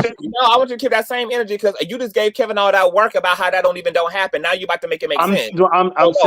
I'm saying it doesn't happen, because the actions prove otherwise. Okay, it does happen. You do realize that? Hold on, married women poll. Hold on. I never heard of the old adage, when it comes to like the older uncles who are like still perverts out here, like still trying to lick and lap on the young girls and shit. Like that's First of all, there's only about 10% of men that's doing sex like that. There's not a lot of men out here that's just bagging everything and fucking everything. But that I'm is not true. saying, I agree. There is less than 10% of men doing any of that. Hold on. You're talking about incel. Hold on. But I'm not talking about incels. Hold on. Hello. Regardless of whether they're doing it or not, that's still the messaging. That's still the doctrine. Oh my. Hold on. Conscious, let me ask him a direct question. Okay, so hold on. We take an average guy, because you're saying only 10% of men can do that. Yeah, only 10% of men can. If we take an average guy that's making $50,000, hold on. No, only 10% can. If we take the average guy, if we take the average black man that's making $50,000 a year, if I gave him $3 million, a Lamborghini, a mansion, and a blue check mark on Instagram, you telling me he's not going to be fucking models at night? What is this? Is this even a? My point is that's what men are trying to do. You're giving someone if you give any person $3 million, they're probably going to do something they shouldn't do. Like that's just it went completely over your head. We're talking about reality, okay? No one's handing someone $3 million in a Lamborghini and saying do whatever you want to do with it. It's up to you. It went over your head. Doing that. Okay, it went over your head. What I was explaining. When a man gets himself into some money, he usually got there, and the course of him getting there has been rejected by plenty of women. That is just on average. That's every man. I'm not saying. You said what? Bro, damn near every heterosexual man has gotten rejected by a bunch of women. That's not saying nothing. Okay, that's what you're not letting me finish. You're just cutting me off and shouting and screaming. By the time he gets to that level of a high value, whatever they call that dumb shit, by the time he gets to that level and has been rejected so many women, he doesn't really believe women will actually love him for who he is now because he has money and he has access and status and all of that shit. So therefore, he's going to be less likely to be someone that's like, okay, I'm gonna just stick with this one and that's it. Like that's what he was explaining. That doesn't necessarily mean that happens a lot. It really doesn't happen a lot. Maybe the messaging, you get the money, you can go and get maybe you can be right about that, but that's not what's really happening. Like I said, I think it's very interesting. I like how you argued something that I didn't argue. It is what's happening. Because I wasn't talking about you. It is and what's you just butted yourself in the conversation. What's happening. I'm in a family full of successful men. Even some of them are professional athletes. Some of them are professional musicians. I've seen how these men get down. I know the way these men live. This is very common amongst men who have a lot. And it makes sense that most people are only obtaining a lot so that they can have infinite options. That's the whole point of. Thank you. That's literally the whole incentive is to get a lot so I can have a lot of options. I can indulge the buffet. Just because you had sex with someone doesn't mean there's still an option a year later. Okay, so I have a question. Okay, so I know we're talking about Kevin Samuels, but are we trying to say whether or not men have dick discipline or not? Is that the conversation? No. So what happened was I said that men, right? And I said male mammals. When you look at all mammals, the males are not normal, naturally monogamous. And what most men want to do, because he said, a lot of men aren't doing. I never argued that a lot of men were doing it. What I said was that most heterosexual men, if given the opportunity and they had the money or they had the ability to, they would try to fuck a bunch of women. And if you're going to say that that's cap, that's a lie. I'm not currently do. I did not condemn. First of all, I didn't condemn them. I just said that it's you're telling them they're going to do something if they get money.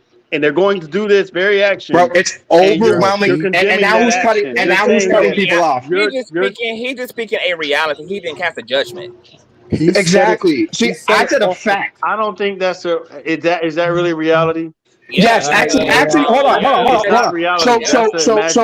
So in marriage, every heterosexual man in my life. My grandfather was a Rolling Stone. He had plenty of fucking babies out of wedlock. My step papa was a Rolling Stone. My goddamn brother has cheated on every girlfriend he's ever had. My cousins are always cat calling and after pussy. Every motherfucking nigga I know who comes into contact with a woman who he's attracted to, whether he's committed to a woman already or not, make incentives to try to get in her goddamn draws. And most women in this chat who deal with men can tell you how whether a nigga is married or not has tried to get in a motherfucking draws, from the mailman to the postman to the architectural man to the rich man to the pastor man. How did they successfully get in draws then? How is that happening?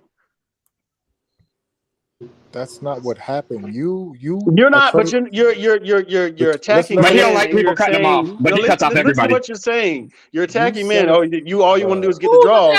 Well, apparently they're getting the draws. He's triggered. He's triggered. He's in his feelings. He's in his feelings. I'm not in my feelings. I want you to realize something. No. We are men talking about men. We're not attacking men. We're just talking. If their objective is to get into the draws, someone has to give them the draws, right?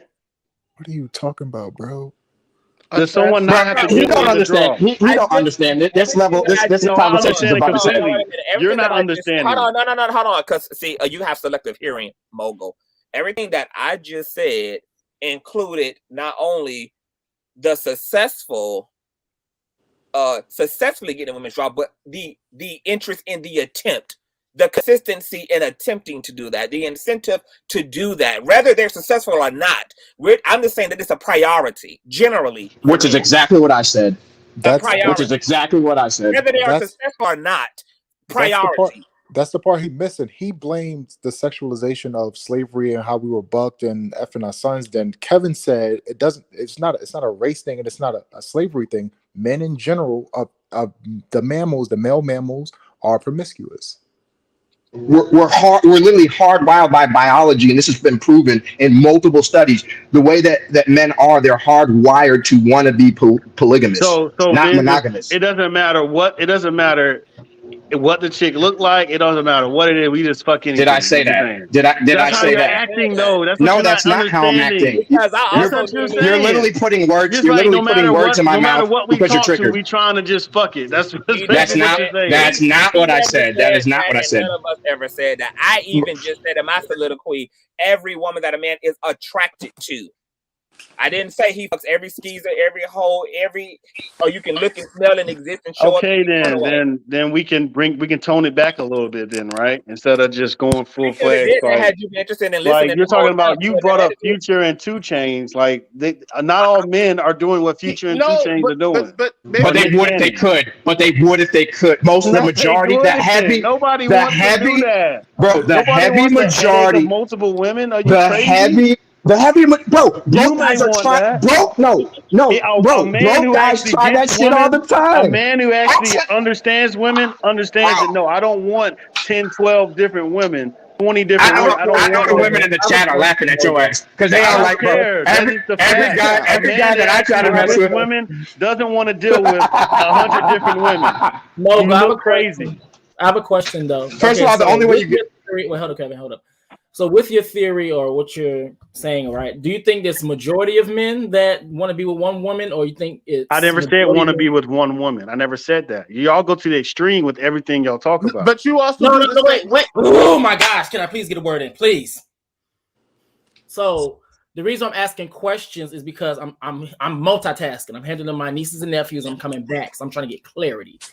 That's what I'm trying to do. So what are you saying exactly? I'm saying that no one else interrupt him, please. I guess the messaging of banging every woman you come in contact with or whatever, I can understand how that is a problem, but that's not actually what men are doing.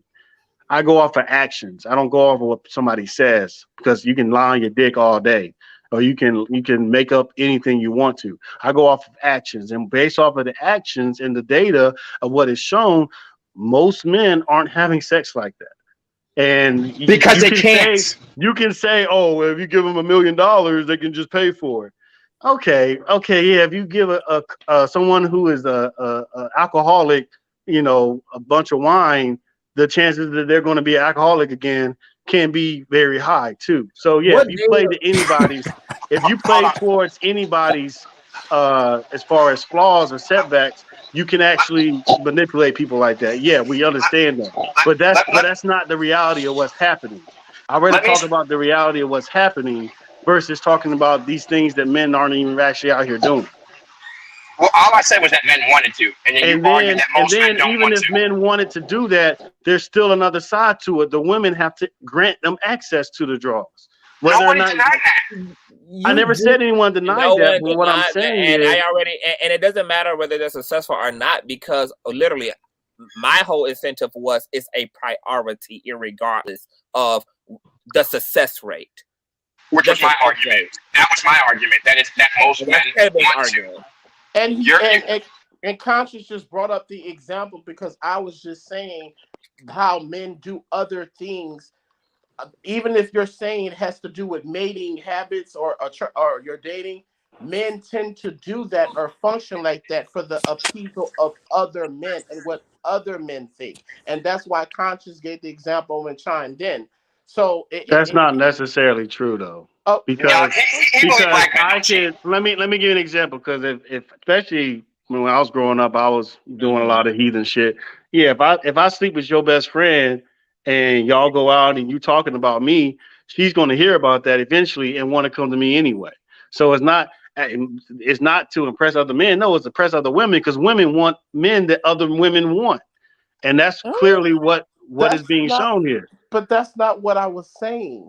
I was saying is that most men move in a way with sexual performance, regardless of income class now. So regardless of their high value, every status of heterosexual man, the majority, because you pick and choose when you want to say every. When there's times when we say some, you choose to say every. So I'm going to say the majority of heterosexual men often move for the approval outside of just financial gain, outside of legacy building, right? Because there's a context. We all have to do that. We live in a capitalist society, regardless of your fucking gender. You have to give a fuck about what somebody else thinks in that regards. Unnecessarily outside of that, the social construct, the social equity, heterosexual black men move in a way to where they care more to appease to other men than men who sleep with other men.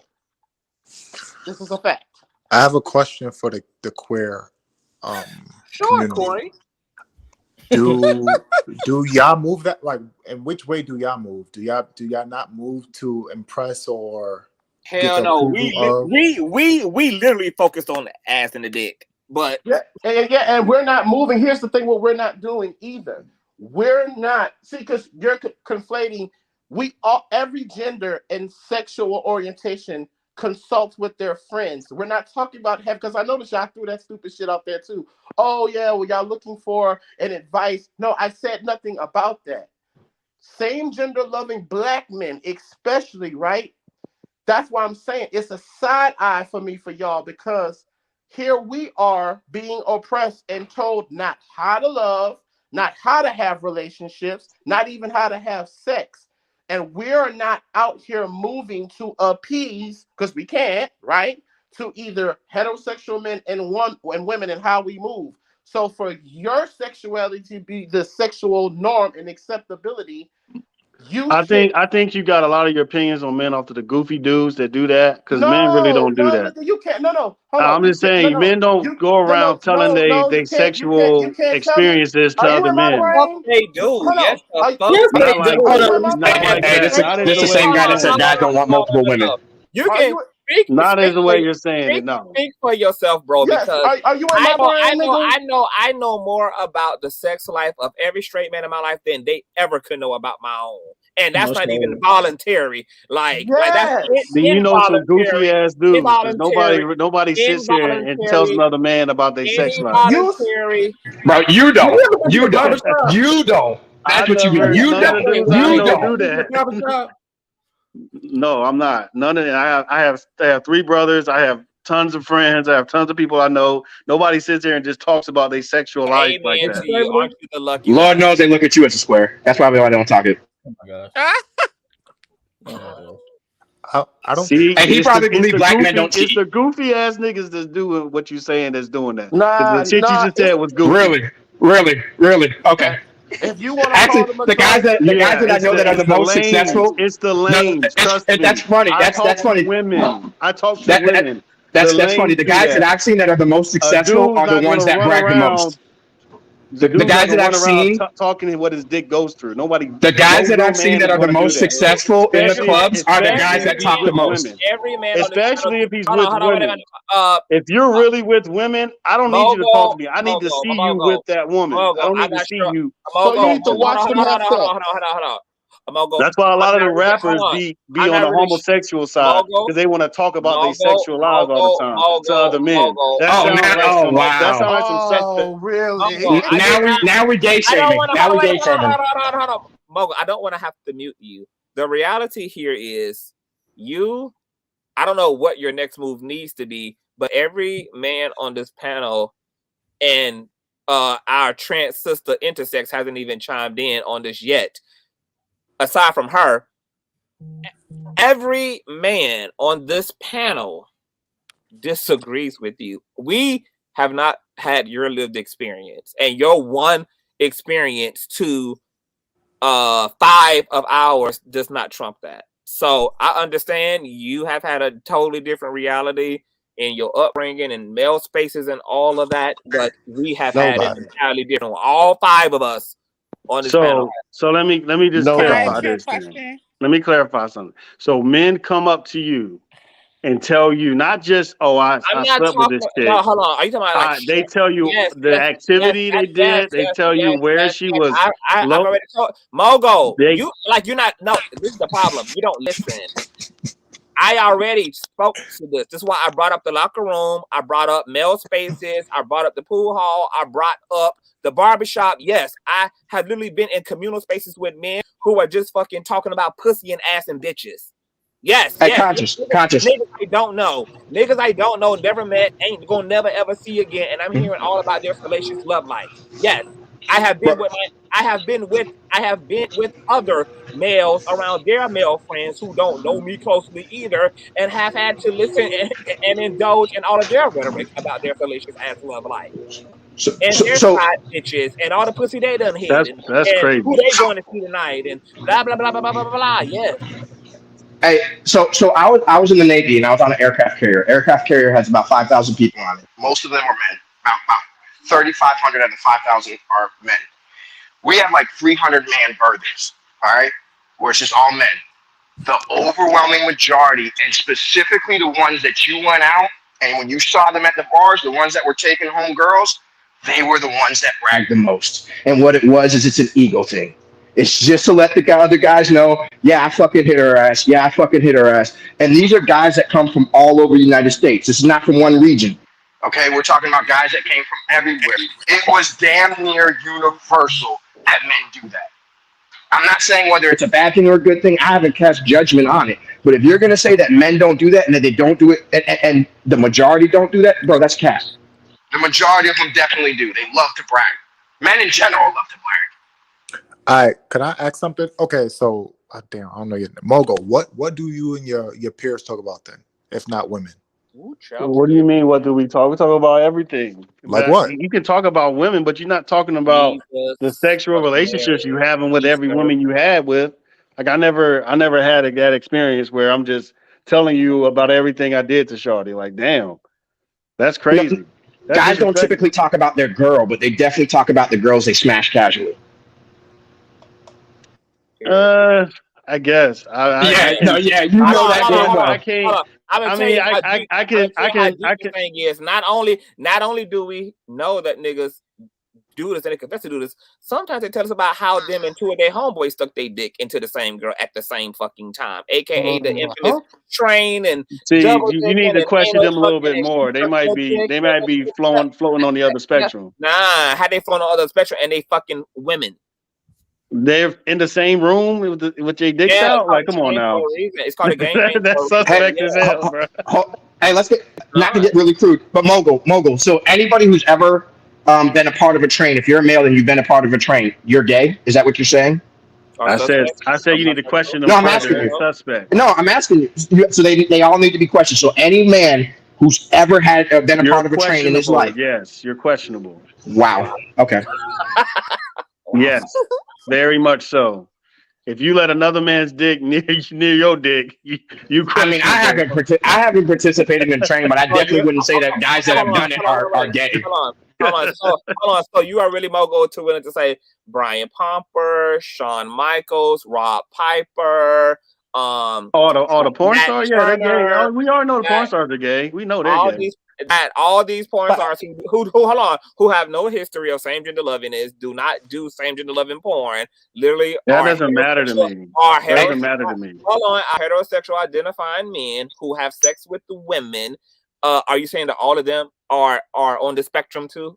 They're on the spectrum. If you allow another dick near yours, and so you all doing the a sexual activity, that's on all the the spectrum. all the athletes in high school who Yes, have ran nigga, trains, yes, they're all gay. yes, They're all just yes. secretly gay. Okay. Yeah. Yes. Okay. All right. Yeah. I'm They sure are that's on what the it is. spectrum. They are They're all suspect. secretly gay. That's why they're having sex with women, because they're secretly gay. If they're having trains with multiple dudes in there and one chick, yes, you're secretly some suspect shit. I didn't say it's a problem with it. You can do what the fuck you want to do, but don't act like you're not participating in some homosexual behavior. Couldn't That's one, what that is. couldn't one suspect someone as hyper homophobic as you to be on the spectrum as well?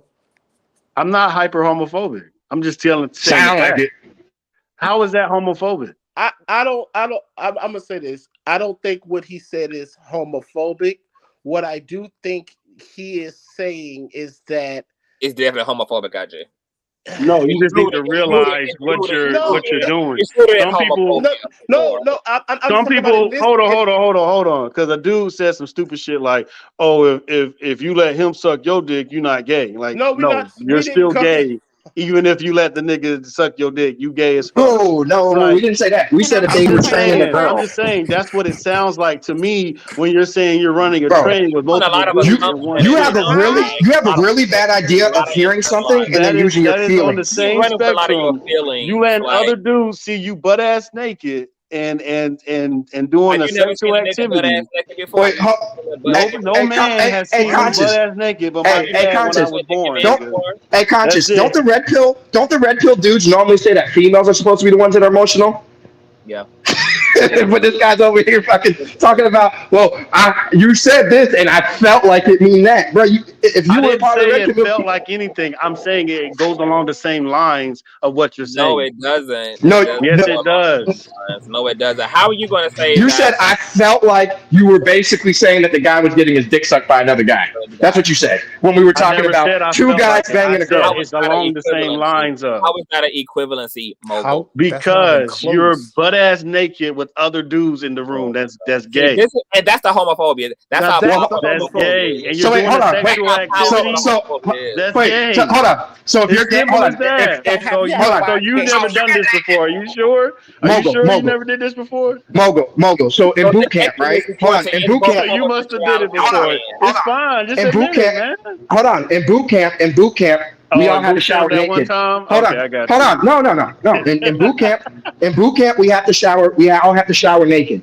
So every guy that's in the military is anyone doing a sexual activity? You said being naked in the same room as another man. I said doing a sexual activity. I said that. Did I not?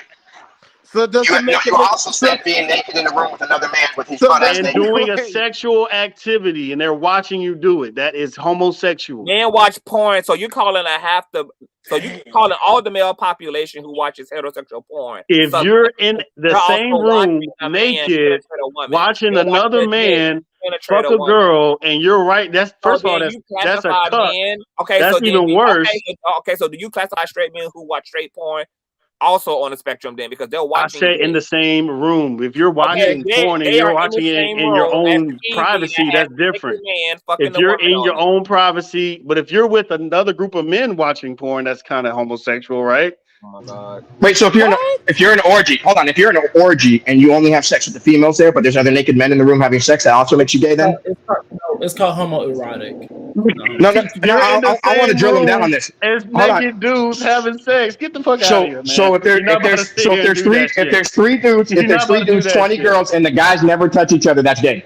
Bruh, you're not about to do that. Okay, definitely most of the You're rappers not. are probably gay. According to him. According to him, it's damn near everybody gay. I have homeboys who definitely have participated in trains and had threesomes and had one girl, two dudes, one girl, three dudes, etc. And none of them identify as same gender living remotely. They don't have to identify it, and I'm not interested in another man sexually at all. They may be willing to they may be willing to take one for the team if this piece of pussy needs two dicks. Take one for the team. Then a dick Oh is my gonna think God. like a dick and gonna take their slice of pie.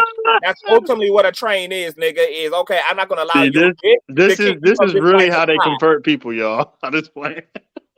So now your sexuality is a spectrum now. Okay, I got it. Yeah. Okay. I'm fucking with y'all, This man. is But just for real face-to-face though, no, photo. you're not. If Well, you've you're been taking a lot of if L's you're is in what a you've been doing. If you're in a room naked with other men, I don't care if there's two women, one woman, I don't care. That is some suspect shit. That's all I'm gonna leave it there as. He needs to be further questioned, and that's what I said.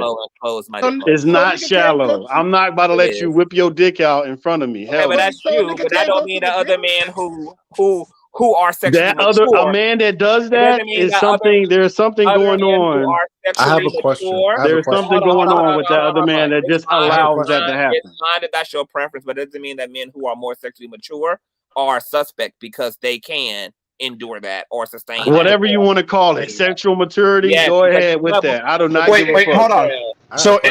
So Mogul, you don't think it's possible for two men to be in the same room, one to be banging a girl and the other to not watch and then take his turn afterwards? Or they have to watch? Or is it just that if you were in that situation, you'd be watching? Is that what the problem is? First of all, I'm not taking turns on no bitch. Like that doesn't even make no sense to me. It's a I'm gonna girl wait in till you front get of done, bro. Neither do I, but that doesn't make somebody gay because they do it. I'm gonna wait till you get done. It's a Hell naked- no. it's a I go naked- first if it's a- that's the case, and it's you a can wait Mogul. outside. Okay, I go first. hold on, wait a minute, hold on. I just have one question, and then I want Corey to chime in. But it's funny that women also oftentimes participate in threesomes to share a dick, but also are not same gender loving or suspect and have no interest in women, but they will share a dick. If the women are sharing, if it's a threesome, they're going to be doing homosexual things. They're going to be kissing each other. No, that's not what they're automatically always. The women doing. I deal with are going to be doing that. So Wait, hold on. Whoa, why are you talking about the women you deal with, bro? Guys don't do that. Guys don't do that. Why are you talking to us? We don't want to hear that bullshit. Guys, listen, the women that are you I on the was dealing spectrum? with are doing that. Are you on the spectrum? Because now you're talking about your sexual relations. And clearly what you just said earlier was heterosexual men. You're not talking to other men. I'm not talking about three other men and one chick. I'm not talking about 8 other dudes and one chick. I didn't give you no specifics. I'm talking about the women. I'm not talking about me. That has nothing to do with me. What the two women do has nothing to do with me. But that's still your experience. That's not You're my still talking about experience. That's what they do. That's what you they're just said doing. what the women did to you. That's So that's not your what I'm doing. experience. that you had. That's not what I'm doing. You said what the women did to you, so that is part of your I didn't experience. say what they did to me. I said what they do to each other. You said the women that I've been with. You said the women that I've been with. I would deal with are going to be doing that to each other. That's them. The women that you've been with. That's them, though. That's not me. I'm not doing that to them. They're doing that to each other. They're doing that to each other. That's you. Do you know about that experience? How much do you know about that experience? How much do you know about that experience? Most time when men How much do you know about that experience? Most time when men talk to other men about when they have sex with the women, they talk about what the women do, which is exactly what you just said. How much of that experience do you know about? Threesomes? About what I told you. How much of that experience do you know? Which part? A lot. Which part? Well, anything that I said. We know that you had a threesome. We didn't know that 10 seconds ago. We know you had a threesome. What they do. Hold on. We know that you had a threesome, and we know that you had a threesome with bisexual ass women who show no fucking titties while they fucking on you. That's what we know. Wait, Mongo, you just asked me about my experiences with other women after you I'm said that asking you men how much don't. you know about that experience. You obviously you don't know much about it. I've only had one Obviously, you threesome don't in know my much life. That about has it. There's nothing. That no has details nothing to do. you can give. There's really no details you can give. But Yeah, he that said you he had a got two threesome. bisexual women He said fucking he on had a you at a threesome. Okay, threesome. that's no other You details. got two bisexual The women buck fucking on you in stops a there. It threesome. doesn't go any further. You're not going to know, You know that y'all was getting what I nasty. was doing. You're not going to know what they was doing. They I were just kissing each mentioned other it. according to you. You just said that the Wait, girls But that it did the listen. wasn't threesome like done. ate coochie. They were It was kissing and done rubbing and to touching all show on each you. other according to you. Is that what? They were kissing and touching and rubbing all on each other according to you. Exactly. That's what he said. Because you And said that that's what was the women just that I that have wasn't. threesomes with do. That's what you said. That's what the women that I have threesomes with do. Listen, he's That's so what triggered he women doesn't normally realize that he's do when they're contradicting having himself that all type over of the place. sexual activity. That's just all I was bringing up. Do you know anything else? No, I didn't go into detail with that, but I was giving it as an example. Okay, so once again, you have plenty of threesomes with women. I never said plenty of anything. I'm not See, talking there about you go. you. I'm not talking about you per se. I'm saying I said there are plenty of threesomes that happen that women engage in where they share a dick and do not perform with the other woman. Where they're in the room, like for instance, and this is gonna sound really disgusting, but there's a bad girl named Megan from the Bad Girls Club. Her and her sister share a dick. They didn't kiss and fuck each other, but they fucked that nigga together. The only threesome I've ever been in, Yeah, I the girls didn't mean, do anything with each other. if you use your sexual imagination, I'm just saying, like, she could be riding the dick and the other woman could be sitting on his face. I mean, That's how mine went. Like, it don't have to be where, like, now here's the question though, because see what I think he's alluding to, aside from his, I think he's probably alluding to the potential what Reckless said. I think he's alluding to the potential of homoerotica, meaning that he knows. I'm not saying that you think this, but perhaps you do, and that's okay. I'm not saying that you do this, but perhaps you see the potential of the homoerotic, because I'm hearing what you're saying. I'm not necessarily agreeing, but I'm thinking that you're saying is that in the sense of men being sexually stimulated around other men, like in the close proximity, and you're still stimulated because there's more than just a woman being stimulated. So, I'm not saying brothers who engage in this how you seeing it, but I think what he's trying to get at, the brother, is that he sees it You're as turned on by other men being turned on. Yes. that's what he's seeing. Yes, You know what's you funny? got it. You You know hit what's the funny? nail on the head. And here's You know what's funny? A heterosexual man, hold on. A heterosexual man is going to, hold on, wait a minute. A heterosexual man is going to be turned on by the woman, whether she is with man or not with man in that room, butt ass naked. He could care less whether there's other man that's That's there. what I was going to ask. If it's a Thank you. naked woman, why are you concerned about another man? With a butt naked ass. What do you mean? What do you mean? What are you talking about? What are you talking about, man? Get the fuck out of here. Y'all sound wild. Let me put myself out there, because here's the thing. For us, same gender loving men, right? Before they had gay porn and everything, right? It could be a bunch of dick going into some pussy, and that pussy could be getting wet on that dick and everything. Here's the thing, though. Despite seeing the very moist and engorged vagina, we were still able to concentrate on that, the buttocks of the man, the penis, etc., his body. So that's what I'm saying. It's kind of interesting because, see, for me, I've walked into a lot of my heterosexual friends, and they be getting it on. You know what I'm saying? Now, I didn't sit there and watch and got, well, some of them I could, but that's another conversation for another day. But all I'm saying is that I wasn't deterred by what I was mostly looking at. It could be a man and a woman, and I've been there having sex in front of me. I'm going to be more attracted to what I'm attracted to. Now, am I going to say that I don't see, do I see the woman? Yes, I see her body, but I'm more so engaged into her, how she making that nigga dick feel. So How you she wouldn't making be if it was a group of women and one dude, you wouldn't be attracted to any of the women. Huh? No. No. Huh? No, If it was a group of bad women that's just bad as hell, and it was one dude, you won't be attracted to none of the females. You just worry about that one dude. I think that's a projection because but more how than did that likely, question even come about? But because what he's saying is that you're going to be more focused. But yes, because you know why? You said what? To a man? Yes, I can. Let me answer. No, I could go there with him.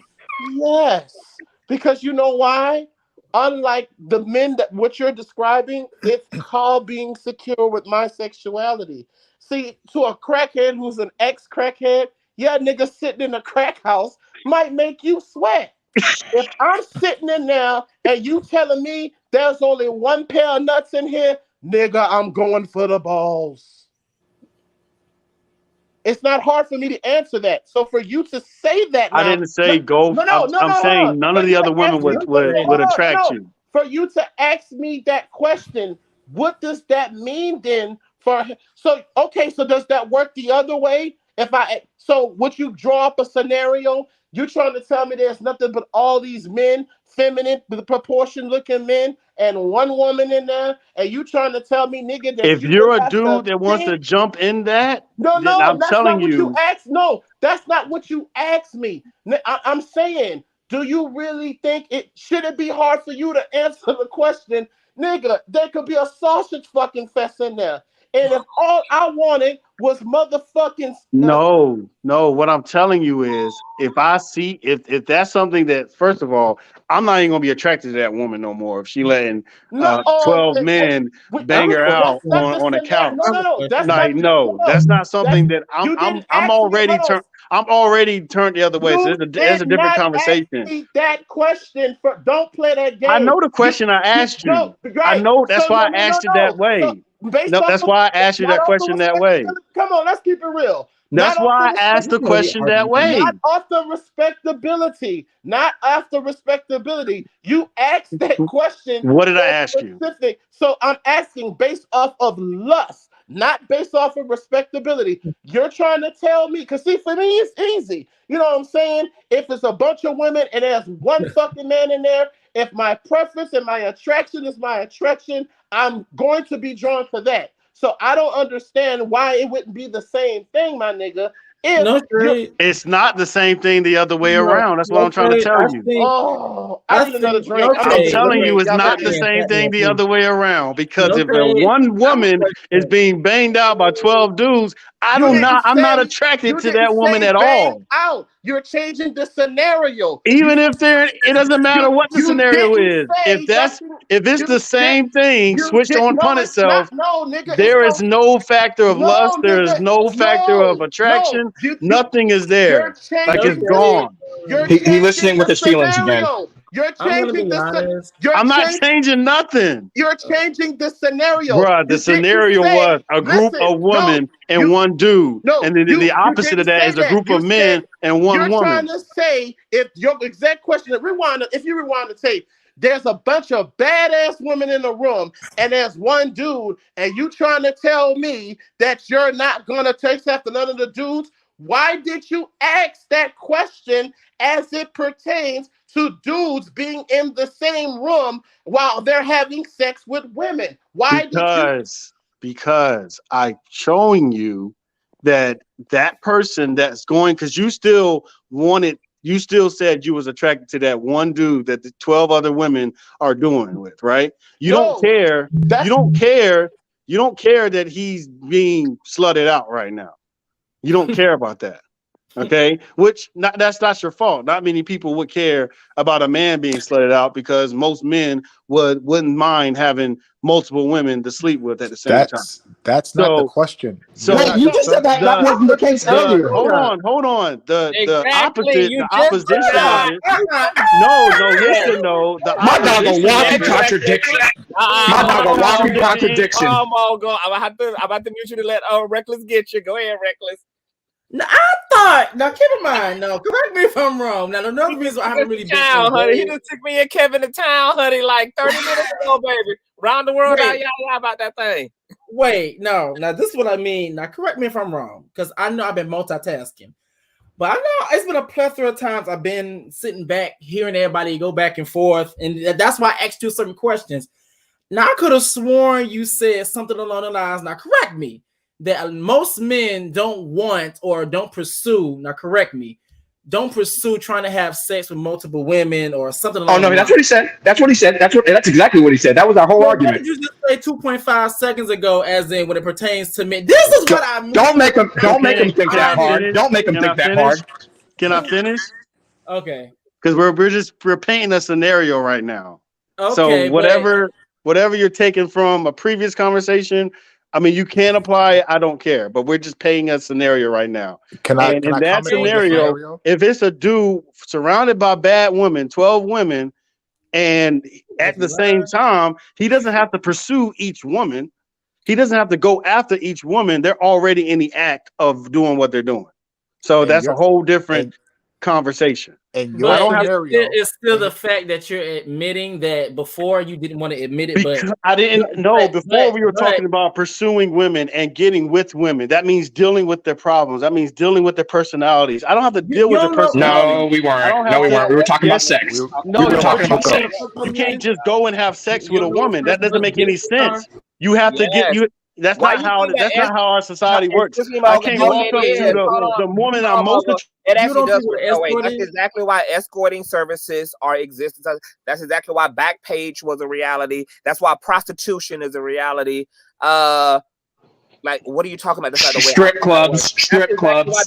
That's also why the porn industry is one of the biggest booming economies in this country. Actually, the 3 biggest websites in the world are all porn sites. That's fine. Industry.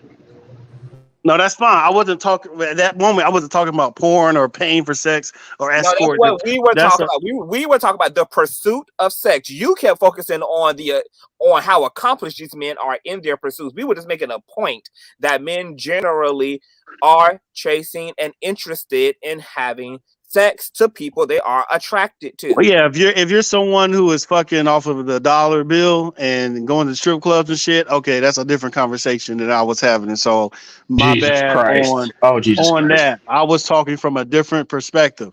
But in this perspective right now, with what we're saying, if you're a dude and you get the opportunity to have sex with multiple women that are bad as hell, that look good, yeah, you're going to take that because you're not going to have to worry about their personalities. You're not going to worry about dating with them or taking them out or spending money on them. That's what I'm talking about. And I was just. So you agree with me? So you agree with me? You agree with what I said earlier, which is that most men want to have sex with multiple women. In this scenario, well, it depends. I mean, if you in general, most heterosexual men want to have. Actually, most men are heterosexual. So most men. But definitely most heterosexual men, when we're specifically talking about them, in any scenario, not in a perfect scenario. Not in a perfect world scenario. It is a perfect. This isn't reality. God damn! Don't buy a lottery ticket, dog. Can you get 12 You've been women wrong right about now? everything for the last hour. Can you get 12 women right now, bad as hell, tonight to sleep with you tonight, right now? Fuck no, it'd take a long ass time. I'd have to fucking put in work to get it. That's what I'm talking about. But guess what? Most men will put the work in to try to have sex and then they'll cut bait afterwards. That's what a lot of men do.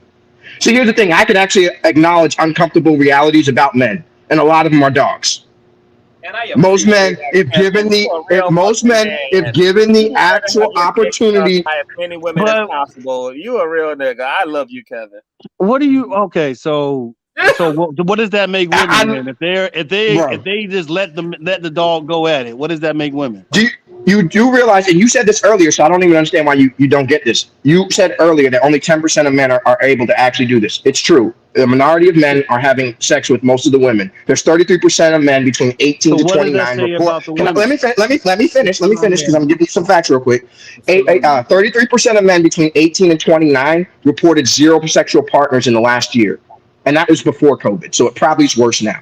So there are plenty of men that aren't having sex. What I had said earlier, which you contradicted yourself just now, was that given the opportunity, most men want to have sex with multiple women because mammals, the male sex of mammals, are not traditionally monogamous. That was my statement, and you said most men don't want to have sex with multiple women. Because That's I was what you coming said, from and a that's why. perspective. No, This is the because you problem can't, with bro. a lot Because of see, y'all look, you thinking. can't even let somebody finish. You gotta start talking, which is why you don't know what nobody's saying. A conversation.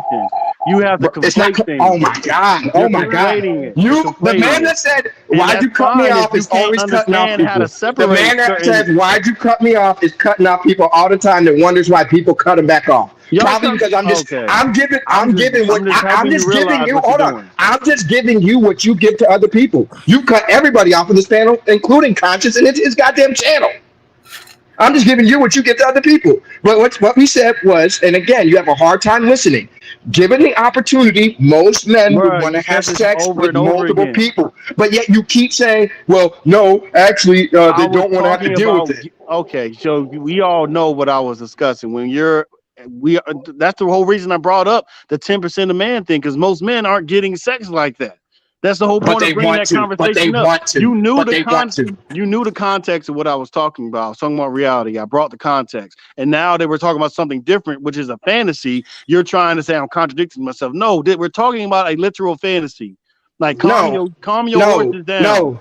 Again, apparently you don't know what the English language means. Not that Want serious.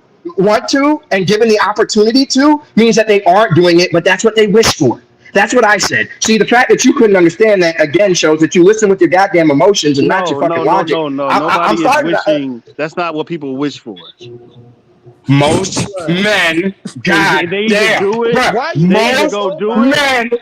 They either wish go do that. it, or Oh they my cut that, God! or they Do watch you a know what porno the or term? some shit. Do you know what the I don't term know. incel means? Do you know what the term incel means, Mogul? Do you know what the term incel means? Do you actually know what it means? Like apparently, it's all about porn and fucking strip clubs and all What that does shit, the term? right? What does the You can term just go get incel whatever mean? you want, right? No, the term That's what incel you means. said. You said No, you let can me just go finish. have sex with whoever you God damn. want. The term incel means involuntarily celibate, meaning they don't want to be celibate, they're forced to be, which means that they want to have sex with women. So again, what I was talking about Are was you sure desire. it's women? Oh my God. You beat Well, a dead generally horse, bro. speaking, generally speaking, gay people have way more sex than heterosexual people because, and I'm talking about gay men, because men are much easier to have sex with in general. So when men are trying to have sex with other men, it's normally easier, which is why the gay community does have the problem that heterosexual men have as far as getting sex. So yeah, the men that are not having sex, they're probably heterosexual because it's a lot harder to get sex from a female than it is from a male. Boom. So you're saying it's harder to get sex from a female than a heterosexual male. What? Bro, hold on. If there's an attractive female and she walks out in Miami, there's gonna be 20 dudes trying to fuck her right there. So Jesus you have Christ. a better chance trying to fuck a heterosexual male, is what you're saying. Me? No, I said a female. Oh my God. Bro, this dude cannot fucking understand English. Jesus Christ. I'm trying to ask you a question.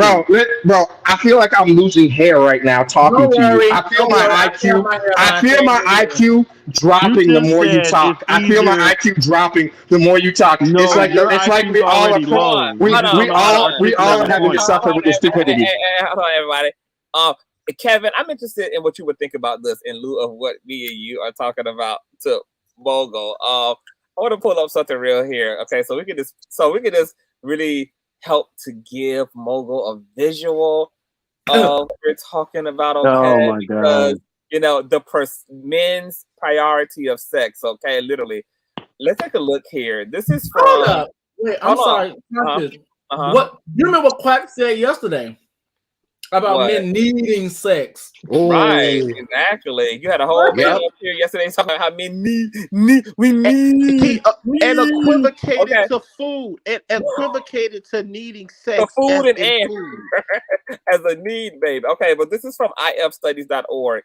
The porn gap, gender differences in pornography used in couple relationships. Perhaps the most consistent finding of pornography studies to date is that there is a sizable gap that exists between men and women when it comes to their personal use and acceptance of pornography. Dozens of studies have shown that men are more likely than women to view pornography, and this is particularly true of viewing pornography regularly on a daily or weekly basis. The porn gap raises a number of questions about dating patterns and the relationship dynamics that arise between men and women related to pornography use, such as etc. I just wanted to just read that study that talks about the 50 being 11 other goddamn studies that addresses the fact that men make up the bigger demographic of porn watchers and consumers in general, which I only wanted to bring that up to just reflect back the point that Kevin and I and IG and everybody else up here is saying, is that sex is a priority for men, whether it's obtainable or not. It's not about whether they actually successfully obtain it. Simply, sex is on the brain, and it's largely on forefront of the cortex when it comes to men, and that's okay. That's just what it is. Hey, Mogo, let me explain it to you like this. Can I respond to that? Mogo, real quick. Just give me 1 second. Just give me 1 second. Like, when Conscious, you actually remember when we was on Yellow Pill's panel, and he even talked about marriage, and he kind of went on his whole little like rant, and he was like, like we'll do stuff, but we only do it essentially. We only do it just because we like having sex with you. Like over time, we'll like you, but we'll do it. We was on another heterosexual man's panel the other night called Yellow Pill, who's a YouTuber, and he was talking about how men are predominantly focused on aesthetics and physicality, and of course, it comes natural for a man to want to, have sex with the woman he attracted to. That, of course, he said that's the first thing men want to actually do. Is if they are attracted to the woman, want to have sex and then get to know her, et cetera, et cetera, et cetera. So that's what it is. So we went from a lot of extremes. We went from Quack, who said that sex to men is equivalent to food and water. Then we got Yellow Pill, who establishes that heterosexual men definitely are visual and aesthetic based, which has been an old adage, and that they desire sex, of course, with the woman they are attracted to, even maybe before getting to know her or even seeing what else she has to offer. That sex is certainly something of interest just based upon the physical alone. And then we have Kevin here who has no problem talking about the reality for gay men and straight men in terms of the priority and accessibility, the attainment, the journey, the conquering, the desire seeking of sex. And then we have the minority mogul saying that men are focused on Jesus and spreading the gospel. First of all, I didn't say that men aren't focused on sex or don't like sex. I don't know what the narrative trying to paint that I'm saying men don't like sex. What I'm saying is that we're not going to discuss with our we're not going to discuss what we're doing with our partners to everybody and in the world like that. That's what I was saying. Kevin already established that we weren't just talking about that. I know we already established that. That's why I just wanted to clarify that we already established. Talk about, and men do also talk about that too as well. Men do. Some men do. Yeah. I know a lot about what my friends do with their female spouses in the bedroom, but our men definitely talk more loosely and passively about the women who they smash casually. If I never touched a vagina a day in my life, I know exactly how to from all of the experience I've heard heterosexual men.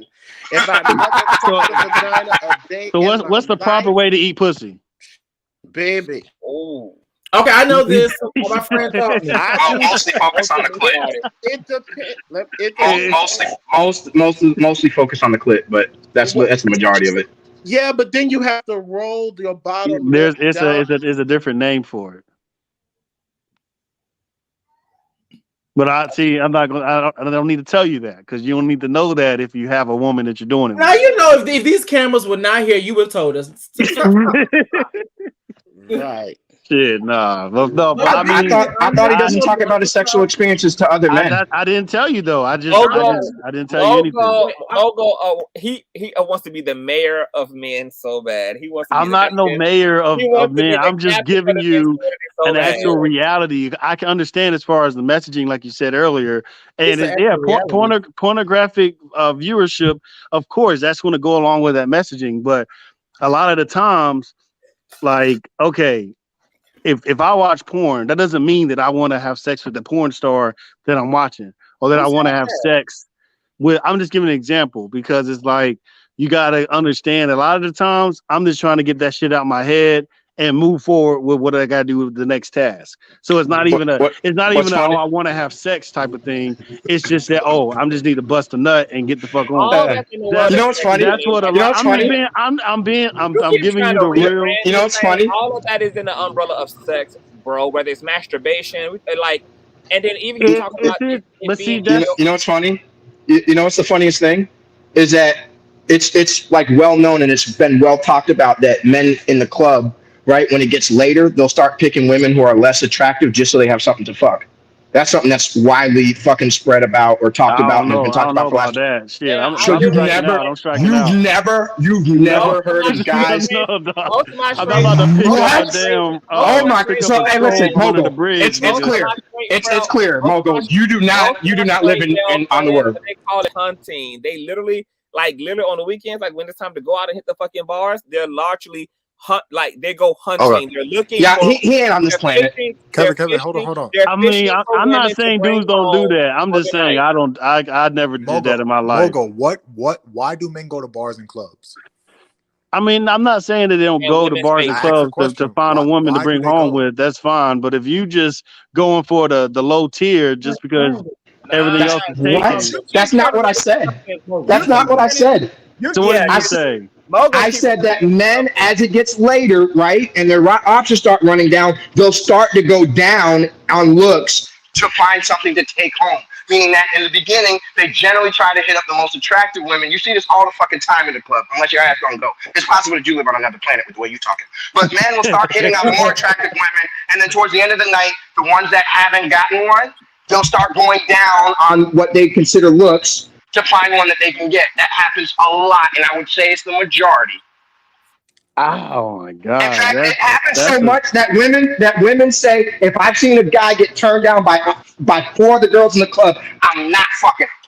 So much so that women have to talk about it. Women see that shit. So wait, so dudes are getting turned down by ugly bitches? Is what you saying? Actually, that happens a lot more than you probably realize.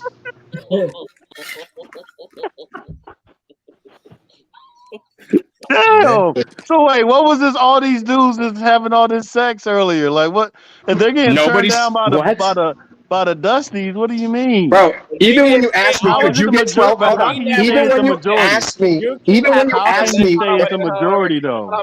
Bro got clarification and still ran it back. You keep. It's a selective. We are literally saying the same shit. We've been saying the same shit for the past hour now. You keep. How many times do we establish we're not talking about the men who only simply obtain it? We're talking about the pursuit of it and the interest of it as well. Like, irregardless of whether a man lands or not. Like, well, isn't it at that point? Isn't it like a the competitive priority thing? of sex. It's more of a competitive thing, then, is what you're saying. Or you're saying they actually, you actually need it like that bad that you'll just. Hey, hey, Mogul, you do realize that sex drive, testosterone has a lot to do with that, right? You do realize that, right? I mean, that yes, the dude like that, no, yeah, you need to stay that was away a yes from or no. him. That's no. You Yes need or to no? stay away from no, him. no. I'm talking about pure biology. You do realize that sex drive has a lot to do with testosterone, right? You do realize No, that biologically speaking. I do that. Yes or no? Yes or no? Yes or no? So you do know. Okay. Hold on. So you do realize. that that men on average have 10 times the amount of testosterone as women, right? Okay. Which is why sex and trying to obtain sex is so much more important to men than women, because we have something called testosterone in our veins at a much higher rate than women do, or in our bodies, I should say. You do realize that that's biology, right? You do realize like what you're saying is completely out of whack with science. What I'm saying is the reality of what happens. That's what I'm saying. Nobody's disagreeing that a minority. Nobody's disagreeing that a minority. I even said a minority of men are fucking most of the women. That it's the top tier guys that generally can do it.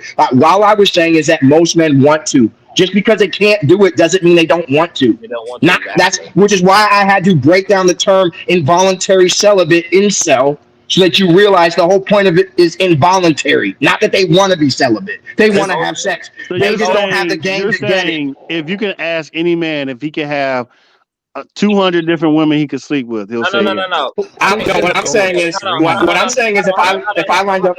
Hold on, no. I think there's a better question to ask, because I've asked this question to a lot of heterosexual men. The majority of heterosexual men almost unanimously agree that they don't have as much sex as they would like to have. Most men feel like they're not having as much sex. And I'm going to tell you who feels like the most deprived of men: married men. Almost every married man in my family feels sexually deprived and actually speak against marriage because they feel like something happens to the sex life when the nigga gets married. Like, they all feel like, what happened to my what happened to the sluttiness of my wife? Because when she became a wife, now we don't even have as much fucking sex as we used to when we were dating. So that tells me a lot too about the sex dynamics, like this article is hinting to. It tells me that women majorly give up sex to obtain a almost non-sexual relationship. They use sex to become wives, to get the nuclear family in order, and then take on their real priorities for their relationship after that, while men are genuinely interested in the literal sex. I can just imagine that conversation. I can just imagine that conversation. Like, oh my God, what happened to my slut? Like, world, what? That's literally almost what my cousins are saying. Like, they put me aside at my other cousin's wedding to tell me, nigga, don't you ever fucking get married, my nigga. Like, and then they start talking to me about how they don't have sex, how they have to practice, how they have had to masturbate. So what's the solution? Hold on, how they have had to masturbate now more as a married man than they did when they were fucking single, according their wives. So what's the solution then? They just need to be coming to Jesus between. I mean, well, hold on. A solution in terms of what exactly? Like, what do you mean? So should women let their men be polygamous? Good luck with that. We had a conversation about that yesterday. Good luck with that, especially this chat. They don't want to hear none of that. No shade. I mean, but if that's the scientific way of breaking down what we just did and how funny it was and whatever, why wouldn't women allow that? If your priority isn't sex and the man is, and he wants more sex, and if that will make the relationship better and happy and make everybody as far as content, why not? Why is it so much shame on polygamy? Because it's good. Okay, so But you're not fucking him. So what does it matter what you say? You're not fucking him. Because unfortunately, hold on, because I think this is a deep thing, and maybe this can this another layer of conversation, but it's honesty. I think men have to be honest about whether they are actually performing love or whether they actually do love their women, because I think while women will relax on the sex, it's because she actually believes that the man sees her as something more than sex, and there's a reason to stay with me and to be with me and to enjoy me and to be fulfilled by me outside of the need to roll around in the bedroom. But if the man hasn't, well, maybe he hasn't transcended that, or he also sees his wife as all of these other things, but still maintains a high sex drive, then there just needs to be honest. There just needs to be an honest conversation. But if men are largely, because there's also this old attitude about relationship dynamics that women control the sex and men control commitment. Like, women are waiting on men to give them the ring, and men are waiting on women to give them the pussy. So women control sex, men control the growth of their relationship. They're the one who women are waiting on. So, women have to wait on men to get there. And then, women what you're saying is men are... Hold on for a minute. Kevin, your device disconnected. I see you in the background, but it's okay. Hold on, let me bring Kevin back up. Okay, go ahead, Mogul. Well, I was saying, so you're saying men are fulfilling what women want, but women aren't fulfilling what men want. When it comes to marriage. Let me hit this real quick. Okay. Mogul, remember you were talking about Kevin Samuels and the fact that he was when we were talking about how he said that, like, with high value men, that a lot of them are going to cheat, basically, right? Yeah. You do realize that is a direct reflection, because a lot of women don't want to get with guys with less money. So now you have a small minority of guys that have way more women coming after them. And what are they not doing? Settling. I'm not going to say settle. They're not committing because they don't have to. So that is what you're seeing. You're basically seeing a lot of Eskimo sisters out there, because a lot of women are fucking the same man.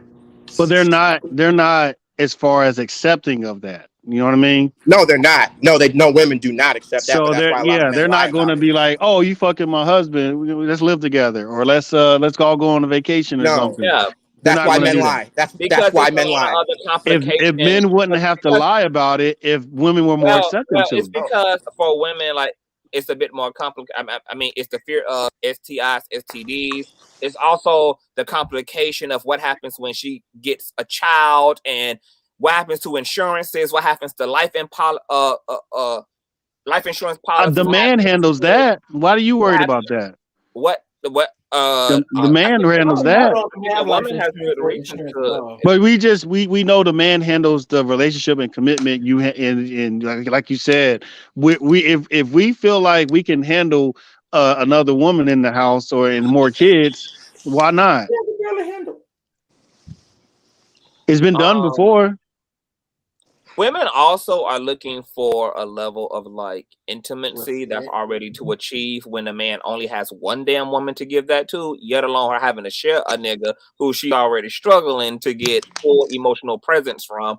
So I think most women also are not interested in. But wouldn't that give that emotional presence there? Because now, if the sexual needs are met, he's going to be more open to the emotional and the other side of things. Smashing, bro. Not necessarily. A lot of women are smashing a lot of stoic ass men. Mogul, think about this for a second. Men are so hardwired to want sex. All right, think about this for a second. That even back in the slave days, when the white men did not believe that black people like us were equal, I don't know if you're black, but for the rest of us who are black on here, didn't believe that we were equal, they still wanted to have sex with black women. Nigga said, I don't know if I've been saying nigga this whole time. Get the fuck out of here. Listen, I don't see a picture, I just see a G, so I don't know what you are. You know I'm a G. I'm a motherfucking G. That's how I didn't know. Clearly not with the way you've been talking. I didn't know Kevin was black. I ain't gonna hold you. Hey, listen, I'm caramel. Y'all ain't gonna do me like that. Hey, he melanated, honey. He chocolate. Is that Bruno Mars in your picture, Kevin? Hey, listen. He black, you Bruno. I know that man. You not black, you Bruno. I could pick that man out of a Million Man March. Okay. Damn. I'm just giving an idea. Like maybe women should be more open to polygamy. If they don't want to have sex, like if it's not your priority, then I mean, what's the issue? Like I don't see an issue. On the flip side, I could say that maybe men shouldn't be such horn dogs. No, but it's biologically in their nature, like you just said. It's just like it's biologically in women's nature to want protection and security, particularly sexual security from their man. But there's not an exit for that. That's just no. Hold on, Mogul. You didn't see what you just did. You gave an excuse for the men not to have to be disciplined because it's in their biological nature. But when I turned around and told you that security, right, and that's being fulfilled is in the female nature, you dismissed it. Do you see what you did there? I didn't dismiss it. I said that's being fulfilled. I said that's being fulfilled. It's not being fulfilled because part of that is monogamy, which is what I just said. So if the man's out there cheating, that's not monogamous. So you're saying women are naturally monogamous? Yes. That is the default biologically on that sex, and there's plenty of studies that go out and prove that. That doesn't mean what study proves that? You can go look it up your damn self, dog. I've been read up plenty of stuff. I mean, I've you said it. You made it seem like it was just vastly known that monogamy is a natural thing for women. Well, here's the thing. just like when I went to mammals, right? I said that males are not naturally monogamous. I never said that the females weren't, right? I wonder why you didn't want me to bring up a study on that. Wait. So you're telling me all the baby mamas and single mothers out there and that having kids with multiple baby daddies and they're all naturally monogamous. Most women, if given the opportunity, if they could get the caliber of man that they wanted, they would stay loyal to him. Are you serious right now? Hold on, let me finish. The problem is there's so many fucking bums out here that what women have to do is they have to start compartmentalizing things. So a woman can't be a bum? Maybe this guy has some utility in this. A woman can't be a bum. This is the thing I kind of want to bring up, though, because I do hear this from a lot of heterosexual men when it comes to talking about women's sexuality and referring to biology.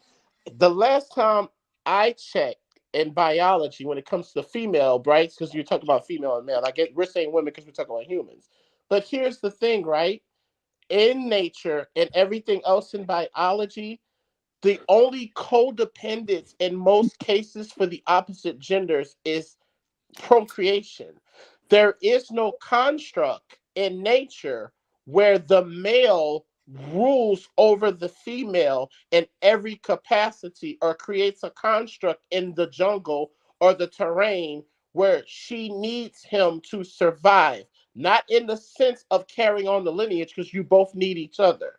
So I think a lot of times when we do have this conversation, that I hear what heterosexual men tend to do is conflate biological nature with the constraint ideals of gender norms, which are man-made constructs. Because if you let the gospel truth be told, you know what I'm saying? Lion King, they lied to us, baby. Mufasa was really fucking more than just Sarabi, and let Mufasa not be the alpha male he is, Sarabi wasn't going to stay around either. And then when they get to a certain age, the females will mate out too. So I think it's one of those things where when we say biologically, I think that's more hypergamy in the sense of a man-made construct, where we say that men are depending on women. No, men, humanoid men, have made a system where females have to depend on them through brute force and manipulation and institutionalized systems.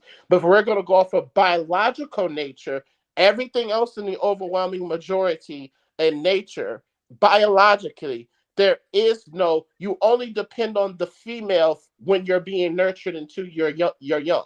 That's it. There are some animals that are paternal where the father, but that is definitely the exception and not the rule. No matter how you slice outside of that, there is no codependency on not survival of procreating the species of the bloodline, but just in day-to-day or surviving. That's something that men have done. That's not something, and I think we have socialized women to depend on that, because no other female species needs a male for survival, and same thing with the males. You don't need a female to survive. You need you need each other to procreate, to survive as a species, but not because there's a gender role construct. But that all goes into each other. That's all interwoven in together. So I mean, It's not. yeah, it is. No, How is it's it not. not? Hold on. It's not, because I just described, because I'm describing biology in the sense of nature, not in the sense of political science or gender constructs of that. No, feminine entities and male entities, yes, need each other for procreation, but they do not need each other to quote unquote to survive each day. No, that's not how that works. I Hold don't on. necessarily So agree with generally that, speaking, hold but on. go ahead. So our biology, right, and basically like how our brains and everything is programmed comes from a millennia ago. So you go back like 100,000 years. Well, back then, the physical dominance of a male in humans, women did need men to survive back then. Kind of going to, I think, what IG was saying. So women have kind of if you want to say it was an adaptation or evolution. If you even go on and you were to ask most women, if you could get your dream guy, if you could go get your dream guy, would you want to have sex with other men currently while you're with that guy? Most women would say no. Agreed. Versus most men, versus if I took 100 men and I said, hey, your girl's at home, she doesn't mind you having sex with other women. If and now this is not real, right? This is just a hypothetical. Probably 95 out of 100 heterosexual men would take that deal. And I want to add Well, to that's that. because, but see, hold on. Wait a minute, hold on. I need to chime in on this. What IG said is correct about sex and the feminine in terms of nature. Kevin is correct, especially in terms of Western civilization, because I think monogamy is completely man-made, and this idea that women are more oriented toward monogamy than men in the West is simply because of the way we socialize women. We socialize women to be obedient sexually, to practice sexual discipline, to carry to be virtuous in their pursuits. We psychologically condition women to wait on a man to choose her, to validate her. So why a lot of women in the West are more oriented toward monogamy is literally because they are unfortunately trained, and I hate to use that word, but I really want to use that word because it's so polarizing. So what's the leading cause of divorce? And what's the leading cause of divorce is today? You said what? The leading cause of divorce today. Financial. Yeah, it's a financial means. And what's the group that's leading in initiating divorce? Women initiate 7 to 8 out of every 10 divorces. Okay, so if they're initiating divorce, but they're monogamy, but the reason for divorce is financial, not even sex, why would this be happening right now? Clearly, we should be talking about something else than just sexual, because we know the men aren't getting sex, but they're not divorcing their women because they're not getting sex. They may cheat on them. Term, it's cheaper to keep her. That's where that term "cheaper to keep her" came from. That was like very common in the 1960s. Yeah, 70s, because there's 80s. a fear that if I cheat or if I do something else, I can lose everything I fucking got. And so it's clearly a lopsided. It's a lopsided effort when you hear, oh, men are doing this, but we're not the one leaving women. We're not the one initiating divorce. About men cheating. So what? Didn't you just talk about men cheating? Well, I say if they cheat, it's probably most likely because they're not getting the sex that they want in that marriage. So more than likely. Wait. And women are largely women are largely divorcing because most men are incompetent financially in that patriarchy. Yep, that's what it is. It's finances. And Mogul, you're wrong. Well, you've been wrong all night. So wrong about what? But wrong about what? I just proved y'all wrong because it's not about the sex; it's about the finances. No, hold on. We never made a moral we never casted a moral judgment against men prioritizing sex. So you kept asserting that we never did. So you didn't prove what's wrong about shit. No, you just I don't know if it was you or Kevin or somebody was just saying that women want a relationship to be secure and protective and monogamous. They're naturally monogamous. Well, if they're naturally monogamous, why are they number one leading in divorcing their monogamous relationships? So we're talking about financial reasons. It doesn't make sense. Monogamy doesn't just mean one partner in your lifetime. It can also mean one partner at a time. Hold on, Kev. Use some common sense, Mogul. It's a relationship. So obviously women have a lot of expectations out of a relationship aside from monogamy. Like women also are looking for emotional nuance. They're looking for the expectation under that patriarchy for a man. Which is why I said a lot of what they're looking for is being met. Just like you said. It is being met. It's not being met. How is it not being met? It's not being met if women are being cheated on. It's not being met because second under that financial is irreconcilable differences, all the other nuances that contribute to why a woman ends up unhappy, alone, and isolated, despite having a ring around her finger. Mogul, what did I say? Women look for financial security and monogamy. So what happened to is cheaper to keep her? That has nothing to do with the woman divorcing. That's for the man not divorcing, which men don't en masse. So men don't divorce en masse because of what reason? Women don't divorce men who can afford to keep them. What? Thank you. Okay, so all women want is money? You don't know stats. All women want is money? Hold on, Mogul. No, I don't know stats. Let me educate you once more. Hold on, because look, it's a one-liner. Hold on, because look, everybody is saying if the data shows that women are divorcing men because they're financially incompetent, but then it's cheaper to keep her is a reality. The only women who are being kept are by the men who can afford them and are not financially incompetent. But unfortunately, women also have the capacity to women have more incentive and are more socially conditioned. Hold on, I'm not even fucking. See, this is why you can't make sense because you don't listen, my nigga. Like this is why you be like, y'all not listening over and over with you because you do not fucking listen. I'm talking. Women have more of an incentive to to keep the nuclear family together, largely also on behalf of her children. You'll be surprised how many women will rationalize putting up with a man who can provide financially, even though she's not happy emotionally, she's not happy spiritually, for the sake of her children, for the sake of not wanting to divide the family up. So women will stick around despite there being irreconcilable difference. She might ain't fucked her husband. They might live in 2 separate bedrooms at this fucking point and been together for 25 fucking years. Women will work that shit out as long as there is stability, because that stability is not under. And women don't cheat. Hold on, Conscious. Let me hammer your point home. So the divorce rate of all divorces is close to 50% in the United States. Ironically, though, when you go to above $250,000, the divorce rate drops below 20%. Okay, and which goes back to what Conscious was saying.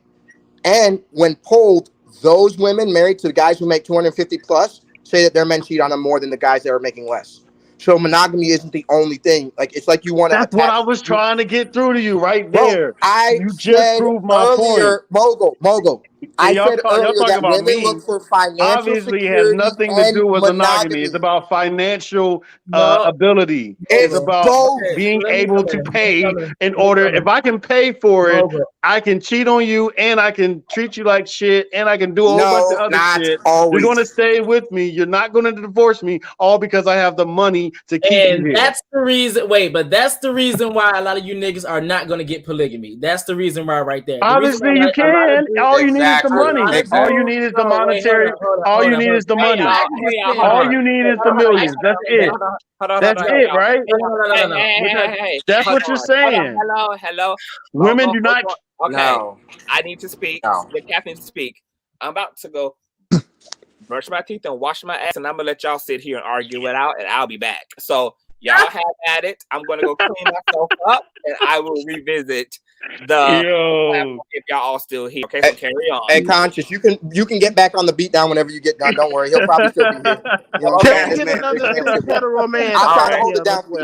Wait, Conscious. Let that man get ready for bed, y'all. Let him get ready. God damn. But y'all, I know y'all hear what I'm saying though. Y'all can't be just completely out of it. Like, women do not care as long as you got the money. They do care. No, they do care. They do What did you just say? When the income increases to 200, so you're saying that a man making 250K up is treating their women so much better. That's what you're saying. Choices and trade-offs. Everything in life comes to choices and trade-offs. Thank you, Corey. Okay, but if that trade-off is, if there's a trade-off, so is there a trade-off for a man? Because you said men are genetically or biologically wanting sex. Is there a trade-off for that biological want for sex? What is the trade-off for that? For men. And what situation? For men? It depends on which way you're talking about. Like in the 1960s, 1970s, 1980s, a lot of men were choosing monogamy and having a stable household over trying to pursue polygamy. Nowadays, a lot more men are dogs, and they're less financially competent than they were before. And here's the problem. You're not going to try to cheat on your girl and be financially incompetent. Okay? So even though they put financial incompetence, a lot of that also has to do with the disrespect that the men give to them, on top of the fact that you're not even financially competent. So if you're financially competent, they're willing to deal with that. Is what you're saying? Trade off. Some are, and you do got to realize, bro, only 9% of the U.S. population in 2021 made over $100,000 a year as far as a single person.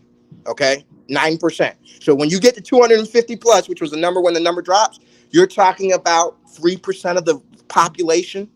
So we're not talking about a large number here. That's why we're not having black people.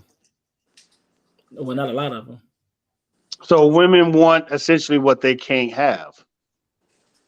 Because I would say that all women can't date the 3% of men that are making 250K plus. That's impossible. And men want to date dimes. And a lot of them are broke. So I guess if you no, want to that's say not that, true. You just said men will go after the lesser attractive chick later on the night. I said they'll try to smash. Okay. Stop See, no, conflating this relationships is and the sex. problem here. You want to critique men, which is fine, but you gotta level that shit out across the board. That's just all I'm saying.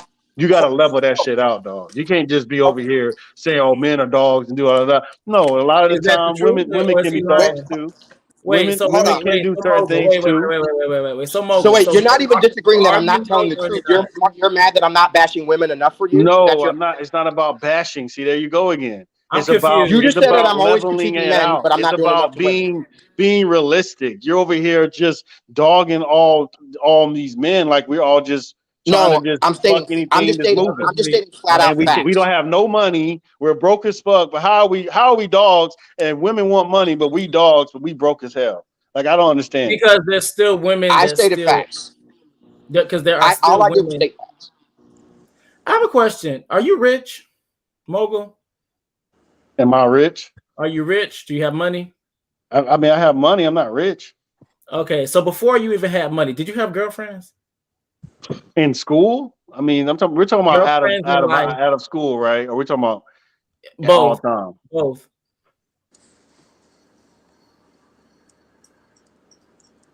Hello? Wait, what was your question?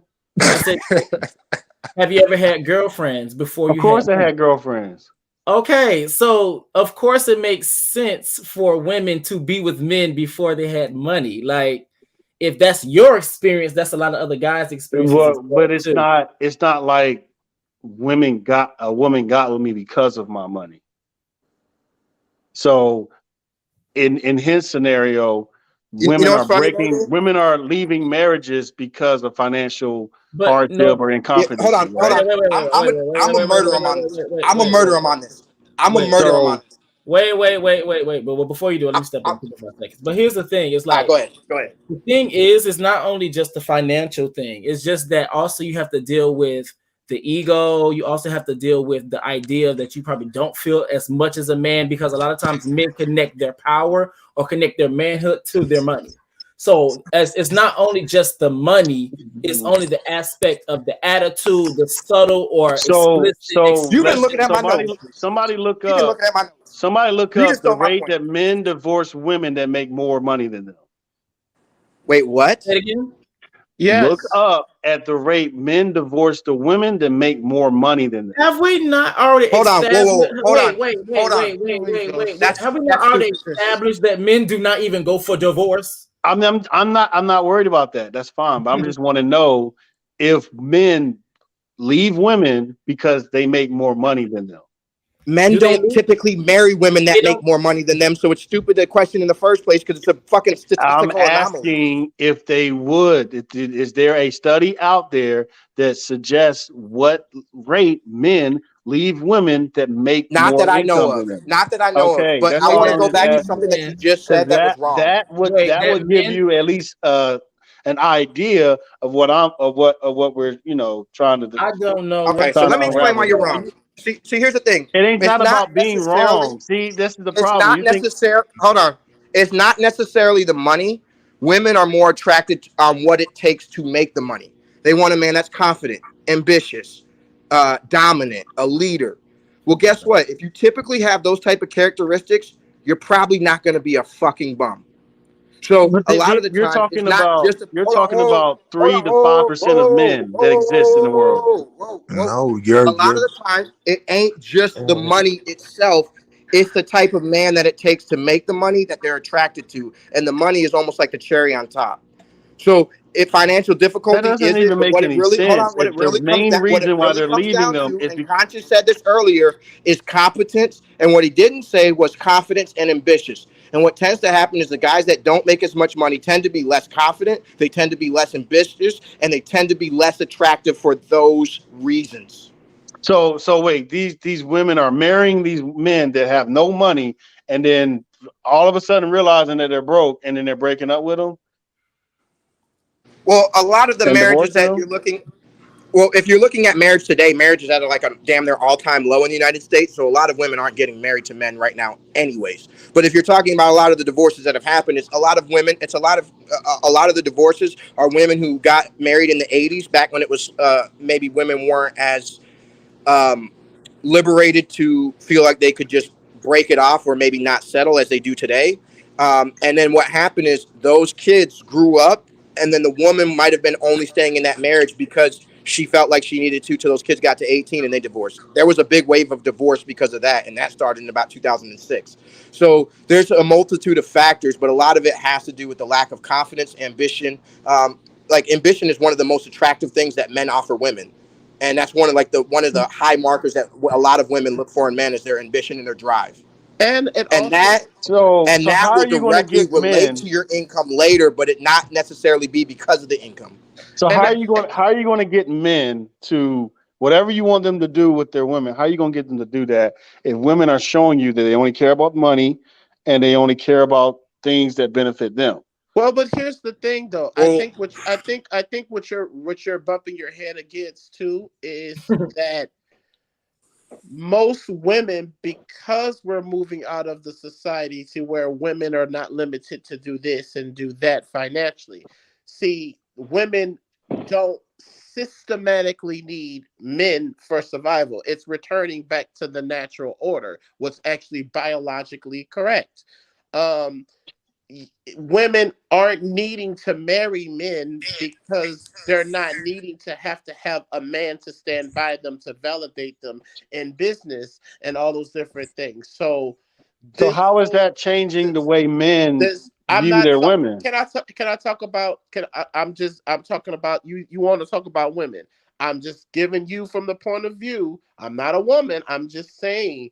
The reason why you're running into that in some political, social, economic context, women are not in the same position they were even 15 years ago or 20 years ago to have to marry a man to get a certain status or acceptance. They're not looking for those respectability politics. And to the point where, yes, especially when it comes to black men and black women, black men, heterosexual black men and black women, they are outperforming us. So the need to get this whole ideal for women to get married for sustainability or to take care of themselves, that's becoming archaic.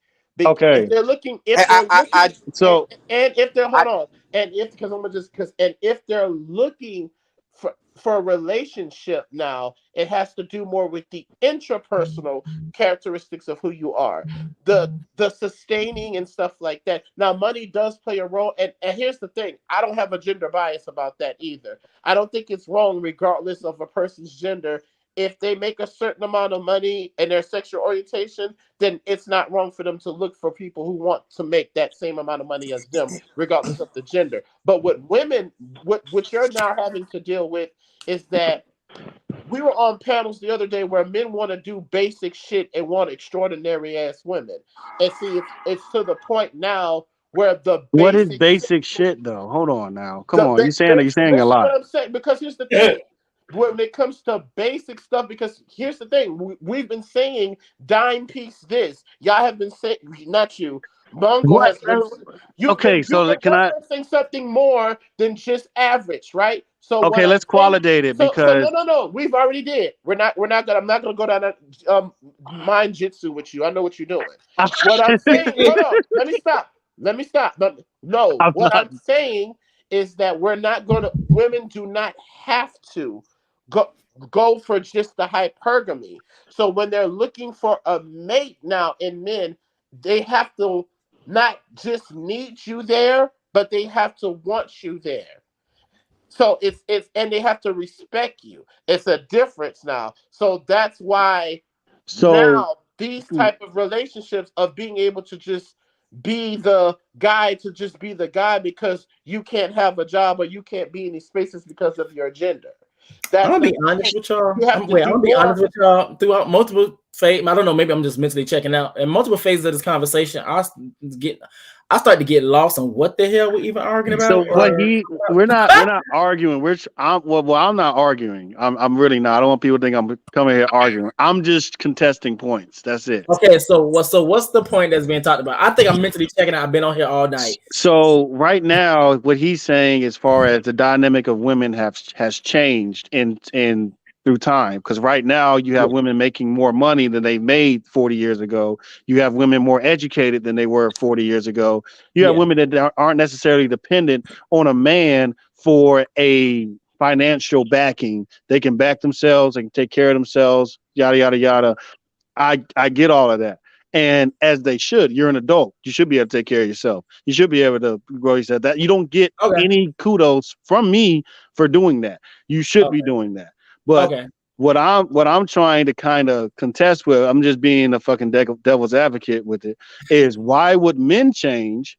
Because what we clearly see is that the women clearly want the financial, like if you're someone who has money and that you can take care of 2-3 women at the same time. Oh, okay. You know what I'm saying? Okay. Why would I change the way I approach women or whatever if I have what they want and it clearly shows in the data and everything they do you go after a man like me versus I can be a shitty ass dude. I could treat you horribly, but you're going to stay and rock with me and put up with my shit versus put up with, Jimmy that's making $50,000 a year working as a substitute teacher.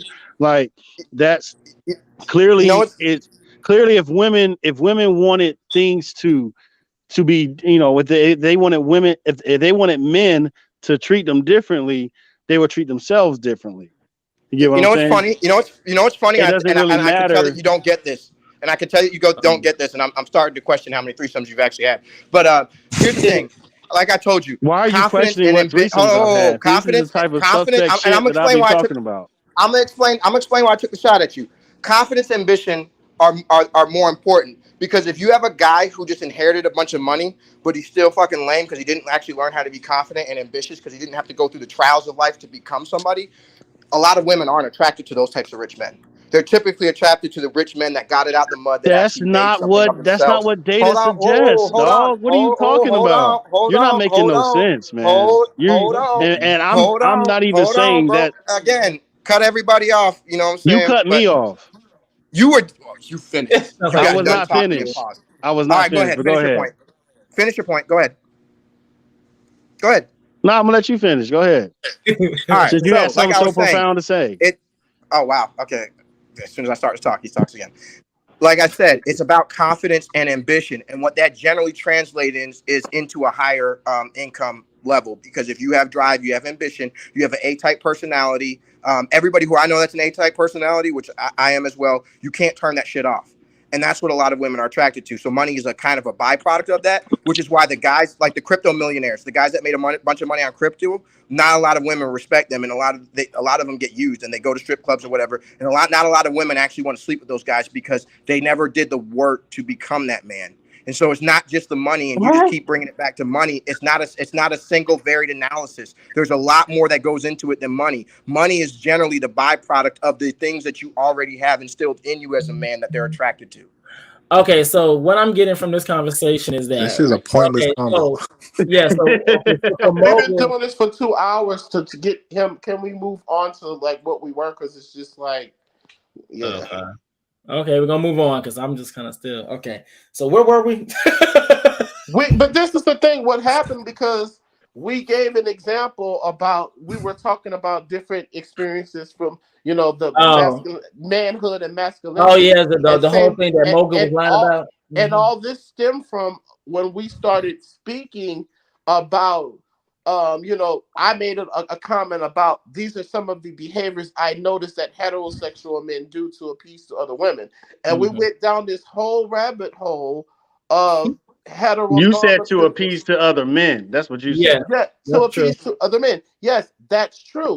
That's true. But it was within it wasn't within the context of money or any of that stuff. It was out for. Well, I mean, the conversation evolved into other things, but essentially, if you're looking for men to, I guess you're bringing all this up to kind of bring recognition to it.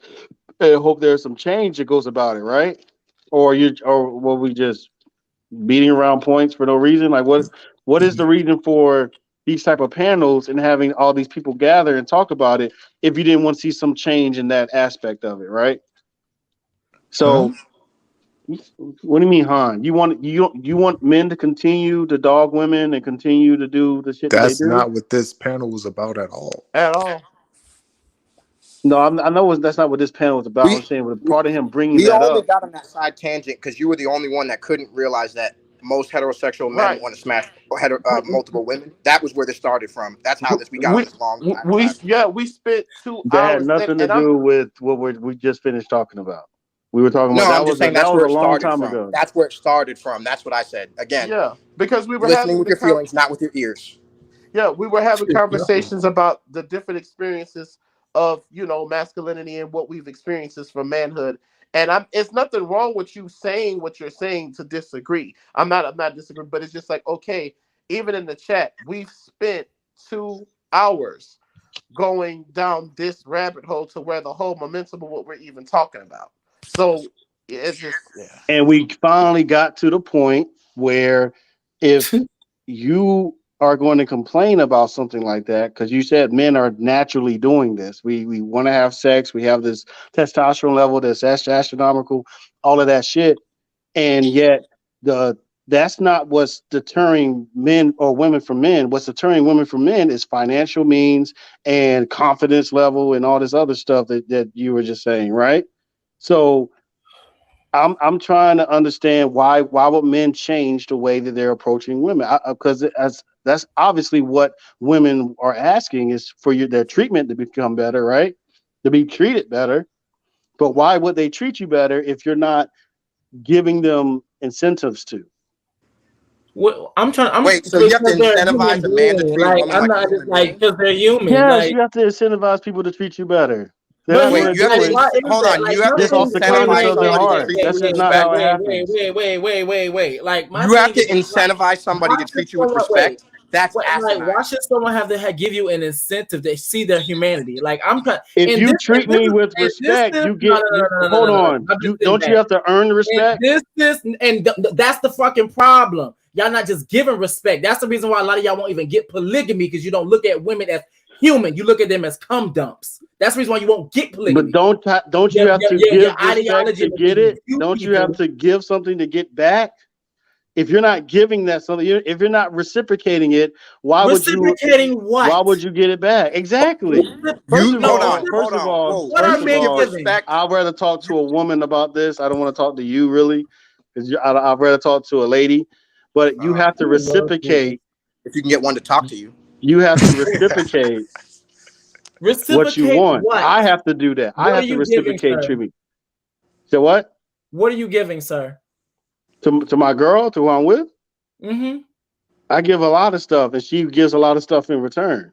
But that's how our relationship is. So name some. Like what? Treat me the way you want to be treated. I want the link.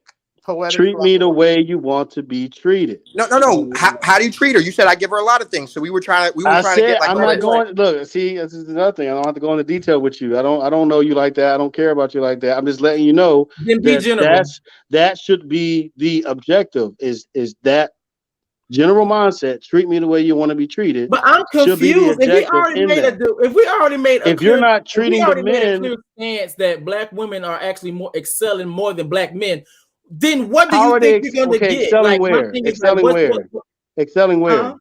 Excelling where? Is it me or he sound robotic? Where are they excelling at? It comes to degrees. When it comes down to finances, they're out. So they're making more money than black men. Hold on. That's not true. I got pushback on that one. For black men in 2021 was $50,000. The median income for black women was $45,000. I agree with you when it comes to degrees. I do agree with you on a lot of stuff. But we're talking about factual numbers are that black men still. We're talking about quantity. We're talking about quantity. What do you mean quantity? The average black man makes so it's not a $5,000. Wait. So it's not a fact. So it's not. Y'all correct me. It's not a fact that there are more successful black women than black men. No. So wait. So most black men are not in jail. I mean, a large percentage, No, most black men are not in jail. No, more black men are in educational level. There's 16.6 million black men in college right now. Hold on. Yeah, Well, you can there's be more in black women in college college than black as men. well. There's more black women in college than black men. I'm There's not more going to make black that men in argument. college than black women. Yeah, Reckless. If but I'm you want just, to but talk there's about, still, yeah, but if there's you want to still talk about like degrees held, if when you it want to talk comes about to degrees held, black women are killing black men in that. If you yeah, want to, but talk what about if higher I education, asked I the completely agree one with you. up here earlier why is the income still, you know, why isn't it so much better if you got so many more degrees? Well, sexism, right? But do black men control sexism? No, we don't. But y'all So contribute to it. Like, this is the reason why this we can't contribute to sexism if we don't have any positions of power to do so. It's called the context of the black community, sir.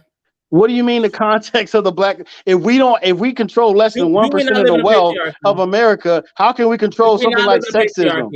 Are you crazy? Black women are There is going to no outlive black black men probably patriarchy. within the next couple of years.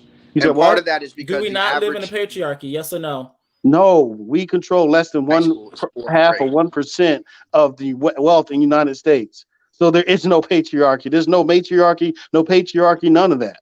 So there's We no are patriarchy. integrated, sir. So there's no patriarchy. I'm not arguing that. Listen, he been taking L's. Wait, no.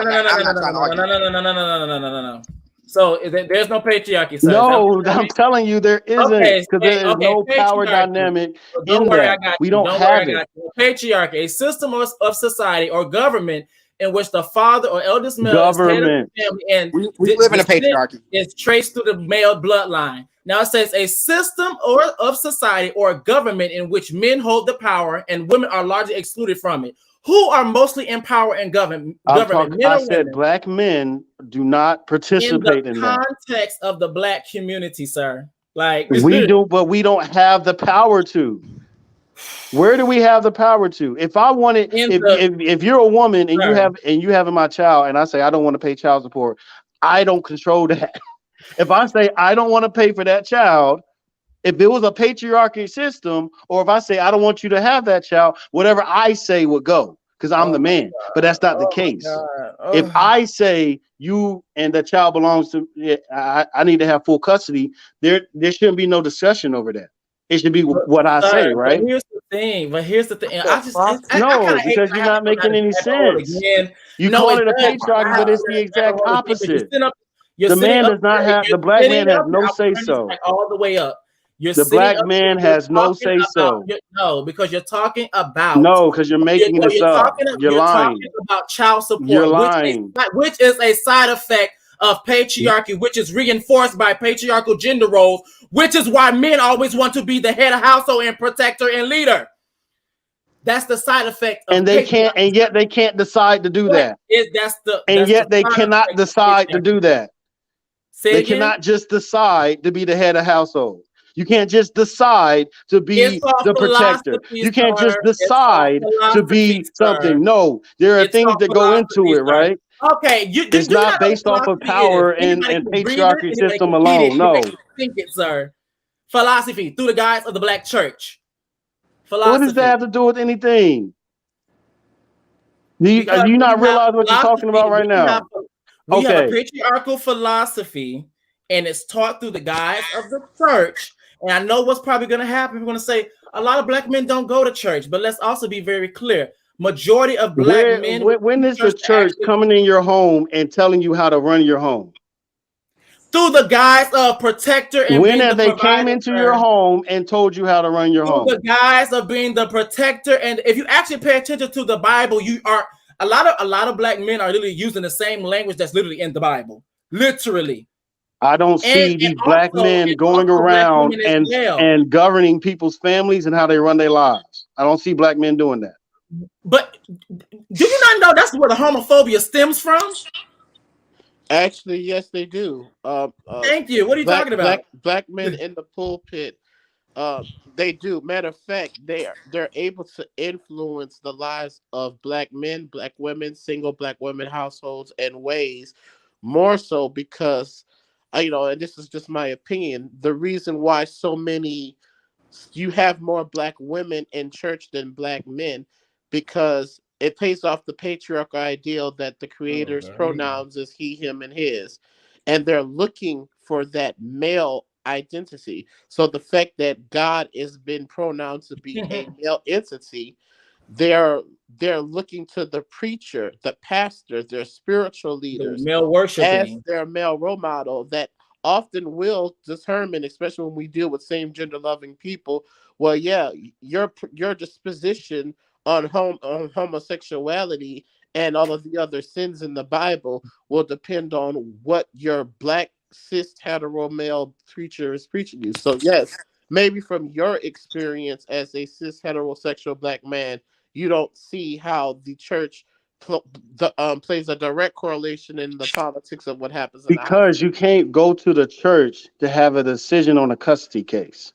Because you can't go to the church to decide who pays half or what bill who pays. Okay. You can't go to the church to decide the things in a patriarchy system that you're claiming is happening. The church isn't really making that decision.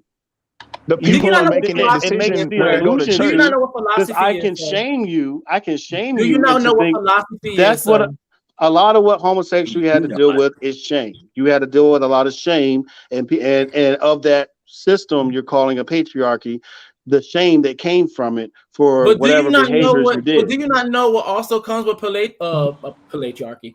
Patriarchy is a standard. And if you don't meet that standard, that's what the shame comes from. Okay, I'm not saying what a patriarchy is. What I'm saying is that we don't really have that in our black culture because a lot of hold on. We can argue that Bible that was handed to us by our oppressor is not necessarily what our culture was before that Bible came to our people. We can argue that, but I'm not going to get into that. No, I'm not going to get into that. But the thing, I'm not going to get into that. I'm not going to stop you right there. But what you're not going to do is absolve the power dynamics of what the mother and what a matriarchy system has. Because there's been plenty of matriarchy systems that have existed in civilization throughout time. So you can't say it doesn't exist. Hold on, wait. You said there's been plenty of matriarchies. Can you name 2? Oh my God. We all know Cleopatra. We all know all other queens. Queen Elizabeth. That wasn't a matriarchy. The Queen Elizabeth is a matriarchy. That were he has no fucking clue what a matriarchy is. Oh, Jesus Christ. It's not the figurehead. Just because you have a queen does not make it a patriarchy. I mean, a matriarchy. In order for it to be a matriarchy, it would have to be a female-led society on all levels of society. So your military would have to be led by females. Your head of state would also have to be female. The majority of your parliament would have to be female. The majority of your forces would have to be female. The majority of the people making the rules of society would have to be female. There has never been a matriarchy recorded in history. There hasn't been.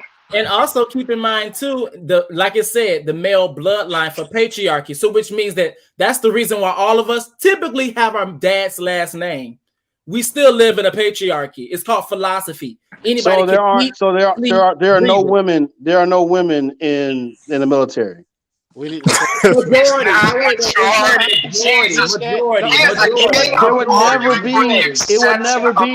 would never be either way. That's not the point. The point is the set of customs and rules and governments that are controlled that black people do not own in this country. So we're not going to sit here and pretend like we are the ones that are pushing this patriarchal system.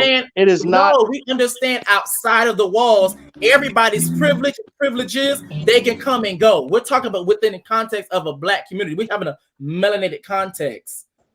That's why I brought up philosophy and male worship. That's why I brought that up. That's where the privilege of the patriarchy comes into effect. Hold on, Mogo. How can you understand percentages and minorities when it comes to the 10% of men sleeping with women, all the women, but you can't understand the concept of percentages when it comes to matriarchy representative, like how much is it's not. No, that wasn't the point of when I said that, because what I'm talking about, because they said black men participate in this patriarchal system that we have in America.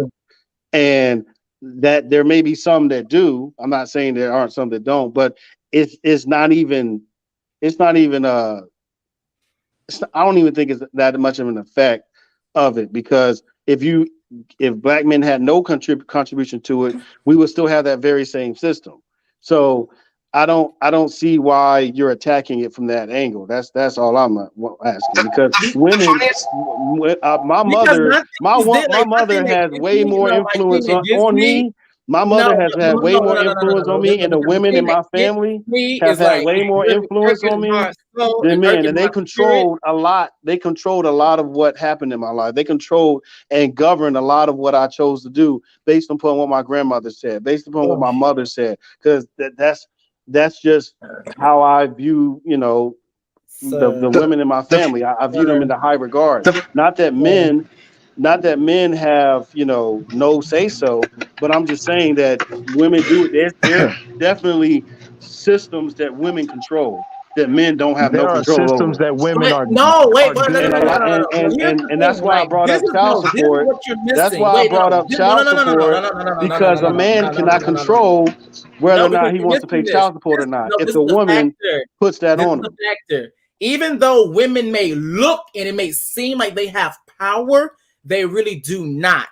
Guess who gave them that power? If we're talking about the patriarchy as a whole, guess who gave them that power? The power would be from men. That's where the power would lie in. Now, in the context of the black community, is that since Christianity was the main religion that helped slaves get through, which Christianity, the white man's Bible, was a very patriarchal book. Men and women both believed in the patriarchal concepts. So now you have men that wants to be the head of household, that think they're innately leaders, and women also believe in that as well. Yes, you do have say so. That's also the same reason why when Eddie Long got his stupid ass up in that goddamn pulpit and was preaching against homosexuality and talk about children and promoted for children to get kicked out, that's what happened. Wait, I got lost in that last part. I got lost in that last part. The funniest thing, and I don't agree with his argument. The funniest thing is that if he was going to make an argument that there was a matriarchy, he didn't even know the best thing that he should have tried to bring up. Now, again, I don't agree with his argument, but your best argument would have been that there's more black women in federal government than black men. But even that alone wouldn't make it a matriarchy. I would never make that argument. That's not my best argument. Don't tell me what my best argument is. That's literally the best argument that you have for a matriarchy. No, it's not. And it's not a good one. Well, the ones that you've been laying out have been flat out trash. So when have men controlled the dynamics of child support? That is a side effect. Hold on. I got him. No,